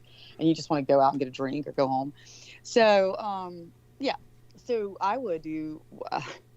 after I did it while I was working there, and then also after I left, you know, I was always driving through, but I would call on my night off sometimes, and I would do a different voice and call up and say, hey, I was thinking about like, so y'all are off 80, like I'm coming up 85, and I would call like, I don't know, 30 minutes before they closed, and I would say, you know, off 85, the highway we're off of, and I said, you're exit 54. Well, we're coming out of Georgia. Just want to let you know. So are you open till 10? Okay, good. Well, we're 20 minutes away. I just want to give you a heads up. Okay, we've got 2 buses coming in with about 70 middle schoolers. I would put middle school because they all like Frappuccinos, which is also the worst thing that all Starbucks and baristas hate making is Frappuccinos, by the way. So we have 70 of them. We'll be there right about 9:50, 9:55 tops, right? So they're the person, I was like, I just want to notify you, like we're on 85, we'll be there. So I'm letting them know, like, so the point is, I thought it was hilarious, right? Because number one, they're I know exactly what's happening when I do this call. They hang up, they're telling them, and then they're all freaking the fuck out, trying to get shit out and get it ready so that when they show up, maybe they'll be half prepared, but they're already realizing they're going to be there another fucking hour at least minimum, right? After they close. And so then I thought it was kind of sweet too, because, you know, think about it. You set somebody up for the lowest, instead of setting somebody up for the highest expectations, like, I'm going to get a diamond ring for Christmas. And then your boyfriend comes through with like, here's a vacuum. You set somebody up to be like, you know, you're getting a vacuum. You're going to have to stay late. And then the bus doesn't show up. You know how happy they were? I bet you it's 10:10. The minute they knew they were going to take that, they're like, the bus isn't here. They got pulled over. Go. Cut the lights off. We're going. Like, you know, like they were happy. It was like a diamond ring. So I gave it to them. So that was my level of entertainment. And I figured it was appreciated. Yeah. By the way, Troy Bellamy says, sweet be thy sleep and peaceful be thy slumber, Brooke. Again, for the last time, I accidentally hit the button when you started getting naked. My appreciation for woman remains the same. So let me clarify. Not all. getting naked, okay? If somebody said when I was laying there in bed that somebody saw a nipple fall out, which I still do not believe happened, but apparently for a second someone saw it. So he says his appreciation for woman remains the same for all. And so there you go. Troy Bellamy's philosophy could fit on a bumper sticker. They're all pink on the inside. Yeah, thank you, Troy. And there we are. Deep thoughts. Are we pink, Douglas, on the inside or red? I don't know. I mean, Douglas knows, like, I'm saying because of his vampirism. Now, remember, honey, I don't drink woman's blood. That would be like playing with my food. Oh, my God. No, but you do drink their yeast. Yeah. Yes. And, I'm sorry, that was a comment. Oh, that was yeah. By the way, that is funny. That is funny. Wasn't it a yeast infection you got? I contracted a yeast infection. Yes. I told somebody that, and he said men can't contract yeast. No, they can. It was on the penis head. It was on the penis That's head. what I thought. And I thought, they made me start thinking I was crazy. And I'm like, no, I'm pretty sure he said yeast. Yeah. So No, it was just like yeast. a joke because I was telling the joke about how you asked the doctor, like, yeah. If I could still masturbate. Yeah. If I could. You didn't give a shit when you got well, if your dick was gonna, like, you didn't be like, could this cause, like, am I gonna hurt? No, nothing. When do I take the pill? How often? Am I gonna get nauseous? No, just, hey, any questions, sir, at all? Yeah. How soon can I masturbate? Yeah, can I still masturbate? Yes. Which I did anyway, despite her precaution against it. So anyhow, that being said, back to where we get back to Doofus Sid, who brings us back to Mark H. Don't you miss me and how long it takes you to get through a story? It's a challenge. It's a challenge. It's like a crossword puzzle or hard Sudoku. Hard Sudoku or a crossword puzzle. Yeah, and but basically, so what happened just as I was, like I said, to me this is like a televised hostage talk down. And this guy's got my show hostage with his bullshit. He's like pulling things on my show that I feel are disrespectful to me. And I'm getting him to confront his issue. I'm trying to get him to seek counseling. Since he's telling me it's not a neurological issue, he's insisting it's not brain damage, that he was always like this, which makes it infinitely worse. And is now telling me he's basically a psychotic with no sense of human empathy and a pathological liar. Not some brain damaged individual with expressive aphasia. This puts him in the rank of evil people, which goes a long way to explaining his coming on my show and preaching Temple Ascent and Chinese communism, and the author of the book American Psycho, who sends him a personally signed first edition because he was friends with his underage young boyfriend who was 30 years his junior, who wound up going to prison because he broke into a woman's house and was rifling through her possessions because he's so fucking paranoid. And Brendan... Is anybody keeping up with how... I mean, I don't know if it's me too now, but I can't keep up with who we're talking about right now. Like, there's so many people you've gone This is all Brandon Young. I know, but then the person rifling through the possessions of the boyfriend... Is his boyfriend? He had a boyfriend? Like, so Brandon Young had... Now, Nemo, help me out here. Brandon Young said he had some young friend who he was talking to constantly, who was gay, who had an older boyfriend, 30, 40 years his senior, who's the author of the book titled American Psycho, which is a homosexual misogynist book about a serial killer who butchers and eats women. A man who cannibalizes women. And he gets this signed first edition of this book that he's so proud of from the older gay lover, after the guy's gay boyfriend gets sent to prison for breaking into a woman's house and rifling through her possessions. Nemo, I'm saying this? Oh my God, I he's remember, friends with these people? Yes! Yes! He looks up He's to not him. like, I'm so glad, like, I'm alive or my people are alive and I'm not talking to him anymore. Nothing like that. I know. This is what he's talking about. And, bringing up this guy, this young gay guy, and then it's like, where do you go with this? And it's not a lie. This is the part that's not a lie. Because he's got the physical evidence. He's got the signed autograph first edition book. Are you sure, though? Because here's the thing. He'll sign shit. I mean, if he's that kind of like person, it's just funny, and then you start believing it. He's No. This is true because there's cross references here. Basically, this young individual did go to prison. When Brandon first told the story, Nemo, you back me up here. When he first told the story, he was saying he was on the phone with this guy when he broke into the woman's house, and the guy just kept saying, "Oh, you're gaslighting me." He'll lie. Yeah. You know, my son used to come. And this is my son. He has a sense of humor, kind of like mine, and I had to give it to him. He would come home from middle school. Like one time I really remember, like when we were just finally were like, okay, because he could lie straight face. You would never know it. You know, he's one of those people that's like, you don't even know. You're like, wow, because you're like, why would somebody lie about that? Like, there's not even like a reason you would think they're lying, because like he'd come in and he's like homeschooling, he's like, and it's getting dinner time or whatever maybe, and he's like, yeah, and he's like, comes in the room and he's like, hey, that's how he's like, I was like, how's school? He's like, it's good. And he's like, yeah, there's this girl that like, I don't know. He was like, she started a period in the bathroom or something. He's like, there's a problem or something. And I'm like, really? She's embarrassed. Yeah, I think she was embarrassed or something. And I'm like, oh, well, because that sounds kind of normal. Like, oh, well, that's happened before. Like, she doesn't make fun of her. No, never make fun of her. But then she's like, he's like, then something else happened. He was like, something else happened. Like, what was it? He's like, I don't know. Like, she started crying, like, about something. And I don't know. Then they took like 3 guys to the office, and I don't know.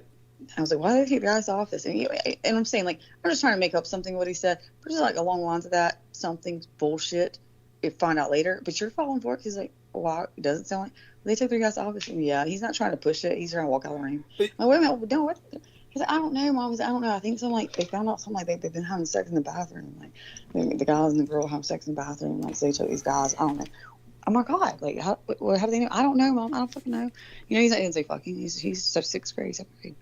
I'm like, finding out. It's like, well, there's a rape. I don't know. He's like, I don't know. You know. Later, I was just kidding. He walks out of the fucking room with it. It could be anything like that. He would randomly come up with a goddamn story that had no funniness to it. Also, no reason, though nothing we were talking about, and just say, hey. Well, and then you know. You find out 3 days later that was a complete lie. He did it for his own amusement to tell a story because he was bored. Basically, no, I appreciate what you're saying. Believe me, it's well taken. And it could be that if we take that scenario, that just makes it worse. But what that would have to be then. What I'm saying is that no one ever did it to say something like, obviously to hurt us or anything. It would have been bored, just like just see if you get away with saying it and then we believe it. But the reason I doubt that is because what it would be potentially would be a case of what they call synthetic intimacy, where he's read about this man, he's read about his younger boyfriend, and somehow wants to involve himself in that story vicariously, and then makes up a story about this knowledge or acquaintance with him. If so, that's equally pathetic. I don't really believe that. So basically what we're saying is he could be truly a bad sense of humor raised by really bad parents, or he was raised by maybe good or bad parents, but he's a complete psychopath, sociopath. Well, I think he was raised pretty poorly in the sense that there's certain things that I haven't said publicly, but he's actually alluded to this publicly, was that there was kind of an arranged marriage, and then there was then the baby disappeared. What do you mean? It was like, the way he described it, it was a long time ago. And it was like his parents arranged for him to be married to this young lady who was of an equally distinguished and wealthy family. And it was to the point where they had set up a baby crib and that she was expecting, and she was pregnant with his baby, and that somewhere in the late trimester, like when the belly's really big, she went up north and came back and there was no more baby. And he says, I guess that she misdelivered or had a, what do they call it? I'm so sorry, a spontaneous abortion, or that maybe she got a real abortion. But he said how disappointed he was with that, and then moved on and never spoke about it again. And it could be, again, another psychotic fantasy, but it's like after a while, like I said, the only thing we can believe in is where we have actual evidence, such as the forensic paperwork that was filled out in the investigation of the assassination attempt, or cross-references like what happened to the young blind man who sought help from somebody I actually know and trust. So all that being said, we can push that aside for now and get to the Sid case, which brings us back to Mark Haish. And believe me, it's all connected, and it all converged to where the last episode before tonight. Way too long to tell the story. I gotta get off. I'll talk to you later. Oh, that's so pissy. That's at any rate, honey. So what happened was that when Sid, basically at that moment, I felt that I had talked Brandon Young down, and that this hostage crisis concerning my show had been resolved, or was resolving. Then Sid explodes. Lizard Dick, as you referred to him quite rightly. Then Lizard Dick explodes, and he starts saying, "What do you mean? What do you mean by saying that I'm up everybody's ass?" Shouting this in a psychotic break that is obviously influenced by the drugs, which are causing auditory hallucinations. And so at that moment, I'm like, how do I handle this? It's like you've wound down a hostage situation that's being televised, and then some lunatic shows up and says, "Why are you doing this to me?" and a whole nother crisis starts. And then this fucker, basically, I respond to him like, I wouldn't say something like that, and I turned towards Mark H. for backup so he could redeem himself. I gave him a third chance to redeem himself, which brings us directly to Mark H. So what happened with Mark H. was several episodes ago, I'd say about 4 episodes ago, or 5, 4 or 5 episodes ago, Mark H. basically starts talking to me in Skype and asks he started behaving differently in a way that I thought was almost different and just out of character, and just he began to ask me about what about this child trafficking situation, human child trafficking. And it's like I've always told people, don't overdwell on this stuff. There's nothing good will come of it. Brooke went mute, so I hope she's okay. And let us know what you're doing, Brooke, so we know. Can you hear me, Brooke? I hope you can still hear me. My doors are squeaky. My doors are squeaky. Don't worry about your squeaky doors. We don't worry about that. Don't worry about that. And so I do worry about it. I think everyone should send some money so I can afford some WD-40. So what happened with Mark H. was he starts asking me about, human child trafficking, and which I think is morbid and unhealthy. And so I had sent him an article on human child trafficking out of Georgia, not the state, but the nation. Did you just want to use an article where 1 billion children were saved? It was 100,000 in the desert. Oh no! Yeah, that's very funny. Very funny. For those who don't know, that's an Ian West joke. But of course, it's not a joke to him and Michael Christopher Andriich in Australia. But they're out of their minds. But anyhow, no. What I had showed him was that. In the nation of Georgia, it was confirmed that 100,000 children had been stolen. And this is, of course, the Caucasus Mountains, where the very word Caucasian comes from. Well, they looked in the woods where these men sleep in sleeping bags. That's funny. That's a John Miranda joke. And John Miranda married a Georgian woman from the nation of Georgia, had 2 kids by her, and she's saying, okay, when do we get to move to America so I can live this, new life as a U.S. citizen? We're not going back to America, honey, because I want to help Vladimir Putin take over Europe. that's like marrying a Jew during World War II and then being like, you know what? We're gonna go over here to the Nazi camp. Like, I mean, yeah, because the Russians had killed her family. Which is why she was trying to marry him to get to America. And then John Miranda wonders why she's separated. She won't let me see the kids. Yeah, I'm stuck here in Sweden while she's over there in Norway, and I'm sleeping in the woods.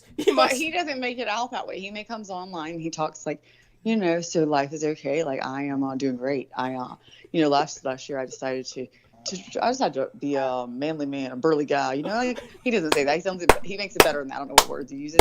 He's just like, basically, I wanted to self-autonomous, like sleep in negative 40-degree weather because I have this great sleeping bag for like a few months, like negative 30, negative 40. You can imagine the smell. You can imagine the stench inside. The level of temperature, I can't remember what it was. It was so extreme. Negative 40 degrees. It was like negative 40 degrees at least, and he claimed he was ice fishing and shit. Because I was like, you couldn't pee. The second hit the air, it has to be ice. Yeah. The second the liquid hits the.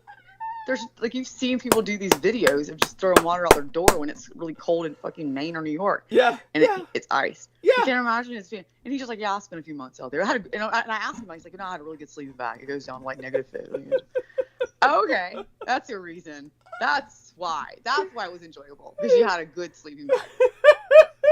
Which you must never leave. You must stay in there all day. You must be in it now. Yes. But he didn't say that. He didn't even say he had a tent. He never mentioned I have a good tent. That's true. That's true. He didn't mention a tent at all. He's like out there in a sleeping bag. So maybe he's got those Georgia. Maybe he didn't mention the fact that he was actually at a fucking molestation camp with a fucking under 100,000 kids they were using to keep them warm. It's about a campfire. Yeah. Maybe that's what he left. Because his story obviously was a lie or didn't make sense. Let's just put it that way. Thank you. No, it was awful. It's pathetic. It's tragic. But at any rate, like I'm not saying he was doing that, but I just had to associate Georgia. I get it. The connection is it's not untenable. tenable. It's actually a funny connection. It's a logical connection. I don't think it's true, but you get the point. It's like, you know. No, I don't think it's true. Well, I hope it's not. Well, obviously, I mean, there's if something it's wrong. true, and you're associated with so many bad people, and then him, I'm like, I'm gonna be one of the only few good saving graces you'll have ever known. Apparently. Yeah. Of course, you'd always think that no matter what, but still, yes. What do you mean? Are you saying I'm not a saving grace? Well, the nation of Brooke and all that. You represent the nation of Brooke. You're there a you Brooke go. nationalist. And I'm pretty sure the nation of Brooke voted Brooke in. Yes. And still voting for her. Yes. And so what happened was that when I gave that article to Mark H., then I made the mistake of doing that. And I said, I shouldn't cater to this. You shouldn't be pursuing this. And then he started pointing out, I see that 100,000 number everywhere. And what does this tell us about human child trafficking? Why is this number so prevalent? And so I pointed it out. He asked me this question. So I said, okay, now the point is I had been hit with a strike on my channel. And another strike will take my channel down. And so they're trying to report me for everything. And this is a highly controversial and sensitive topic. And so I went into this long, passionate answer about this number, human child trafficking. And he was on the air with me. And then when You did not have a long answer. Give me the timestamp for this. There's no way you went long-winded. Oh, God, yeah. Yes. There's no way you stuck very your ear funny. out of the room. Yes, very funny. Brooke is being facetious. She's being satirical. She's being sarcastic. But at any rate, so then when I finished this long, passionate answer, which I think I took great risk to do, and I'm dealing with a topic I don't want to deal with, that's painful for me, that I've spent a lifetime trying to forget, and he's just silent. Just dead silence, which of course the one thing you know about bandwidth is you never can afford silence. Silence is like the kiss of death. And he refuses to say anything. And I said, well, perhaps it's best you not incriminate yourself in terms of what I'm saying, that you might endanger your employment, because he recently changed his job. He had been working, by the way, there's no excuse for this guy not to be able to talk eloquently, because he had a diplomatic position in a casino where he was a fixer, where he would take care of these people in meltdown so that they could continue juicing them for money. They didn't want to have to call their security to throw these people out. They wanted them to stay there and gamble. So he would be talking these people down in their crises, these gambling addicts. So it's not like he doesn't have a background in diplomatic speech. And he had recently transferred to a job as a security guard for celebrities. So now he was like saying, I made it. I'm happy. I'm where I'm at, where I want to be. Wait, he was working at the freaking casino. No. Yeah. When last time he was working at the where the jewelry part of the casino, he transferred in there. Yeah, but then he transferred to the floor. Then he transferred to the floor where he was like doing this talk down for the gambling addicts. It's true. That's what he was doing for a while. And then he transferred back into security because he originally worked in security. And now he's doing security for celebrities through this company that works with a specific hotel where a lot of celebrities stay. And so he says, I made it and shit. And, by the way, he's always been employed. And he's always, getting better and better jobs. So he's never made a contribution to me. Just so people know, there's that aspect there. If he really supported you, and he'd give you some money every now and then, especially if he's well off. Thank you. A little token here or there would never hurt.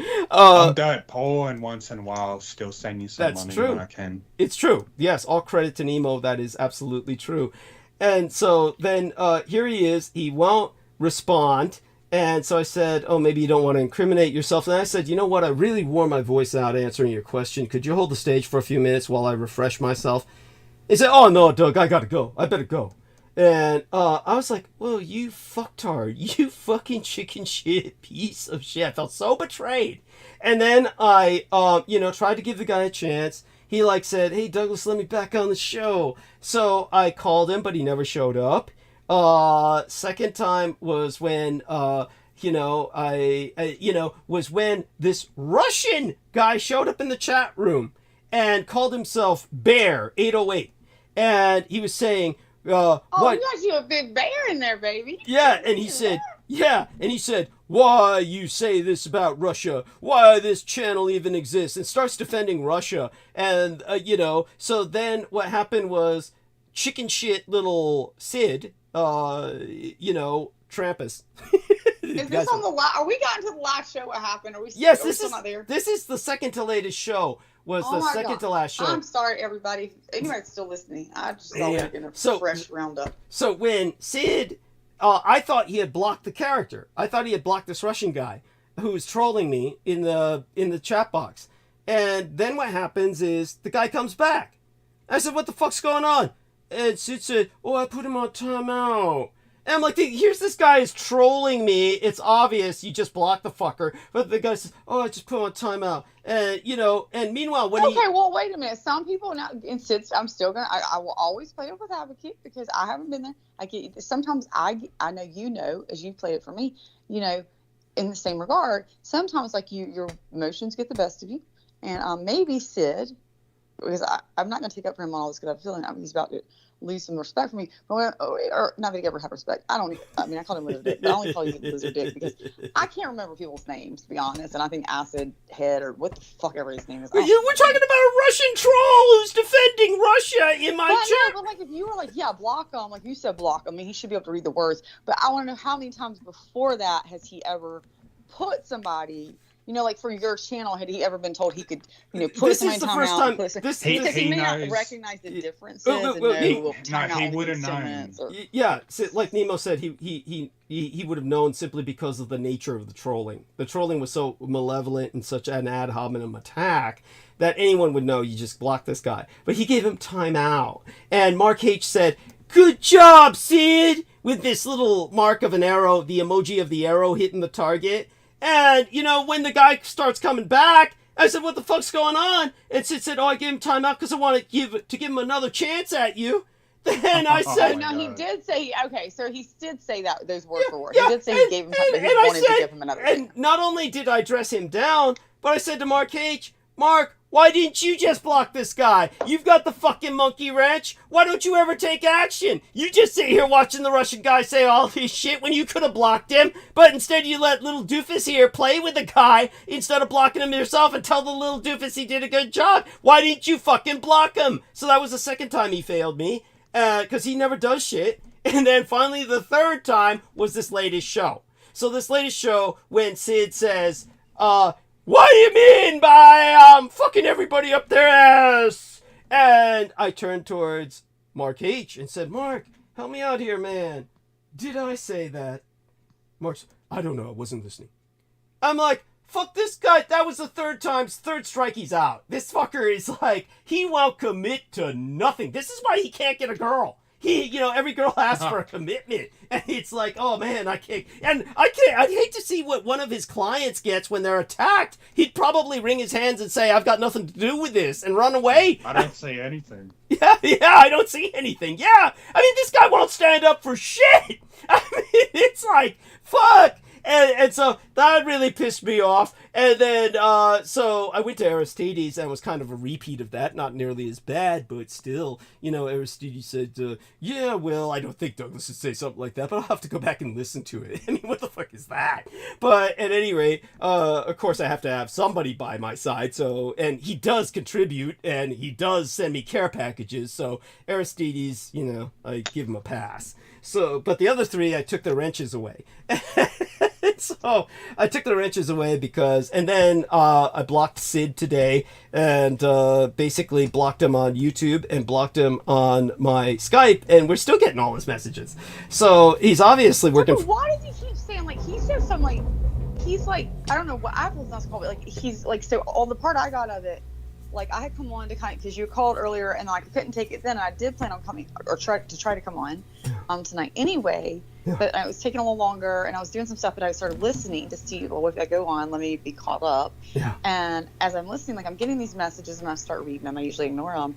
And it was just kept saying, I don't know why, I hope you, I don't know why I'm just kicked off, and I just need blah, blah, blah. And at first it was it was a joke, and then it was later, it was he's saying something was a joke. And then later he's saying, I never sent Brooke anything. Douglas gave me your home address.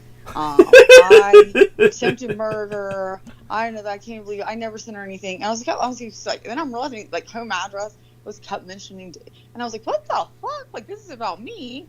and I didn't get anything, and I haven't committed attempted murder, and or is he trying to murder me? Is that did Douglas take it from me? And then I was like, wait a minute, is he trying to murder me, or Douglas trying to have me murdered? Like, I don't know.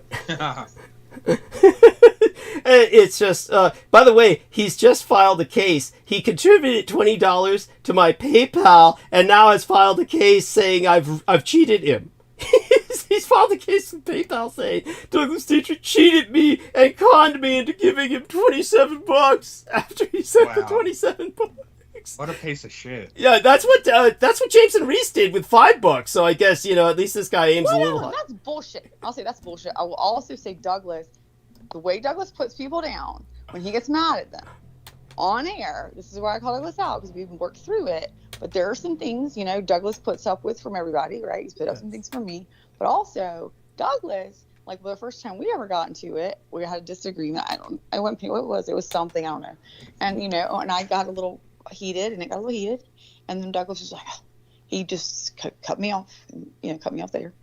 I was pressuring a little bit. I never cut you off the air. You hung up. Yeah.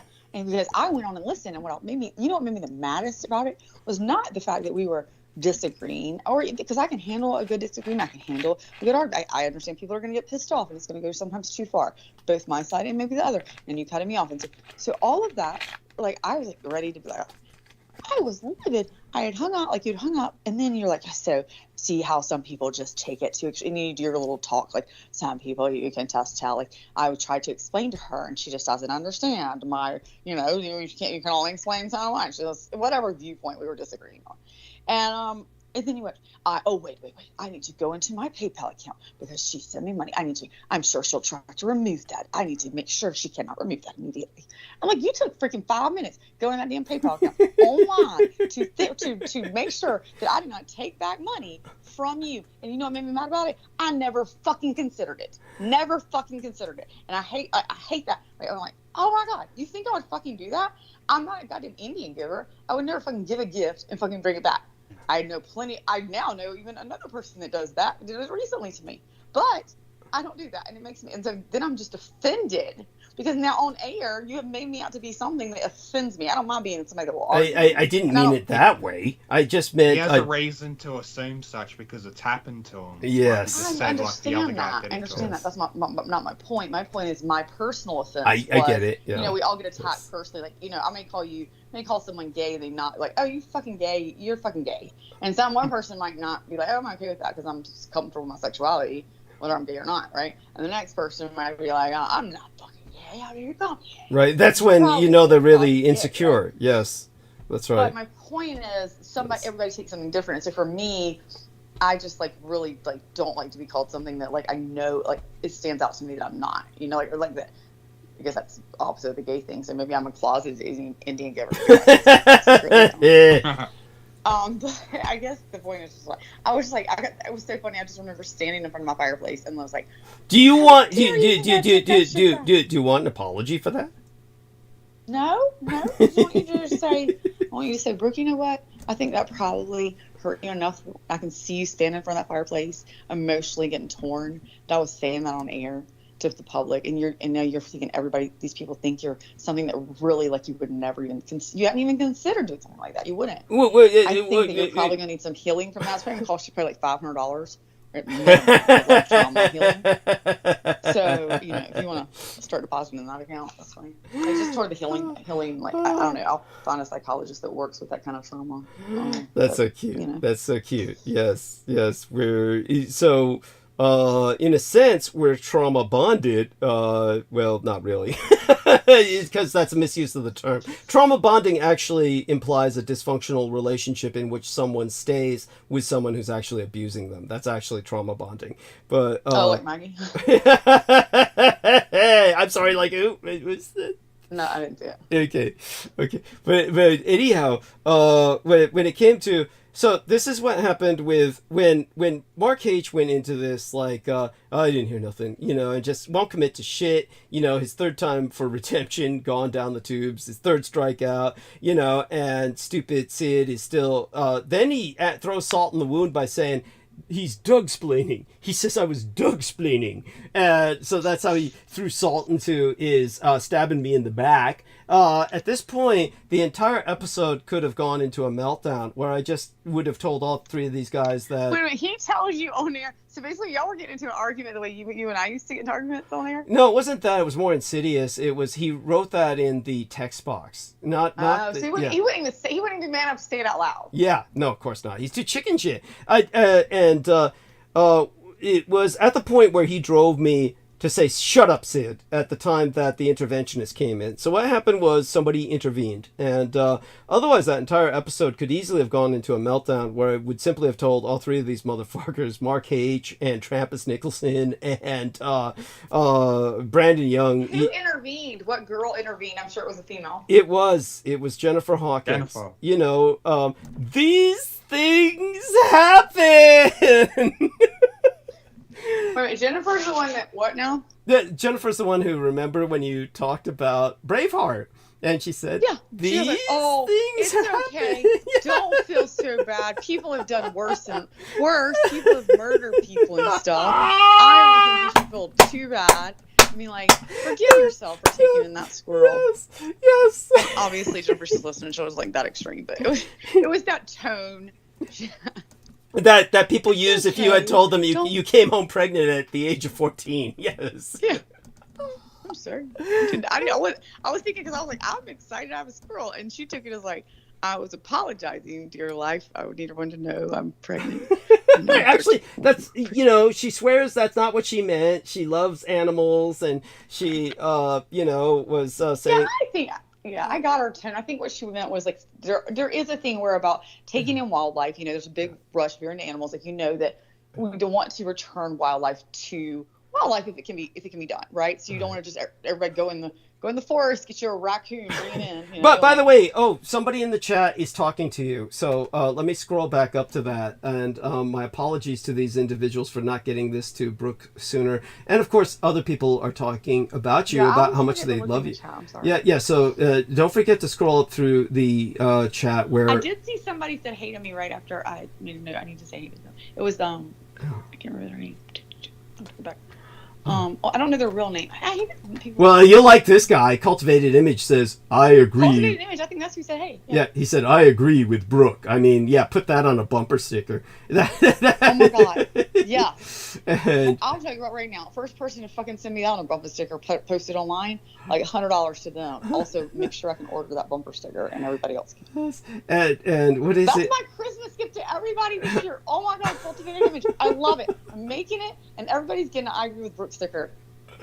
Yes. And what else was it here? It was somebody was saying how much you're the wise woman of Team Dietrich. Somebody was saying you're the wise woman of Team Dietrich, and maybe... Well, I don't know who that was, but we're going to put an I agree with them. It must have been Cultivated Image because he retracted it. But then later said, I agree with Brooke, you know? So it's like... he was saying how you're the wise woman of Team Dietrich earlier, so I presume he's part of your fan club. Cultivated Image, you need to make a website now. Get it going, get it good. I don't know what we're going to promote. I don't know, better be good. Better agree with it. And then it'll be an I agree with Brooke sticker, it'll say. And then on the bottom, in the little curl, because it's an oval sticker you put on your car, and in the bottom curl, it says a Cultivated Image. Right, so that's the title that we have. So you want to know, what is I agree with Brooke? Who the fuck is Brooke? They go to Cultivated Image, right? Yes. Then I'm pretty sure that's already a website taken, so probably not gonna work out. But I think it'll work. I like it. Business plan's going. Yes. By the way, Cultivated Image, don't retract your messages. I mean, I don't see why you do that. Mark, is there a typo in it or something? I'm fairly certain you told me the opposite. You told me, Brooke, please retract that. Retract that comment. Brooke, I said please. that? I said that? Yeah. I said that to you? Brooke, retract that comment before somebody sees that. I mean, what did you say? What did you say? Oh, no, I'm just kidding. Anyhow, I'm gonna start talking about certain people. Mark H is in the chat. Mark H is in the chat, and he said something and then retracted it. I'm not allowed to say anything, What is it? Why was I not ever allowed to be on before midnight? What was it? Oh God, that was the other thing that Sid Vicious, Lizard Dick, Trampus Nicholson did, was he brought you on at the same time as Peter Moon. The last thing on earth we needed. That's fucking good. And you know what? I did hear that shit earlier when I was getting ready. I told you I was listening. You, I think it was Lizard Dick you were talking about. And you're like, yeah, me and Peter Moon already, like Peter Moon decided. And so now because you're against Lizard Dick, I guess, you're like, I'm gonna agree with Peter Moon that he is he's from the Sons of Edom. Though everybody, basically the cultist, he's the occultist, the Sons of Edom. I don't know what to call it. Honey, this is based on. Now I should have exposed. I'm sorry. Let's stop for a minute. Wait, whoa! He's the enemy. They're the enemy. Well, I'm pretty sure, according to Peter Moon, so am I. Differently. In all credit, in all fairness, he views you as like an independent agent of chaos. For what that's worth. I'm just like a little Jekyll, like a little. Yes. For what that's worth. So, there's gradation. Yes, because it's so worth it to me. Yeah. Such being said, let's be careful of what we say. Okay, let's try and let's not make my life any harder than it is. This is why I got down on all those guys. All these idiots were making my life harder than it needs to be. So Jennifer Hawkins showed up and she helped ease it down, and then George Knight showed up, and basically once he started talking, we just let him just talk for an hour. And that helped us to segue into where... Did anybody start snoring? That helped us to segue to where Jennifer Hawkins shared a private story she had never shared publicly before, only privately. And it was... I told her not to tell about us. Like, I told her that we were not going to ever mention our affair. Yes. And, is that what she told? She didn't tell me she told y'all that. No. She told us about the time that she saw a goblin, and it was I didn't even tell her my full story because I get these stories only halfway out and then I forget to tell the full story. Somebody said they loved her goblin story. I did see that comment. Okay, there we are. Yes.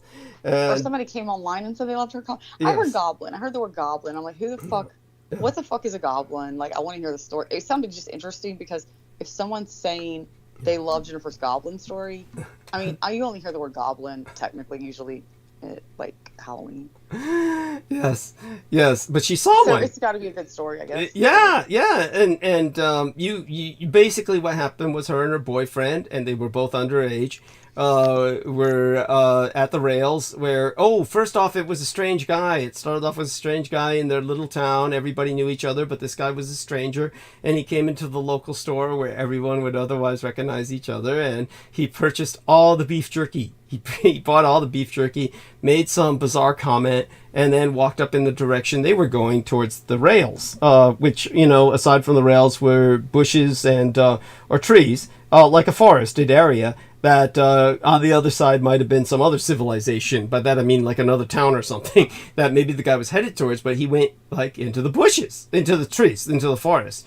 And then they, which was unusual, and then they sat there at the rails staring at the moon, and then a goblin came ambling up the rails, and it was not dressed, no clothes, looking scary as hell with very elongated arms, but not so long that it was using them to move, not...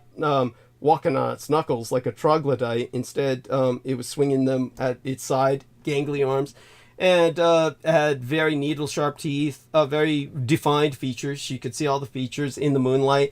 Walked by with ignoring them, not looking at them, and as it, kept going past them, they could see it had a big ass, which is disturbing in the sense that if it has a big crack for an ass, that means that it shits, which implies that it eats, and begs the question of what does it eat? And so then what happened was that they went back like the next day. First they went home. They didn't believe each other saw what the other had seen, so they each drew a picture of what they had seen. And this basically wound up with them confirming what they had seen. So they went back the next day, and something jumped up into the trees just before they could see it. and it was something large enough where it stirred up all this gravel on the ground that went flying at them as it jumped up with great force into the trees, and apparently had weight and mass. Then it was up in the trees, and it sounded like a puma or a mountain lion with its screams, but it was up in the treetops. And so they got so frightened they never went back there again. So there we are. That was her story. So, honey, Jennifer used to do drugs there. I'm just asking. I'm just clarifying. That's the person that we're talking about, right? Because you got a few new people in there. She did admit to she did. Because I mean, I'm not saying that's no. She doesn't do drugs.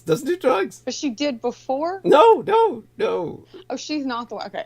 Then that's No, she's one of these people. Then I want to just be like, what time frame was this before you quit? Or I'm trying to remember what she said precisely, but I think that she cannot tolerate drugs, and therefore he gets really sick on them, and so can't use any of them. I'm thinking about the two girls that were on together. Yeah, it wasn't. Yeah, no, different. Oh, that's Victoria Lauren Hobbs. Victoria Lauren Hobbs and Christina, whose name Brendan Zogit doesn't even want to say for fear of calling up demons and shit. Oh my god. And that was heavy duty. That was the girl that was on all the drugs. Well, not nearly as much as this Sid Vicious character. I mean, Sid is on everything imaginable and some things you can't imagine. But there you go. So hey Sid, if you're listening, I just saw a YouTube video. I don't know why it popped up to me, obviously, because I guess it knows I'm like crazy. But it's hey, new drug in taking over Europe. Have you seen this? Oh, is that the zombie drug or something else? No, it's not the zombie drug. This is a jump. I'll be honest, I don't really watch it. Like, it's not the zombie drug that's like giving people all the skin stuff. Like, it's a new party drug. It's not in Europe. Like, it's not in the U.S. really yet. The zombie drug thing. That's no. There's look up the zombie drug in Africa. That's really vicious shit. That's really frightening stuff. Okay, I saw that one. Yeah. And I remember us talking about that one, but I do not think it was that. But let me. Yeah. I mean, just that's what you weren't talking about it to me, but it's No, I heard you guys talking about, and briefly I was there with the talking about the zombie drug in Africa, or you told me we were talking. Probably that must have been when Tramp Ass, that's his name, brought you onto the time I was talking to Peter Moon. And I probably was bringing up stuff to try to calm the situation down. I don't think I talked to Peter. No, you didn't talk to Peter. You were in the chat. You tried to bring me on, Peter. I didn't come on. I get it. Yeah. I didn't say you were on. I mean, you were in the chat because I was like, I don't think Peter. I was when I made some smart ass comments with Peter. He was like, I don't know. I was like, I don't think I'm allowed in this. Yeah, and that was already a bad sign of what was coming with Tramp Ass, and but. There you go with that, and but anyhow, it was Jennifer that helped to pull us out of the downward dive. It wasn't even a spiral; it was a dive. So Nemo's asking if you were referring to hexahydro, whatever. Yeah, I think that may be it. There's a few in there, and I was just looking at that too. There's a hexahydrocannabinol, which is synthetic. They got synthetic cannabinols, and then that one. I think that may be it. They also have the cathinones, which we already talked about cathinones before. Mm-hmm. But I'm fairly certain the actual video I would have to pull it up because I didn't watch it. I basically was just like, oh, new drug coming in because they've got drugs going out, like they're getting they get a fix for one thing, like Suboxone kind of helps the narcotics, and they've got a new drug coming in to help the methamphetamine crisis, and so they've got drugs coming in because they set these drugs up to begin with, right? And then the pharmaceuticals then makes money by just now we have a cure for it, right? Mm-hmm. So now you'll pay us, or the government will pay us for the cure. And so I thought it was just interesting that then I get a YouTube video that says, oh, new drug taking over Europe, party drug basically, that's like stronger and better than like stronger than fentanyl, or I don't know exactly what. And so I just kind of read the first little synopsis, but I'd have to go back to actually sound knowledgeable or have a name on it. There are reports of fentanyl having more use in Europe. A surge of fentanyl in Europe last year. It started rising. Mm-hmm. Yeah, and okay. Thank you. Yeah, go on. You said wait a minute, a surge of fentanyl. Fentanyl's been surging for a while everywhere. The problem is fentanyl. No, in Europe. Well, it was mostly predominant in America, but then it's I spreading don't know. everywhere. I mean, it's been surging everywhere It's for a just while. But reports of it rising quite low. Right. No, I mean, I understand what both of you are saying. I mean, yeah, I mean, I may have increased again in there Yeah. this year. Yeah.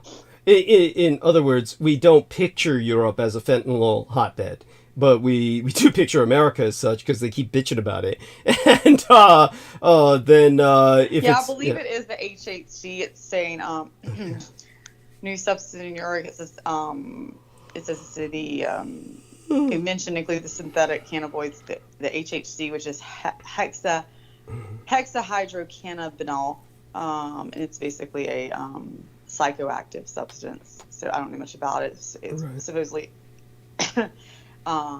exposing consumers to the risk of serious or even fatal poisons, and it's continuing to emerge with China and India remaining important sources for it. So that looks like what I'm thinking that is what they're referring to, because it seems to have the largest market share and has gone up substantially. But I mean, it shows it back in cannabinoids back in 2014. So I don't know. Who knows? Who knows? I mean, it's I don't even know why I mentioned it, because I don't know the name. I like to just start something and y'all finish it, and normally y'all already know what I'm talking about. So. That's there we are. And so now that you're kind of caught up with that nonsense, everything that happened in terms of the latest episode that barely got saved by an intervention, and George Knight played his role because once he came in and sucked all the air out of the room, those three guys died and kind of withered away. Then, it all worked out. I am, as it is, of course. Now we're dealing with a much better night. I feel we had to process it out, and we got you back. And that helps immensely in terms of my morale. So catch us up with. My sleep pattern's interrupted now, okay? And on top of it, I'm mad at George for going off air, okay? Because I came on, I woke up, right? And I heard you going, and got the little messages. That's what I saw. And clicked on you, and I made the little comment, and then George is talking, and I, of course, was drifting right back into a fairly lovely sleep. And then George went off the air, of course, and you started talking, and it woke me up, and I had to come on. Yes, and thank you. I mean, we're all grateful, and now you see what I've been dealing with. Now, tell us a little bit about yourself. Is Ford still alive? Believe it or not, Ford is, knock on wood, today. Let's say today he's alive, and I don't really go too much further because I don't really care miss. He is like the little Energizer bunny that could, he's been sentenced to death 3 times by the vet. Yeah. And 3 times, I've walked down, I'm going to give him a day. And the actual day that he was, I was having him put down, I had somebody you're familiar with, I said, I can't call. I actually had my mother call because I had a vet. I wanted to have him put to sleep at home. And so that, she knew the vet that they have some that do that here. And the one that we had used before that she called, they called back, they couldn't do it. The vet was out of town until Monday. And so I just was in tears. I could barely talk, and I just hung up with her and then talked to somebody and said, can you please call this one? I just been able to Google and just try to make an appointment, just sometime today. And he did call and call me back and said, got the price, but there was no, I was like, what's the appointment? When they call me, I didn't get the right price. And I said, I had to make an appointment. And so I was so then I need to call, make the appointment, and I kind of let the day go by and just didn't, just kind of holding him and doing that. And a long story short is he ended up, was able to get some food. He was able to eat a little, and then started drinking, and then just seemed to feel better. And and it's been hit or miss, and he's gone to the vet. So then he would eat or drink and be good and roll around the grass, and then not eat the next day. And so, but he's basically, like he was really before, other than he will not take his medicine. I do not know what happened with this. Dogs are funny anyway, trying to get medicine in him. He has 3 pills he's had for a long time, and I could always get at least 2 of them. The third, the big one, sometimes he could smell that. But I mean, I'm cooking him roast beef. I've got cheese I can put it in. I've got everything. He literally would always at least take 2 and never know it. He can smell it. He'll be eating, and I'll put, okay, gotta get a pill in him. And I don't know, Douglas. Like, I don't know what's causing it. It's like his little sense was heightened, and he's like, "There's a pill in there. I know there's a pill." And I'm like, "How's he know it?" Like, I had it. Put a particular. I don't even do it in front of him. I'm like, maybe he's watching me. I don't fucking know. There's no way he can smell that pill through all that beef that I put on there. I'm like, it's not any bigger beef. I don't know. The little dog has got like, he's like, I'm not taking medicine. So then I finally, for the last few days, I decided instead of freaking myself out and trying to give him the medicine in a liquid syringe, which also makes him really stressed because then you have to hold his head and he fights you. I was like, maybe this dog knows what he needs and doesn't, because he's on heart medicine, and heart medicine makes his kidneys go into failure, right? Mm-hmm. And so that's what was showing. And so he was diagnosed with heart failure before, and then he's diagnosed with kidney failure. This past year, actually it'll be a year ago. They told me to put him to sleep a year ago, last April, March or April, because I had him read it. And that was, she said, his kidney levels are all chart broke. We just need to take him down. I'm like, all right, well, I need to take him home. I was like, he's been sick. I said I just need a weekend with him, because he had been, he'd gone in the backyard and he had just suddenly gotten sick throwing up because he'd eaten some dirt back there. Right. And I said, I hadn't been able to really be with him because the last 2 days he's been throwing up, and I'll bring him in. And so she said, well, I'll send you on with some fluids, and I did the fluids, and then he just became his normal little self again, and I've had another year, and every day, I've always looked at him as like every day has been a blessing, Yes. So long story short is, well, it's not a long story short, now it's a long story long, is that he's here, and, one day at a time. I'm just grateful that he's here. So thank you for asking. Yes, of course. And by the way, Amy in the chat says, love you, Brooke. She has a heart of gold deep down, and gives you a nice big golden heart. Victoria Lauren Hobbs reminds me that she contributed 10 United States dollars. Thank you, honey. And I love you for that. Let me see if I can call her and bring her online with us. And there we are. Let's see if this works. I'd be surprised if she comes on, but pleasantly so. Thank you, Amy. I think the heart of gold is deep, deep down. Yes. Because otherwise I would pull it out and sell it right now. Yes. And okay, so gonna give Victoria a call here, see if she responds. I'm gonna go. I'm gonna get off. No, don't be. Whoa, wait. We don't even know if she's gonna respond. We don't even know if she's gonna respond. I'm truly not going because her. Both of you lovely ladies say hello. I just tried to find some gym clothes because I'm going to the gym. I'm like, fuck it, I'm awake. I'm gonna make this useful. I'm going to the gym. But before you do, both of you lovely ladies say hello to each other. Say good morning to Victoria, and she'll say good morning to you before you go. How do you say good morning? Brooke? Good morning is what Douglas told me to say. What's up, darling? Hey, chick. Hey, yes, I want you two to be friends. Oh my gosh, I love Brooke. I love when I hear Brooke on. I'm like, yay. Yeah. There. Well, I always wanted the name Victoria when I was a kid. I love the name She's Victoria. always the realist. Everyone else is performing and she's real. Yeah. She's real. Terrible, but it's true. It's kind of true, though. Yes, she's a real pain in the ass. But anyway, good morning. Hi, guys.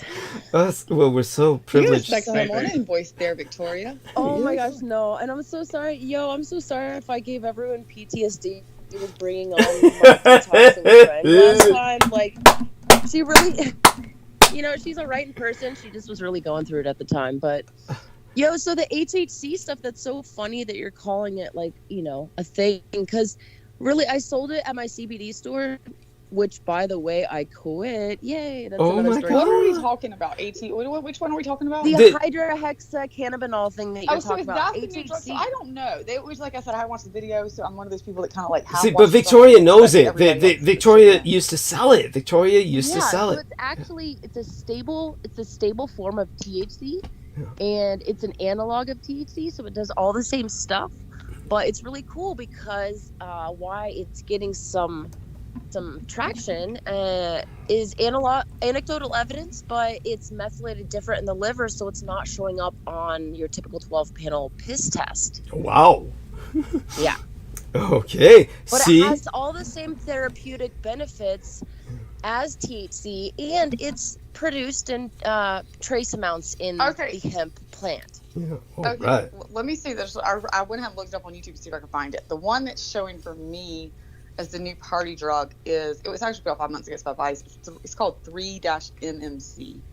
Oh, it's probably something different. Yeah, that's something different. Do you know 'cause I any? was thinking it didn't sound like it was like cannabis. So when you said that, I was like, let me look this up. But Yeah, HTC is a thing, but that's definitely not a party drug. Okay. So It says it's meth. 3-MMC is 3-methyl-meth-cathinone. It's a cathinone. 3-methyl-meth-cathinone. okay, cathinone is similar Sounds like to a research chemical. well, the cathinone is found in the the. Isn't that what you take, Douglas? Yes, Cathinone? the cat. Yeah, that's my Africa That's habit. why I wanted to order some cathinone. Yes, and Basically, this is a new drug I need to try. yeah, it's overtaken Europe out of Africa and Arabia, probably through. It says 3-MMC first appeared. I'm going to do a Brendan and pretend like I know, but read it. 3-MMC first appeared on the online research chemical market shortly after the banning of the massively popular drug in 2012 in Europe. It's a prominent example of a contemporary designer drug. It includes stimulation, anxiety, suppression, disinhibition, enhanced empathy, and social ability, relaxation, increased libido, and euphoria. And nothing so far has sounded bad. The effects are reported to be similar to those of methadone, which is sometimes described as a hybrid of MDMA and cocaine. However, it is described as being slightly less now, do you know this word, Douglas? Entactogenic. Wow, I'd have to see it. Ogenic. Yeah. Oh, More don't stimulating than methadone, and some report more side effects, like methadone and cocaine is associated with compulsive redosing and abuse. There you get to the part of this problem. Due to its powerful, short-lived euphoric rush, it is typically administered via insufflation, although oral and injection routes have been observed. And that was basically what I was referring to. Wow. Yeah. I have not heard of that. That sounds fascinating. Yeah. The cathinone, on the other hand, tends to source from the Catha adulis plant, which is what, of course, that's what the people in the Horn of Africa, everybody's on it. And so the entire population, you could say, grew up with it. They just grow up chewing it, but they are addicted. It's no doubt about it. It's like you can pay people. You can pay people in that plan. So, but people, they nevertheless use it. It's considered cathinones. It says it belongs to the cathinone family. This 3-MMC, and cathinones are a subcategory of amphetamines. Meaning they share the core amphetamine structure of a phenyl ring. So you're telling me to quit taking Adderall? Well, you're taking Adderall with your fucking cat. So. but it's different, honey. No, everything about you is different. I mean, I can suck the blood of someone, but if you walk up to me, oh my goodness. Yes, but it's true, Brooke. You would get sick if you tried to suck blood. Also, be in prison. I've heard you sick from prison from sucking them. Yes, I mean, I'm so glad that the two of you young ladies can talk because you're both so important to me. And so, Brooke, what happened was Victoria Hobbs had this friend. Is she still a friend of yours? How's that going? You know, I rarely talk to her because she's kind of a friend from, the old days, considering what she's still going through. Yeah. But yeah, no, I'm flattered by you saying that I'm special to you, but I know Brooke is like one of your BFFs. So I'm sorry that I haven't been able to be on. I was working full time, but I quit that job. What are you doing now? I do expect you to quit jobs to talk to me. Wait, what, babe? So I'm glad you at least finally got that through, okay? What, babe? What? Say that again, Brooke? What about the job? I said you said you haven't been able to be on with me, and I'm like, I do expect you to quit jobs to be on with me. Oh, I get it. I hope so. Yes. Yeah, like what am I'm glad doing? you finally got your priorities right. You know that we don't know each other. We're like, you need to. Yes. I haven't helped Brooke lately. I've never. Who do I answer to? Not that woman. No, I answer to Brooke alone. No more Renee. Oh, I said Renee. We've got a new sticker coming out. I agree with Brooke. What was it? Yes, that's what he said. That's what he said. I agree with Brooke. I stand with Brooke. Or find a website. Whoever got the first website we can put at the bottom of that can advertise whatever we're gonna have. I don't even give a shit what we're. Just make it one thing I agree with. can't be anti-animal or something. Yes. But like, We're very pro I think animal they on take this over. channel. Yes. It's like people are like, I don't know who the fuck Brooke is. What the fuck, WWF? You're like, When Brooke started talking about how angry she got, I thought she was going to bring up the time that I said, what's she going to talk about if she has her own channel? Be kind to animals. I actually got that line from Peter Moon, by the way. He actually said that about you first. I just kind of, parodied it. Hey, whoa! I shouldn't have said that. Oh no, honey, let's like, hey, look. Whoa, wait. Let's not make my life difficult. My life's difficult enough. My life's difficult enough. No more stress. No more stress. So anyway. Yes. So anyway. Yes. I'm sorry I missed whatever happened on Sunday with Sid and Brandon and Jennifer and everyone coming on, but I will definitely have to re-listen. I'm sorry for all the drama. And you have to understand, I thought that you might have accidentally done that, so I unblocked him, but Nemo obviously reblocked him fairly quickly, so I'm sorry, that was my No worries, honey. No, I thought that was adorably naive on your part. You just you're a good person. You're a good person and you want to help people. And I'm sure the creep... Yeah, I had no idea. I'm so sorry. No worries. I'm sure the creep probably sent you some message. Help, there's been a terrible mistake. And no, not at all. Oh, not at all. You just thought there was some mistake. And yeah, I just was that's one of our homies. I guess I That's so funny. No, that's cute. My apologies. No worries. Yeah. You meant the best. And I always do. Yes. For sure. Yeah, and all right. She's the one you're the one that came on, Jennifer, that you came on and helped with it? Oh, you mean, no, Jennifer. Victoria came on. No, I'm just sad I missed Jen. Yeah, no, Victoria came on with this other chick who, I came on with the detoxing from heroin chick. But the Victoria, you're the one that was on meth. That's why I thought it was you. Okay, yeah. Yeah, I just, but I missed Arcane Observer coming on the other night, and you and whoever else, so I'm sorry about that. Right, so, that's why, but by the way, just Jennifer had said that, I thought it was Victoria. And I was like, okay, well, you mean the goblin story? You thought Victoria was telling the goblin story. You're starting to see shit move around and it's not moving. Oh, right. So I was like, who was this chick seeing shit move in the right. trees? So you thought it was Victoria telling the goblin story? I get it. Oh my gosh. I get it. So that's when I was like, wait a minute. Like, I've seen some shit move, but I have to figure out that's not real. When you review that, the latest episode before tonight, to hear all that ugliness and all that excruciating cringe, you will hear it, because it goes towards that. And that's when it becomes much less cringy and much more. And I ended the show by talking about the electrolyzers in 1857, who, under the leadership of a man named Spear, spelled exactly the way it sounds, S-P-E-A-R, like the spear that pierced the side of Christ, this man decided that he was going to build a machine that would beam spiritual energy from other dimensions free, the way Tesla wanted to beam free energy in an electrical sense around the world.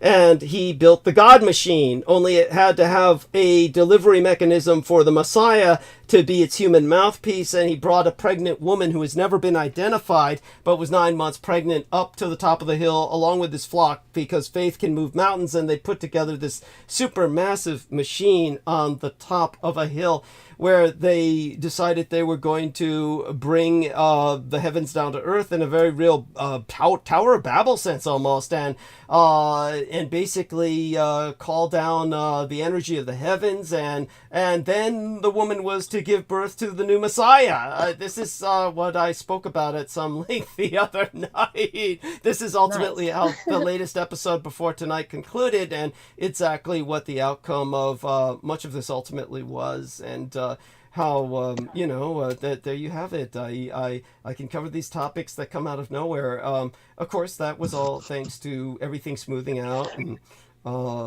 of course, because both of you ladies inspired myself. I mean, why both of you are always the inspiration behind so much of what I do and speak about. I think female energy in general. That's that's true too. Yes, and honestly, there's with Victoria and Brooke, you're both wonderful people, And Brooke, is she still with us? Do you still want to take off to the gym or hold a little bit more conversation? I'm gonna go. Yeah, listen, I'm gonna go. Like, I literally have to pee before I go, and I don't want to do that on air. So I'm gonna. Well, we love you, and I love you all. Thank you for having me, Douglas. Yes. Bye, Have a Brooke. good one. And I'll call you privately soon, okay? As soon as I can. And All I do. right, y'all take care. I love you all. Yeah, I do think of you all the time, Brooke. Whatever, Douglas. You're so abrupt. Isn't this a bit abrupt? You're such a faker. I'm so sick of it. Oh. That's cruel. That's cruel, Brooke. That's cruel. It's unnecessarily cruel. See, that's the voice. You hear the voice, everybody. If you're new, that voice goes higher. He's lying. He knows he's in trouble. Yes. All right, I love you guys. Y'all take care. I love you, Douglas. Yes, love you, Brooke. And Bye, Victoria. okay. Yes. Bye, Nina. Bye for now. Bye, I don't know, Sleeping Beauty. Yes, Aristides, yes. So Victoria, tell us a bit about what prompted you to quit. What you intend to, what your dreams are now about doing with yourself. When it is that you're heading down to Mexico to watch the eclipse. All this, catch us all up on all this exciting developments. Well, I'm supposed to go to see the eclipse around the 1st, I believe, to Mexico, to Mazatlan. As far as why I quit the job, oh man, the owner's girlfriend was just giving me a bit too much of a headache for me to stay there. She was talking trash about the product. She was being rude to customers. I had multiple complaints about her with the customers, from the customers, and then finally I started hearing complaints about myself. Oh wow. From her. So okay. I've done everything by them to the nines. I mean, the first thing you did was you had a personal talk with the owner himself, right? About this. Yeah, well, initially I'd kind of had a blow up with her, and I'd already said, look, I will stay here and work here, but you guys have to promise to keep her away from me. Mm-hmm. They both promised, and unfortunately she walked into my shop 2 days in a row, so I walked out. Simple as that. I'm not gonna be lied to and disrespected at a job that I'm supposedly a manager at. So peace, bye. Yeah. Yes. But it was good while it lasted. It was a blessing while it lasted. Yeah, and I'm grateful for it. Yeah, is that your door you're opening? Yes. Sorry, letting the kitten out. Oh, yes, and everything is healthy, happy in your kind of wooded environment. Now, have you met this guy before physically? Yeah, I've hung out a few times. Okay. Yeah. And so now the only thing I'm trying to coordinate is finding someone to possibly cabin/cat sit for a week, possibly 2, while I'm gone. Yeah. Wow. But I'm not sure what's going to be next. I might stay here. I might end up moving. I'm not sure. Okay, so now things are just kind of at this exciting impasse. I suppose, yeah. I'm just kind of waiting to see what's next, and I'll pray about it and see what doors God opens, and yes. Yeah, that's all I can do. Right. see where the state of the world is, in the next 6 months. It'll be interesting. Mm-hmm. I think it'll be quite interesting. I don't know. Obviously, I came in quite late, but last night I'm hearing more videos of people saying, "Oh, well, Putin is threatening the West with nuclear." So, what is? Do you think we're actually in danger of any kind of face melty stuff? No. Anytime soon? No. I don't Putin think so just either. likes Right? to boast and show off. Yeah. I think so, right? He's just waving his dick. And it's small at that. So I told Brooke, I sent her a private message now. Thank you for joining us tonight, my dearest Brooke, with a heart exclamation. And she says, fake! No love, men. Oh my gosh.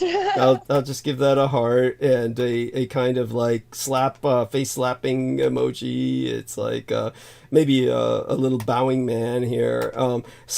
That having been, I hope she looks up at all of the links I provided her about possums. And did that possum ever kind of relocate or still kind of hanging out at your place? Actually, I saw a possum friend the other day.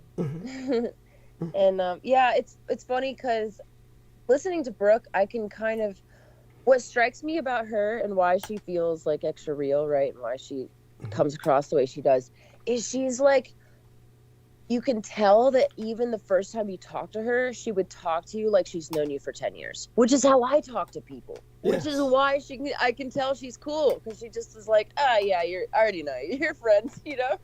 Yes. So it's fun to hear her interact with people. Yes. You know? Yes. No, I appreciate the fact that she gives you extra shit because she loves you. So.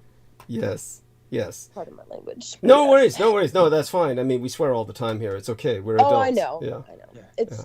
I'm halfway talking to God. Yes, and that's fine. And that's fine too. And so she spent a long time talking about her cosmology, and feel free to share with us yours, whatever you're comfortable sharing. I mean, the other day we talked about the firmament, and Peter Moon found that fascinating and wished that you had continued more speaking about the concept of the firmament. Maybe you could share that concept with us.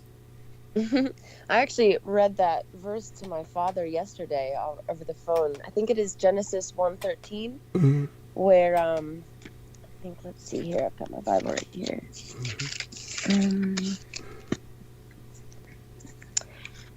Let's see.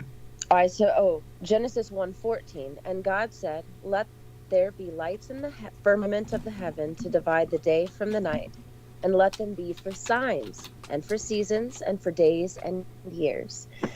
And of course he's like, oh, well, you know, everyone's gonna believe the NASA story, but it's interesting. It's still interesting to read this kind of stuff.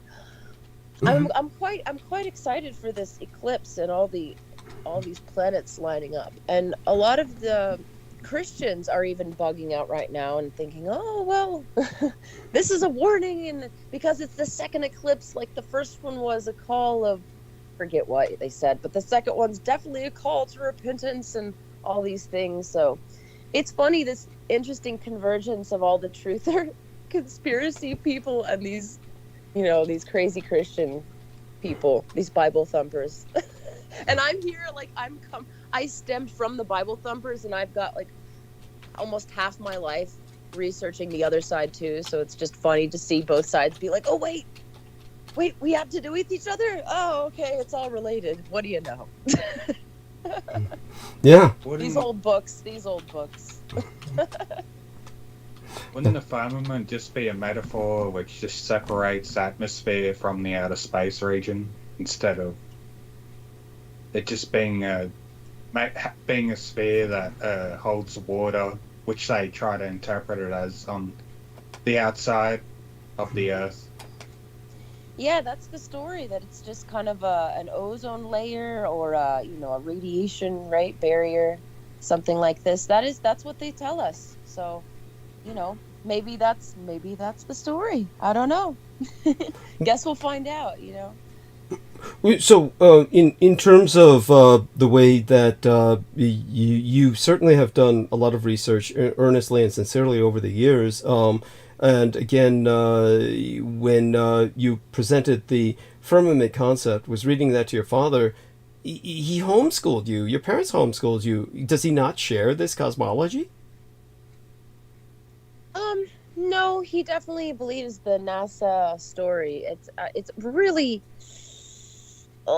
it's such a small, tiny little group that actually gets into that, and there's a bunch of us that don't even really bring it up because you lose people so quickly, and is it really directly helping to save children? No. You know, so are we going to argue about it? I'm not. Right. But do I find it fascinating? Yes. Do I think it is important? Absolutely. If they're hiding extra land from us, if the Earth is as hollow as it seems, then I think so. I think it is quite important. But is the concept that you've kind of developed after a lot of study, a lot of investigation. How would you disambiguate or kind of how would I say it? Interpret the planetary capacity for a kind of hollowness and a kind of ice wall, which would imply more land beyond the ice wall. Is that kind of like the concept? I think we have shared many of these old maps with extra land beyond what we have. And then there is this ice wall that so a lot of these people say, oh, well, we live in a snow globe, right? And you know, when I watched the SpaceX launch, one of the SpaceX launches of Elon's, honestly, I tell this to people, I tell them to look at it and just imagine a jet ski, because from what I saw, it looked like a bunch of water up there, and I didn't really understand the firmament. I thought the firmament was maybe just like ice or something. I didn't realize it was like actually possibly water up there. I didn't realize it was like probably maybe ice up there as well as water, from what I've observed. So wow. So just so I can understand better, or just kind of grasp what you're perceiving. I'm just how do I say this? Operation Fishbowl. They basically were trying to break through the firmament, I believe. Okay. Right. So they're sending these rockets up, and they're like, oh, we're just sending them up for fun, but. Yeah, it's interesting. I've not looked into it that much as much as many other people out there. I've read a book on it by Edward Kendry called The Greatest Lie on Earth that was fairly in depth, had a lot of numbers in it. So one day I'll send it to my dad, and hopefully he won't burn it on site, because he is a pilot, and he just, he likes to just believe what he likes to believe, unfortunately. But he's coming around with certain stuff. And honestly, I believe you just need to be patient with people, because the more you try to force things, they're not going to want to learn.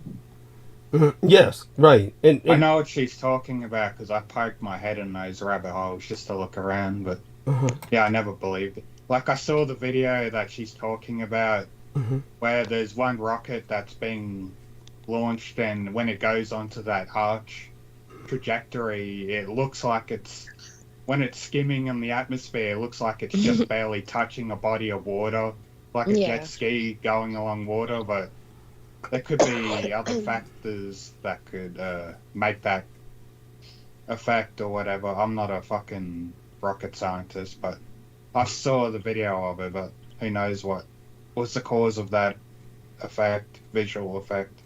For all I know, someone could have just edited that footage to make it look like that. Well, okay, but so with Victoria, I think that as Victoria said, you don't feel that this is the crux of the matter. That obviously, as you said, saving children, a good example, meaning saving their souls, I presume, or physically saving them, or just from trafficking, that kind of thing. Okay, and so have you also been investigating that phenomenon recently or in the past? Oh, honestly, I've not been as much into the news recently. That's probably best for your mental health. That's probably best for your psychological well-being. But go on, yes. Other than what they're showing on my YouTube feed of what I follow, which is a lot of the, I suppose the prepper type of news, but it's hard to tell, honestly, because a lot of these people are just releasing new stuff every day. There's always going to be some whistleblower warning people about something else. So, yeah, I don't know. Most of them are disinfo agents. Yeah. A lot of these so-called whistleblowers. The good example is Julian Assange. What is your impression of him? Oh, Victoria. She's muted. Pardon? Oh, it's. I was coughing. I'm sorry. Oh no, we don't mind that. Jesus Christ, we have people on here who. Wow. At any rate, so I was saying, what is your impression of some of these whistleblowers that have come up in the near past like Julian Assange. What is your impression of him in particular? I believe I'm pro Julian Assange, but I think it's Edward Snowden is the one I think he's not cool. I heard something come out of his mouth recently that I was like, oh no. What did he say? He's definitely an asset. I forget what, but I was like, okay, he's working with the ADL type people. So okay, and of course he's in Russia now. You're talking about Snowden. Snowden's in Russia. Assange, of course, is still awaiting potential extradition in his limbo. So with both of these individuals, like you said, you seem to have... Assange is the guy who's got the white hair. So you and Snowden's the guy who's basically got the black hair and the brain injury. And so is that how you remember? Whichever one is responsible for WikiLeaks, I'm definitely okay with him. You know. Okay. But that's of course I could go deeper into that, and we'll do so as time goes on, perhaps. But obviously you've been seeking a lot of information from alternative sites and alternative news sources, and your father, with his experience as a aviator, as a man who flew. No, your father piloted 747s, right? Passenger planes. Yeah, he's flown commercial for most of my life. He was Air Force Academy, but yeah, he chose to go with Delta. Right. Pretty early. Right. And that's a fascinating story that would be amazing to find out how he managed that, because, of course, once you go through... I believe what you're saying is true. It's unusual in the sense that once somebody goes through a military academy, usually they don't just let them go like that, where they... Well, he served his 2 years, you know. Okay. And then moved on. He wanted to just have more free time and got married and wanted to have a family and make sure he was coming home to his kids. Interesting. Well, I didn't know that commercial pilots were famous for that. I thought they spent lousy hours traveling all over the world and were missing half the time. Wasn't that the case? Or no, he was coming home a lot? What? How did that work? Yeah, I suppose he was gone maybe a third of the time, but it was you got more quality time because you would have consecutive days in a row. Okay. All right. You know. And so with that quality time and the homeschooling, my impression was that your parents homeschooled you heavily, emphasizing the biblical angle, so to speak. Was that not the case? Definitely. Okay. Yeah. So you must have been introduced to these concepts through your parents initially, or did they not know of these concepts like the firmament? Wait, which concepts? Concepts like the firmament, kind of or thing? yeah. Oh no, he definitely, you know, they both went to regular school, so they got taught what most people got taught. But they were both Christian. But as far as the non-NASA view, that is really, really rare, even within Christendom, even within the churchgoer world. And what do you Definitely. what do you feel NASA represents? What does NASA represent to you?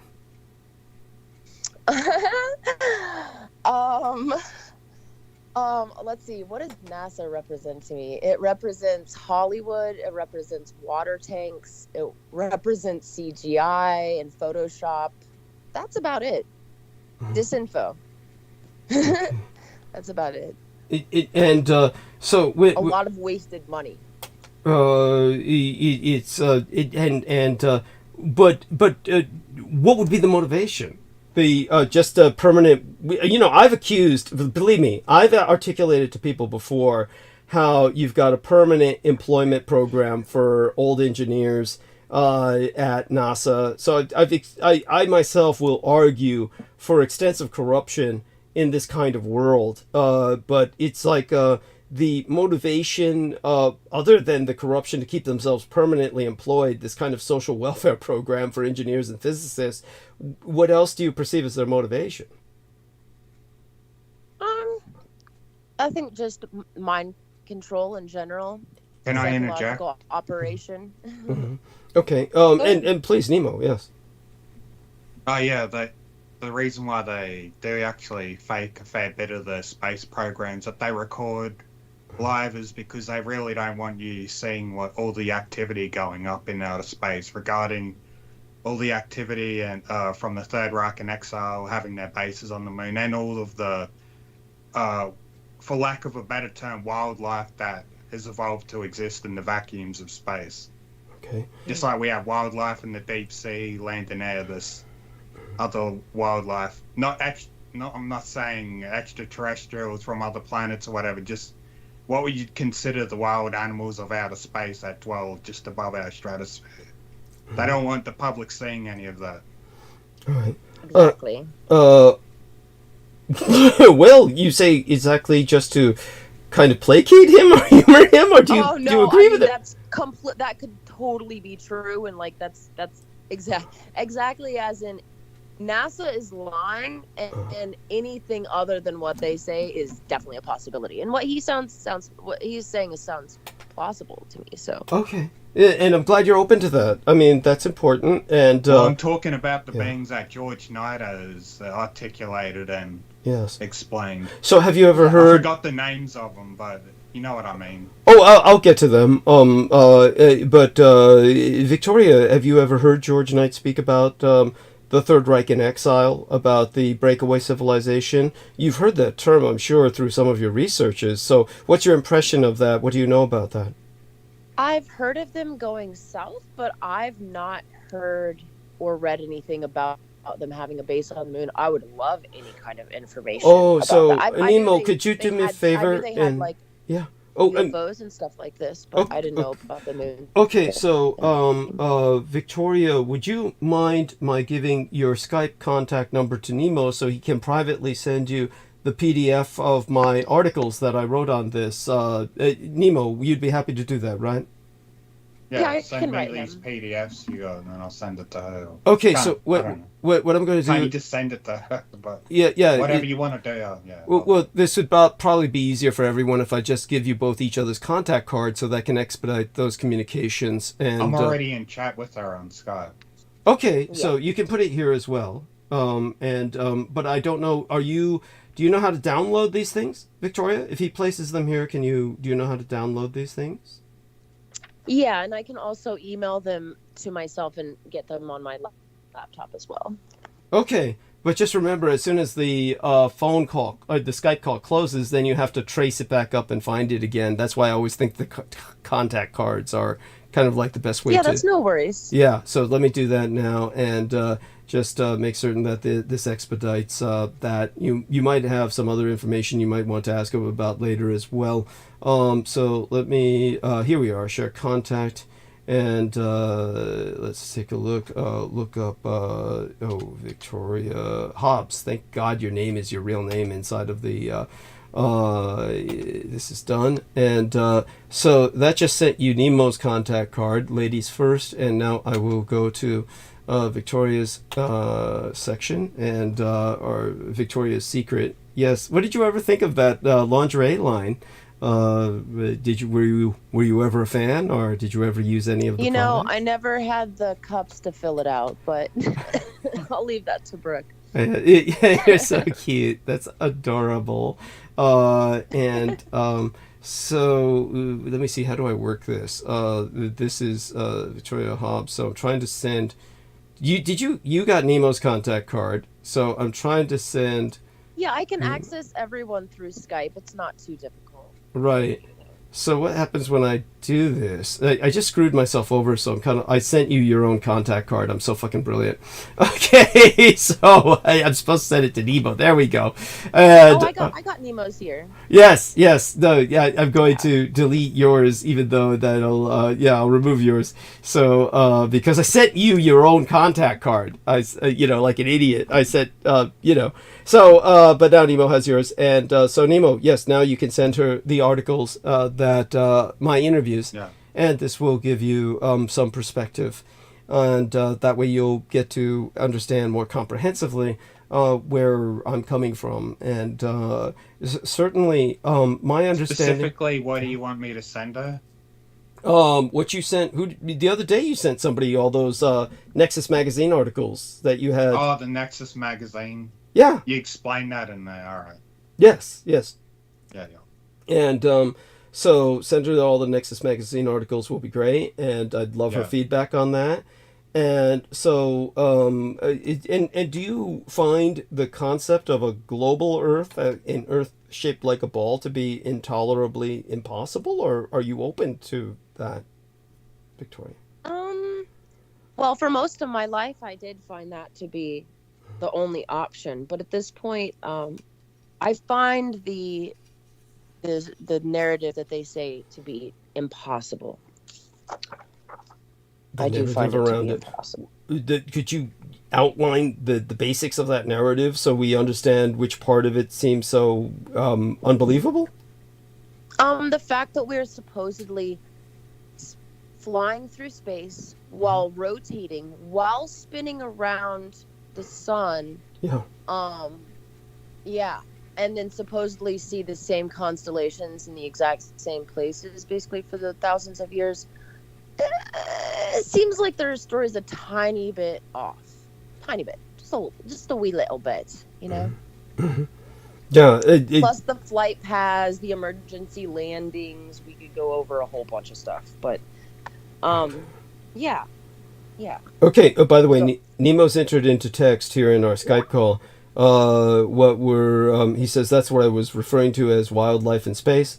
So it says OBEs, organic biological entities, polymorphic, double molecular, translucent cryptid, xeroidic, organically manifesting entities, which are physical in their biology, which inhabit the deepest recesses in space, even in a hard vacuum in the cosmos. These organic xeroidic entities are responsible for one aspect. There should be an extra word in there. One aspect of the UFO phenomenon. As soon as Victoria stops coughing, she can give us a response as to whether That's or not. what I mean why NASA would fake some of their programs, because they don't want the public seeing any of that. So what do you feel about this? Does this just strike you as like a bunch of, like, say for instance, random words, or do you feel that this resonates in some way? Well, I didn't quite hear what you said. No worries. It's in the text box here in Skype, the Skype call. I mean, yeah, it's yeah. Oh yes. Well, here's the thing, and this is wonderful, and I'm all for it, and all power to them. Let's give them rights, you know. But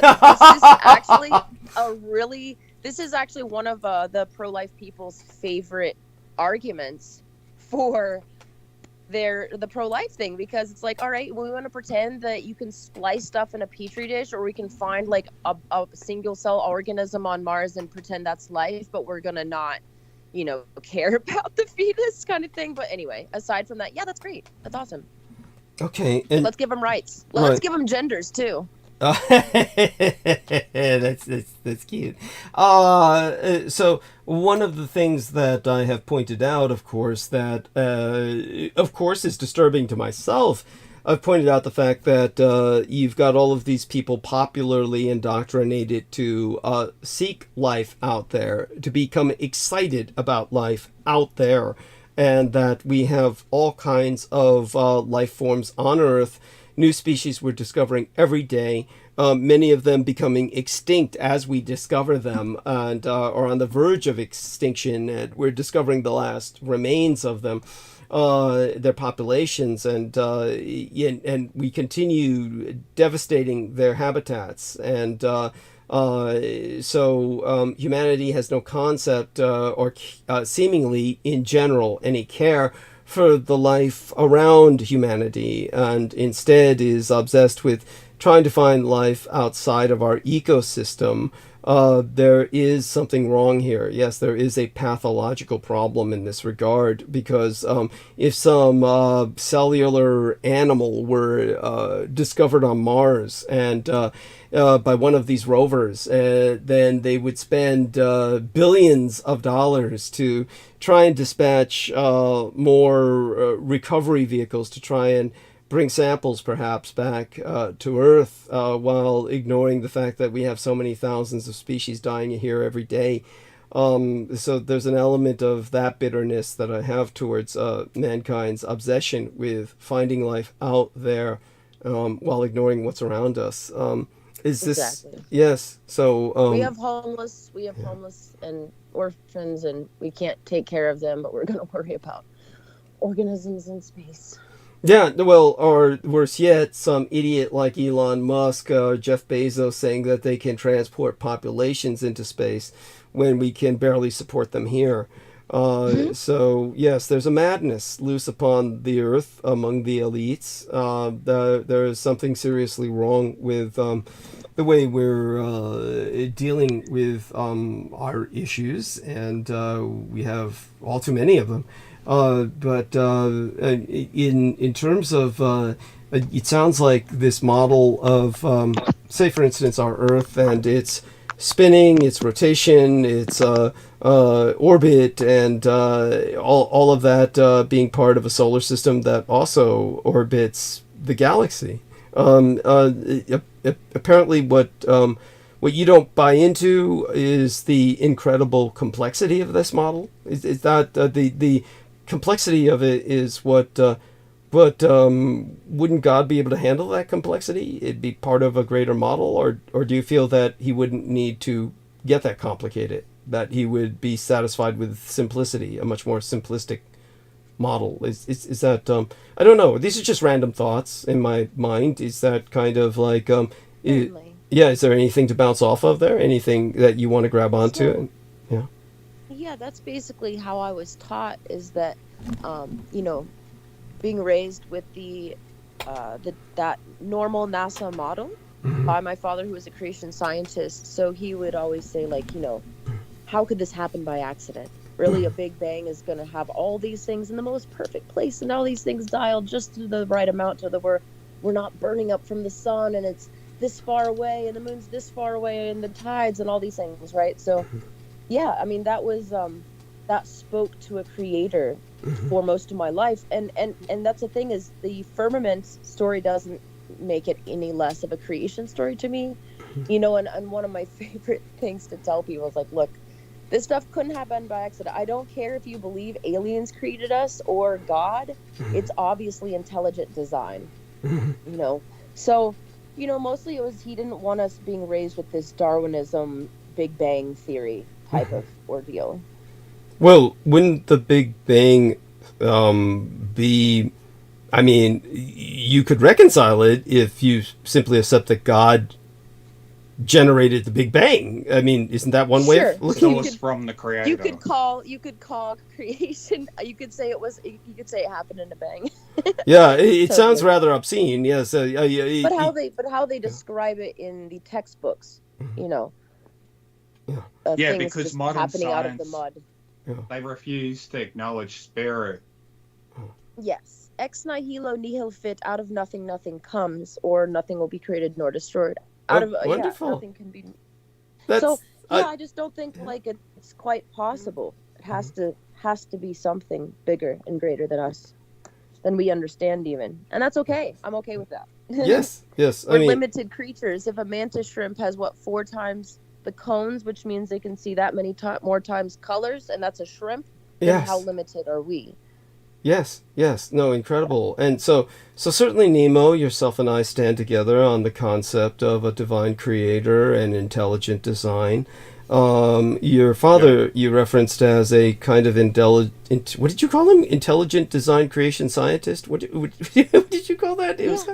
Okay. Yeah, he's all about, he likes to bring people to the light by way of kind of telling them about the impossibilities.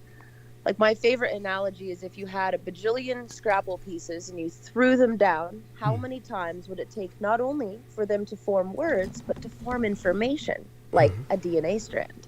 Yes. It just never happened, right? Yes. And for that to happen over and over again, right? So it's quite beautiful and to me that we have been created by something or someone. Mm-hmm.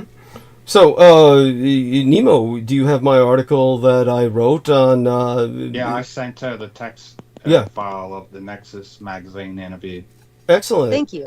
I don't want to overload you all at once, but what about... did you ever get a copy of the article I wrote on the astrobiology of God, Nemo, where I spoke of the chances of life in the universe evolving, how impossible that is? I don't believe I've ever gotten that. Oh, okay. If you have that, send it to me. Okay, I'll email the both of you. I forget, Victoria. Did you give me your email? You did you? Didn't you? At one point. I think you do have my email.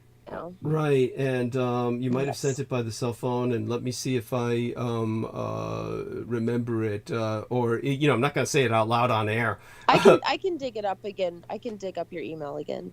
Oh, thank you, and just send me. Do me a favor, send me something right now, and then I can send you guys this article. Nemo, of Let me course. see it. Yeah. And Nemo, do me a favor and send me an email right now, so I'll have your email, and Yeah. I could just write that, because otherwise, I forget quite a bit of things till I start communicating with people more regularly, and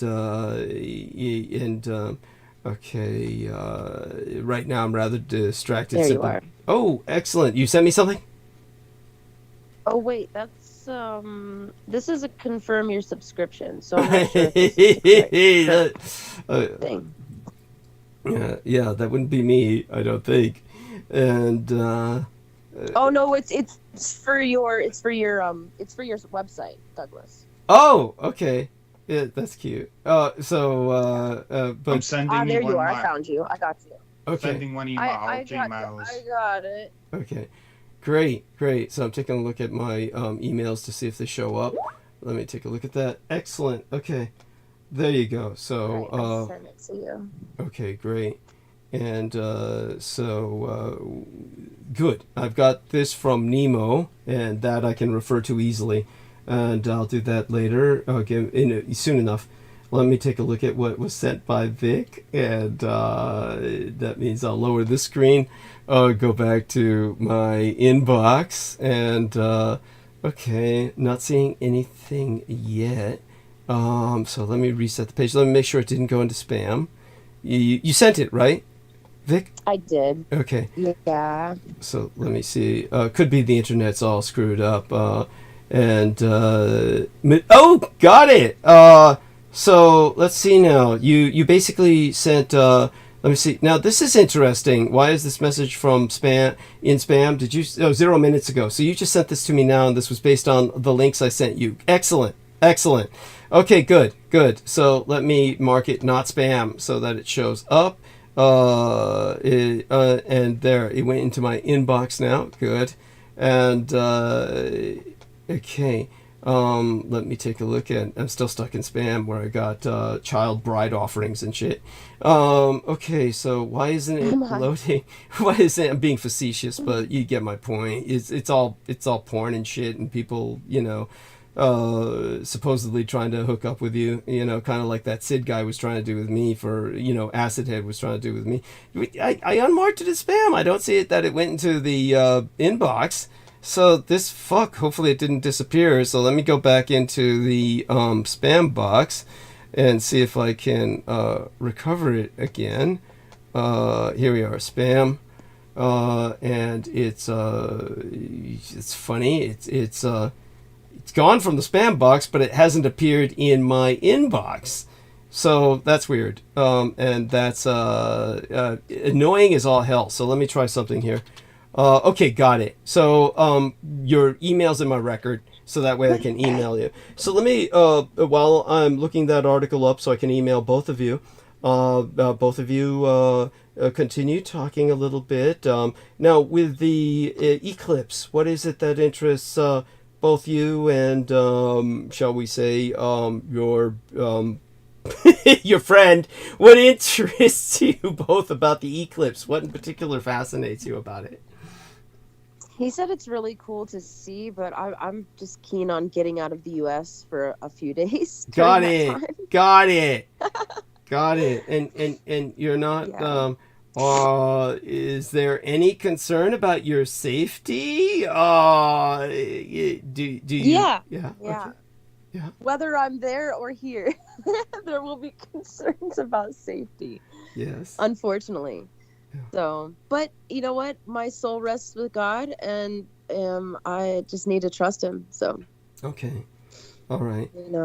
And well, that's certainly appreciated. And in terms of the aside from that, Are you going to Mexico to see this eclipse? Yeah, I'm going to Mazatlan, where it is the closest it will be, so it will be for 4 minutes and 8 seconds. Wow. I'd rather just watch your recorded footage online than risk going there. You know what you gotta do. And we were laughing because we're like, I wonder if we'll see Elon there.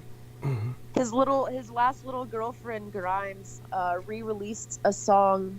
She did a video for it that was very obviously all about the eclipse, and I was like, babe, I wonder if we'll see Elon there. That would totally be something he would do. Probably is go to somewhere where you could see the eclipse the longest. Probably.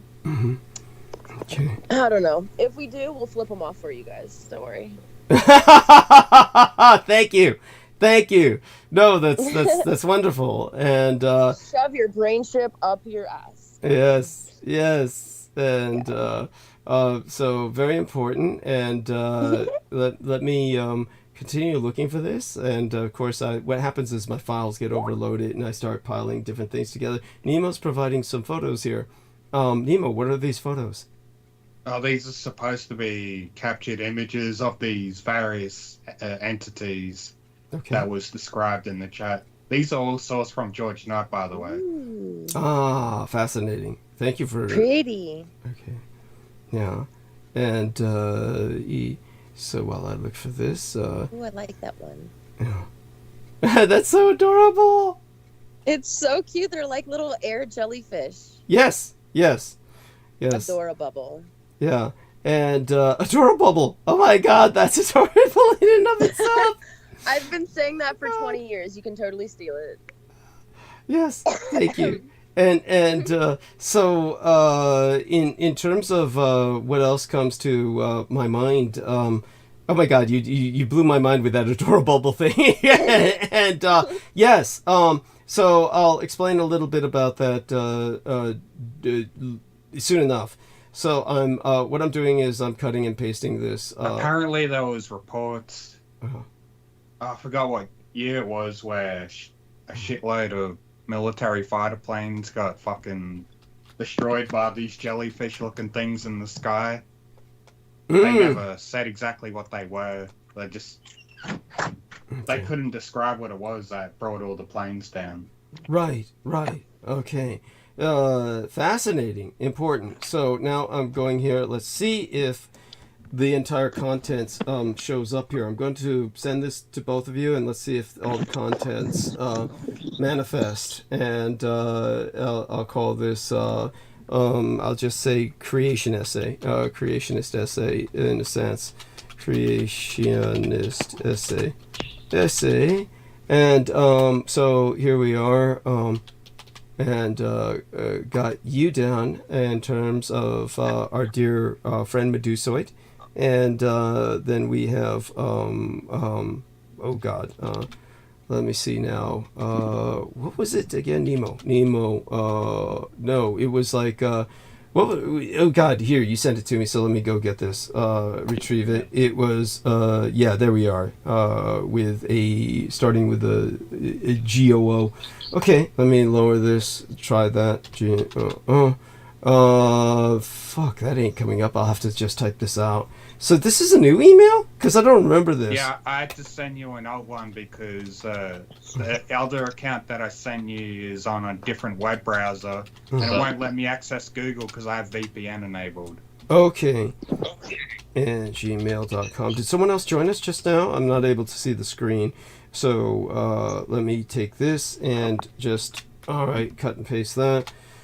All right, let me take a look at the call, see if there's any new development. Oh, no, that wasn't someone new. That's something in the background at Victoria's environment. And I think someone just left, I thought. Or maybe it was... Yeah, it was a weird sound, wasn't it? Yes, that was an odd sound. And, okay, so I think I've got both of you covered now. Nice little Thor emblem in the email provided by our man. That's pretty fancy there, Nemo. Okay, so I'm pressing the send button. And now I'm going to view the message and see if the entire text went through, because sometimes the entire text does not go through because it's just too much text. So I think that here we are. I think the entire text went through. So both of you should be getting this in your inbox, but always check your spam. Yeah, I got it. Okay, and now both of you have each other's email addresses. Maybe I shouldn't have done that and should have BCC'd you, but I think both of you trust each other. I'm certain. Believe me, Victoria, you can trust Nemo, and he's in Australia anyway. He can't reach you. Oh, Nemo's cool. Nemo's my brother. There He's we cool. are. There we are. That's my Yes. dude. Yes. Yeah. Yes. And okay, so I'd like your feedback on this as well. When you get time, and so aside from Awesome. Thank you. oh, thank you. I'll copy it into a text document. Yes, thank you. And that way you can maybe place it on a website someplace, and we'll take it from there. Nice. Yes, and nice of you, of course, to be open to this. And so, such being said, when it comes to how much time we have left, let's take a look. Oh, we've got Over an hour. a little over an hour. You wrote this, Douglas? Yes, I wrote all that. Yes, yes. Lovely. Thank you very much. This is awesome. Thank you. Yes, for even gracing me with a review. And as Amy says, everything Victoria is talking about, I also went down a rabbit hole. I had to stop and go cold turkey. I was becoming very confused and depressed. And believe me, I understand. So this is, a lot of people, it's not a healthy pursuit, a lot of these things. Believe me, Amy, you did the right thing. I'm going to say you did the right thing. And understand that there's a difference. Victoria has a matrix that within which she places all this. So all of this falls within a greater framework of a faith. It falls within the framework of her faith. And so, believe me, Amy, you did the right thing. I'll just get this here. And That's nice of you to say it that way. Yes, yes. I hope you don't find that offensive. No, it's fine. Yes. No, you're right. You're right. But I will mention though, and I know I've put this in the text box before, but many ancient people groups, other than Christian types, have also had this idea of this firmament type of idea. So yeah, honestly, that's part of what helped me realize that I wouldn't have just believed it probably just from the Bible, but it was seeing all the other ancient people groups having the exact same idea about it, which is what really convinced me. Interesting. So there's an element of that, and what I'll show you is potentially a something that will, just as an alternative in the sense of what strikes me or resonates more with myself. And I'm going to do some screen sharing. Can you see this cursor moving around, Victoria? And how about yourself, Nemo? Yeah. Okay, good. All right. So basically there is what is called the snowball Earth hypothesis. And, it sounds distressingly like what you said about people believing that we live in a snow cone. In geology and climatology, this is an explanation first proposed by the American geobiologist J.L. Kirschvink, suggesting that Earth's oceans and land surfaces were covered by ice from the poles to the equator during at least two extreme cooling events between 2.4 billion and 580 million years ago. This is what's known cryo, meaning ice in Latin, cryogenian period, glaciation. But taking a look at some of the imagery of this is still based, of course, on the concept of a round Earth. And you can see, of course, the equator, which place it would be the warmest, and this would show kind of an incomplete coverage, maybe the ice being broken at the warmest area of the planet. But the snowball Earth hypothesis basically concludes that the entire Earth was frozen solid to a great degree. They have what new snowball Earth theory, 5 stages of snowball Earth. You can look this up at your own leisure, of course. But what resonates with myself is that, of course, you take a look at the time period that this would have happened. And as they say, some 2.4 billion and 580 million years ago. And the majority of conventional scientists would say that humanity was not around at that time. However, there have been very solid investigations with overwhelming evidence produced by, or rather gathered by the man who wrote Forbidden Archaeology, Michael Cremo. Are you familiar with the name? No. I'm not. Okay. Now, I met Michael Cremo personally, and the difference is that Michael Cremo, he investigated, and I'll look this up while we are sharing screen. Let's take a look at Forbidden Archaeology. And Forbidden Archaeology has been around forever as a publication. He wrote this a long time ago. It essentially made his career.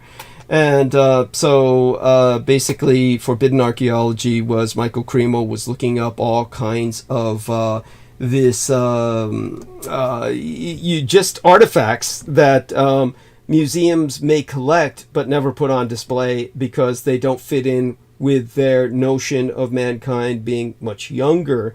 And these are anomalous pieces. There's even books on Forbidden Archaeology's impact, showing how this impacted professional archaeology profoundly. Then, of course, you get to something like this, which I hope he's not affiliated with at all, which looks like some ripoff that was taken by fucking the History Channel and turned into sheer exploitation. I'm hoping I don't find his name affiliated with this. Oh God, director Michael Cremo. Okay, so they had to guss it up, but Michael Cremo began to, because of discovering that bones and artifacts show that people like us existed on Earth millions of years ago, but the scientific establishment ignored these facts because they contradict basically the scientific doctrine that we're much younger.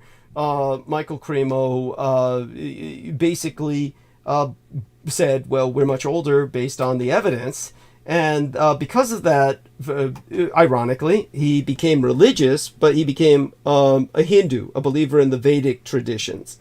So this is because the Vedic traditions have concepts of millions of years of cycles.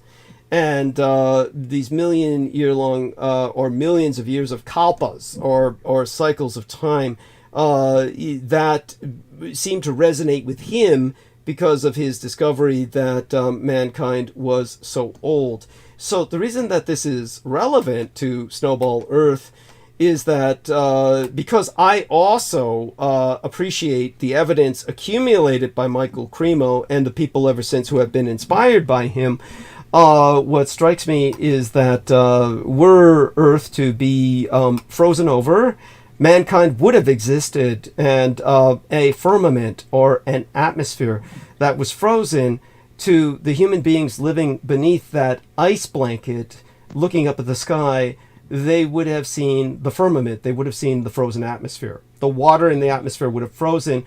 There would have been huge pockets in which they lived under, caverns in which the oxygen was free and breathable. But as they looked up into the sky, they would have seen through the ice the stars, but the stars would have been refracted. They would have been refracted through the ice. This is what gave mankind his constellations. He was able to connect the dots of the stars because they would have been connected by the refraction of the ice.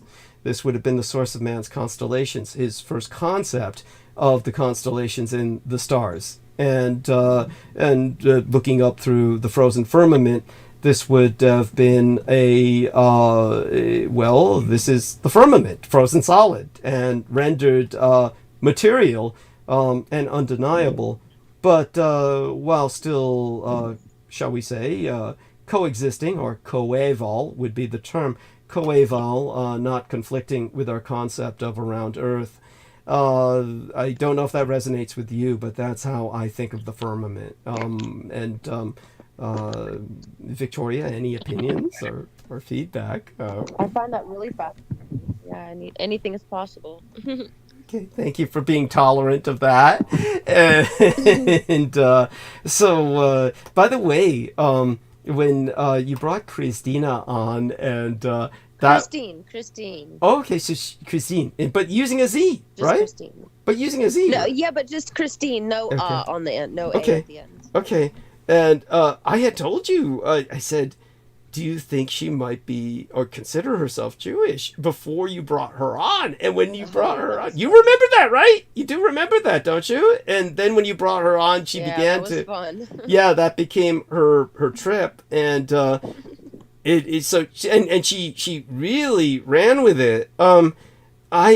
Because of what she had said was so vehemently anti-Nazi, I'm surprised she talks to you at all anymore. I mean, does she do that, or have you kind of severed the both of you? Very rarely. Yeah. Got it. That's probably for the best. Probably for the best for your health, for your emotional health. By the way, have you ever gotten over that after she had compromised your immune system with all that stress, you were pretty sick there for a while? Did you ever get, over that feeling of, being tired, exhausted, and worn out? Yeah, I did, but unfortunately, I was sick for like a week or more. I got over it maybe a couple days ago, but I was sick for a while actually. Yeah. I've still got that lingering cough, so I'm sure you've heard. Yeah. Is it possible you may have contracted lingering COVID or some long COVID, or just or do you feel that, or do you believe in COVID? I forgot what we said about this, Yeah, I don't really know what I believe about COVID, but I definitely got like a flu bug for 48 hours, and then I just got a lingering cough from it. Okay. It ended up just being a sinus infection. I've had COVID in New York City, what I believe to be COVID, but it was a very different thing. So this was not it. This was a more normal sickness. Okay. Yeah. And what about when you quit work? Did you feel better? Was there a sense of, were you getting more sleep after that? I was at least able to start working on getting better. Yeah, at least that. Okay. And you're still on the carnivore diet, right? Yeah, I'm getting a little better with that again. Hopefully. Okay. Eat more eggs. Yes, definitely. More eggs is always a better. Yeah. Oh, I had a fun article I was going to send to. Let's see. Okay. And I put a couple things in the chat box, but. Okay, let me take a look here in the chat box and see what you've entered. You're always free to spam any of us. I mean, Nemo wouldn't mind being spammed by you, right, Nemo? Oh yeah, I'd rather her spam me stuff than fuckhead acid. The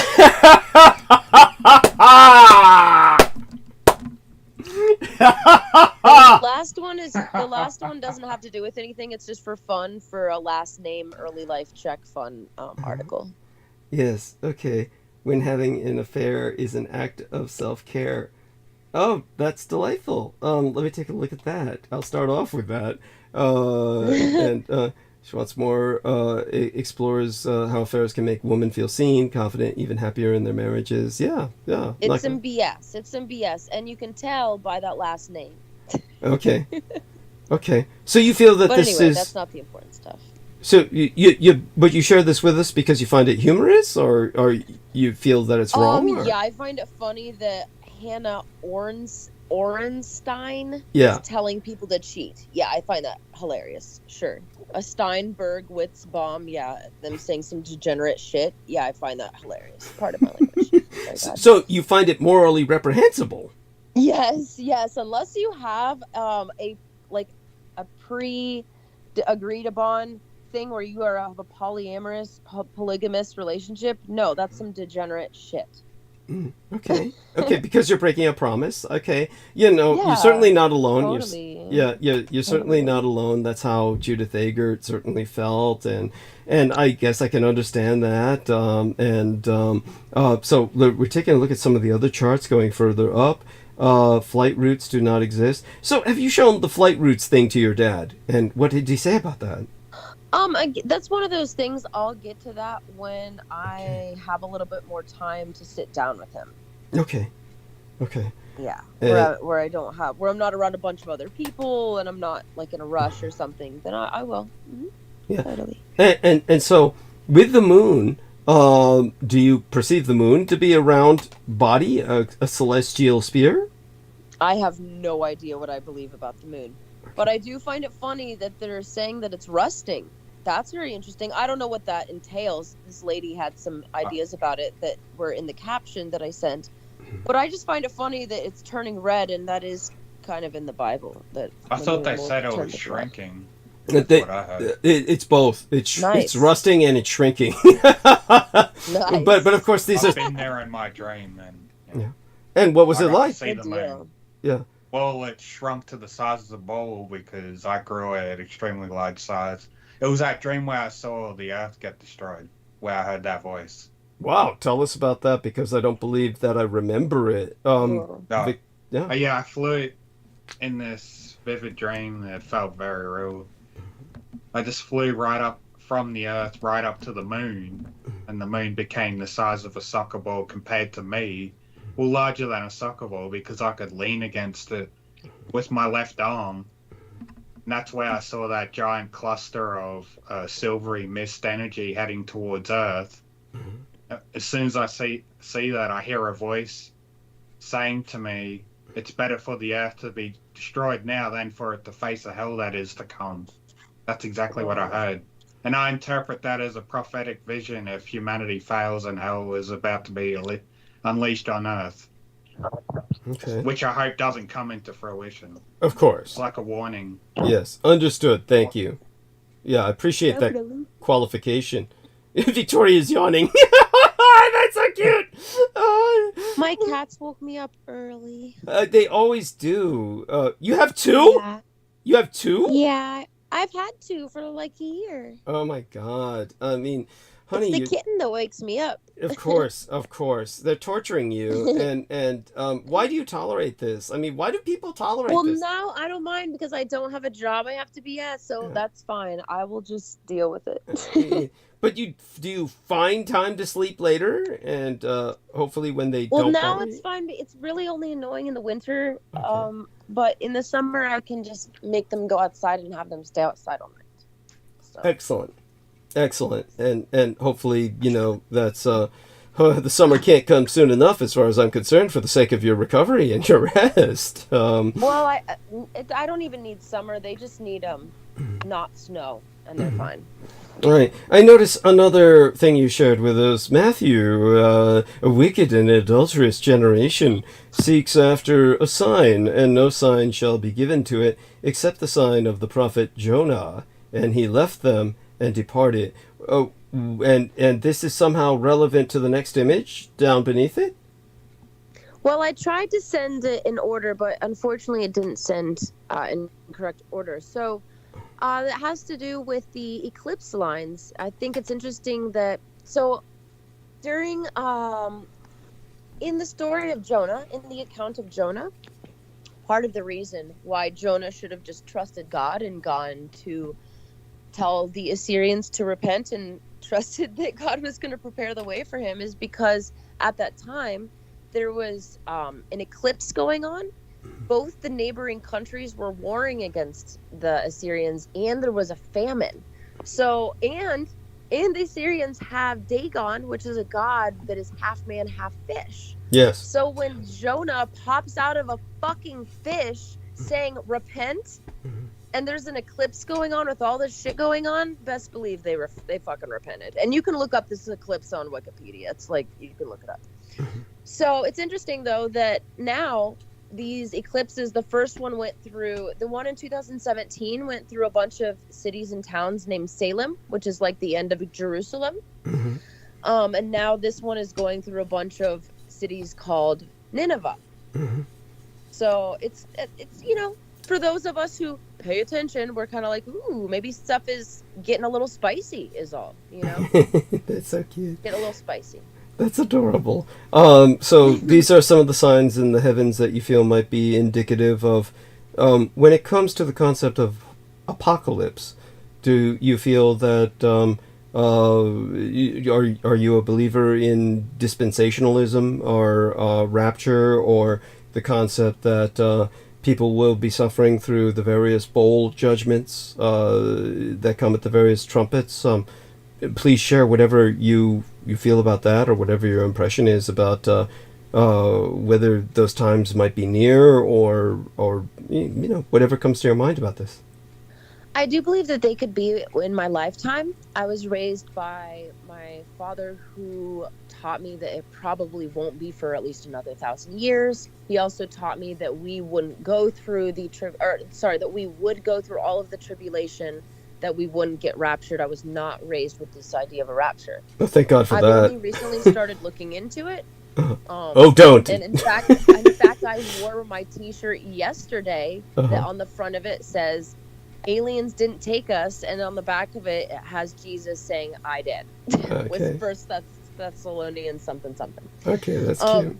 But that being said, I do kind of believe. I wouldn't say I would believe in a pre-tribulation rapture. If anything, I would hope that we're kind of in I would hope for a mid-trib, so that at least the Christians have time to be like, "Hey, repent. We were being serious. This is not aliens. This is blue beam. This is Jesus. Don't believe the fake one," right? Are you implying that you've already accepted the rapture doctrine? I'm not sure. I'm learning about it. I think it could happen. This is what the Zionists want the Judeo-Christians exactly to believe, so they'll accept their fate as being slaughtered in this made-up apocalypse. I'm not saying anyone's saying to lay down their life to be slaughtered. It's a different vibe. It depends on the context, really. But that being said, I believe we're in the apocalypse now, because apocalypse just means unveiling. But as far as like all the bowls and all these things, I think we could be in end times now. I think it could happen in my lifetime. Okay. And with the various judgments, how do you perceive, say, for instance, Apollyon the Destroyer and the plague of locusts, or of course they're much worse than that, these insects that are scorpionic but flying? Are these things that you perceive as... This is very interesting, actually. Yeah. There's speculation it could be, some... Of course, when I was a kid, it's like, oh, there'll be another locust outbreak. No. Obviously, that's not what's implied these days. It's either probably going to be some sort of hybrid alien race that's living underneath the crust of the earth, or it's going to be... I don't know. I think it's it'll either be aliens, or they didn't know how to describe things like fighter jets and helicopters. It's not, obviously we're not using helicopters these days, but things like that. That's what people speculate. Do you mean an ancient relic population living underground? Well, that's what she was saying was... Definitely. Yeah. That's my guess, probably. Yeah. Okay. I would guess for more of that, considering we know there are a lot of those down underneath. Yeah, there we are. Certainly that fascinating, and of course, I believe I may have shown you some images before, but we can always repeat that again later in the near future. I can always also send you something in email, and just we can talk about it later after you've reviewed it. But I think you've got quite enough right now to kind of get your feedback on to start with, and I'm just glad that you're able to join us at all and speak with us after everything you've been through, and it was quite a bit. It's probably for the best, of course, that Christine and yourself are not really communicating too much, because obviously she harbors quite a bit of resentment for what you and I represent, or what she feels we represent. It's just amazing. It's like, definitely a friend from a different time and a different era, and of course that was what Brooke remembered about you. That was funny, because she kept saying, "Is this the girl that did meth?" when I was talking about the goblin story that was related by Jennifer Hawkins.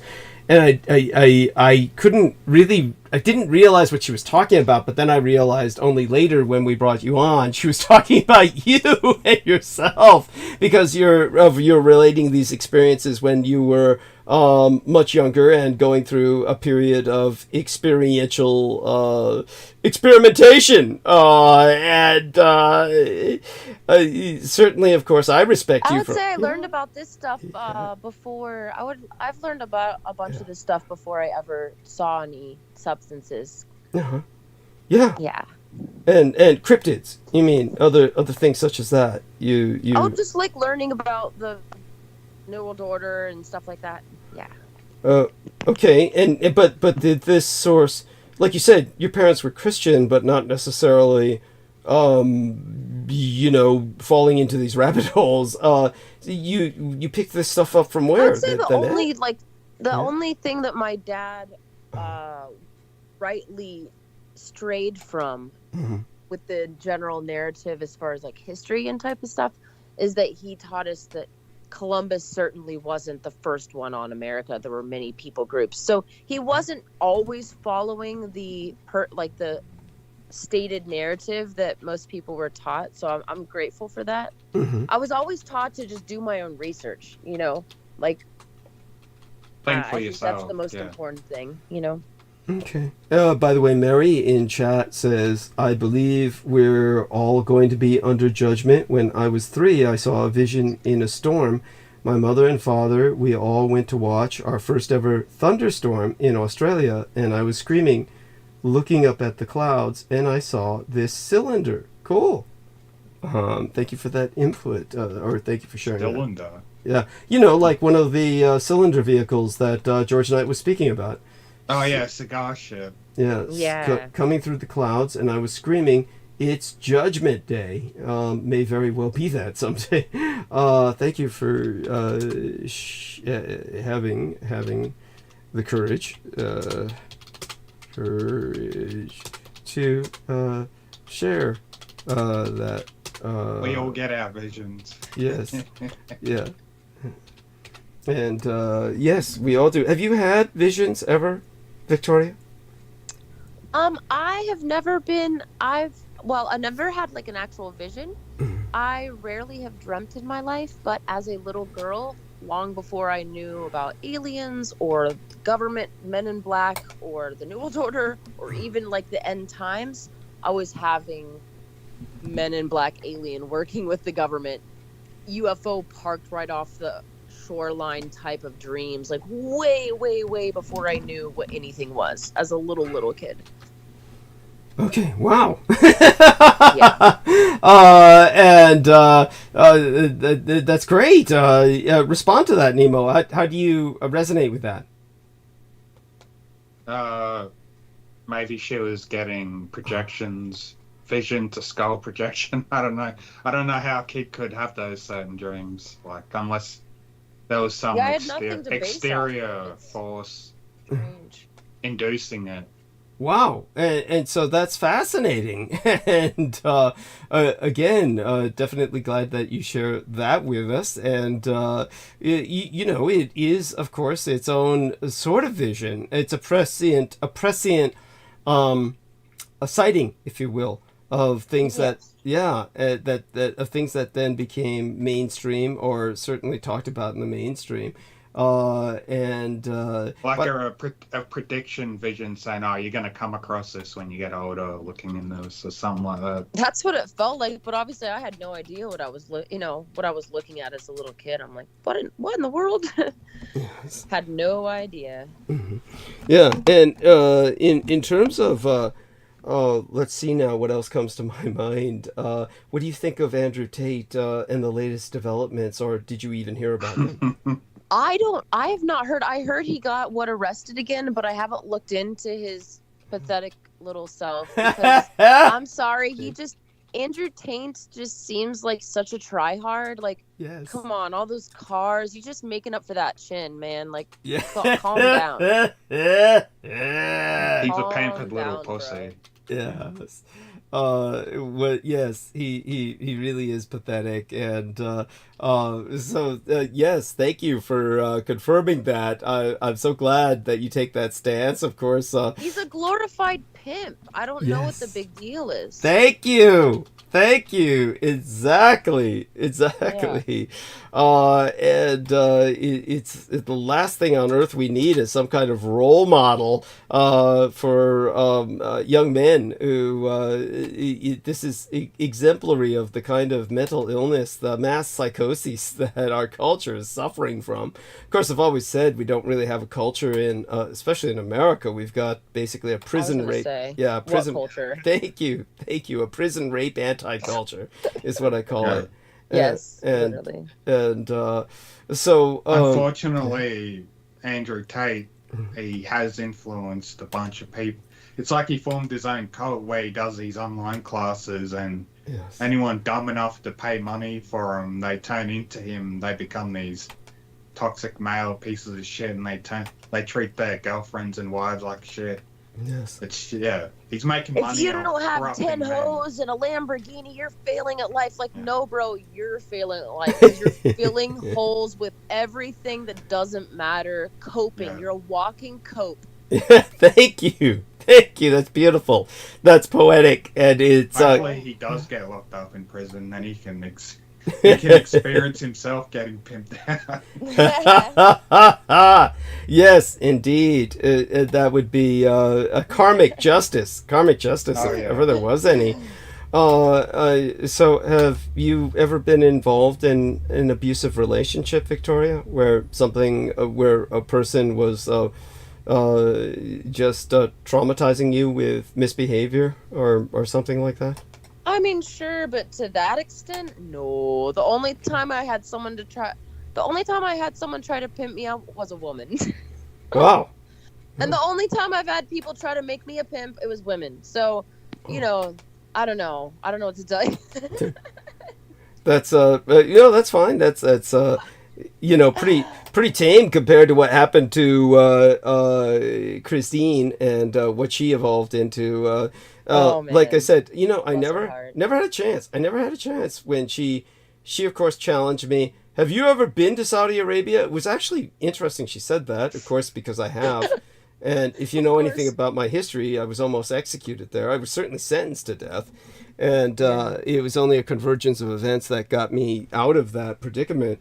But I never had a chance to even respond to her about that and share that with her because she just became so hostile. Of course, my apologies for that. Oh, no. I want you to know that was thoroughly enjoyable. As of course, there's elements of it that were just, for lack of a better word, shocking, or not shocking in the sense that I was somehow morally shocked. It was just the behavior was, and believe me, her withdrawals, her heroin withdrawals, are not the source of her behavior. Like Brendan Zoget said, she was on several types of drugs that act as a truth serum. She's basically saying what she really feels. So it's not something that's a product of pain or agony or anguish or some kind of like, she's out of her head. She doesn't know what she's saying. No, she definitely said what she really felt. But she always does, There you go. That would be problematic. That's part of why I liked being around her. As much as she stole my partner at the time, I just felt like she was easy to hang out with. Just maybe not when she's like that. Do you see elements of that in Brooke? I mean, is that what we said? I can't remember. Like, she kind of reminds me of Brooke, or were we talking about somebody else when that came up? We said that. I don't know. Maybe sometimes, maybe good elements of them could be, but not sure. Okay, but just so you know, as shocking as that episode was, it has been the source of endless entertainment for us ever since. I figured it would be good entertainment. Yeah. Yes, we've always unique. Yes, we've always returned to that to kind of just express how wild that was, or how a person could think like that, take a notional strand. Because he's a communist. That's why. There you go. There you go. And does she? By the way, that's how evil my little National Socialist butt. That's how evil I am. I literally let like communists who are detoxing who stole my boyfriend on my couch to take care of them. Yes. Oh, but the Nazis are so evil. Yes, isn't that all? I'm such an evil person. Yes. Oh my God, you're too merciful. Oh my God, yes, you've just have too much of a soft spot in your heart. Kind of like I was with all these various caricatures that have been on this program, many of them in the past. Yes. Oh my God. And by the way, we do look forward to your feedback on the episode before tonight and what happened, what went down there, and what impression you get about that excruciating cringe part of the show in particular. So aside from all of that, of course, Putin is running for re-election. Could you tell us what little bit? What do you feel about the situation with Putin right now? I like poutine. I like gravy. I like fries. I'm just kidding. I honestly don't know. I think it's all like Nemo said. To some extent, I'm a little nervous that someone's just eventually gonna get happy fingers, but I know that they're all in cahoots, so I'm not really sure what to think about anything. I think I'm just gonna try to read my Bible because this shit's fucked. Okay, I mean, reasonable enough. We're in some pretty trying times, and it's but it's not. People don't need to worry about nuclear war in the sense of some apocalyptic catastrophe involving massive nuclear exchange because of the sheer technical impossibility of the Russians maintaining such a level of technology. Just if they're really capable, of using ICBM nuclear warhead, ICBMs, they would have done it fucking ages ago by now. Exactly. Killed us all. Yes. Thank you. Yeah, and plus they don't have to do that. They can use weather warfare, covert warfare, covert chemical warfare, covert frequency warfare. They can hit us from every angle without lifting a finger, basically. Well, just to put all this in perspective, a lot of these technologies are much more touted than they are practical. When it comes to biological warfare, obviously I've pointed out the advantage the Japanese had during World War II, but they still had to deliver the biological agents onto the continent of North America. So chemtrails. Stuck in my throat there. But honey, chemtrails are from a conspiracy. No, I'm not. That's a bit unfair. We have to say that. That's a bit unfair. But now something is going on with chemtrails.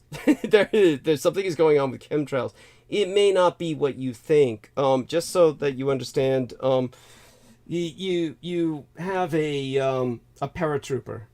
Say for instance, they have what's called HALO, or high altitude low opening.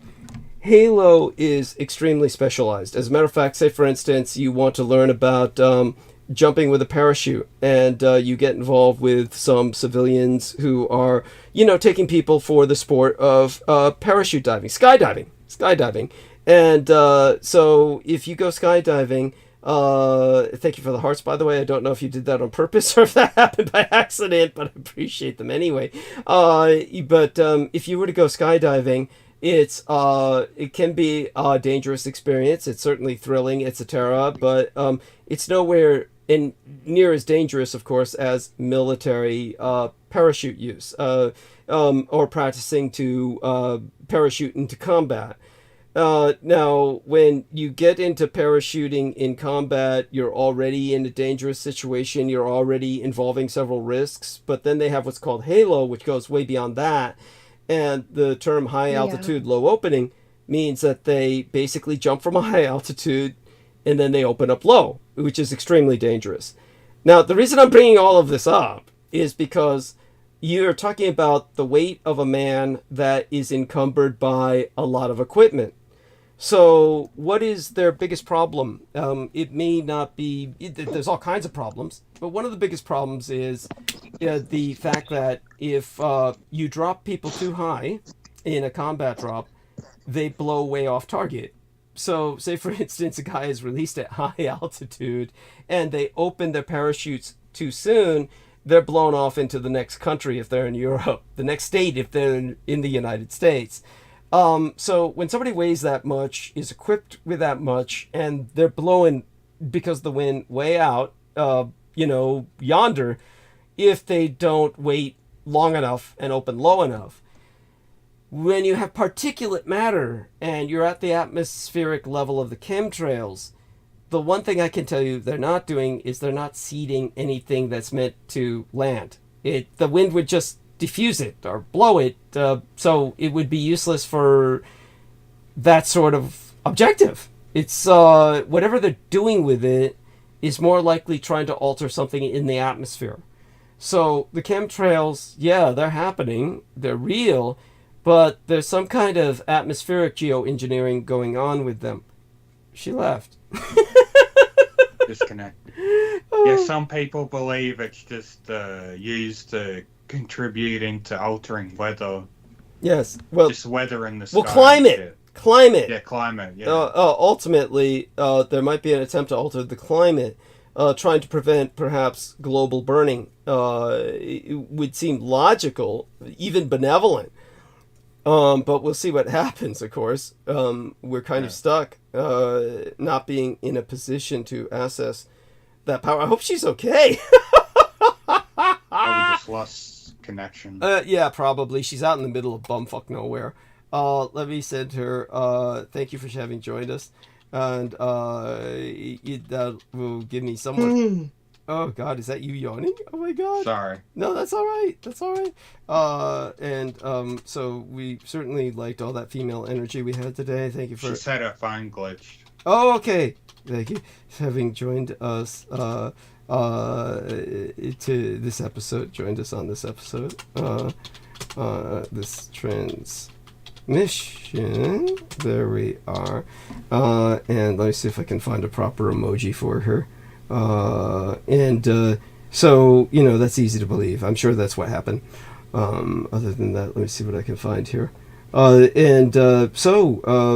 me what else has been going on with you that you feel we could pay attention to before. I'm not quite sure if we got time enough for a monologue anymore. So, not quite sure if I, should even begin to go into some of the things we're going into. So Victoria Hobbs is saying, well, water vapor, something about water vapor that maybe probably showing me some chemtrail photos and asking me what I make of them. And I've only ever seen one in my whole life when I could be bothered to look at the sky, and it was obviously not a condensation trail because it just stayed up in the sky, because usually a condensation trail would go away after 5 to 10 minutes. It just stayed up there for over an hour. But I have no idea what the purpose of it. I could never conclude exactly what the uses were for, except the geoengineering, climate altering stuff. Thank you. That's the only reasonable Thank you. sense. Thank you. Yes, that's my approach to the issue as well. It's definitely, of course, in a sense, a mystery. But in another sense, can't be. There we are. I found what the emoji I was looking for. Thank you for having joined us on this transmission. There we are. Let me press the enter button. And, oh, yes, I should, there we are. Edit that so that she can see that. Oh, yes, have to go down here. In the meantime, I really appreciate your having stayed with me throughout the transmission, because, of course, it makes me feel as if I have backup in case I need it to take a break. And there we go. That way she shouldn't miss it. And let me take a look at back at the call. Still just you and I. And so where did she say? Sorry, I couldn't. Yeah, where did she say that she had the telephone glitch or something? She said that here in this text box? In the YouTube chat. Oh, in the YouTube chat. There we are. That's so cute. That's funny. So she's asking us in the chat box about potential water vapor. And, again, these photos certainly look disconcerting, but we don't know if they're, messed with in a certain sense, tampered with photos. But obviously, like I said, I don't deny chemtrails. But as I explained, if a man with a full load of equipment gets blown into the next state in the United States or the next country when he's in Europe, you can imagine there's no point in spraying up there if you're trying to do something that impacts the ground. You get what I'm saying, right? It's just going to be so diffused, so blown so far away. It's not, it's just a waste. It would be like you might as well be spraying money out of those planes. Anyhow, let me take a look at that. Sorry, my phone glitched. Thank you for having me. Billy Carson says amazing. That's wonderful. Thank you. Cultivated Image gives us a thumbs up, and of course we always appreciate you, Victoria. There we are. Always appreciate you, Victoria. Have you yourself ever seen these in the sky, like in San Francisco or anywhere else? Well, I think so, but then it's hard to tell. I mean, because you got to stand there and stare at it to see if it disappears within minutes to verify it's more than a condensation trail. Yeah, it's just I've never really analyzed or been in a position to analyze the sky that well. What of course I found compelling was that Jewish American princess named Cynthia Siegel, who was the hostess for that UFO Connection show in Sacramento, the capital of the state of California, who basically sacrificed her job to help myself when I came out as a public informant. What I found compelling about what she said was that she did indeed, for whatever reason, drive through the United States, the continental United States, on long trips.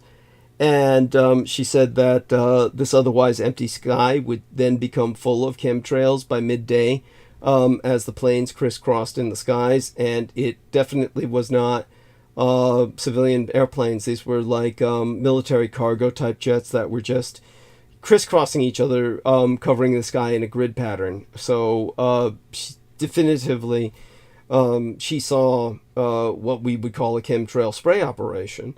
And so it's and apparently saw this maybe more than once in her various trips to and forth across the United States. This was something that obviously I fall back on the geoengineering, the atmospheric.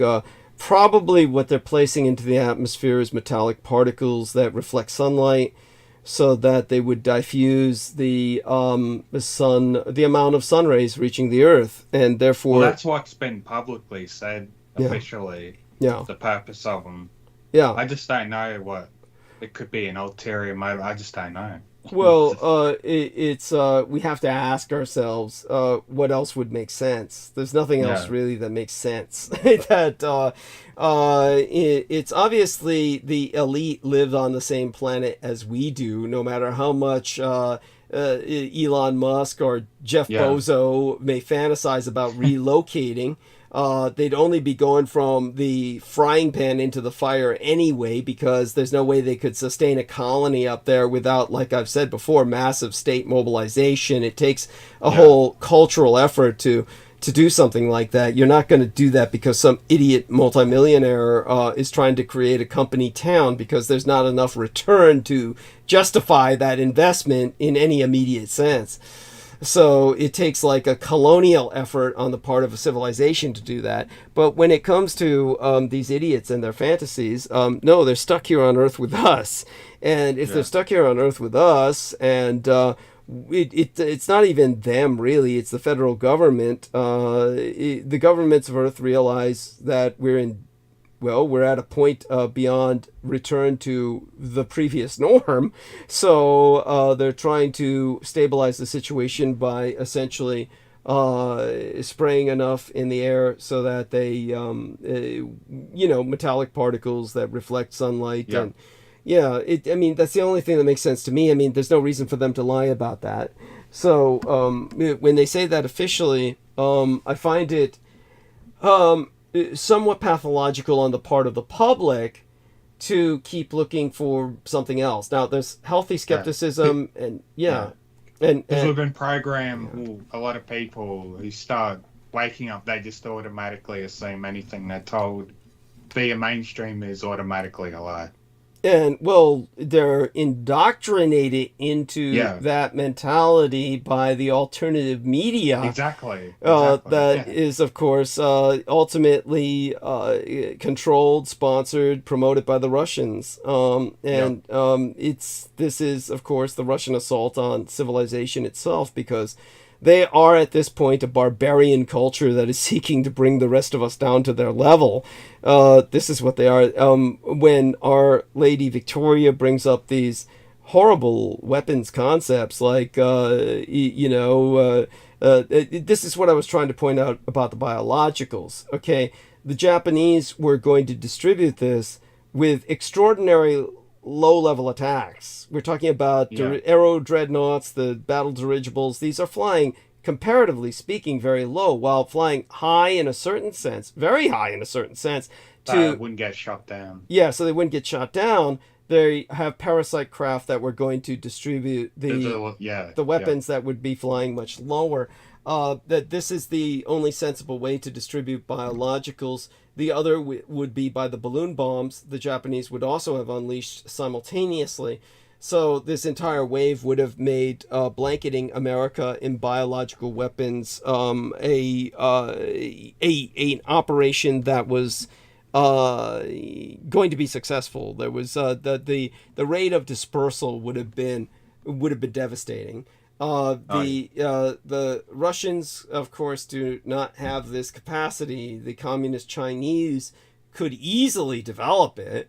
I'm not quite sure if anybody is willing to go that far. The Japanese, of course, did not have a choice. It was either they do that or the Americans were going to exterminate them. So they mobilized completely to have that delivery system that would force the Americans to surrender. Yeah.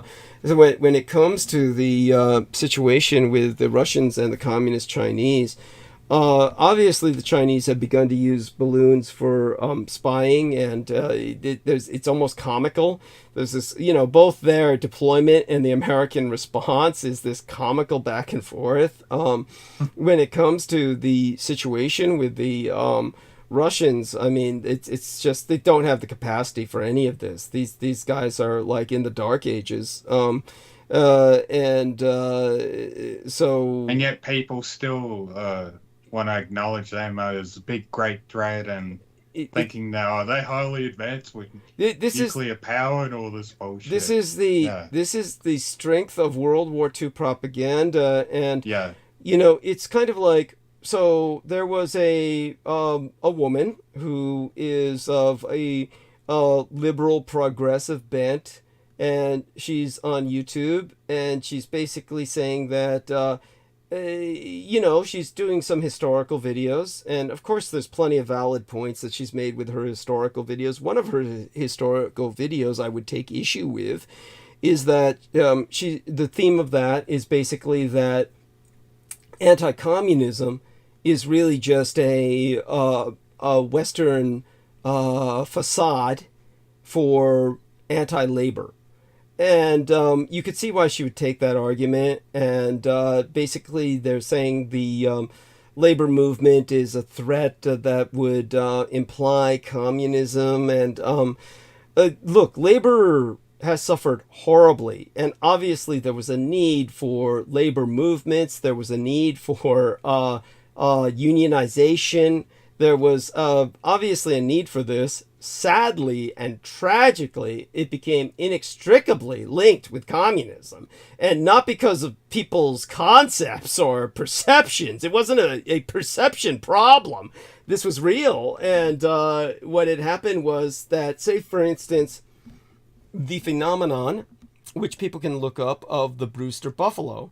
For those of you who remember the Soviet Union invading Finland, when the Soviet Union invaded Finland, the Finns were able to score incredible victories against the Soviets in the sky using the American manufactured, produced, and sold Brewster Buffalo fighter planes of that era. And they would have become one of the more landmark developments in aviation history. But everyone today, when they think of the Brewster Buffalo, they think of this tremendous failure. They'll say, oh, the Brewster Buffalo was this enormous failure. What a piece of shit, on wings. And the reason why was because Joseph Stalin was so incensed at the Finnish victories in the air using this American-produced plane that he ordered the labor unions in the United States to sabotage the manufacture of that plane. And so as the Finno-Soviet War was drawing to a close, the American labor unions in America sabotaged the manufacture of the Brewster Buffalo planes, and they would fall out of the sky. This is communist insurgency through labor unions. So at this point, the labor unions become a communist insurgency and a direct enemy force on American soil. They become the enemy at that point. And by the situation of war, by circumstances of war, I would advocate killing them all. That's the reality. This is what we're faced with when you're in a situation like that. It was only because Franklin Delano Roosevelt was himself a communist. The fact that his vice president was a card-carrying member of the Communist Party, the fact that he had Lachlan Curie, the man who was in charge of the United States financial recovery, was a Soviet spy. It's the only reason that didn't happen in the United States. But this is why the corporations, the corporate heads, wanted to get rid of Roosevelt. And this is what these days we're all taught was this evil movement of these fascist reactionaries trying to get rid of Roosevelt. I do my best to try and put these facts into perspective. Hopefully we'll add some more facts in the other books as they develop, and we will definitely basically educate people on the reality of history, because the latest war, World War II, the latest war in the very large global sense that people acknowledge as such, which should be, of course, the Third World War that people keep calling the Cold War. But the war of the Second World War conflict that everybody knows and loves and is obsessed with, this is because it was so ideologically charged, so emotionally inflammatory. People get so incited by every aspect, every element of it. They can't think about it without being emotionally triggered. This is what causes people not to be able to look at it detachedly. This is like part of our challenge. Honestly, you have no idea how relieved I feel after cathartic venting, as I did throughout the program, about the latest episode before tonight's. Tonight will be an episode that will be remembered, of course, for that, because we haven't gone into a monologue. So it'll be remembered just for that. But it still serves a purpose, and it's like a bridge to the next episode that may be more in depth on historical or current events. And I'll happily go into, of course, what Victoria herself brought up. Do you think they can do that? And that brings us back to what she said. She brings up all these technologies, like high technologies, again, to give people a real perspective on how these technologies aren't really worth a shit in so many ways. Take a look at what they told us in the past about surveillance. When it comes to surveillance, they were saying that they had the technology, which is quite true, that they this is when landline phones still existed. But you remember landline phones that you could pick up, the phone in the cradle? You remember that? Yeah. Yeah. I don't know if you were aware of this, but the governments, certainly the United States, had the technology where whenever they wanted to, they could just have their agents call the telephone company and quote unquote turn that phone on, so that even though it was hung up, the phone became a receiver and they could hear everything in the room. So it became a wiretap in your home. Now they could do this. And this technology came about in the 80s. This was, or maybe in the late 70s, early 1980s. But the problem is, so fucking what? Most people, the ambient noise in the home is such, you couldn't hear anything well. Right. It was like you hear shit like washing machines, dogs barking, traffic, dishes, people farting, people like, grunts, movement, and then every once in a while people talk, and half the time people are lazy and they slur their words. It's not like people are professional radio announcers and are enunciating everything they say so that it's discernible. No, instead most people talk like blah, blah, blah, blah, and you just hear shit.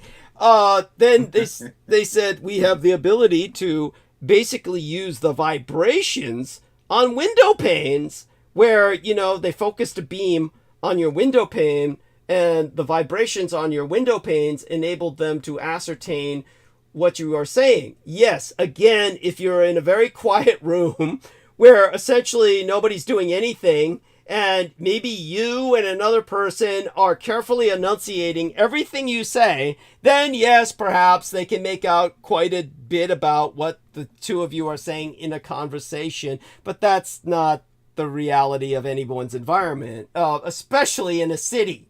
So when they're bouncing these beams off people's window panes in what was supposed to be a breakthrough technology and surveillance that rendered privacy impossible, it was a joke. It's just, what's vibrating off that window pane is bypassing cars, everybody again, ambient noise in the city, ambient noise in the background.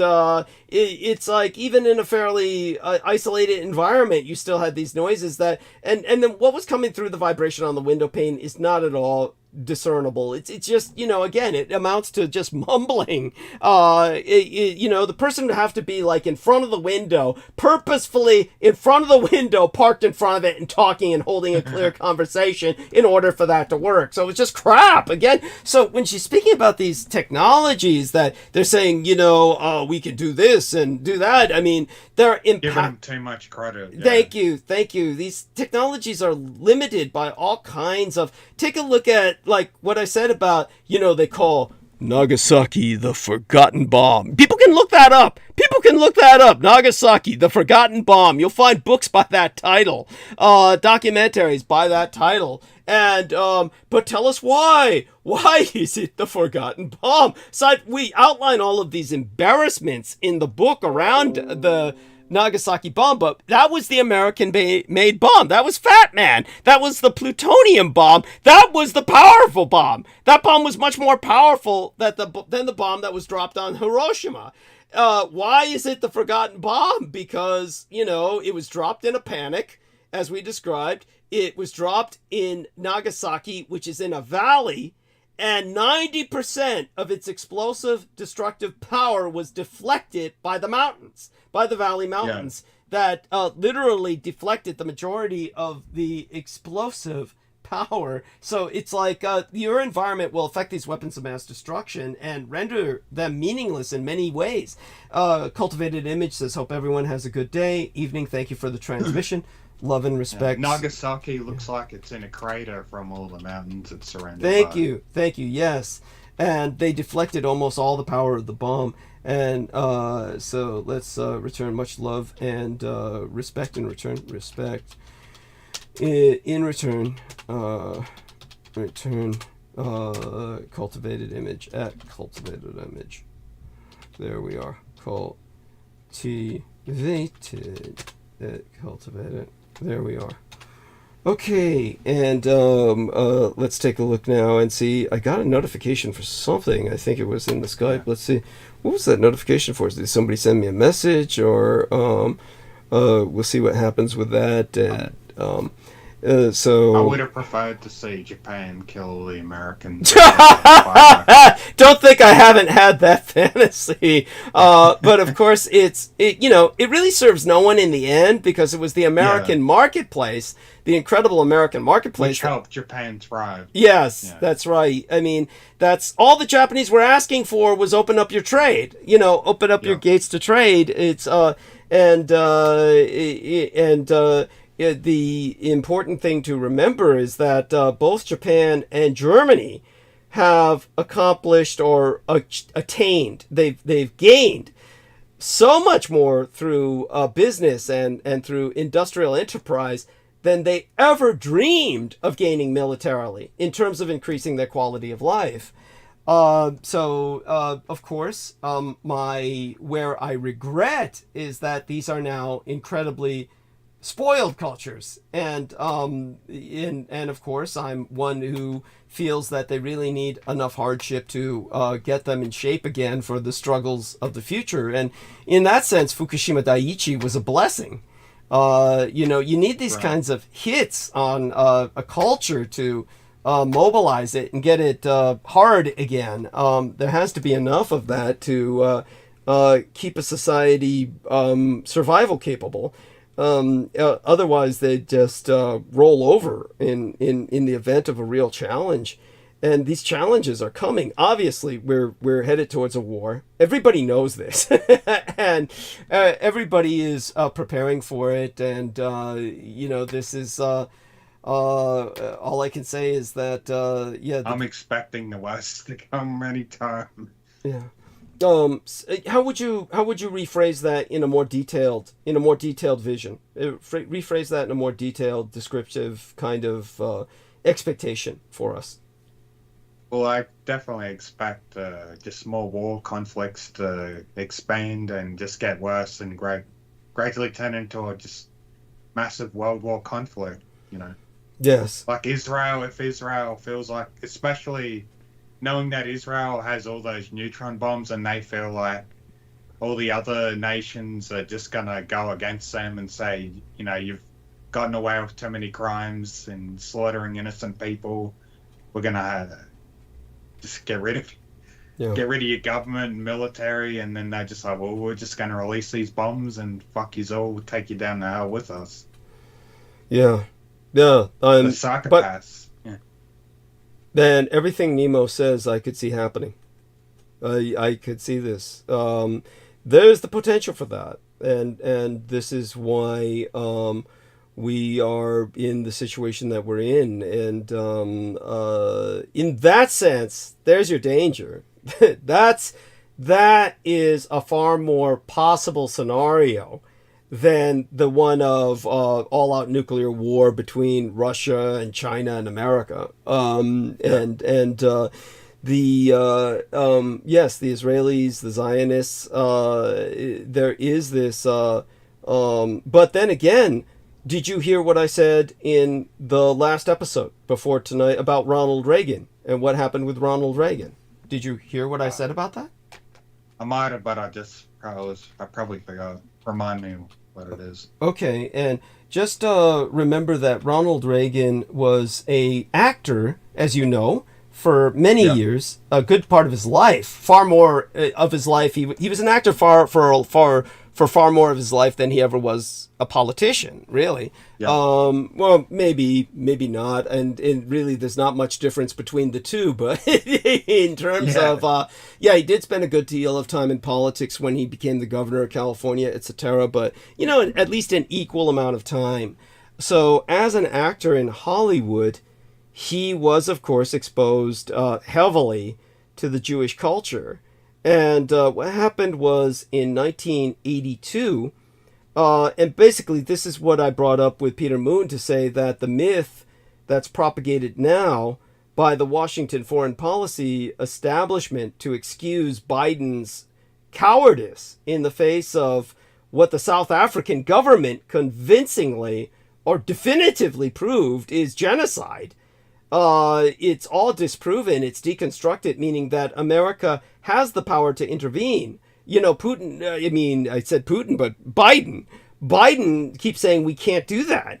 And this is, of course, because he's a slave circuited to this concept of Zionism, where he himself in the past has said, I am a Zionist. Yes. And you don't have to be Jewish to be a Zionist. I'm a Zionist. That's what he said. By the way, this is true, because what that means is Yeah. somebody who acknowledges the right of the state of Israel to exist. And as I said before, because I'm not advocating the elimination of the Jewish state itself necessarily, but certainly a definitive regime change and more appropriately a split into two separate. It needs to be taken over by a less evil power. Yes. As I've expressed the alternatives, but a lot of people will argue Biden doesn't have the leverage to stop Israel. But as I said, in 1982, Ronald Reagan was disgusted by this mass murderous Israeli bombardment of Lebanon, and to his eternal credit, Reagan stopped the transfer of cluster munitions to Israel, which Biden, of course, is still transferring all these weapons to Israel, but Reagan stopped them. And he told the Israeli prime minister at the time, Menachem Begin, in a phone call, he called him on the hotline and said, this is a Holocaust. And, of course, when Menachem Begin answered, he said, oh, you can't, that's a Jewish term, a term for, the murder of Jewish people. And he said, you don't have a monopoly on that term. And what he said was, if you don't stop bombing Lebanon, I'll start bombing you. He demanded Israel withdrew its troops from Lebanon, and within 20 minutes after their phone call, Begin ordered a halt on all attacks and withdrew their troops from Lebanon. So this is precedent that he did something good. Yes, this is precedent that our president has the power to do this. He simply refuses to do so. Peter Moon has joined us. So Peter, by all means, I'm exhausted, and I'm, we had a great night. What I spent the most of the night doing was processing what had happened in the episode before. And, and we had a lot of female energy join us. Victoria Lauren Hobbs was the last one who was on air with us. And, of course, this helped immensely. And, it's, we're lucky to have these females out there that come on and participate. And it was mostly a night in which I helped to detoxify. So, of course, there's the energy healing from YONDA. Is she with you now? No. She goes home. Okay. But tell us about your morning. Tell us about everything you're feeling, and I presume you got the last half hour, and I pretty much concluded that stuff about the chemtrails. Yeah. About 20 years ago, when Preston talked about it. He didn't really know what the chemtrails were, but it was clear that the stewardship of the earth had been handed over to human beings. It was in the hands of human beings to protect from the sun. There was a lot of studies of the sun done, and I extrapolated that to believe that they're also trying to contain the energy of the sun itself. Okay.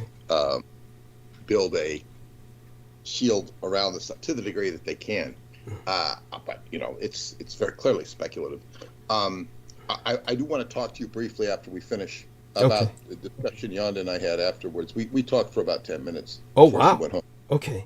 And it was really good. It was really positive. We want to continue this, basically. Yes. It had realization. We want to continue her participation. I can't say it'll be every week, because she's got to drive an hour, from where she lives in Tesla territory. Yeah. And yes, because she's getting a deeper understanding of you, and she's very tied to the energy grid of Long Island and the Earth. And she was complaining that she has nobody to go in the city with her. So what the hell do you want to go in the city for? Oh, energy work. She's going to go in the city to do energy work. Wow. Yeah. And when she went to 9/11 just before it happened. You know, she's doing energy work there. Oh wow. And yeah, so she works energy, and that's like she's very much resonated with your mother. Oh, wonderful. And I will tell you the. Yes, I'd love to hear privately what she had to say. Yeah, Yes. well, it's just one sensitive point. That's all. It's not anything other than one sensitive point. Uh-huh. But she will continue to work with us. Wonderful. Okay. And you know, as I say, she tapped into me a couple of weeks ago, and that it's getting into a very profound. You know, our association is very profound. It's really developing. Yeah, go on. Talk and her and Maria would really get a kick out of each other. I think I get a, it's like these people, like, they weave into my life and they weave out, and sometimes I'm helping them and sometimes they're helping me. It's like, who cares? It's like they're just very good friends. And we work like you and I work together. We kind of have a similar, frequency we work on. Yeah, definitely. And so we're going to have to end the stream any minute. So say good morning to everyone, Peter. Good morning, and remember to donate to Douglas. Those of you who are listening, very much needed. He did.